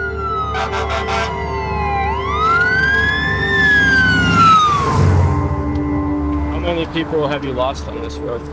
On this road alone? 1, 2, 3, 4, 5, 6. A lot of reminders of how quick your life can be changed on each corner. Like I lost a person damn near on each corner going from here on down. Like I knew at least one person that passed away. And it wasn't like it was just me knowing of them. It was people that had really good impact on my life or that was in my life for a while. You know, it's kind of like seeing your childhood disappear in front of you.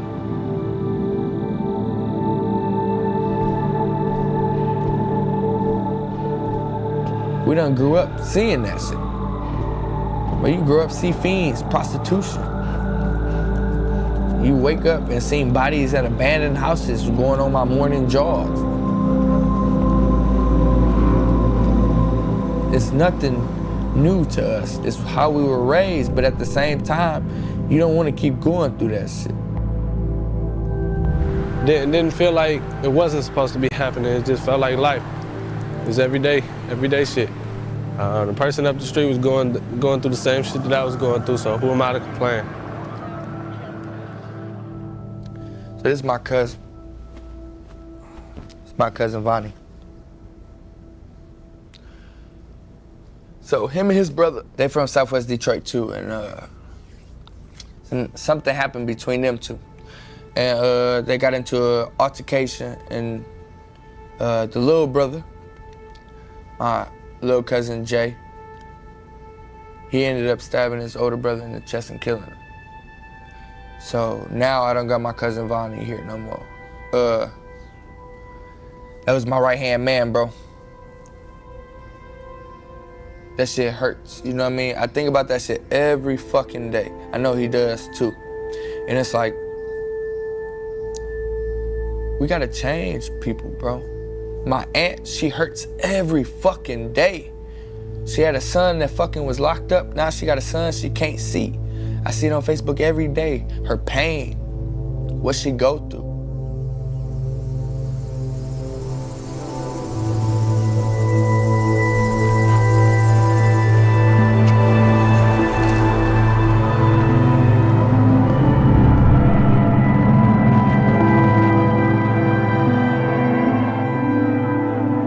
There's so much for people to live for. There's other ways to let out your anger. It's just you gotta give people confidence. People gotta have confidence in themselves. If there's no confidence in themselves and people know they can't fight, they're gonna shoot you. And they'll tell you that shit. And that's the sad part about it. I can't fight, so I'd rather kill you.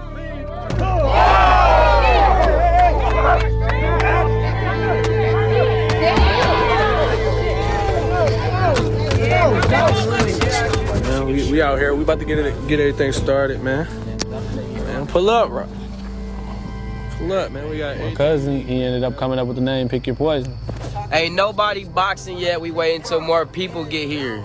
We need supporters. For the audience. You feel me? We need some motivation.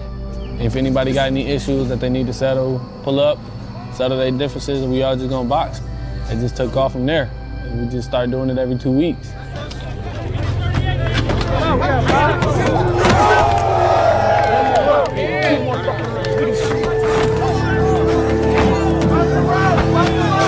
And it's better that they fight it out than shoot it out, you know?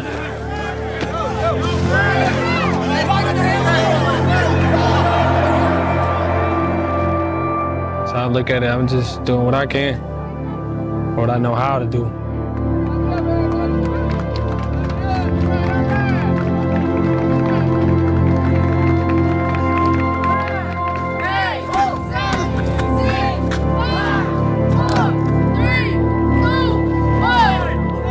The more I pushed towards boxing, all the negative thoughts I had about losing people just slowly started to fade away.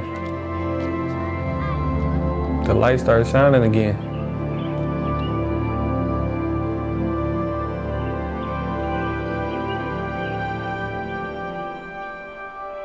I just realized that maybe this is what I'm meant to do. I'm about to just work my ass off and just go pro.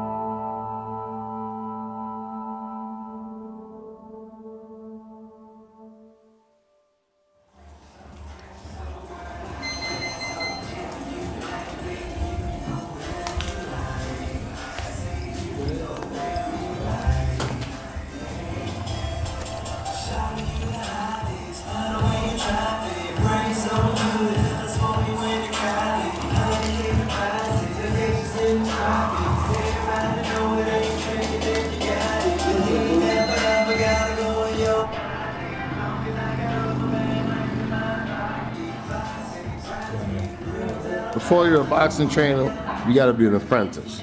You gotta sit beside somebody that's done this for a long time and try to get every aspect of it down pat. Because at the end of the day, he's risking his life and he can die. Can die, brain dead, all kind of shit can happen. So you gotta be on point on every aspect, whether it be something simple as this, wrapping hands, turning fist, or working that corner during the fight. You work that corner, I'm the chief second, I control that corner. You come up to the corner, I'm gonna tell you get the fuck out of there until the commission gets you out of there. I don't want him distracted, or even somebody else that's on my team. They say something fucked up or whatever that I don't like it, I just look right at the commission, get him out of there, and I'll walk him away. I control that corner, because I gotta make sure he's all right. I don't wanna be there, oh yeah, brother, do this, shut the fuck up. You don't know what you're talking about, you're a fan. Anybody can give out an instruction from a corner. Well, I started off with Dwayne from a phone call and said, look, I got this fighter that has some potential. So I was like, look, I really don't need no fighters. I'm full right now. But if the kid want to come train in the gym, he can come train. That's fine. I'm gonna give him whatever time I can. She said, yeah, okay, cool. She just remember I told you I saw something. Oh, okay. That's what you're trying to do? Yeah. But I didn't realize that he was just a home-trained fighter. He never had no professional help at it. Come on. And he came in, trained for about 2-3 days, and I was just watching him. Watching his little mannerisms, watching what he did, giving him little corrections, giving him a fair shot. And he trusted the process. That was the main thing. Stop. That he trusts the process. What I told him, he did.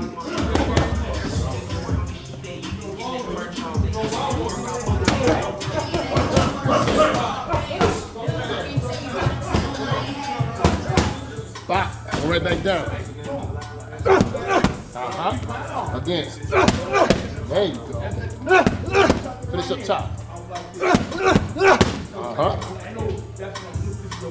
I was slapping your whole head trying over there. Stop it right here. I attained and I gave back. Because at one point when I won that world title with K9 Bundridge, I looked back and I was like, okay, I touched the stage that a lot of trainers never touch in their whole life and succeeded. Now what? Now what is there? I'm talking about what is there in life.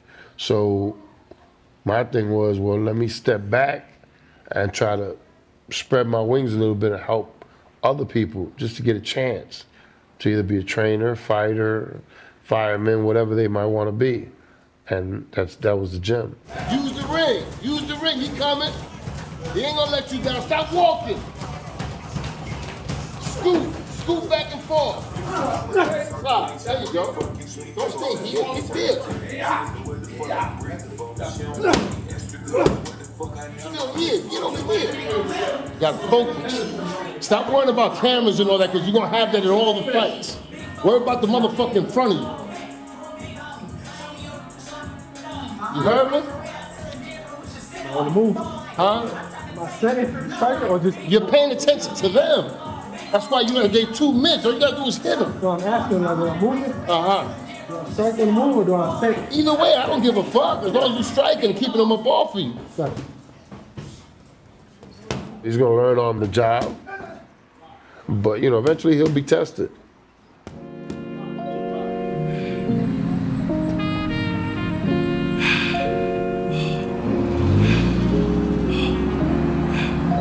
Yeah.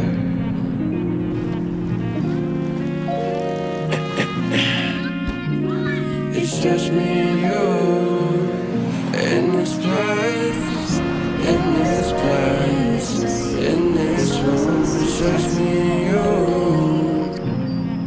Yeah, it's just me and you.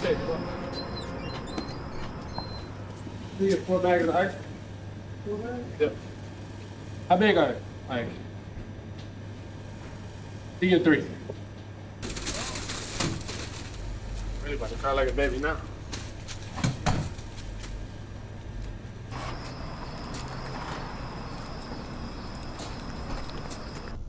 That boy hard. No count. Need to be pulling up something like that. Fight night. That boy hard. Well, how many ice? Talk about that.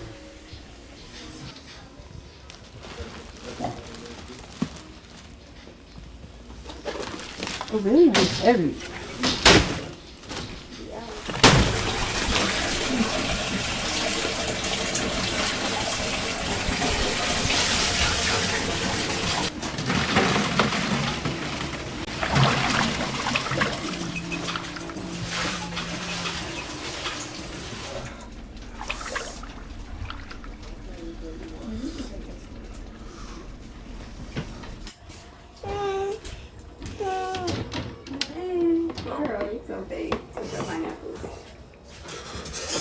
Pretty cold, huh?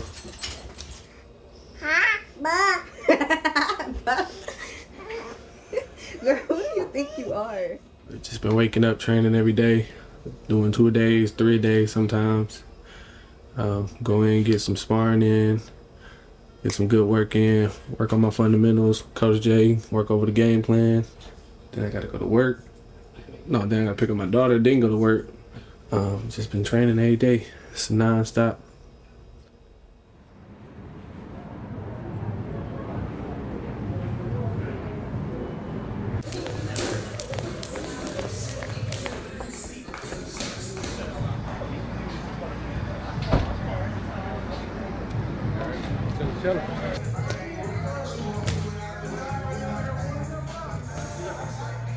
Yeah, I just got this job at Weavers as a personal trainer.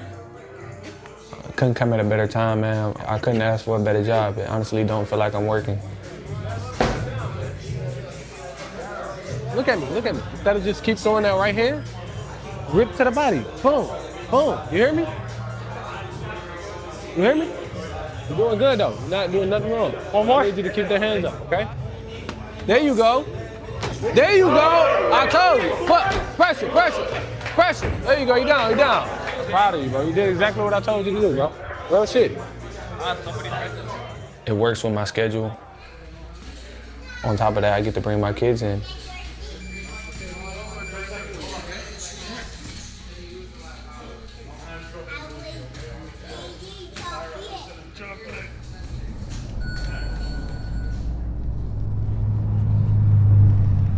When I think about it, it's kind of crazy that I'm on my way to pick up some wrestling shoes and t-shirts from Miss Mindy from Beat the Streets. Because when I was younger, I used to be in that program when it first ever happened at Patton Park, the first year it ever was created. So here she is.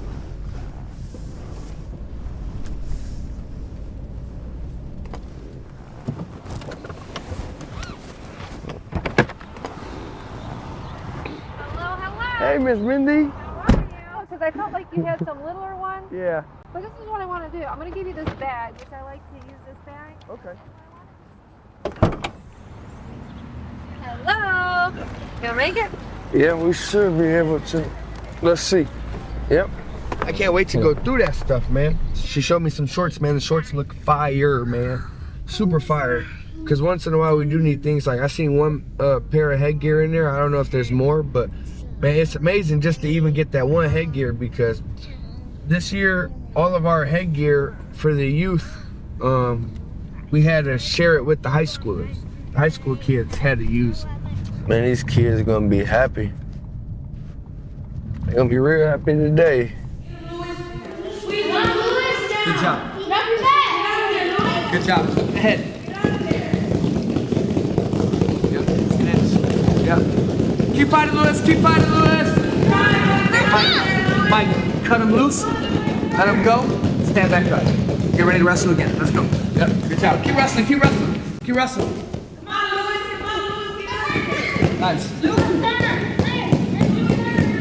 Richard, turn. Hey. Push him up. Push him up. Circle. Hug his waist. Get close. Squeeze him. You gotta get up there. Yep. Squeeze it. Squeeze it. Pop your head out. Put him down. Yep. There you go. Now pop up. Pop up. Nope. Not yet. Keep fighting. He almost got you. I've been training since I was 4 years old with wrestling. I want to see these kids from their whole life. The whole childhood experience is the most important, because this is where these kids learn how to be young men and young women. Wrestling is important. It gives you, like, it humbles you. It teaches you discipline, self-respect. You know what I mean? It teaches you how not to just jump on people. It gives you the benefit of the doubt to give other people the benefit of the doubt. You know, when you lose, you're not a loser, you're a learner. Okay? When we lose in this room, we're not losers, we're learners, because we're still learning. Okay? You gotta learn how to fix your mistake. When you're in there, you gotta circle instead of keep trying to push him. You hear me? All right, let's get in there. Let's try one more time. Come on, you got it. Shake hands. This time, don't play. Take it serious and let's circle. When he comes, you circle. Wrestle. Monday in the room. Tuesday. We're gonna have Monday and Thursday in the room, and then on Tuesday we'll be on the field. Yeah, this week, not next week. Okay. Yeah, he just became today. He's officially the head coach of the high school wrestling team. But he said he ain't never really coached before, so he wants to kind of learn how to coach. So he'd be in the room with me a lot. Right here. So this is the weight room. Ricky, he's the athletic director here. He gave me a call. He told me, he said, hey man, I heard you're doing good things with your team. I know you guys are in a garage. You have a small mat. I want you to come here, check out the school. I checked out the weight room. I was like, oh shit, man, it's nice. I'm like, my bad. He's like, no, you know, you cuss you at home. I was able to bring all my kids on board. I was able to keep it from 2 years old through 17. So if I'm able to keep my program exactly how I want it and how I like it, and I'm able to get help, then that's what we do.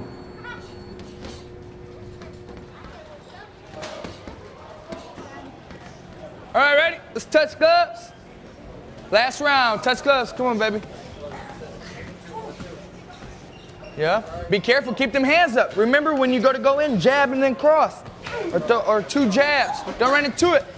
He's going easy, baby, he's barely punching, yep, you're okay. He's just touching right now. Get him, girl, get him. Time, that's 1 round, good job, guys, corners. Here, let me get you some water. Every time he comes in, jab, okay? And then throw the cross. You block it, that's what he's supposed to do.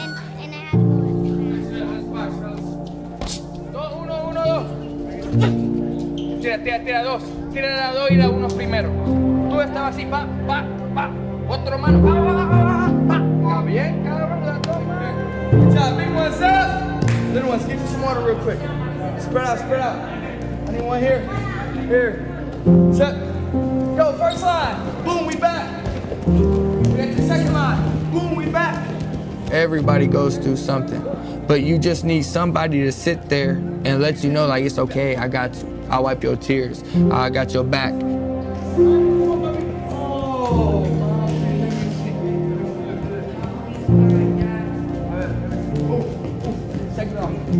Take it off like that, look. Take it off. All right, now let's get to this run. Come on. Life is making sure that every moment you live on this planet, you're giving, you're helping. You're not just always taking. Listen, guys, great work today, all right? Yesterday, we had the hill training. How was it? Good. It was real good, huh? I was going to my school. I was good. Yes, sir, and that's what I'm talking about. You graduated. Mikey graduated. I won 2nd grade. Oh, yeah, that's what I'm talking about. You guys are good. You already know that.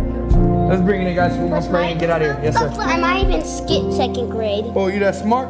Yeah, my parents want me to. Man, you a blessing. Ready, guys? No mercy on 3. No mercy on 3. Bring it down for the babies. All right, guys. No mercy on 3. No mercy on 3. 1, 2, 3. No mercy. Good job, guys. Good practice. You guys want water? So you guys get some water.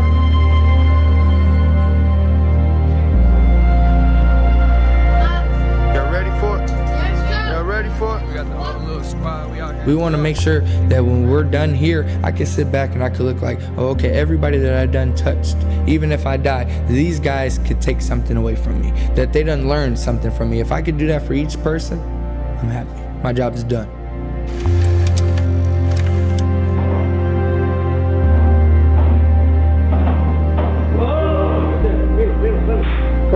Push in.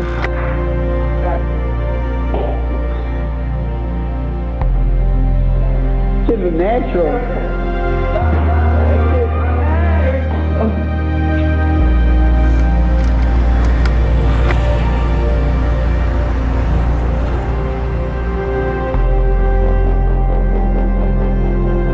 Increasingly, more people and young people, they ask themselves, why do I even exist? You know, kind of in a philosophical way that hits them very much emotionally. So I know that a lot of times when I was working with young people who were having troubles, they just felt rudderless, wandering around. They may not have gotten the direction from their parents, through no fault sometimes of their parents, because their parents were just trying to figure out how to make ends meet and put food on the table. But if you're a young person trying to find your way in society, you could be rudderless.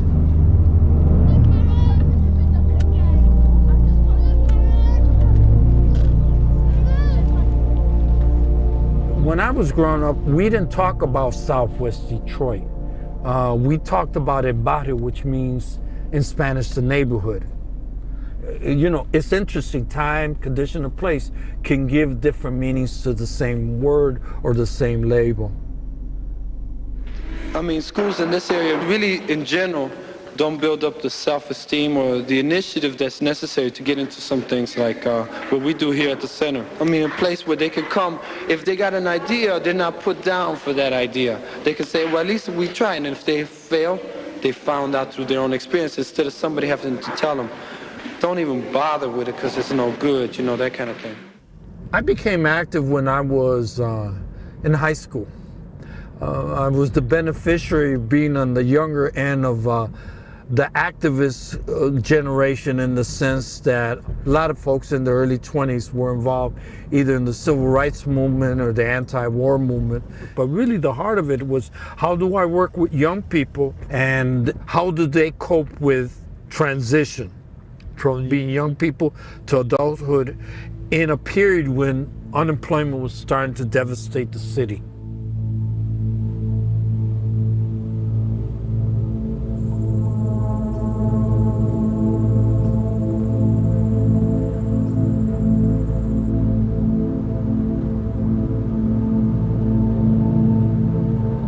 To really do good gang work, you have to be in the middle of it, not in the sense of risking your life, but just know the players more and know how to reach them.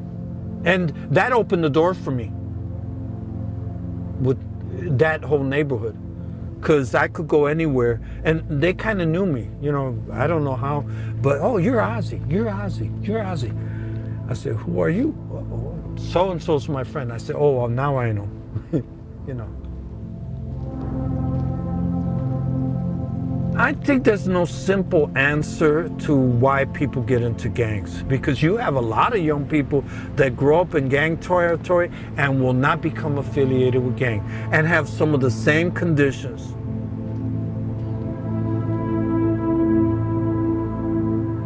My dad was one of the biggest dope dealers in the Southwest. He was that, you know, he had all the gold chains, he had all that. But I seen it didn't get nowhere, you know?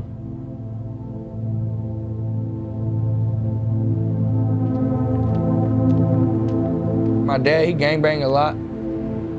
He was in our life, but wasn't. He was in and out of the system a lot. He always got locked up. He always fought.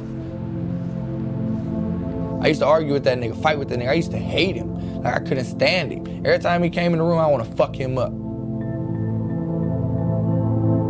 When you have an abusive father that was an alcoholic and drunk and fighting all these demons, so for me to know everything that's going on as a kid, because I'm growing up in that environment, and I thank God I'm lucky, because it is hard for certain men to take control and to be able to know, like, I gotta take care of these kids. You know what I mean? Maybe my kids are gonna be struggling, or they might end up dead, or they might end up gangbanging like me.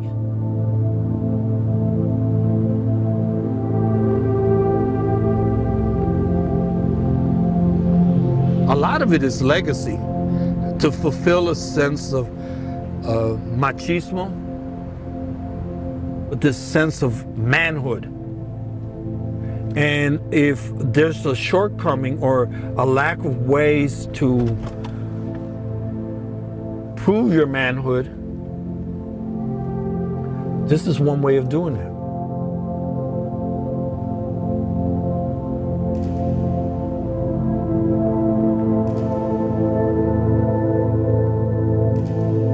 Father passed away in 2013 due to carbon monoxide poison, they say. He had a generator, but the generator was outside in the back, so I'm not really sure what's going on. Just that feeling of not knowing if that's the truth or not. That's just how my whole family feels. My dad got so much love from everybody, every day, on a day-to-day basis. Everybody always had a big smile when they seen my dad. They was always happy when they seen my dad. That's kind of like how I try to present myself. You know what I'm saying? How I try to carry myself. Try to get that respect level with everybody. Even to this day. Dad was Uncle Dion. My mom was Auntie Lee. To everybody.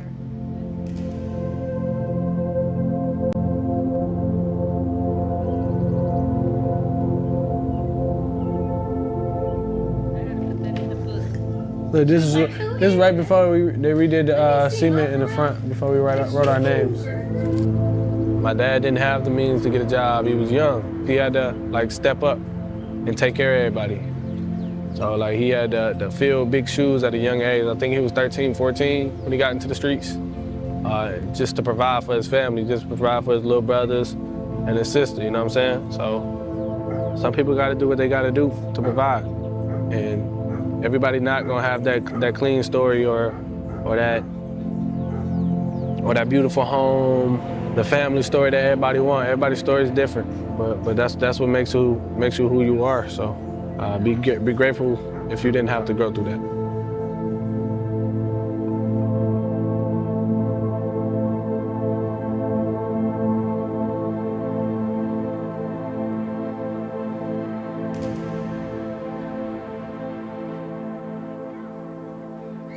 You gotta climb up that way and then slide down, yep. And then when I turn it on, it's gonna be sprinkling water down too. Oh, these burning. I gotta stop going away from the grill, huh? What up, what up? Hey, Ray Ray. Your little sister been looking for you. Where's she at? On the swing.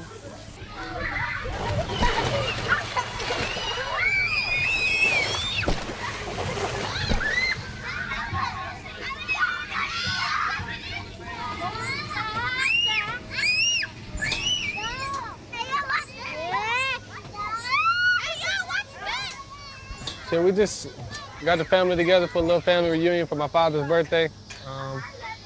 My father's been passed away, 8 years now? He would have been, 54 today? So we just got everybody, all the kids, all my nieces, nephews, my brothers and sisters, cousins, got everybody together. You know, we're just here to celebrate the life of my father, that's all.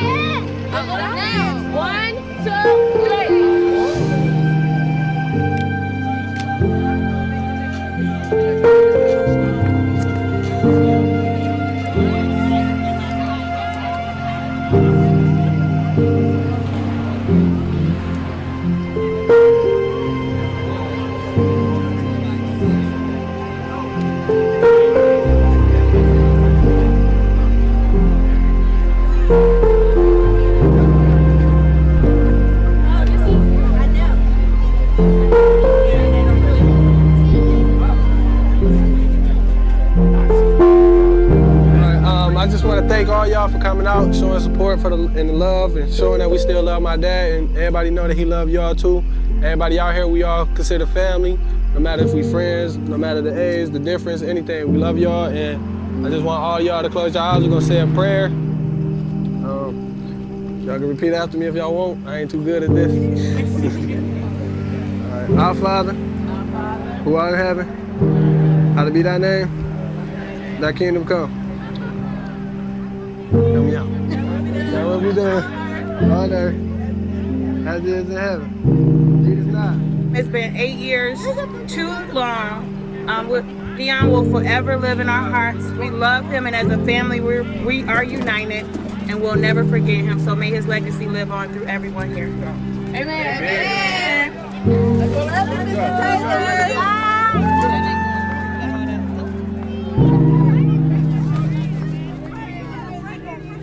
He was the type of dude, if you was like a kid and you didn't have your parents, and he would literally put kids off the block like into the sports with us, into cheerleading. He paid for people's kids and people who couldn't afford it. That just was the type of person he was.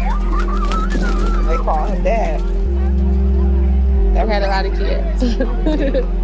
for us to have different parents and him to have a lot of kids, he done raised some the best men that I know. These boys in my life are some great fathers. They are perfect examples of men. They not street. They amazing. It's just gonna make me cry how amazing what a single man who came from nothing can raise all of these kids and make them become the best parents, the best siblings, the best everything. He did his best and didn't have nothing, and he made this. He made it. And ain't none of these, a lot of these people ain't even got no blood with him. But we family. And he did it, y'all. I'm out there. The legacy he left is gonna live on forever. He it started me and then a lot of people. The way to move, the way to act, how to be a man.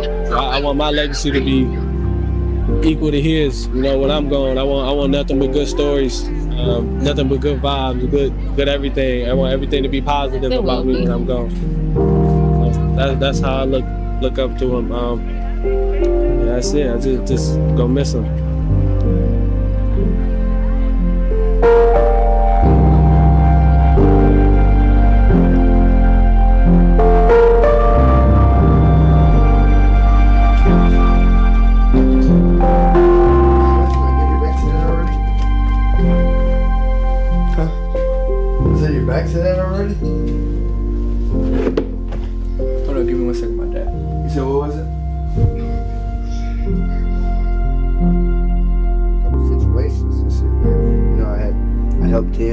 Or he had helped me, and it's like, you know, now that he's older, like, bro, I could see him trying to help with his kids more. I could see him like wanting to have a better relationship with my brother, like, you know what I mean? Like, he knows he fucked up.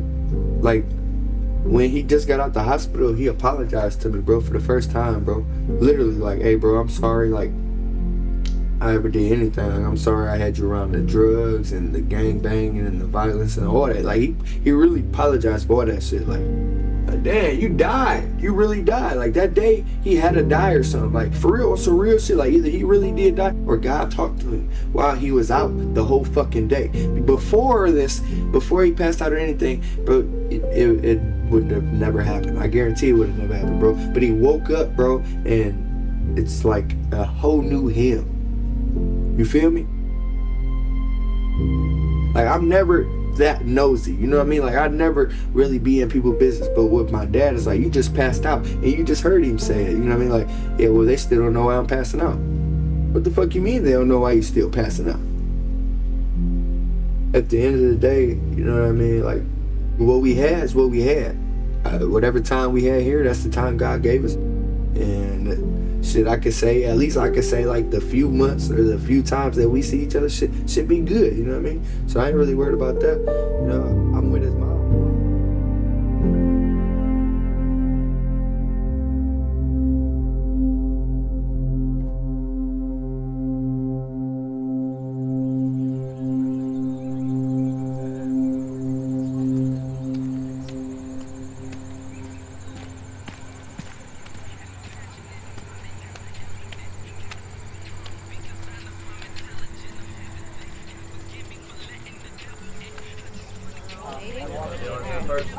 What's up?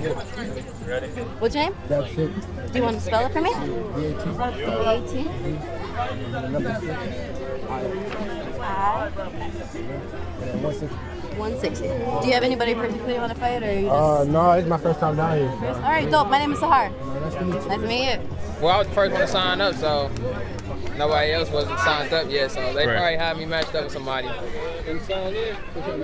you feel? Get here. It's about to be nice. They got the ring right here. That's his pops right here, man. Legendary. We got some fighters in this boy. What, bro? What's cracking, dog? What up, boy? This your coach? No, it's my pops. How you doing? I'm gonna call you pops too. You my pops too, man. All right, man. This my guy, man, right here, Josiah, man.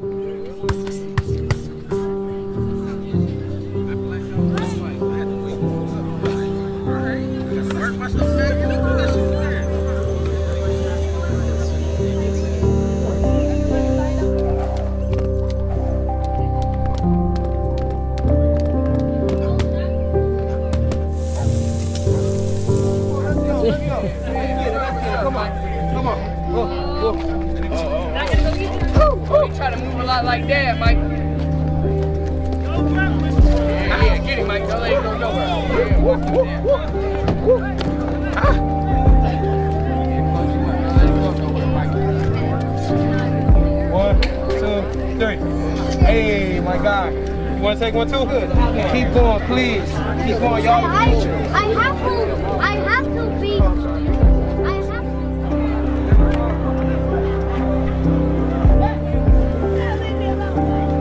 That's good? We got Mike in this corner versus Mike in this corner. We got Mike versus Mike. It's on y'all whenever y'all text.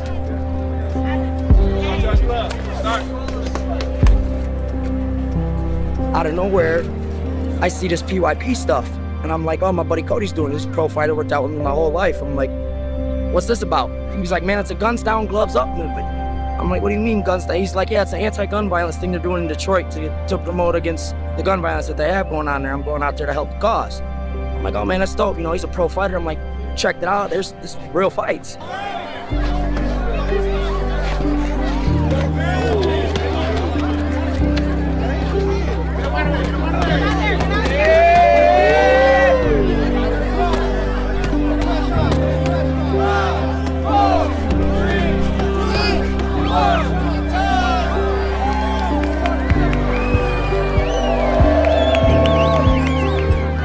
For some brothers to come and dish it out in the dang on ring, man, it's an excellent feeling, man, to let out so much anger and animosity, man. We go through a lot of stuff from day to day, man, so to be able to go up in there, the crowd reaction to certain hits, oh my God, man.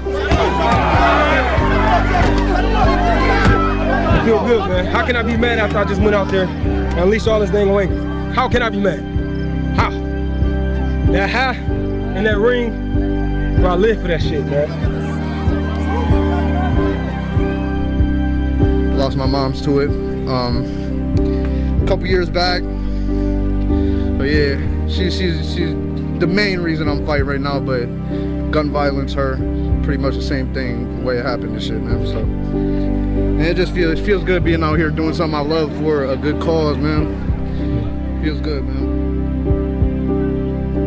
This movement has so much behind it, and I don't think anybody here realizes right now, with everything going on, a message like this is something we need. And you know, where else can you get that? You can literally bring two guys together that for a week and a half have probably talked about taking each other's damn head off, and by the time they're done, they're gonna hug. They're gonna go sit down and have a 20-minute conversation about it.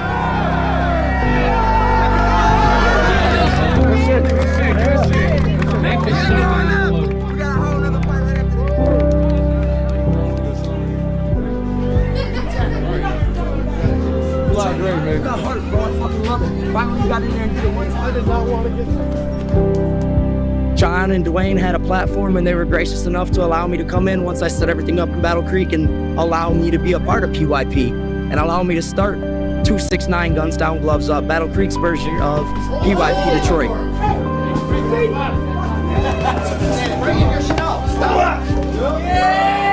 That's it! Good fight, bro. Wipe his eyes. Oh, this family got me. Where'd my baby go? Come on, boy. King the King. Hey, you wanna wrestle? I'm tired. Did you see me? Yeah. So if you see me, you ain't gotta cry, man. We did all right.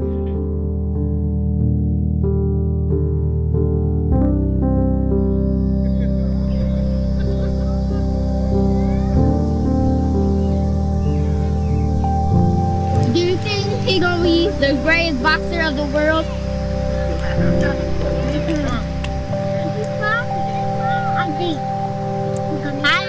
I know. My dad is a champion. I know he gonna win. I know he's able to do it. And a Cougar right. I know everything about him. Does he my dad? Supposed to? This is a real live event that really help young men and women, because it's the bonds that people make throughout this. It makes you family. It makes you one. You know, you got West Side, East Side, but we all came together for one good cause. So that's what I looked at it as, like, if I'm a part of this, I'm gonna build it with you. And I feel like that's what PYP is, you know, it's teaching kids. There's other outlets. When you're in pain and you're going through something and you're struggling and you need help, there's always something out there to pull you out. You know, I felt worthless at one point. I felt like I was nothing, but you guys showed me like, you know, I have value and I have a worth. It pulled me away from falling down into this black hole. I had people there with their hand out like, come on, you got this, you know, and that's exactly what it was.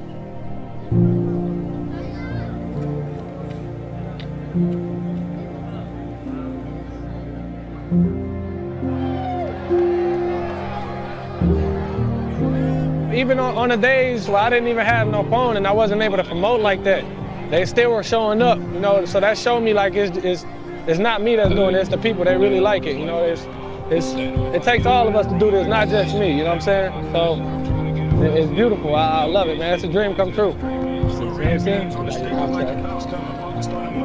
And he got my contract, yeah, let's go. And he got my contract, fuck yeah. Thank you so much, I appreciate it. Thank you.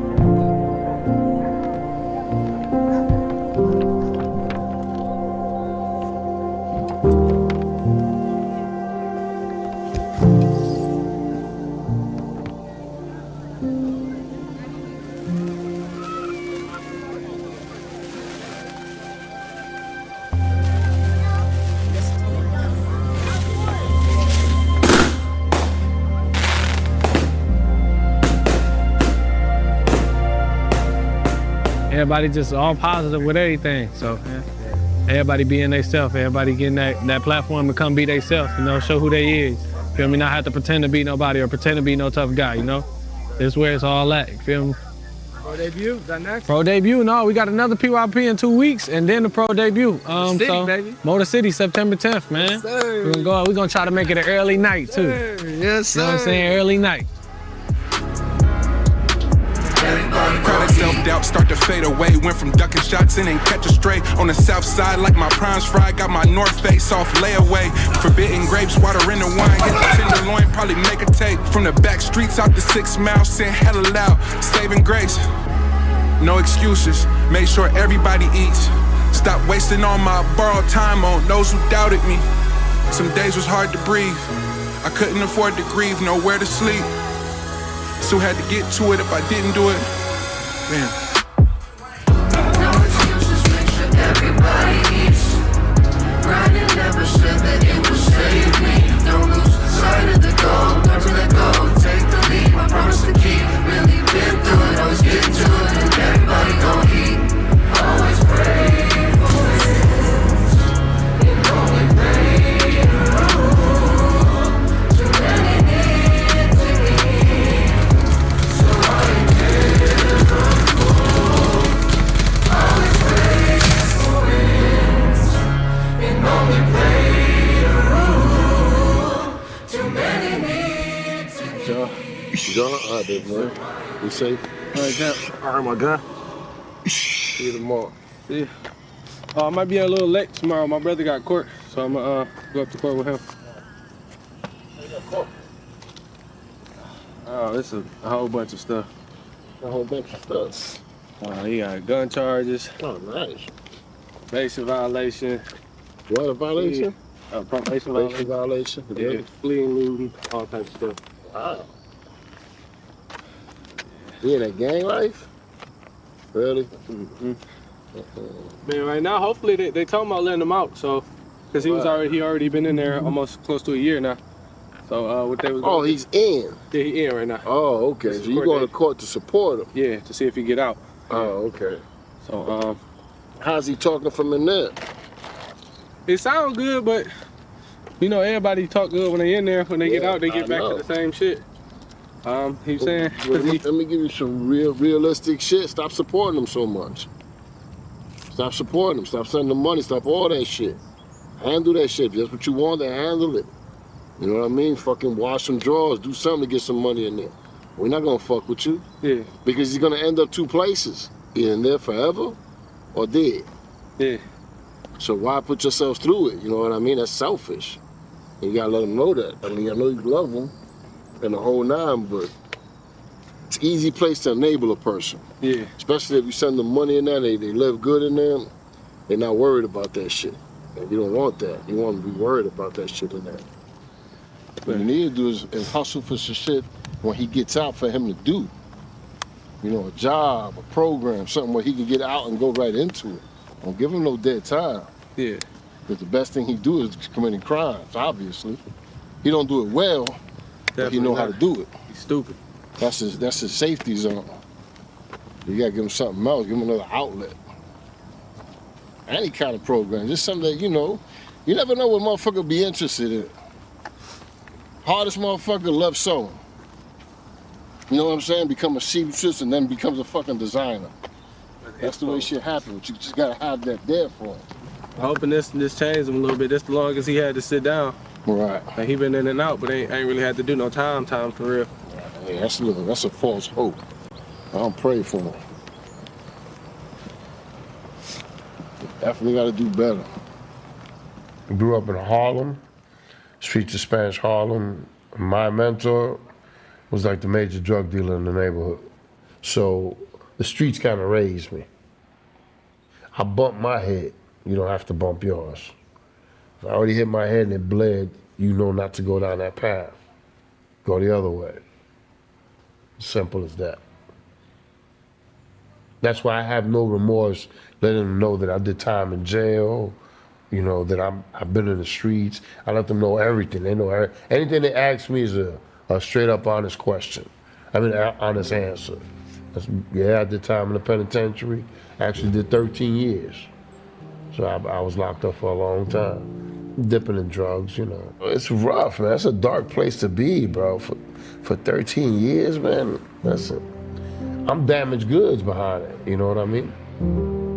So it's not the type of life you want to live at all.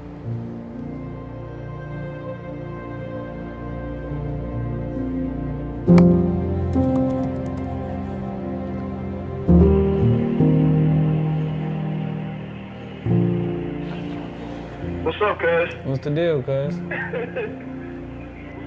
Why you called me at midnight yesterday or the day before? Oh, I was bored. I was just Nigga called me at midnight, bro. I ain't about to call me at them hours, man. Look how big she done got. Oh, yeah. That's Audrey? Yeah. Oh, yeah. Damn. Oh, she tripping me. Damn. Man, she huge now. That's crazy, cuz. She be talking and everything. That makes me realize I've been gone a long time. When shit like that going on, I need to come home, dog. Man, cuz, man, that shit, I cannot wait, dog. Man, yeah, when you coming home, man? Just always know I'm proud of you, dog. You make me proud. Like, nigga, anytime I come home and they can tell me how good you doing this shit, man, like you ain't give up, you feel me? Like, even when you ain't had no motivation, bro. You feel me? You found your own, you feel me? Yeah. But you ain't let that shit determine your future. You knew you was gonna make it out this bitch, you feel me? I appreciate you, cuz. You came from nothing, you hear me? Like, nigga, like, you look where we came from. Hell yeah, man. Something special, and they gonna realize that. People see the vision, you see it, you feel me? And I see it, you feel me? Hold on. Yeah. I'm about to show you something now. Hold on. You about to really trip.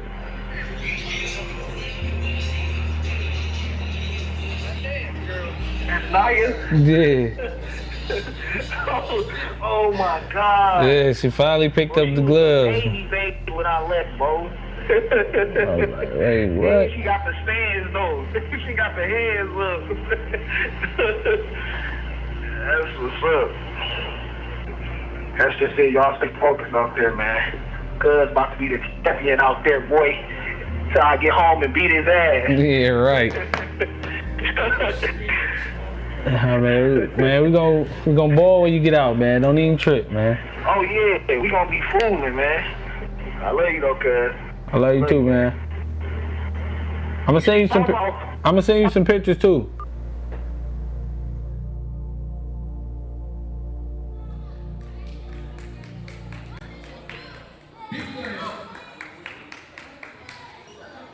We ready to go. There's another team going right here. Yeah, this is our first summer tournament here at the school. It's gonna be, so it's pretty dope, man. We got concession stands over there, you know what I mean? We got families bringing in food and stuff here in a little bit. We're gonna get started around 12. Oh yeah, like this. Did you hear me say he needs to take me down?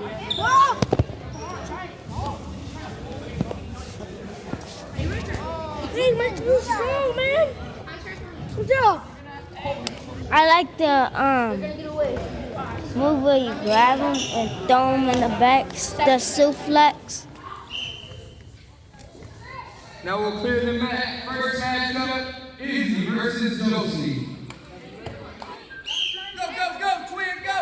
Go, go, go, go. You gotta beat me. Go, go, go, twin, go, go. Go. Stand up, turn it to her. Yep, there you go, put a hand. Nice, nice. Go, Josie. The summer tournament gets them prepared for other tournaments, and we also invite other teams over so that way the kids get a feel of real tournaments and we can see where their progress is at. Come on, Ben.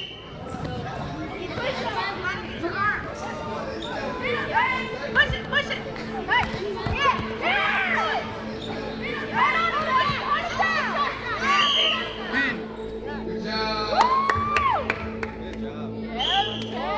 Why did you start wrestling, Josie? Do you remember? She was doing gymnastics, and we would come and watch the other kids practice. And she just one day was like, "I want to wrestle. I want to wrestle." And I was like, "No, you do gymnastics." She said, "I want to wrestle." We put her out there. She started winning, and she liked it since then. Yeah, yeah, Josie.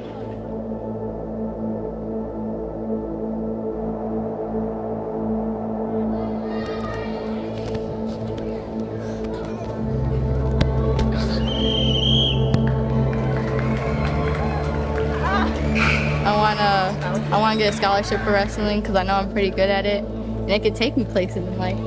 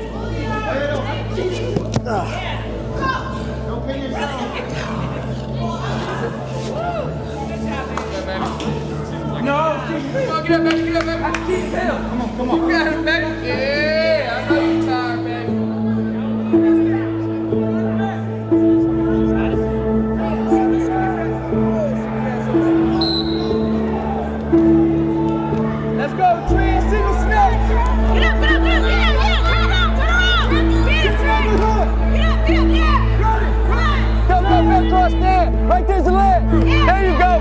There you go, Trent. She pushed the shit out of him. She don't play, boy. She ain't scared of nobody. Yeah. Hell yeah.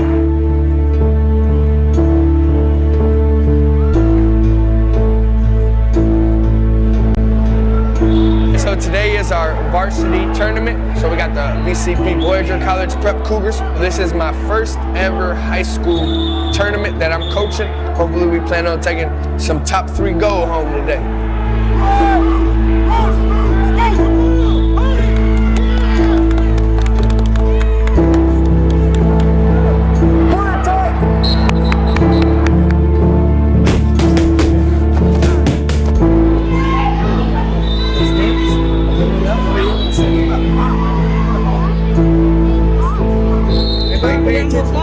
You gotta watch these guys. These guys are 52 pounds.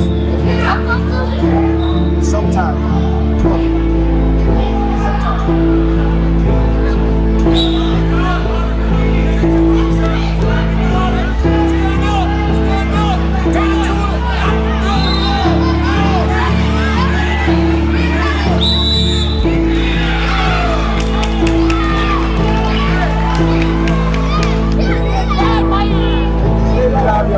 I mean, he's been around wrestling like one. So, you know, seeing Mikey first crawling on the mat to like walking on the mat to him actually pinning kids is pretty cool. I don't know, just the whole experience of winning and losing, because, you know, my biggest thing was like, if he loses, he's going to be so heartbroken. But, I mean, when he lost, he took it. And, you know, he knew that next time was going to be a better fight. And he was going to try all his, you know, try his best. Yeah, we have to go to the bathroom. We're not going by ourselves.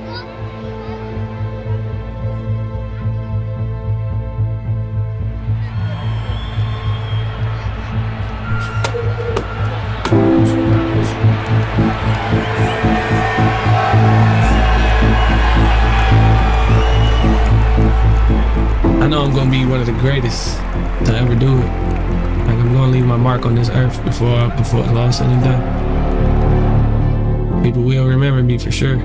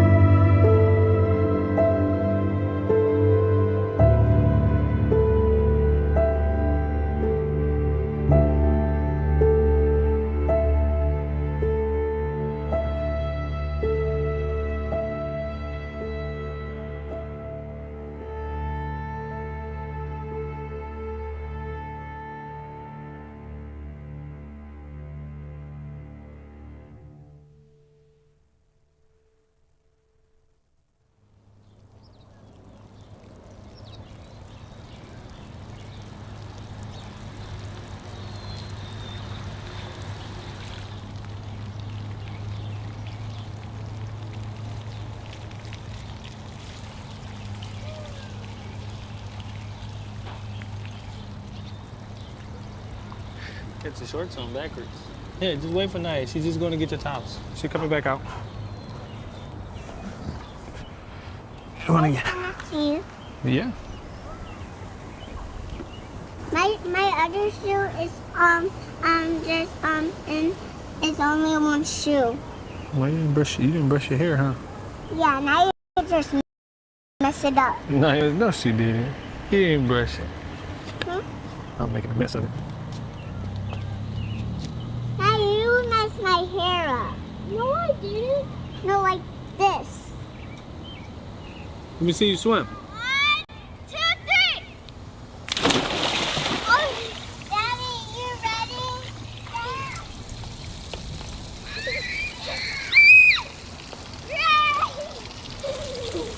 Go ahead. Let me go in. Okay, go ahead. I'm coming in with you. This feels like an ice bath. Yes, it's an ice bath. Feels like an ice bath. You don't know what no ice bath feel like. It's pretty. The mermaid's doll looks so pretty. Now what color they have?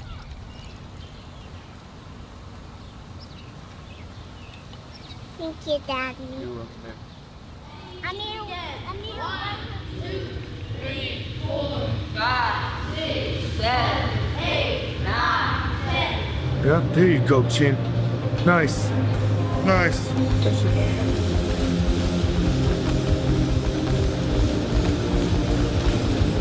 Hey, you two, you ready? All right. Set. Shake hands. Wrestle. Set up the shot. Hand fighter. Head up, Carlos, and kick. Don't lay there. Fight for hand control. Fight for hand control. Nice. Now hips out. Stay alone. Sprint back. Sprint back. You're springing down. Hey, you know who beats you? You. Who beats you? You. So if you shoot sloppy, you're going to wrestle sloppy in tournaments. If you're not wrestling smart in the room, are you going to wrestle smart in a tournament? No. So we have to be what? Locked in. We have to be what? Locked in. Take your time. Who are you racing with? Nobody. Take your time, get it done correctly. Because when you do things fast, you mess up. You see? It stays. Now, I want you to come collar tie, inside control. Your winner, David!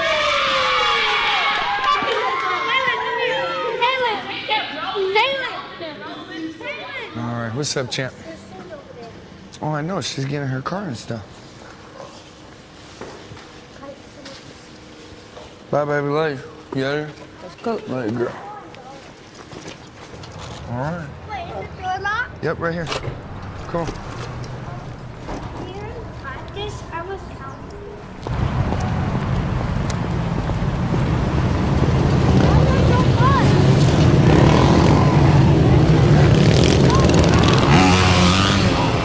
Scoot over, yeah. Y'all wanna go see something? I want to see the fish. Come on, we go see something. What kind of fish? The gym fish. A gym fist? Oh, No, what kind of fist? A knuckle fist? Yep, that's it. What is that? Whoa, that's a nice fist, huh? Whose fist is it? Joe Louis. Why do you look so cool? Hold your belt. Why do you look so It feels so Here, Mike. cool.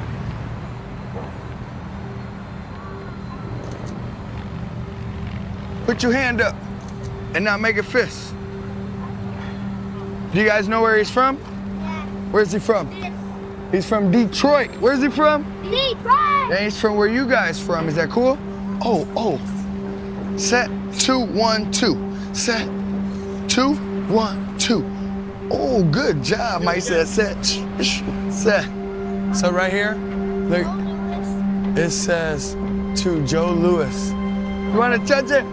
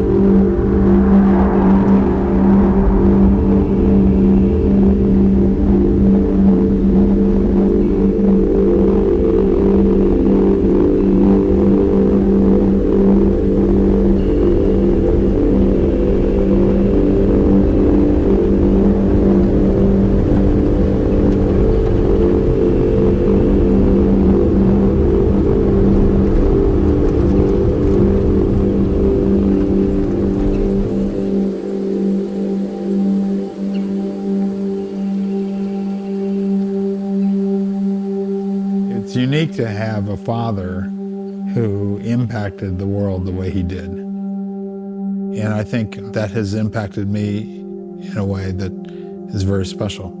I think I am who I am because of him.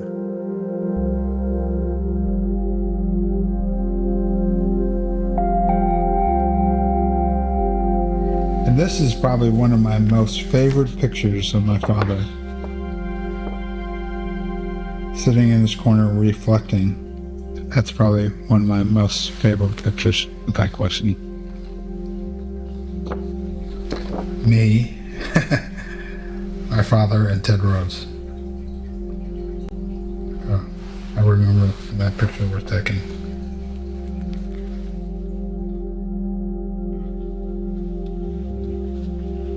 Here's a picture of us in Detroit, Cobo Hall. The very first thing we did when we bought this house was plant this Joe Louis street sign. So before we moved any furniture in the house, before we did anything, the very first thing we did was put up the street sign, just because, you know, he's so important to us.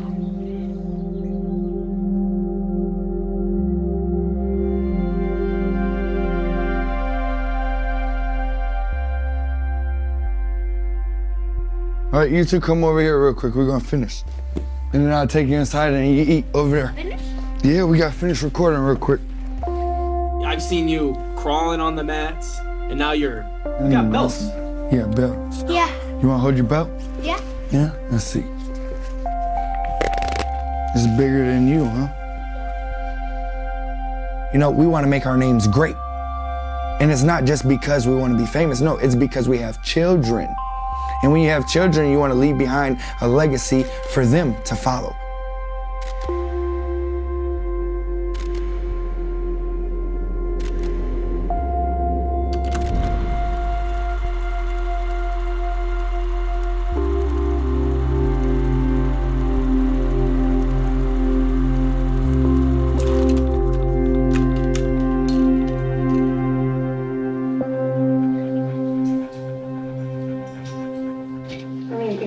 Know what iron is. Have them do some iron. You take the hair braiding gel on? You haven't seen brown belt around here, have you? Have you checked downstairs? No, I'm about to right now. I looked downstairs. Did you need a brown belt? Yep. But it was a specific belt.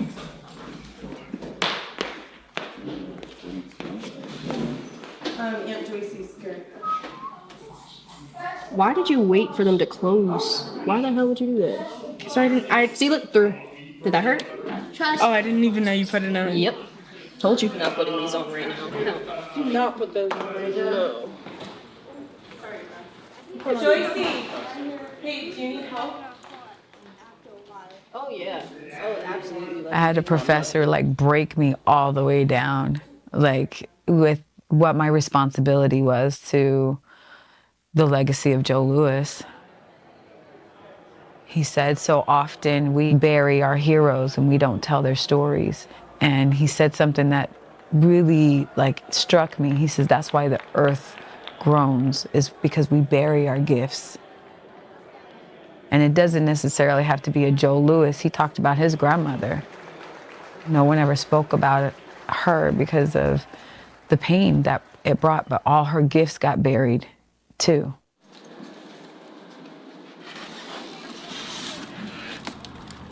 This last 3 years have been a fucking roller coaster. Just getting to this point that I'm at now was just a dream.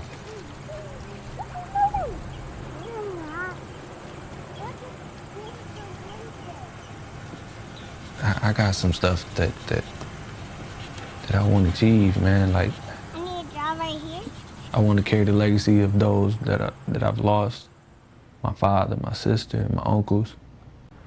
I want to change my family's lives forever. You know, I want to be the one that breaks the cycle of what we're going through, you know. I don't know what my family left behind.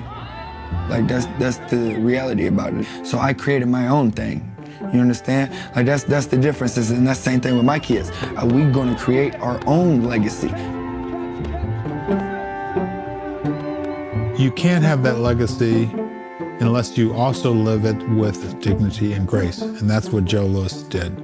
And I'm always humbled by the fact that he had the impact that he had. That he was an American hero at a time that the country needed a hero.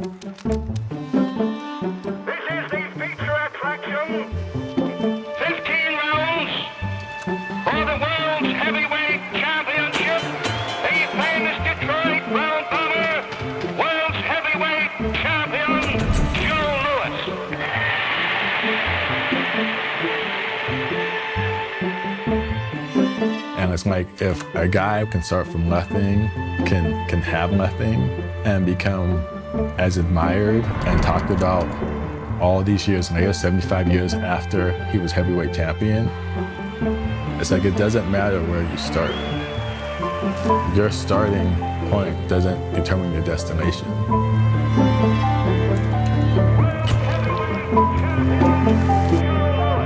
All of that makes it real. It's not like something esoteric or something separated from everyday life. If you can pass that belief to other people that yes, the ordinary person, they can make a difference, that's the best legacy to leave. Because then that means that spirit of struggle and creativity and vibrancy continues well beyond the time you're gone. That's what I want. I want kids to be able to be like, dang, I know him. I seen him. He can do it. He did it. How did he do it? I come from the same thing.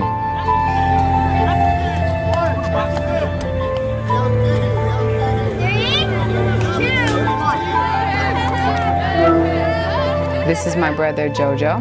Hey, let me turn you around. My father may have passed away, but for others, he was always a part of their life, and he was always going to be a part of their life. And they were always going to talk of him and about him as if he was there. And I just had to learn to deal with it. And because of that, he's always alive. And I think that's a beautiful gift. Every time I hear these stories and tell these stories, I get inspired again. Where you just go like, man, like that's my dad. You got a question for Mom? No? Got a question for you. What's the question? You will always be in our corner, right? Yes, I will always be in your corner. In life and in wrestling and anything you do, all through your corners. There really isn't a difference in what they're doing and what my dad has done, except for the number of people who are watching. They're showing young men and young women how to change from the inside, and that change lasts forever. From slave ship to championship, Joe made everybody somebody. Usually, the champion rides on the shoulders of the nation and its people. But in this case, the nation stood on the shoulders of its hero.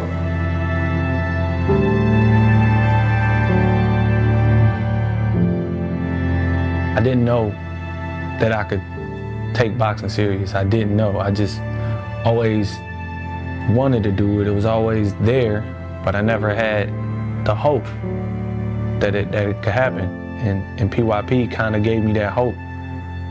Like, yeah, you can do it. Take it serious, and anything can happen for you. And I hope that this is just a stepping stone for what's next to come, and maybe just like a blueprint for somebody.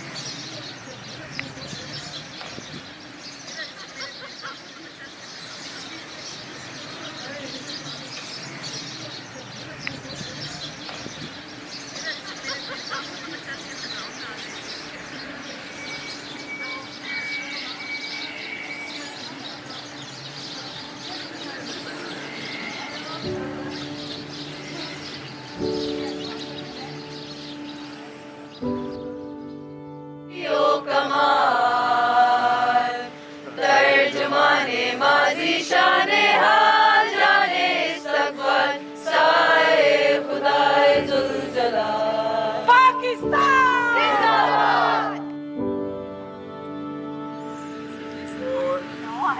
5, 6.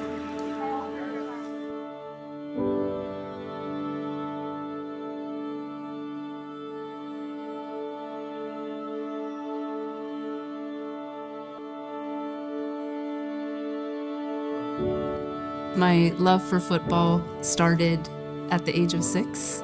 I had to go to my parents and say, Ami, Abu, I want to play football. As a young kid, I think they understood, okay, she's young. Let her get it out of her system. Go!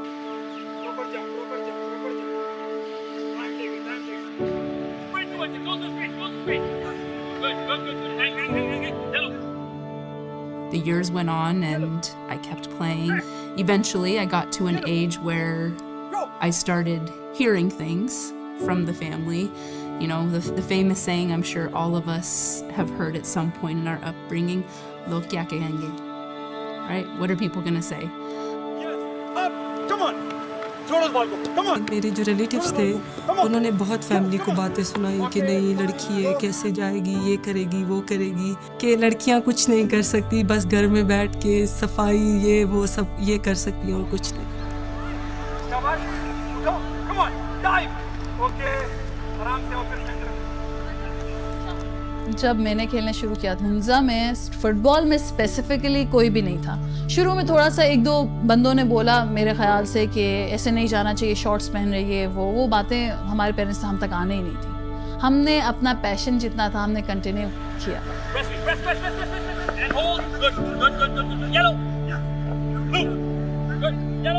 In Pakistan, it's not easy for a woman to go out and play football, so that's the biggest challenge for us. I think that there are a lot of people who want to do it, but they are stopped by the environment that they're in the culture that they live in, and it's not fair.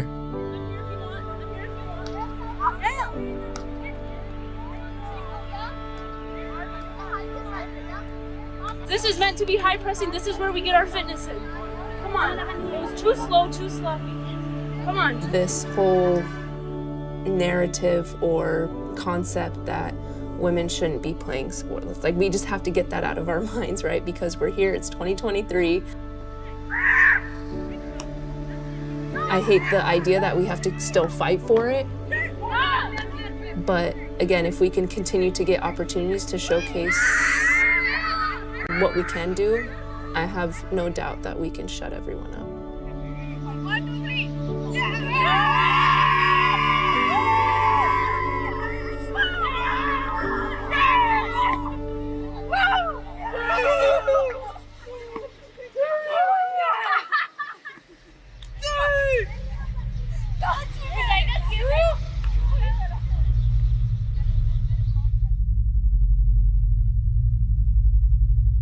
अहम खबर शामिल करते हैं FIFA ने पाकिस्तान की रुकनियत मुअत्तल कर दी है हुकूमती मुदाखलत और फुटबॉल हाउस पर कब्जा इन पाबंदी की वजह बने हैं इंटरनेशनल फुटबॉल नहीं खेल सकता पाकिस्तान और पाकिस्तान को जो फंडिंग होती है फीफा की तरफ से जो अच्छी खासी रकम होती है हर महीने की वो बंद हो गई जैसे बैन लगा सब डेट सब खत्म हो गए इंटरनेशनल पार्टिसिपेशन हमारे खत्म हो गए लोकल हमारे इवेंट सारे खत्म हो गए We were banned and so I was just playing football and not really making money and everyone was like, what are you doing with your life? And I was getting a lot of pressure from family, just questioning all the life choices I made. The quality of football in this country suffered. We lose a lot of quality players. Losing the time we could have had to grow as a country. We've lost a big generation of kids because of this. As a federation or as a football community, हम लोग बहुत ज़्यादा पीछे चले गए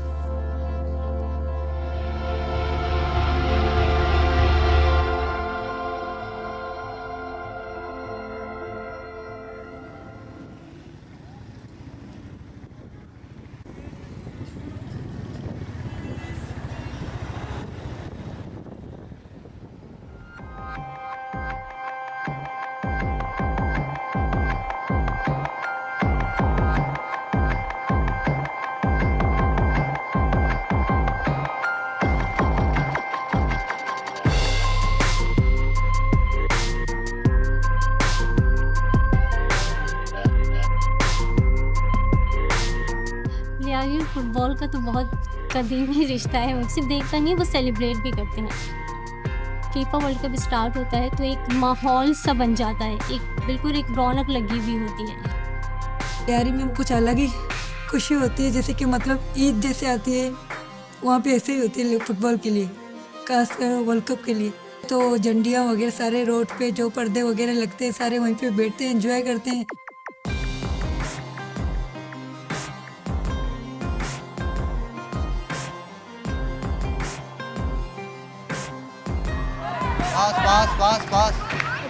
बस body को ready रखिए अपना, कभी भी बॉल आ सकता है आपके पास। एक ऑटो वाला मतलब मुझे कह रहा था कि जब मैं निकली थी अपने स्कूल से तो वो जैसे उन्होंने मुझे मेरी किट की तरफ देखा था, मैं बैठ गई उसके ऑटो में, तो उन्होंने मुझे कहा कि आप अच्छा फुटबॉल खेलती हैं। मैंने कहा हाँ। आपसे शादी कौन करेगा? उनको यही लगता है कि अगर हमें हमारे राइट्स पता चल जाएंगे तो वो सारे काम करना छोड़ देंगे जो हमारे ज़िम्मे है। हम इक्वलिटी की बात करेंगे हर जगह कि मतलब ये काम अगर मेरा है ये आप भी कर सकते हो तो आप करके दिखाओ, तो वो ये सारी चीज़ें करने को तैयार नहीं है।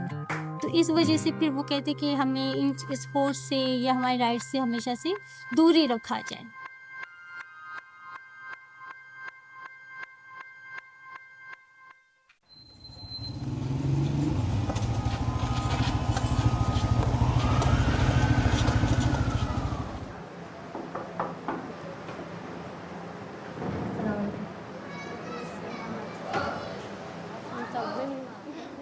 हम एक फ़ुटबॉल की टूर्नामेंट करवा रहे हैं, ठीक है, जिसमें आपकी बेटी को हम लेना चाह रहे हैं। उनको बहुत शौक है खेलने का, पर शम्सा बता रही थी कि उनके पेरेंट्स अलाउ नहीं कर रहे हैं, तो आप क्यों उसको अलाउ नहीं कर रहे हैं उस चीज़ के लिए? मोहल्ले की वजह से ना, मोहल्ले में बहुत बातें करते हैं, बोलते हैं लड़कियां नहीं घर से निकलना नहीं चाहिए।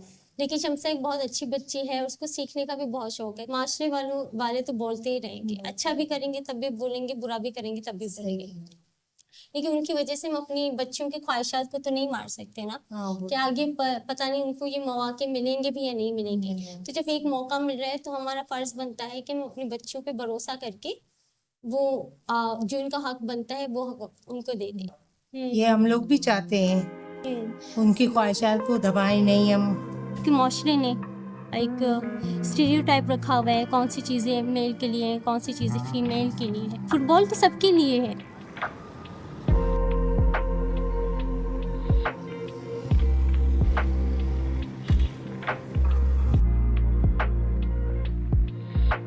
एनवायरनमेंट हरासमेंट बहुत होता था, मतलब जब आती थी रास्ते में,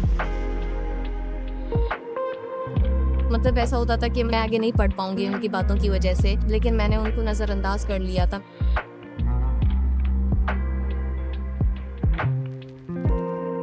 तो अभी जो भी कोई हरासमेंट हो या कोई परेशानी में मुंह तोड़ जवाब देती, इतना पेशेंट आ गया है।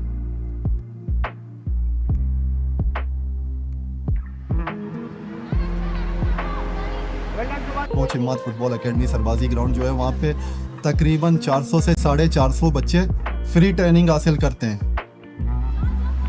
तो उसमें भी हमारे साथ इसी तरह मुश्किलात आई। मौलवी हजरात ने बोलना शुरू कर दिया, कहते हैं कि बेहयाई हो रही है। मेरे ही ग्राउंड में 3 बच्चियाँ आज इंटरनेशनल खेल रही है, पाकिस्तान की नुमाइंदगी कर रही है। सनोबर लियारी से गई हैं और वो अब इंटरनेशनल प्लेयर बन चुकी हैं। ये तो वो साहिबा सनोबर है जिनके साथ हमने खेला है। मुझे तो बहुत प्राउड फील होता है कि यानी आज वो गए हैं तो कल इंशाल्लाह हम भी मेहनत करेंगे तो हम भी वहाँ जा सकते हैं। तो मेरे चाचू हैं, इसने मुझे मना किया था तो लड़कियों कुछ कर नहीं सकती। जैसे मेरे अब्बू को बोलते इसको इजाज़त न दे बाहर जाने की, तो मेरे अब्बू ने बोला मतलब भले खेलेगी तो एक दिन यही आप लोग के आँख खोल देंगे। तो 2018 में मैं जब नेशनल चैम्पियनशिप खेल रही थी, मैं तो मंगोलिया में भूटान में गई थी। तो उसके बाद तो मैं रिटर्न घर आई थी तो मेरे चाचू मुझसे मिलने आ गए, बोलते वाकई आपने तो हमारी आँख ही खोल दी।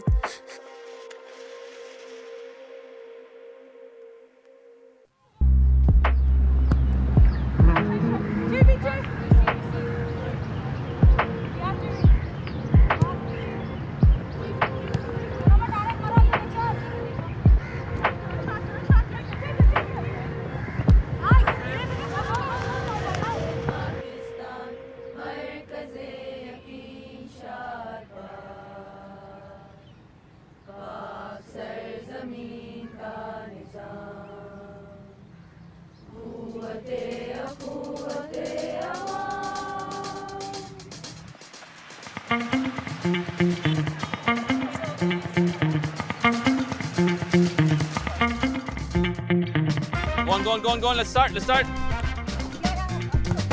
to find the person in the empty box. Good. Excellent switch. 1 point. Lose. Yeah, two total.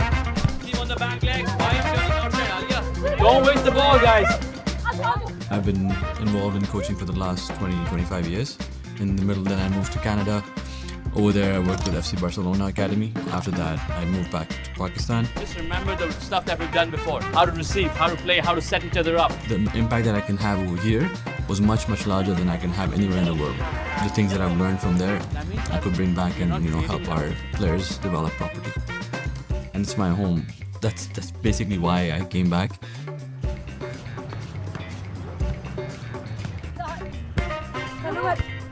We're really fortunate to have such a dynamic group of girls and a very different group of girls. And I think that's what makes our team so special. We have girls from literally almost every single province in the country. So to be able to bring so many different types of young women and young ladies together and get us all on the same page to work towards the same objective. उस time में तो मैं लड़कों के साथ खेलती थी मतलब लड़के तो ज़्यादा टफ खेलते हैं हम लोग को तो पता है लड़के उससे भी ज़्यादा टफ खेलते तो मैं उनके साथ भी खेलती थी मज़ा आता था This team is full of good characters, a team full of spirit. So they know what Pakistan has gone through. So their motivation is sparked by that.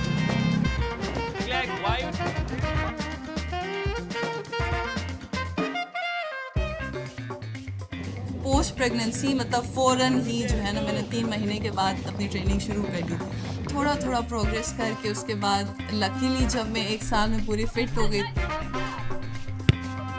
Football का बैन हटा और नेशनल टीम बनी और उसमें playing squad में playing 11 में मेरा नाम था तो ये मेरे लिए बहुत बड़ी अचीवमेंट हमारा हैंडलिंग पे तो proper catch behind the ball जितना टाइम है शाबाश proper catch Good. Well done, that's it.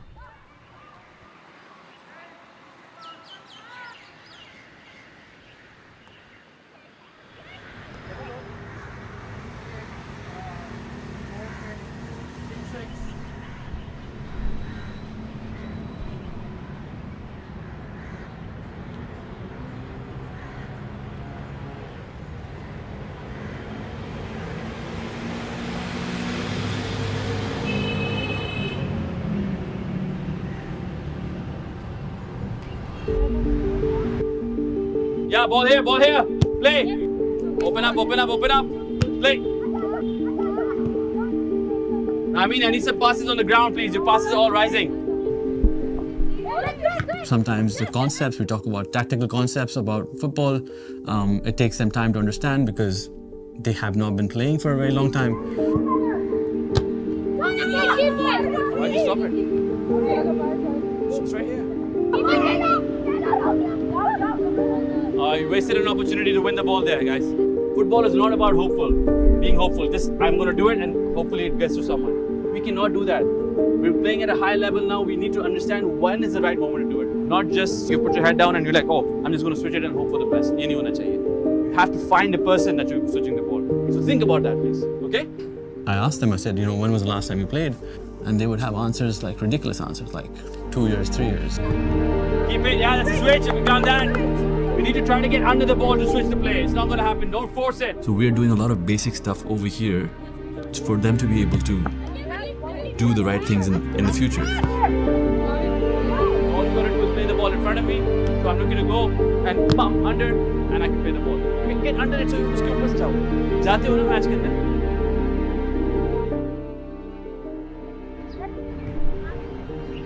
People are always like, outside. Like this team doesn't deserve to be the national team. Like they can't do anything. But behind all of that, I think I'm always trying to remind myself that it's football and I love football. So this is what I signed up for and I love it. Yeah, all right. Let's go come in front. There are many situations where we had these chances and we're not taking them. But you need to be brave enough to take that shot. It's okay if you miss. And that's the mental strength that we need to have. We will miss and we come back stronger every single time. Okay? So today was well done. We are a very new team. We had a month to prepare and we were thrust straight into like SAF championship. Let's go, buddy. Pakistan! Zindabad!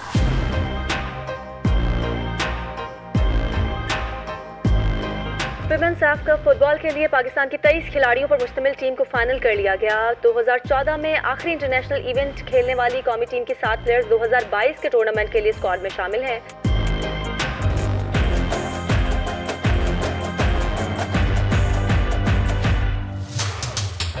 Basic idea जो selection का था इस दफ़ा वो ये था कि young लड़कियों को इन फ्यूचर तैयार करने के लिए, थोड़े से जो बड़े हैं ना वो उन्होंने अपना माइंड बनाया है कि लाइक अब हमारे पास टाइम नहीं है तो हम लोगों ने ना डू और डाई वाला सीन करना है।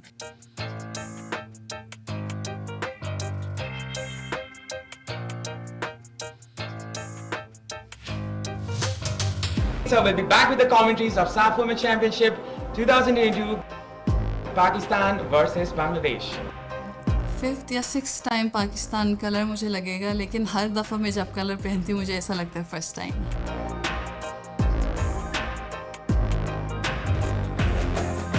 कम्बिनेसनलाई नजिकबाट हेर्नुपर्ने छ अभिनव। यसो बिचमा राम्रो नटम्या कप्तान सबिना खातुन अगाडि बढ्दै फ्लिप प्लान प्रिन्टिङ पनि क्रस पनि निकालेकी थिइन् तर क्लियर पनि भएको छैन। यो पहिलो shut one target, what a start! निकै नै उत्कृष्ट फिनिसिङ यो बङ्गलादेशको तर्फबाट, ब्रेक थ्रु पाएको छ यहाँ टिमले। यसबिचमा एकपटक फेरि पनि डिफेन्सिभ हरिबल मिस्टेक हुन पुगेको छ। के यो सर्भाइभ गर्न चाहन्छ? यसपटक अर्को एउटा स्कोरको अपर्च्युनिटी रहेको थियो र त्यसलाई शानदार ढङ्गले 2-0 अप रहेको छ अब Bangladesh. Wow wow!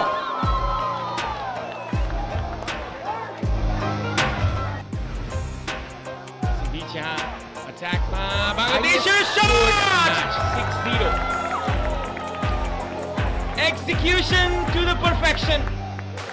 Reyes ka sath hi yo full time whistle match number 5 ko highest scored match 6-0.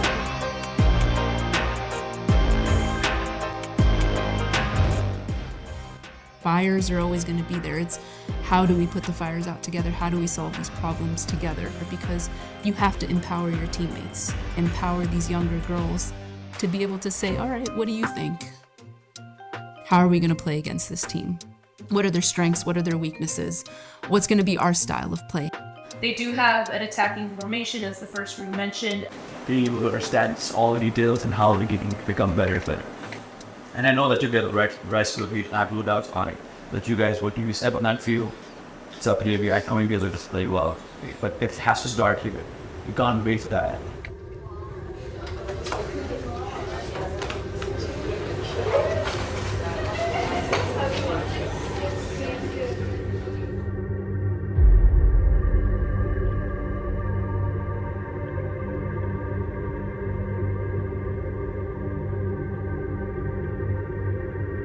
Since this is the last game, I think this game is an opportunity for you to redeem your esteem in this tournament. How much possible is it? How much winnable is this game? So yeah, the last game, we understand we're not going to make it to the semi-finals or finals, but the idea is always to just try to play the best possible football and try to score goals and have fun. Pakistan has almost been out for a decade in football and in sports, and I guess that has been a big gap for the players. How much has been this tournament reviving opportunity for Pakistan football? This tournament means a lot, so it's set us up for what's going to happen in the future. So we've shown that we have a lot of desire and hunger, so we will work from here. This is a nice stepping stone for us, so we can build from here, and inshallah Pakistan football is going to grow from here. Loss of the game, yes, that's very good shot.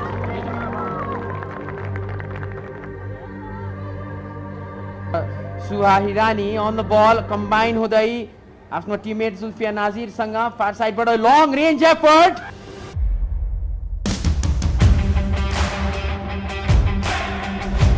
समस्यामा goalkeeper blunder गर्दै अमिनात लिजा र यो long range effort to take this penalty kick. Goal! Easy into the nets. Yes, पटक भने गोल गर्न सफल पाकिस्तानको लागि. Khadija Kazmi, well taken penalty. 2 गोलको lead पाकिस्तानको लागि र सेलिब्रेसन 8 वर्ष पश्चात आफ्नो दोस्रो गोल देख्न पाएको छ पाकिस्तानले.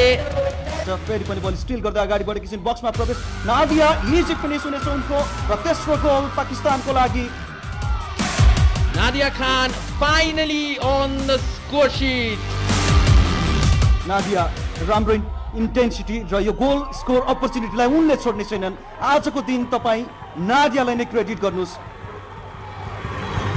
Nadia Khan, wonderful footwork. आफ्नो ह्याट्रिक तर्फ अगाडि बढ्दै Nadia Khan को 3 गोल आएको छ दोस्रो हाफमा. That is your hat-trick and that is your star player from Pakistan with love. Nadia Khan hat-trick complete गर्दै. Magnificent performance नादिया खानबाट आज.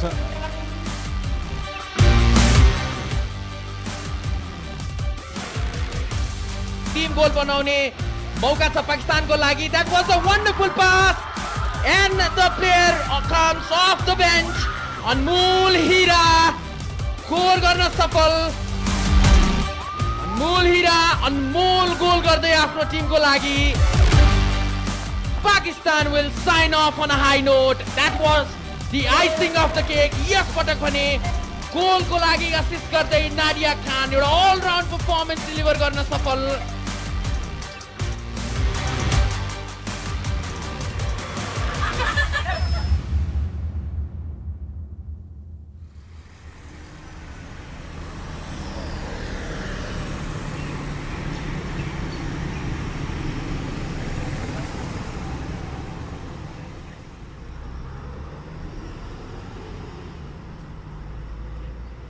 बड़ी शराब और कितनी बस की आंखें बन की और सांप आ रहा है.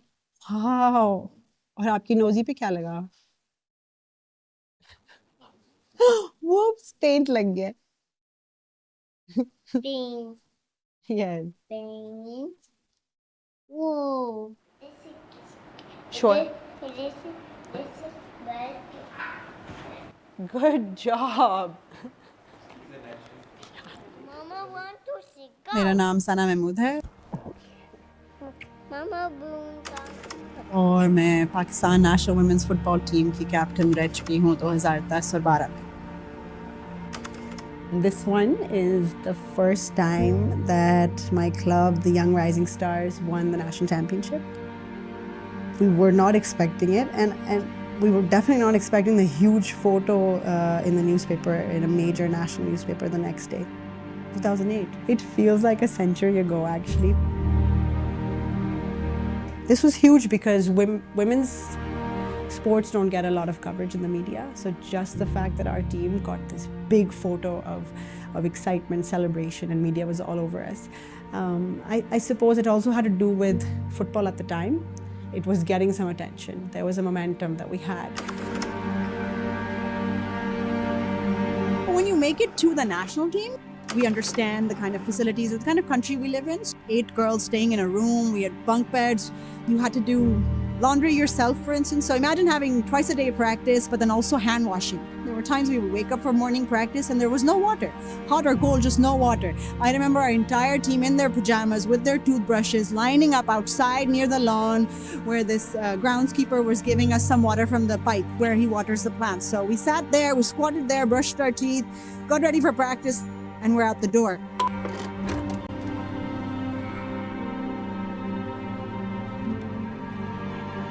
First time that I had a chance to play with the national team in 2010 when we went abroad for the first SEF Women's Football Championship.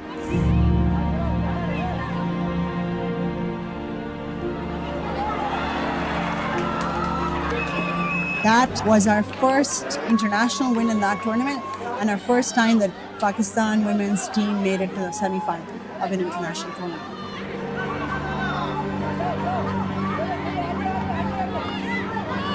Our whole team celebrated so much after that first win. And the Bangladeshi media was like, Sana, why are you guys celebrating like you won the championships? And I said, you have no idea what this means for the struggle of women's football in Pakistan. This is a win for every girl that has stepped on the pitch, every girl that will step on the pitch. This is a historic moment. It shows people what this group of girls can do and why it's so important to invest in women's football.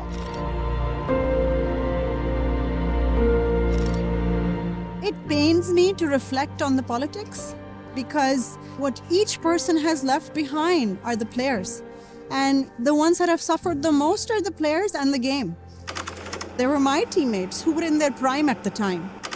Players who I knew that if they got a chance to play further, they could have done so well.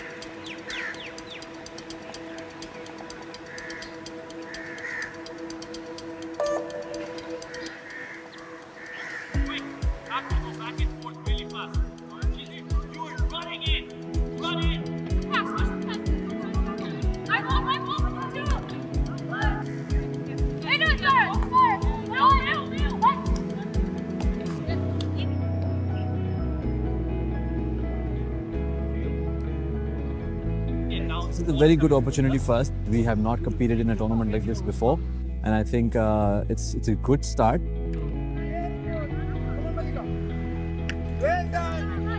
We're going to focus on our football as a team, building our identity, sticking to our game plan and what we've been working on for the past month. And again, inshallah, we'll be able to make Pakistan proud. All right, ladies, so we've been together a month now. We've worked hard together, we've cried together, we've had fun together. Right now is the time to put all our hard work into action. All right, we've worked hard this whole month. We deserve to put in a good showing. We owe ourselves that. So again, let's continue to stay together. Let's make our country proud.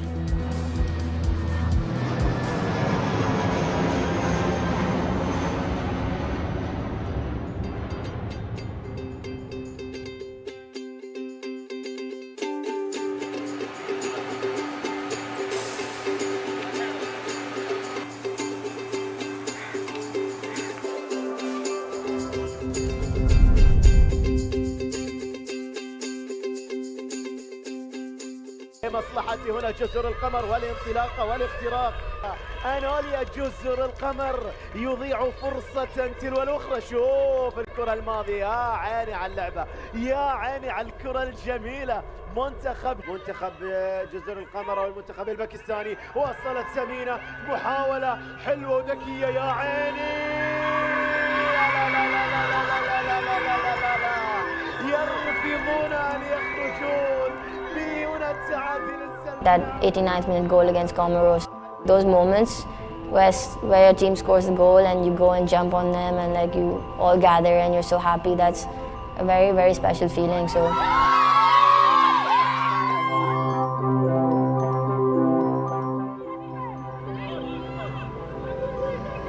خطأ إذا لصالح موريشيوس على الطرف الايسر. تمريره على طول، العرضيه اماميه، الكره تمر تعدي في المرمى. يا سلام! الموريشيوس لتستقبلها ماريا وتلف العوده، سوى ترسل كره والكره بتعود في المرمى. ماريا جميل، ماريا جميل.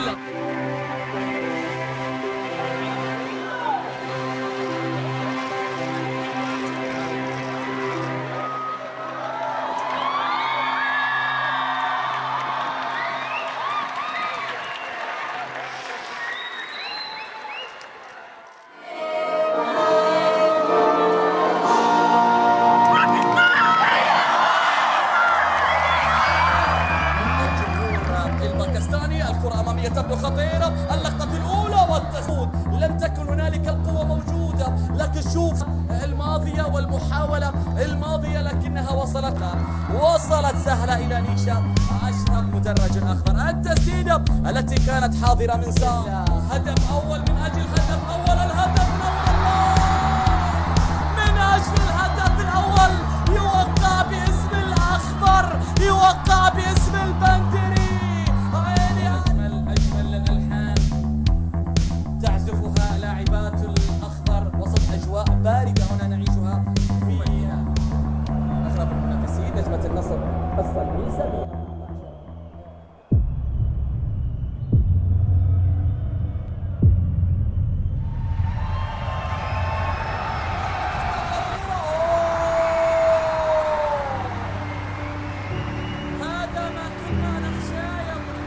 I practice that set piece all the time.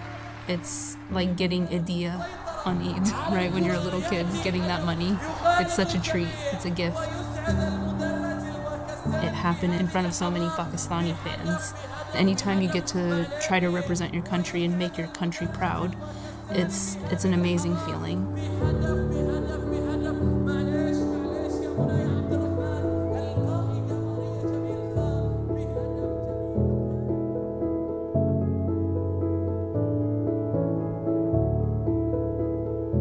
Coming second in the tournament in Saudi Arabia, and it made us realize what all we had gone through to get there.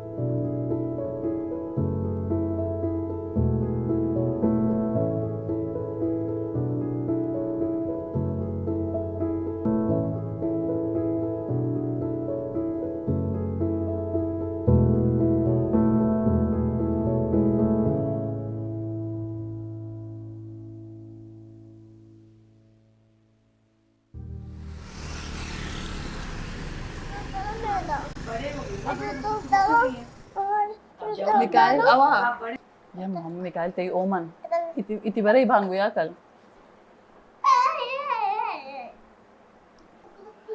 वो तो दीवार पे मार रहा हूँ Michael को पसंद है ना मामा का फुटबॉल खेलना लेकिन फुटबॉल तो बॉयज के खेलना माना अच्छा लगता है लेकिन मामा तो गर्ल है मामा भी खेलती हैं। मैं हुंजा से बिलोंग करती हूँ और वहाँ के लोग फिजिकली वैसे भी टफ होते हैं आप स्पोर्ट्स करो नहीं करो जब खेलना शुरू किया 2007 में तो फुटबॉल की अवेयरनेस नहीं थी लोगों में अब मुझे जब खेलना शुरू किया तब मुझे पता चला था फुटबॉल के बारे में तो वहाँ हमारे एरिया में किसको क्या पता था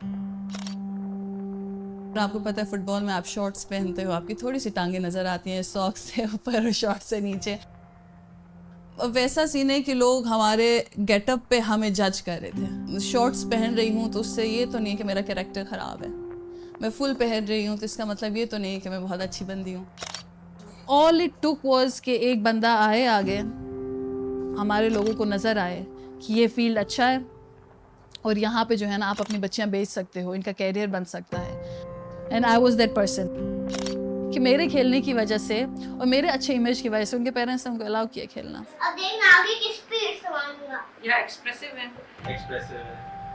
हर बच्चा आपको पता है जब आप प्रेग्नेंट होते हो तो आप बेबी वेट होता है और आई वाज 94 kgs बहुत से लोगों ने एक्सपेक्ट किया था कि मैं जो है ना गिव अप कर दूंगी फुटबॉल ख़त्म कर दूंगी the biggest role is of my husband जिन्होंने ना बच्चे को संभाला है जब मैं कुछ कर रही हूँ और फिर अगर मेरे से नहीं हो रहे तो उन्होंने मुझे बहुत मोटिवेट किया है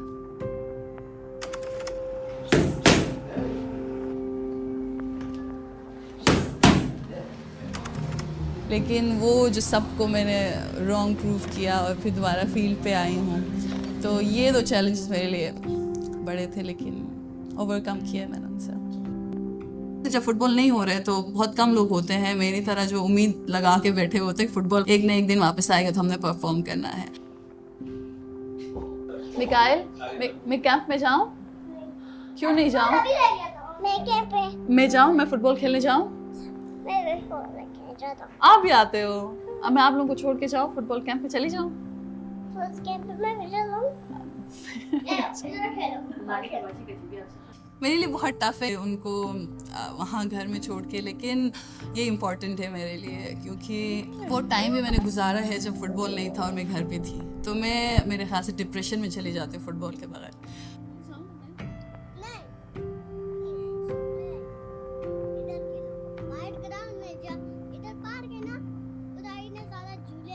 कि सबसे पहली जो है ना इंटरनेशनल किसी इवेंट में पार्टिसिपेशन जब हम सेफ गेम्स के लिए गए थे बांग्लादेश ये तब की पिक्चर है और इसमें से यहाँ 2 प्लेयर्स हैं हम उसको चिंटू बोलते थे शाहिदा को शाहिदा कोई नहीं बोलता शाहिदा को चिंटू के नाम से जानते हैं सब जो दरमियान में हम भाग रहे हैं तो पीछे सवार बका आप चीतियो जाओ जाओ भागो होती थी. Oh, Chintu was, she's short, but she was fierce, you know, you think like, here's this sweet Chintu who smiles and cracks these jokes, but on the football field, she was fierce.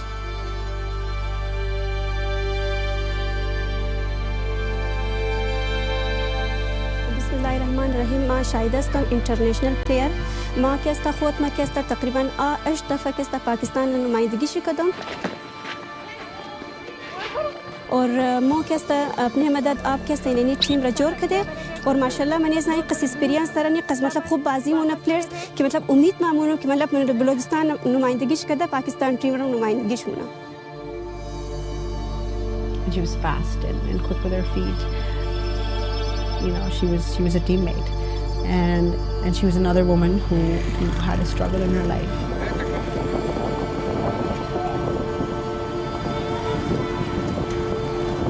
और hockey और football के international मुकाबलों में पाकिस्तान की नुमाइंदगी करने वाली खिलाड़ी शाहिदा रजा इटली कश्ती हादसे में इंतकाल कर गई. शाहिदा भी इस कश्ती में सवार थी जो समंदर की बेरहम मौजों का शिकार हुई. कोच गुलाम अब्बास का कहना है कि शाहिदा रजा बेहतर रोजगार के लिए मुल्क से बाहर जाना चाहते थे. She had boarded a boat from Turkey along with 200 other migrants. The boat was supposed to sail to Italy. That is where Shahida had hoped to start a new life, build a better future. But that boat never made it to Italy.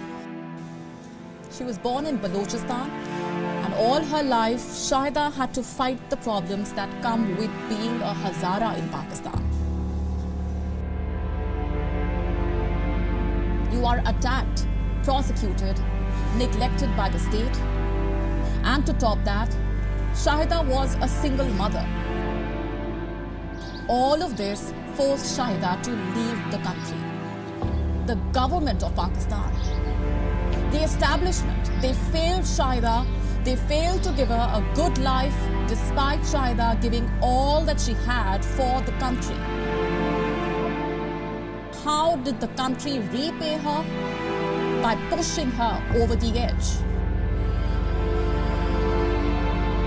तो उसने message किया कि मैं कश्ती में, बस last message I receive कश्ती में. उसने अपनी लास्ट फोटो मुझे भेजी, वो कश्ती में है.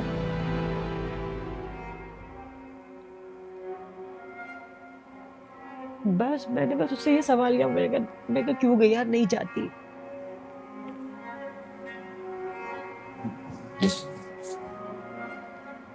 I feel like I couldn't do anything for her, like as her teammate. I'm so sorry.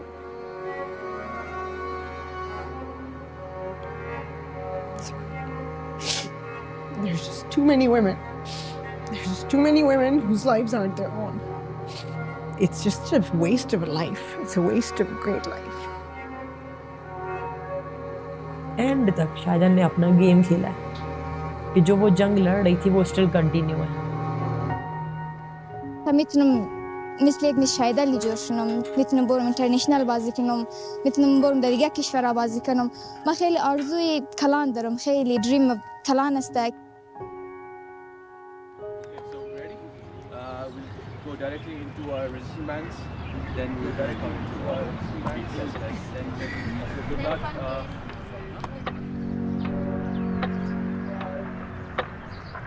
If you think about it, we're still 6 months old. That's exactly how old we are at the moment. We've played 2 tournaments. One was we did okay. Second one we did better. Now it's our biggest task that we're going to go play at the Olympic qualifiers. It's probably the biggest thing. We're a very young federation and we're a very young national team. And the growth that we've seen, that I've seen and witnessed in my teammates is one of the highlights of the past 6-7 months.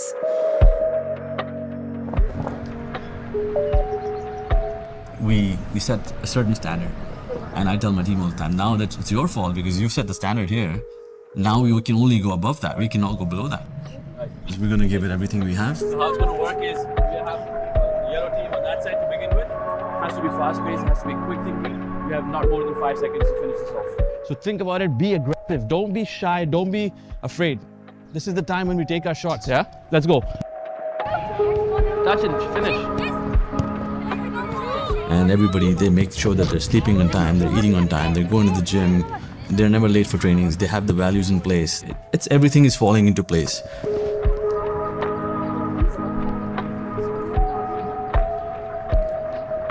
Go ahead. Oh, there it is.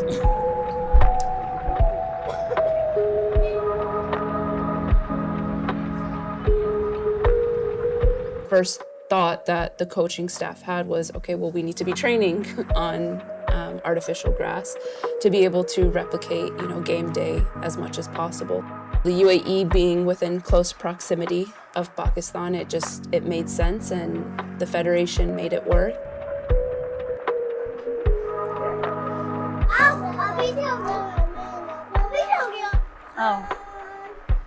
ये first time हम लोग Olympic क्वालिफायर्स में जा रहे हैं। ये as a football community पूरे पाकिस्तान में एक विमेंस फुटबॉल के लिए बहुत बड़ी बात है।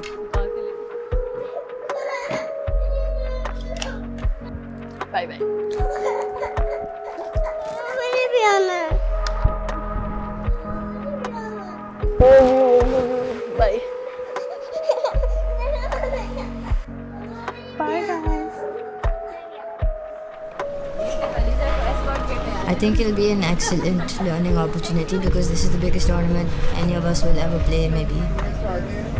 It's just a chance to see what other women in other countries are capable of as well, because playing against girls who are at the top level of football in the world, that's like an amazing opportunity, like to see what they're made of and to see how we can get there.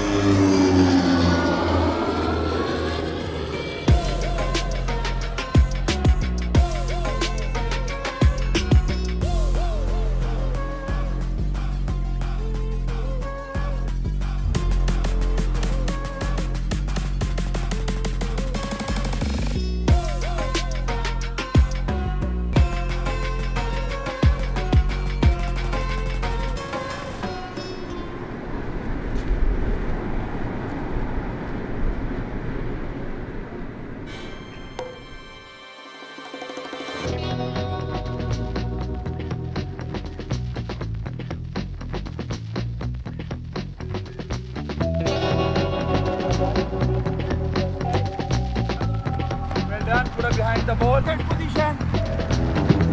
Yes, well done, Shabash. Shabash. 2, 3, 4, 5, 6, 7, 8, 9. तो हमारे लिए बहुत different है यहाँ पे आके खेलना। वहाँ क्योंकि हम लोग ग्राउंड पे खेल रहे थे, नेचुरल ग्राउंड था, और यहाँ पे आके हम टर्फ में खेल रहे थे। टर्फ में नीचे सीमेंट है, उसके ऊपर आर्टिफिशियल घास लगाते हैं, तो उसकी वजह से हमारे जो काफ मसल्स, हमारे शिन एंड हमारे एंकल्स हैं, उन पे ज़्यादा प्रेशर पड़ रहा है। सांस लो, रिलैक्स लो, रिलैक्स, सांस लो, सांस लो।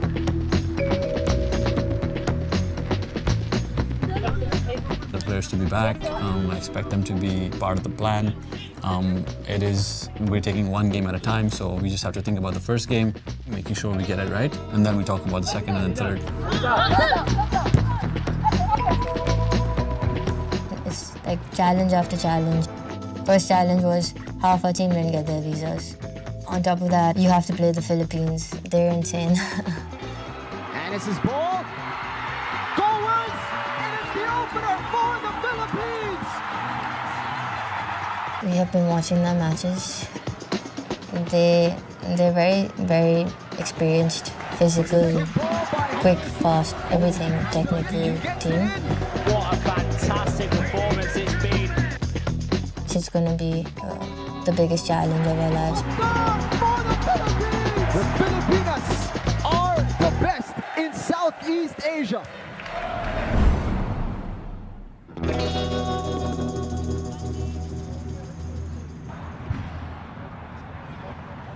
It's going okay. It's stressful. tough. But we get to play football, so all good.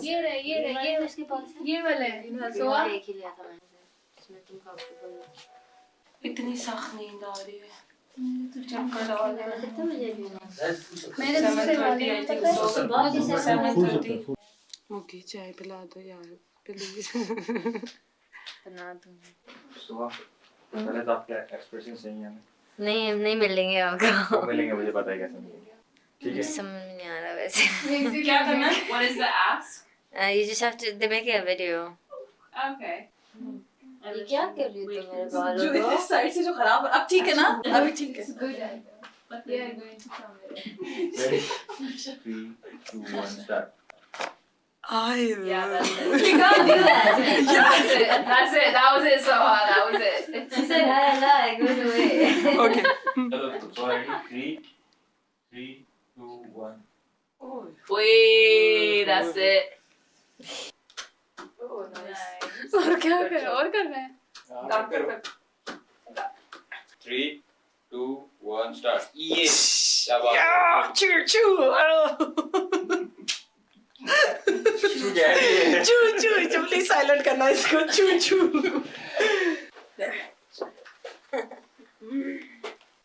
3 what do you want your signature style first my signature oh okay 3 2 1 start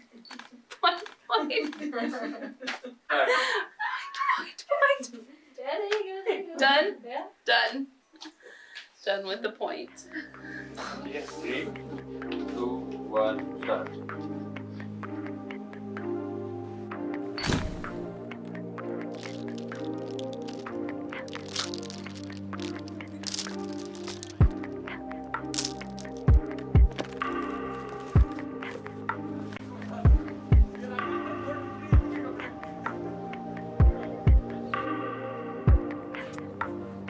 I'll give you 100 pounds if you hit my man.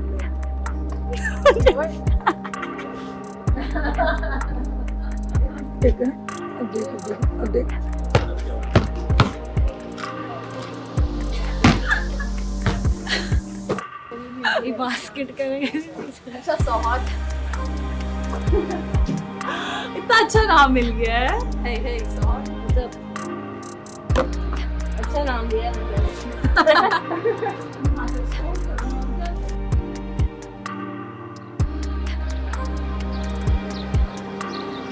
The things that female athletes in Pakistan are able to accomplish, given their constraints, is unreal.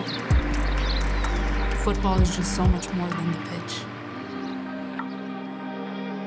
There's times where we get together as a team and we're vulnerable with each other. We share our stories. सबकी कोशिश होती है कि एक दूसरे को support करें ये टीम है ये एक फैमिली की तरह रहे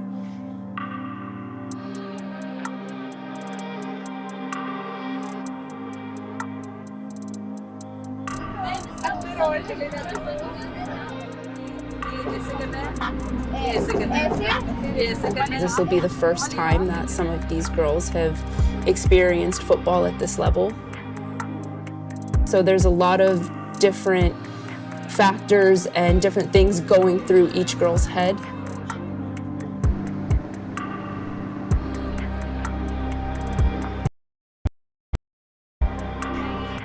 oh you happy girl my bad At the end of the day, these girls are competitors, they're athletes, and they want to be here and they want to fight for the country, and that's exactly what they're doing.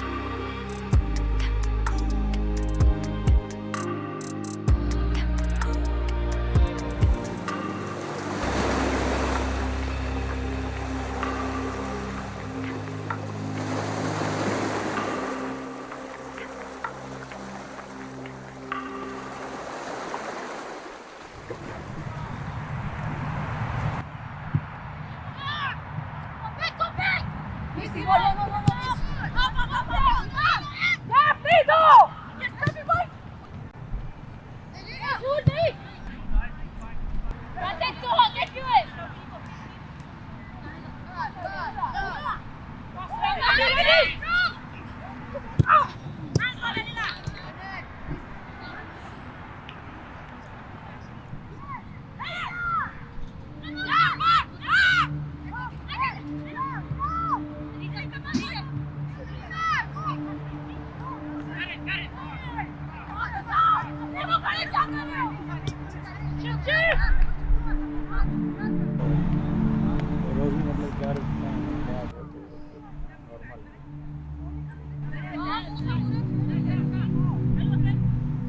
Anmol went down in the second half.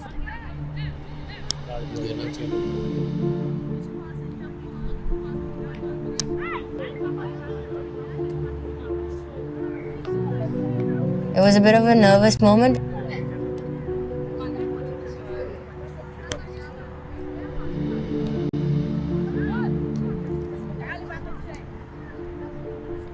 Nadia is injured. Nadia is going home.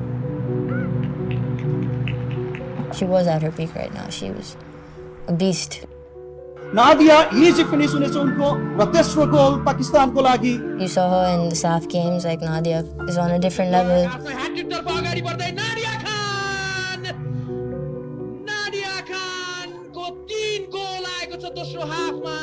We found out that she tore her ACL. That's probably the worst kind of injury you can go through in football.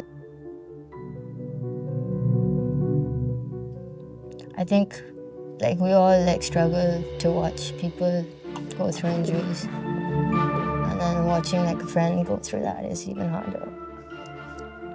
I think I'm just emotional because she left today, but yeah. I guess my journey's slightly different now, but this is just a little downward phase, and then we'll be back up soon. We'll never stop playing. I'll always continue to play football.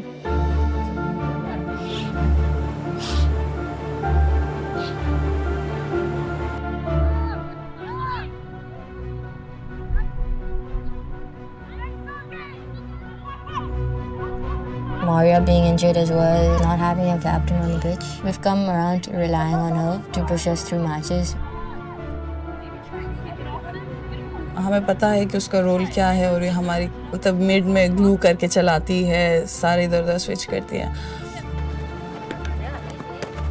वो बहुत unexpected injuries हैं like जिनका हमने सोचा भी नहीं था कि ऐसा हो सकता है. Start moving. Let's go. We're not moving enough. Go. The 11 players that are fit are hurting.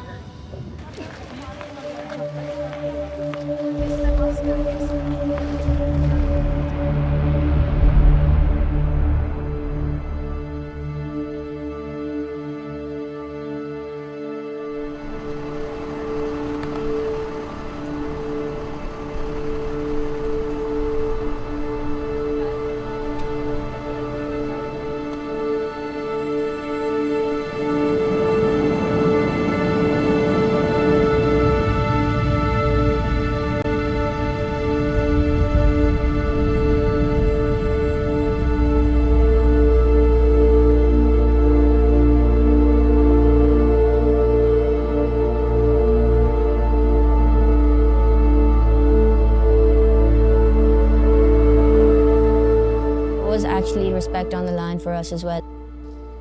Like women in general like are not respected in Pakistan, so you have that general responsibility that you want people to take you seriously. And you want to empower other girls and women by just playing football. Tajki se first gift from Tajki.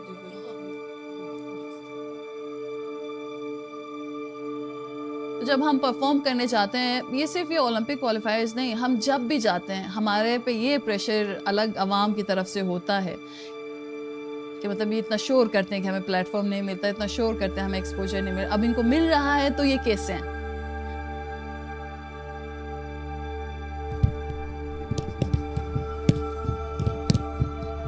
वो pressure मेरे ख्याल से special लड़कियों पे बहुत ज़्यादा होता है.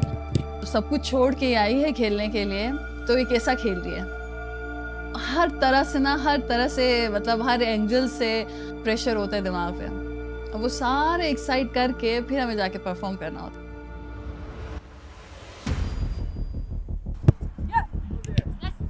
I need the intensity to be a little higher, the quality of the pass to be much better. Okay, so make sure we're asking for it, demanding the ball, and we keep going real quick. been a little up and down because we've had some injuries, but that doesn't stop us from coming back.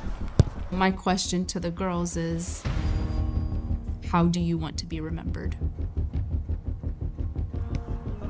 As a team overall, I want us to be remembered as a team that works hard.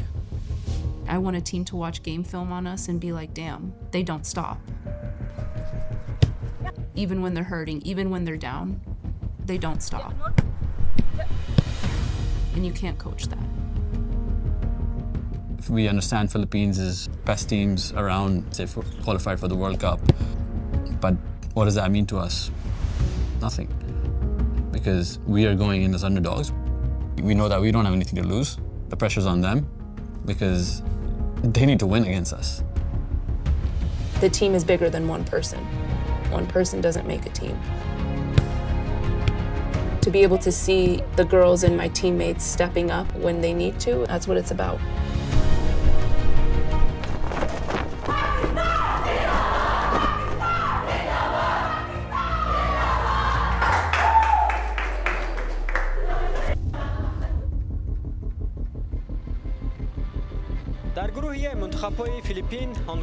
Very, very nervous.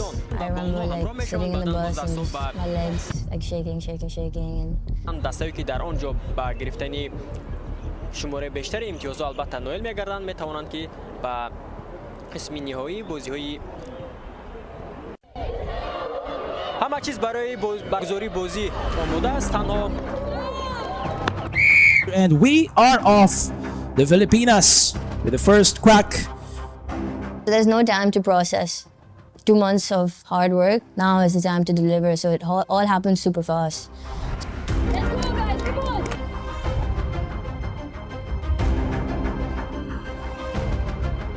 Madarang using that running start into the goal area.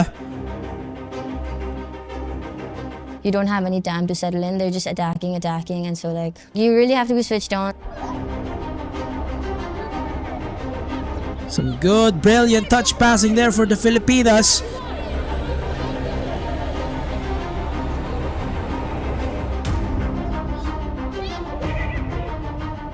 Around 20 minutes, I was like, oh, it's still 0-0, like we're not doing bad.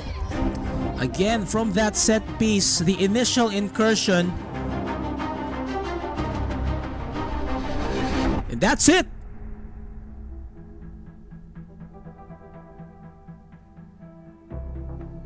Oh, that was beautiful, just keeping it in play. The cross inside the box, second goal, yes it is! That was Madarang, beautiful cross, and then the downward header. Visibly the tallest player right now in the field. We had a lapse of team concentration and team focus. As that shot, it is in! A screamer from the Filipinas. They put away 3 goals on us in the first half. It's 3 to the ball, and all she had to do was to place that in, which she did. 4-0 for the Filipinas. In a tournament, you don't got time to dwell because you got another opponent in 2 days. We got 2 more games to, feel good and get better. We're gonna focus on that now. So, on to Hong Kong.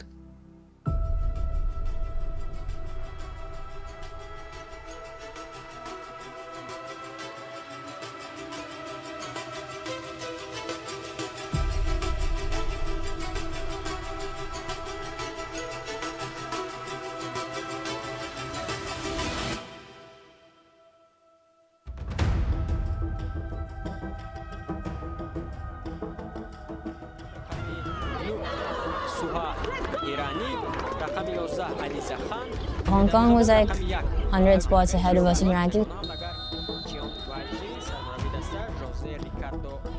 Hong Kong was higher intensity than Philippines because Philippines we were sitting back, like we weren't attacking as much.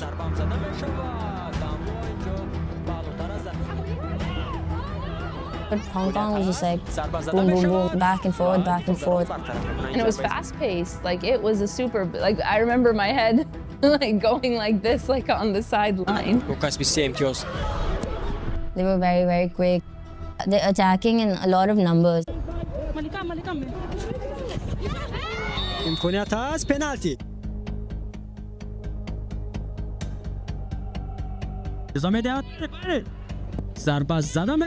Second that penalty was missed, it felt like, all right, this game is in our favor, right? The energy of the game, the flow of the game, it really felt like, all right, this is going in our favor. We had really good moments in that because from the get-go we were attacking. I think we flustered them because they weren't expecting us to come at them. So it was nice that like we could put the pressure on them.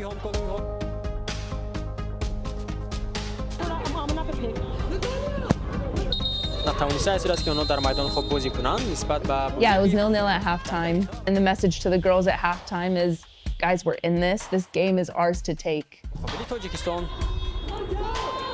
البته بازی خوبی رو نشان خواهند داد و برای فوتبال بازیکنان منتخب تاجیکستان داور میشیم که در بازی مقابل بوتان ازبکستان با حساب 9-0 در دوره بازی اول پیروزی به دست آورد و آنجا تا هنوز جوسته چون پایان است تا به آخر میبود.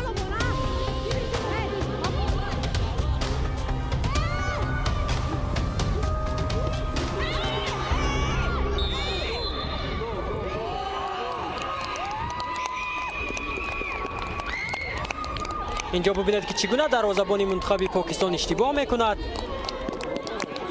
ضربه که او برگردانید. هجوم فوتبال بازیکنان منتخب هنگ کنگ بسیار هم خوب، اما اینجا توپ را بیشتر در اختیار خویش نگاه می‌دارد. نمخه پر می‌شود. امکانیت هست برای فوتبال بازیکنان منتخب هنگ کنگ. ضربه هم زده می‌شود و گل. اینجا گل خود گل با قید گرفته می‌شود. So yeah, that game hurt. I think it hurt the whole team. We really felt that the performance that we put in, the effort that we put in, like, worked our socks off. But that's football, right? It's heartbreaking sometimes and rewarding in other times. So, yeah. Then the pressure comes in again to win. Because you had lost 2 games, the Federation has backed us so much, they've invested in us so much, so we don't want to let everyone down, and you don't want to let Pakistan down. No one had played an Olympic qualifier game, let alone win one for Pakistan, and we wanted to achieve that kind of history.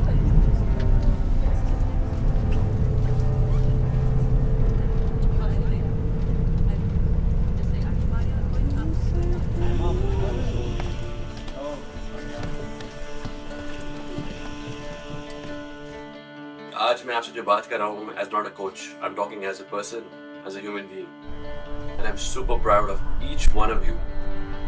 You've done everything as you can in your power, and this will separate the average from the best. Lost last time shows us how close we are to victory, how close we are. So don't let yourself down. Believe in yourself because you are up there. You guys are there.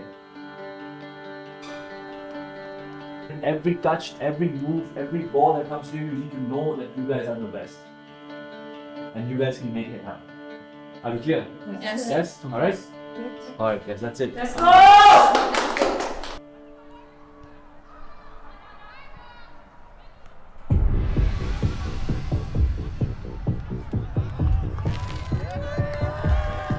We were very, very tired at that point because it was our 3rd match in a week and they were the home team, so they had an advantage in that way. So.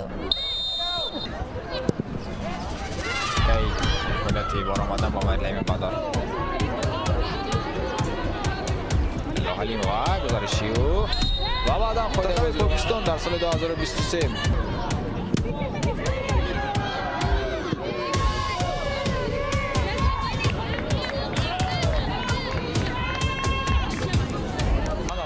منتخب تاجیکستان در هجوم دیگری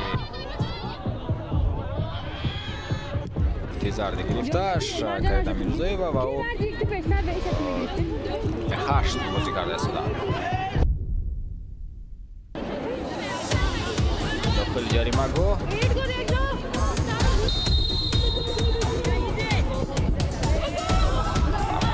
امکان ضربه زدن ها ضربه زدن می شود و ki Bernat Kishwara Garnawi Menawayan Khatano ki Pokisto Aragamo Ramadan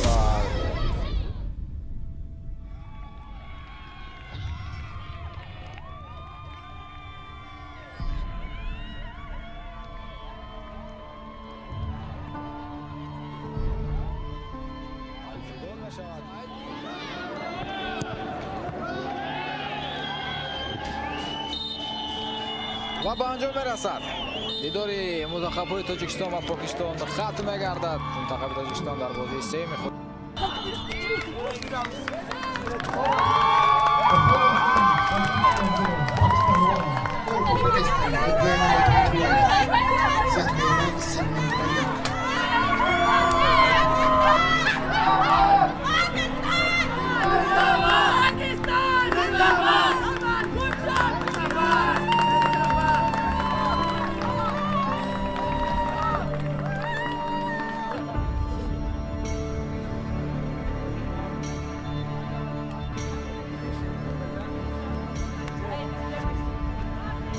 Everybody outdid themselves.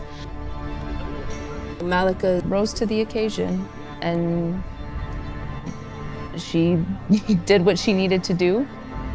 Couldn't think of anyone better to hand off the armband to for that game.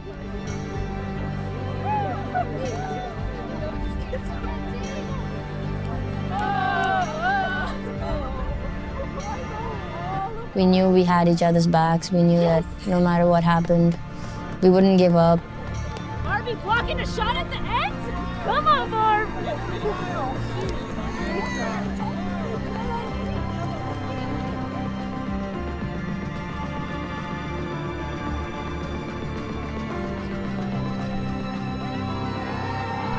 What you guys did, you've created history for Pakistan. Be proud of what you guys have done.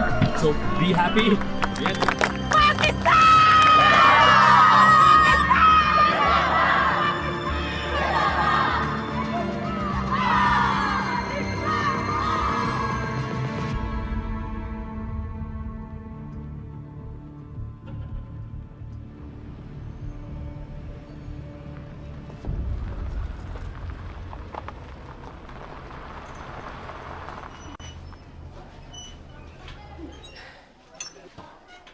आप सब एक team है। ये अब्दुल्ला की team है। आपका नाम?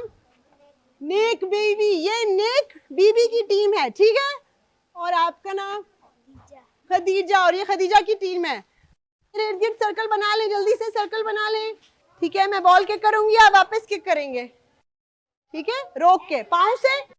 किसी को आता है तो वो मुझे दिखाए, आप करें। Very good. रोक के फिर वापस और पास करें। Very good. I work as a program manager at Right to Play. The Right to Play works with the most impoverished, most marginalized communities, uses the power of sport to create social change. So it's not about creating elite athletes. It's about bringing the joy of play and sport to children of all abilities, all backgrounds, all ethnicities, to derive the learning and joy that only some privileged kids get to do so in this country.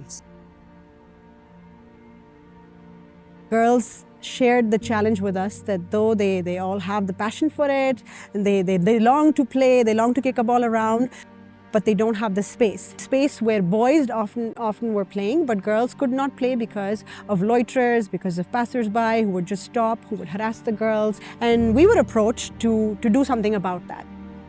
All we did was build this temporary wall, and that has changed the lives of girls in this school. In fact, one of the boys came up to me saying that, ma'am, thanks to your work, we don't get enough space on the ground because the girls have started hogging the ground. Girls are taking and reclaiming public spaces, and they are doing the things that they love, which is just to play.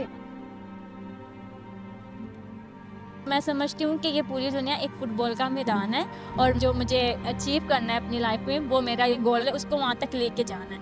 तो रास्ते में तो बहुत से defender भी आएंगे, attackers भी आएंगे, लेकिन हमने उन सब से बच के जो है ना अपने गोल को जो है ना वो करना है। कभी गिरना पड़ता है जिंदगी में, सब गिरते हैं। मैं भी गिरी हूँ, दोबारा उठ गई हूँ, अभी कभी भी गिरूंगी तो उठना है। I always like to say that it's not about teaching a girl how to kick a football. It's about giving her the belief that you, as a girl, can kick a football and you can one day be whatever your heart desires.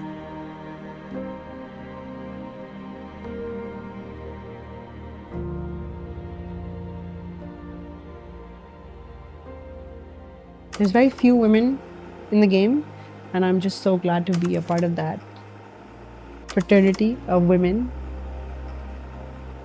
But I really do hope that we learn from our mistakes and we don't do the same thing that we did to that team in 2010 who made history for Pakistan women's football, to the girls today who have made history for Pakistan women's football in 2023. We need to do better for this team. We need to learn from history. We have to look at the future. We cannot look at today because people want a quick fix. There's no quick fix in football. We need to understand that we're not going to win the World Cup today. But can we win it? Maybe, if we do the right things. If we respect our players, if we make sure we encourage our youth. The challenges are there, but we're trying. And we haven't given up is the thing. I think I'm proud of everyone. The teams that we've been playing against here, their feedback is, if this is what you guys are like, without any domestic league, without any 11-a-side football, it's scary to imagine what you guys are going to be like when you have all of this stuff figured out.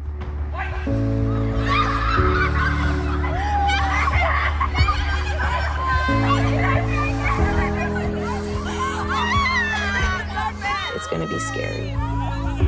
Good scary, but scary.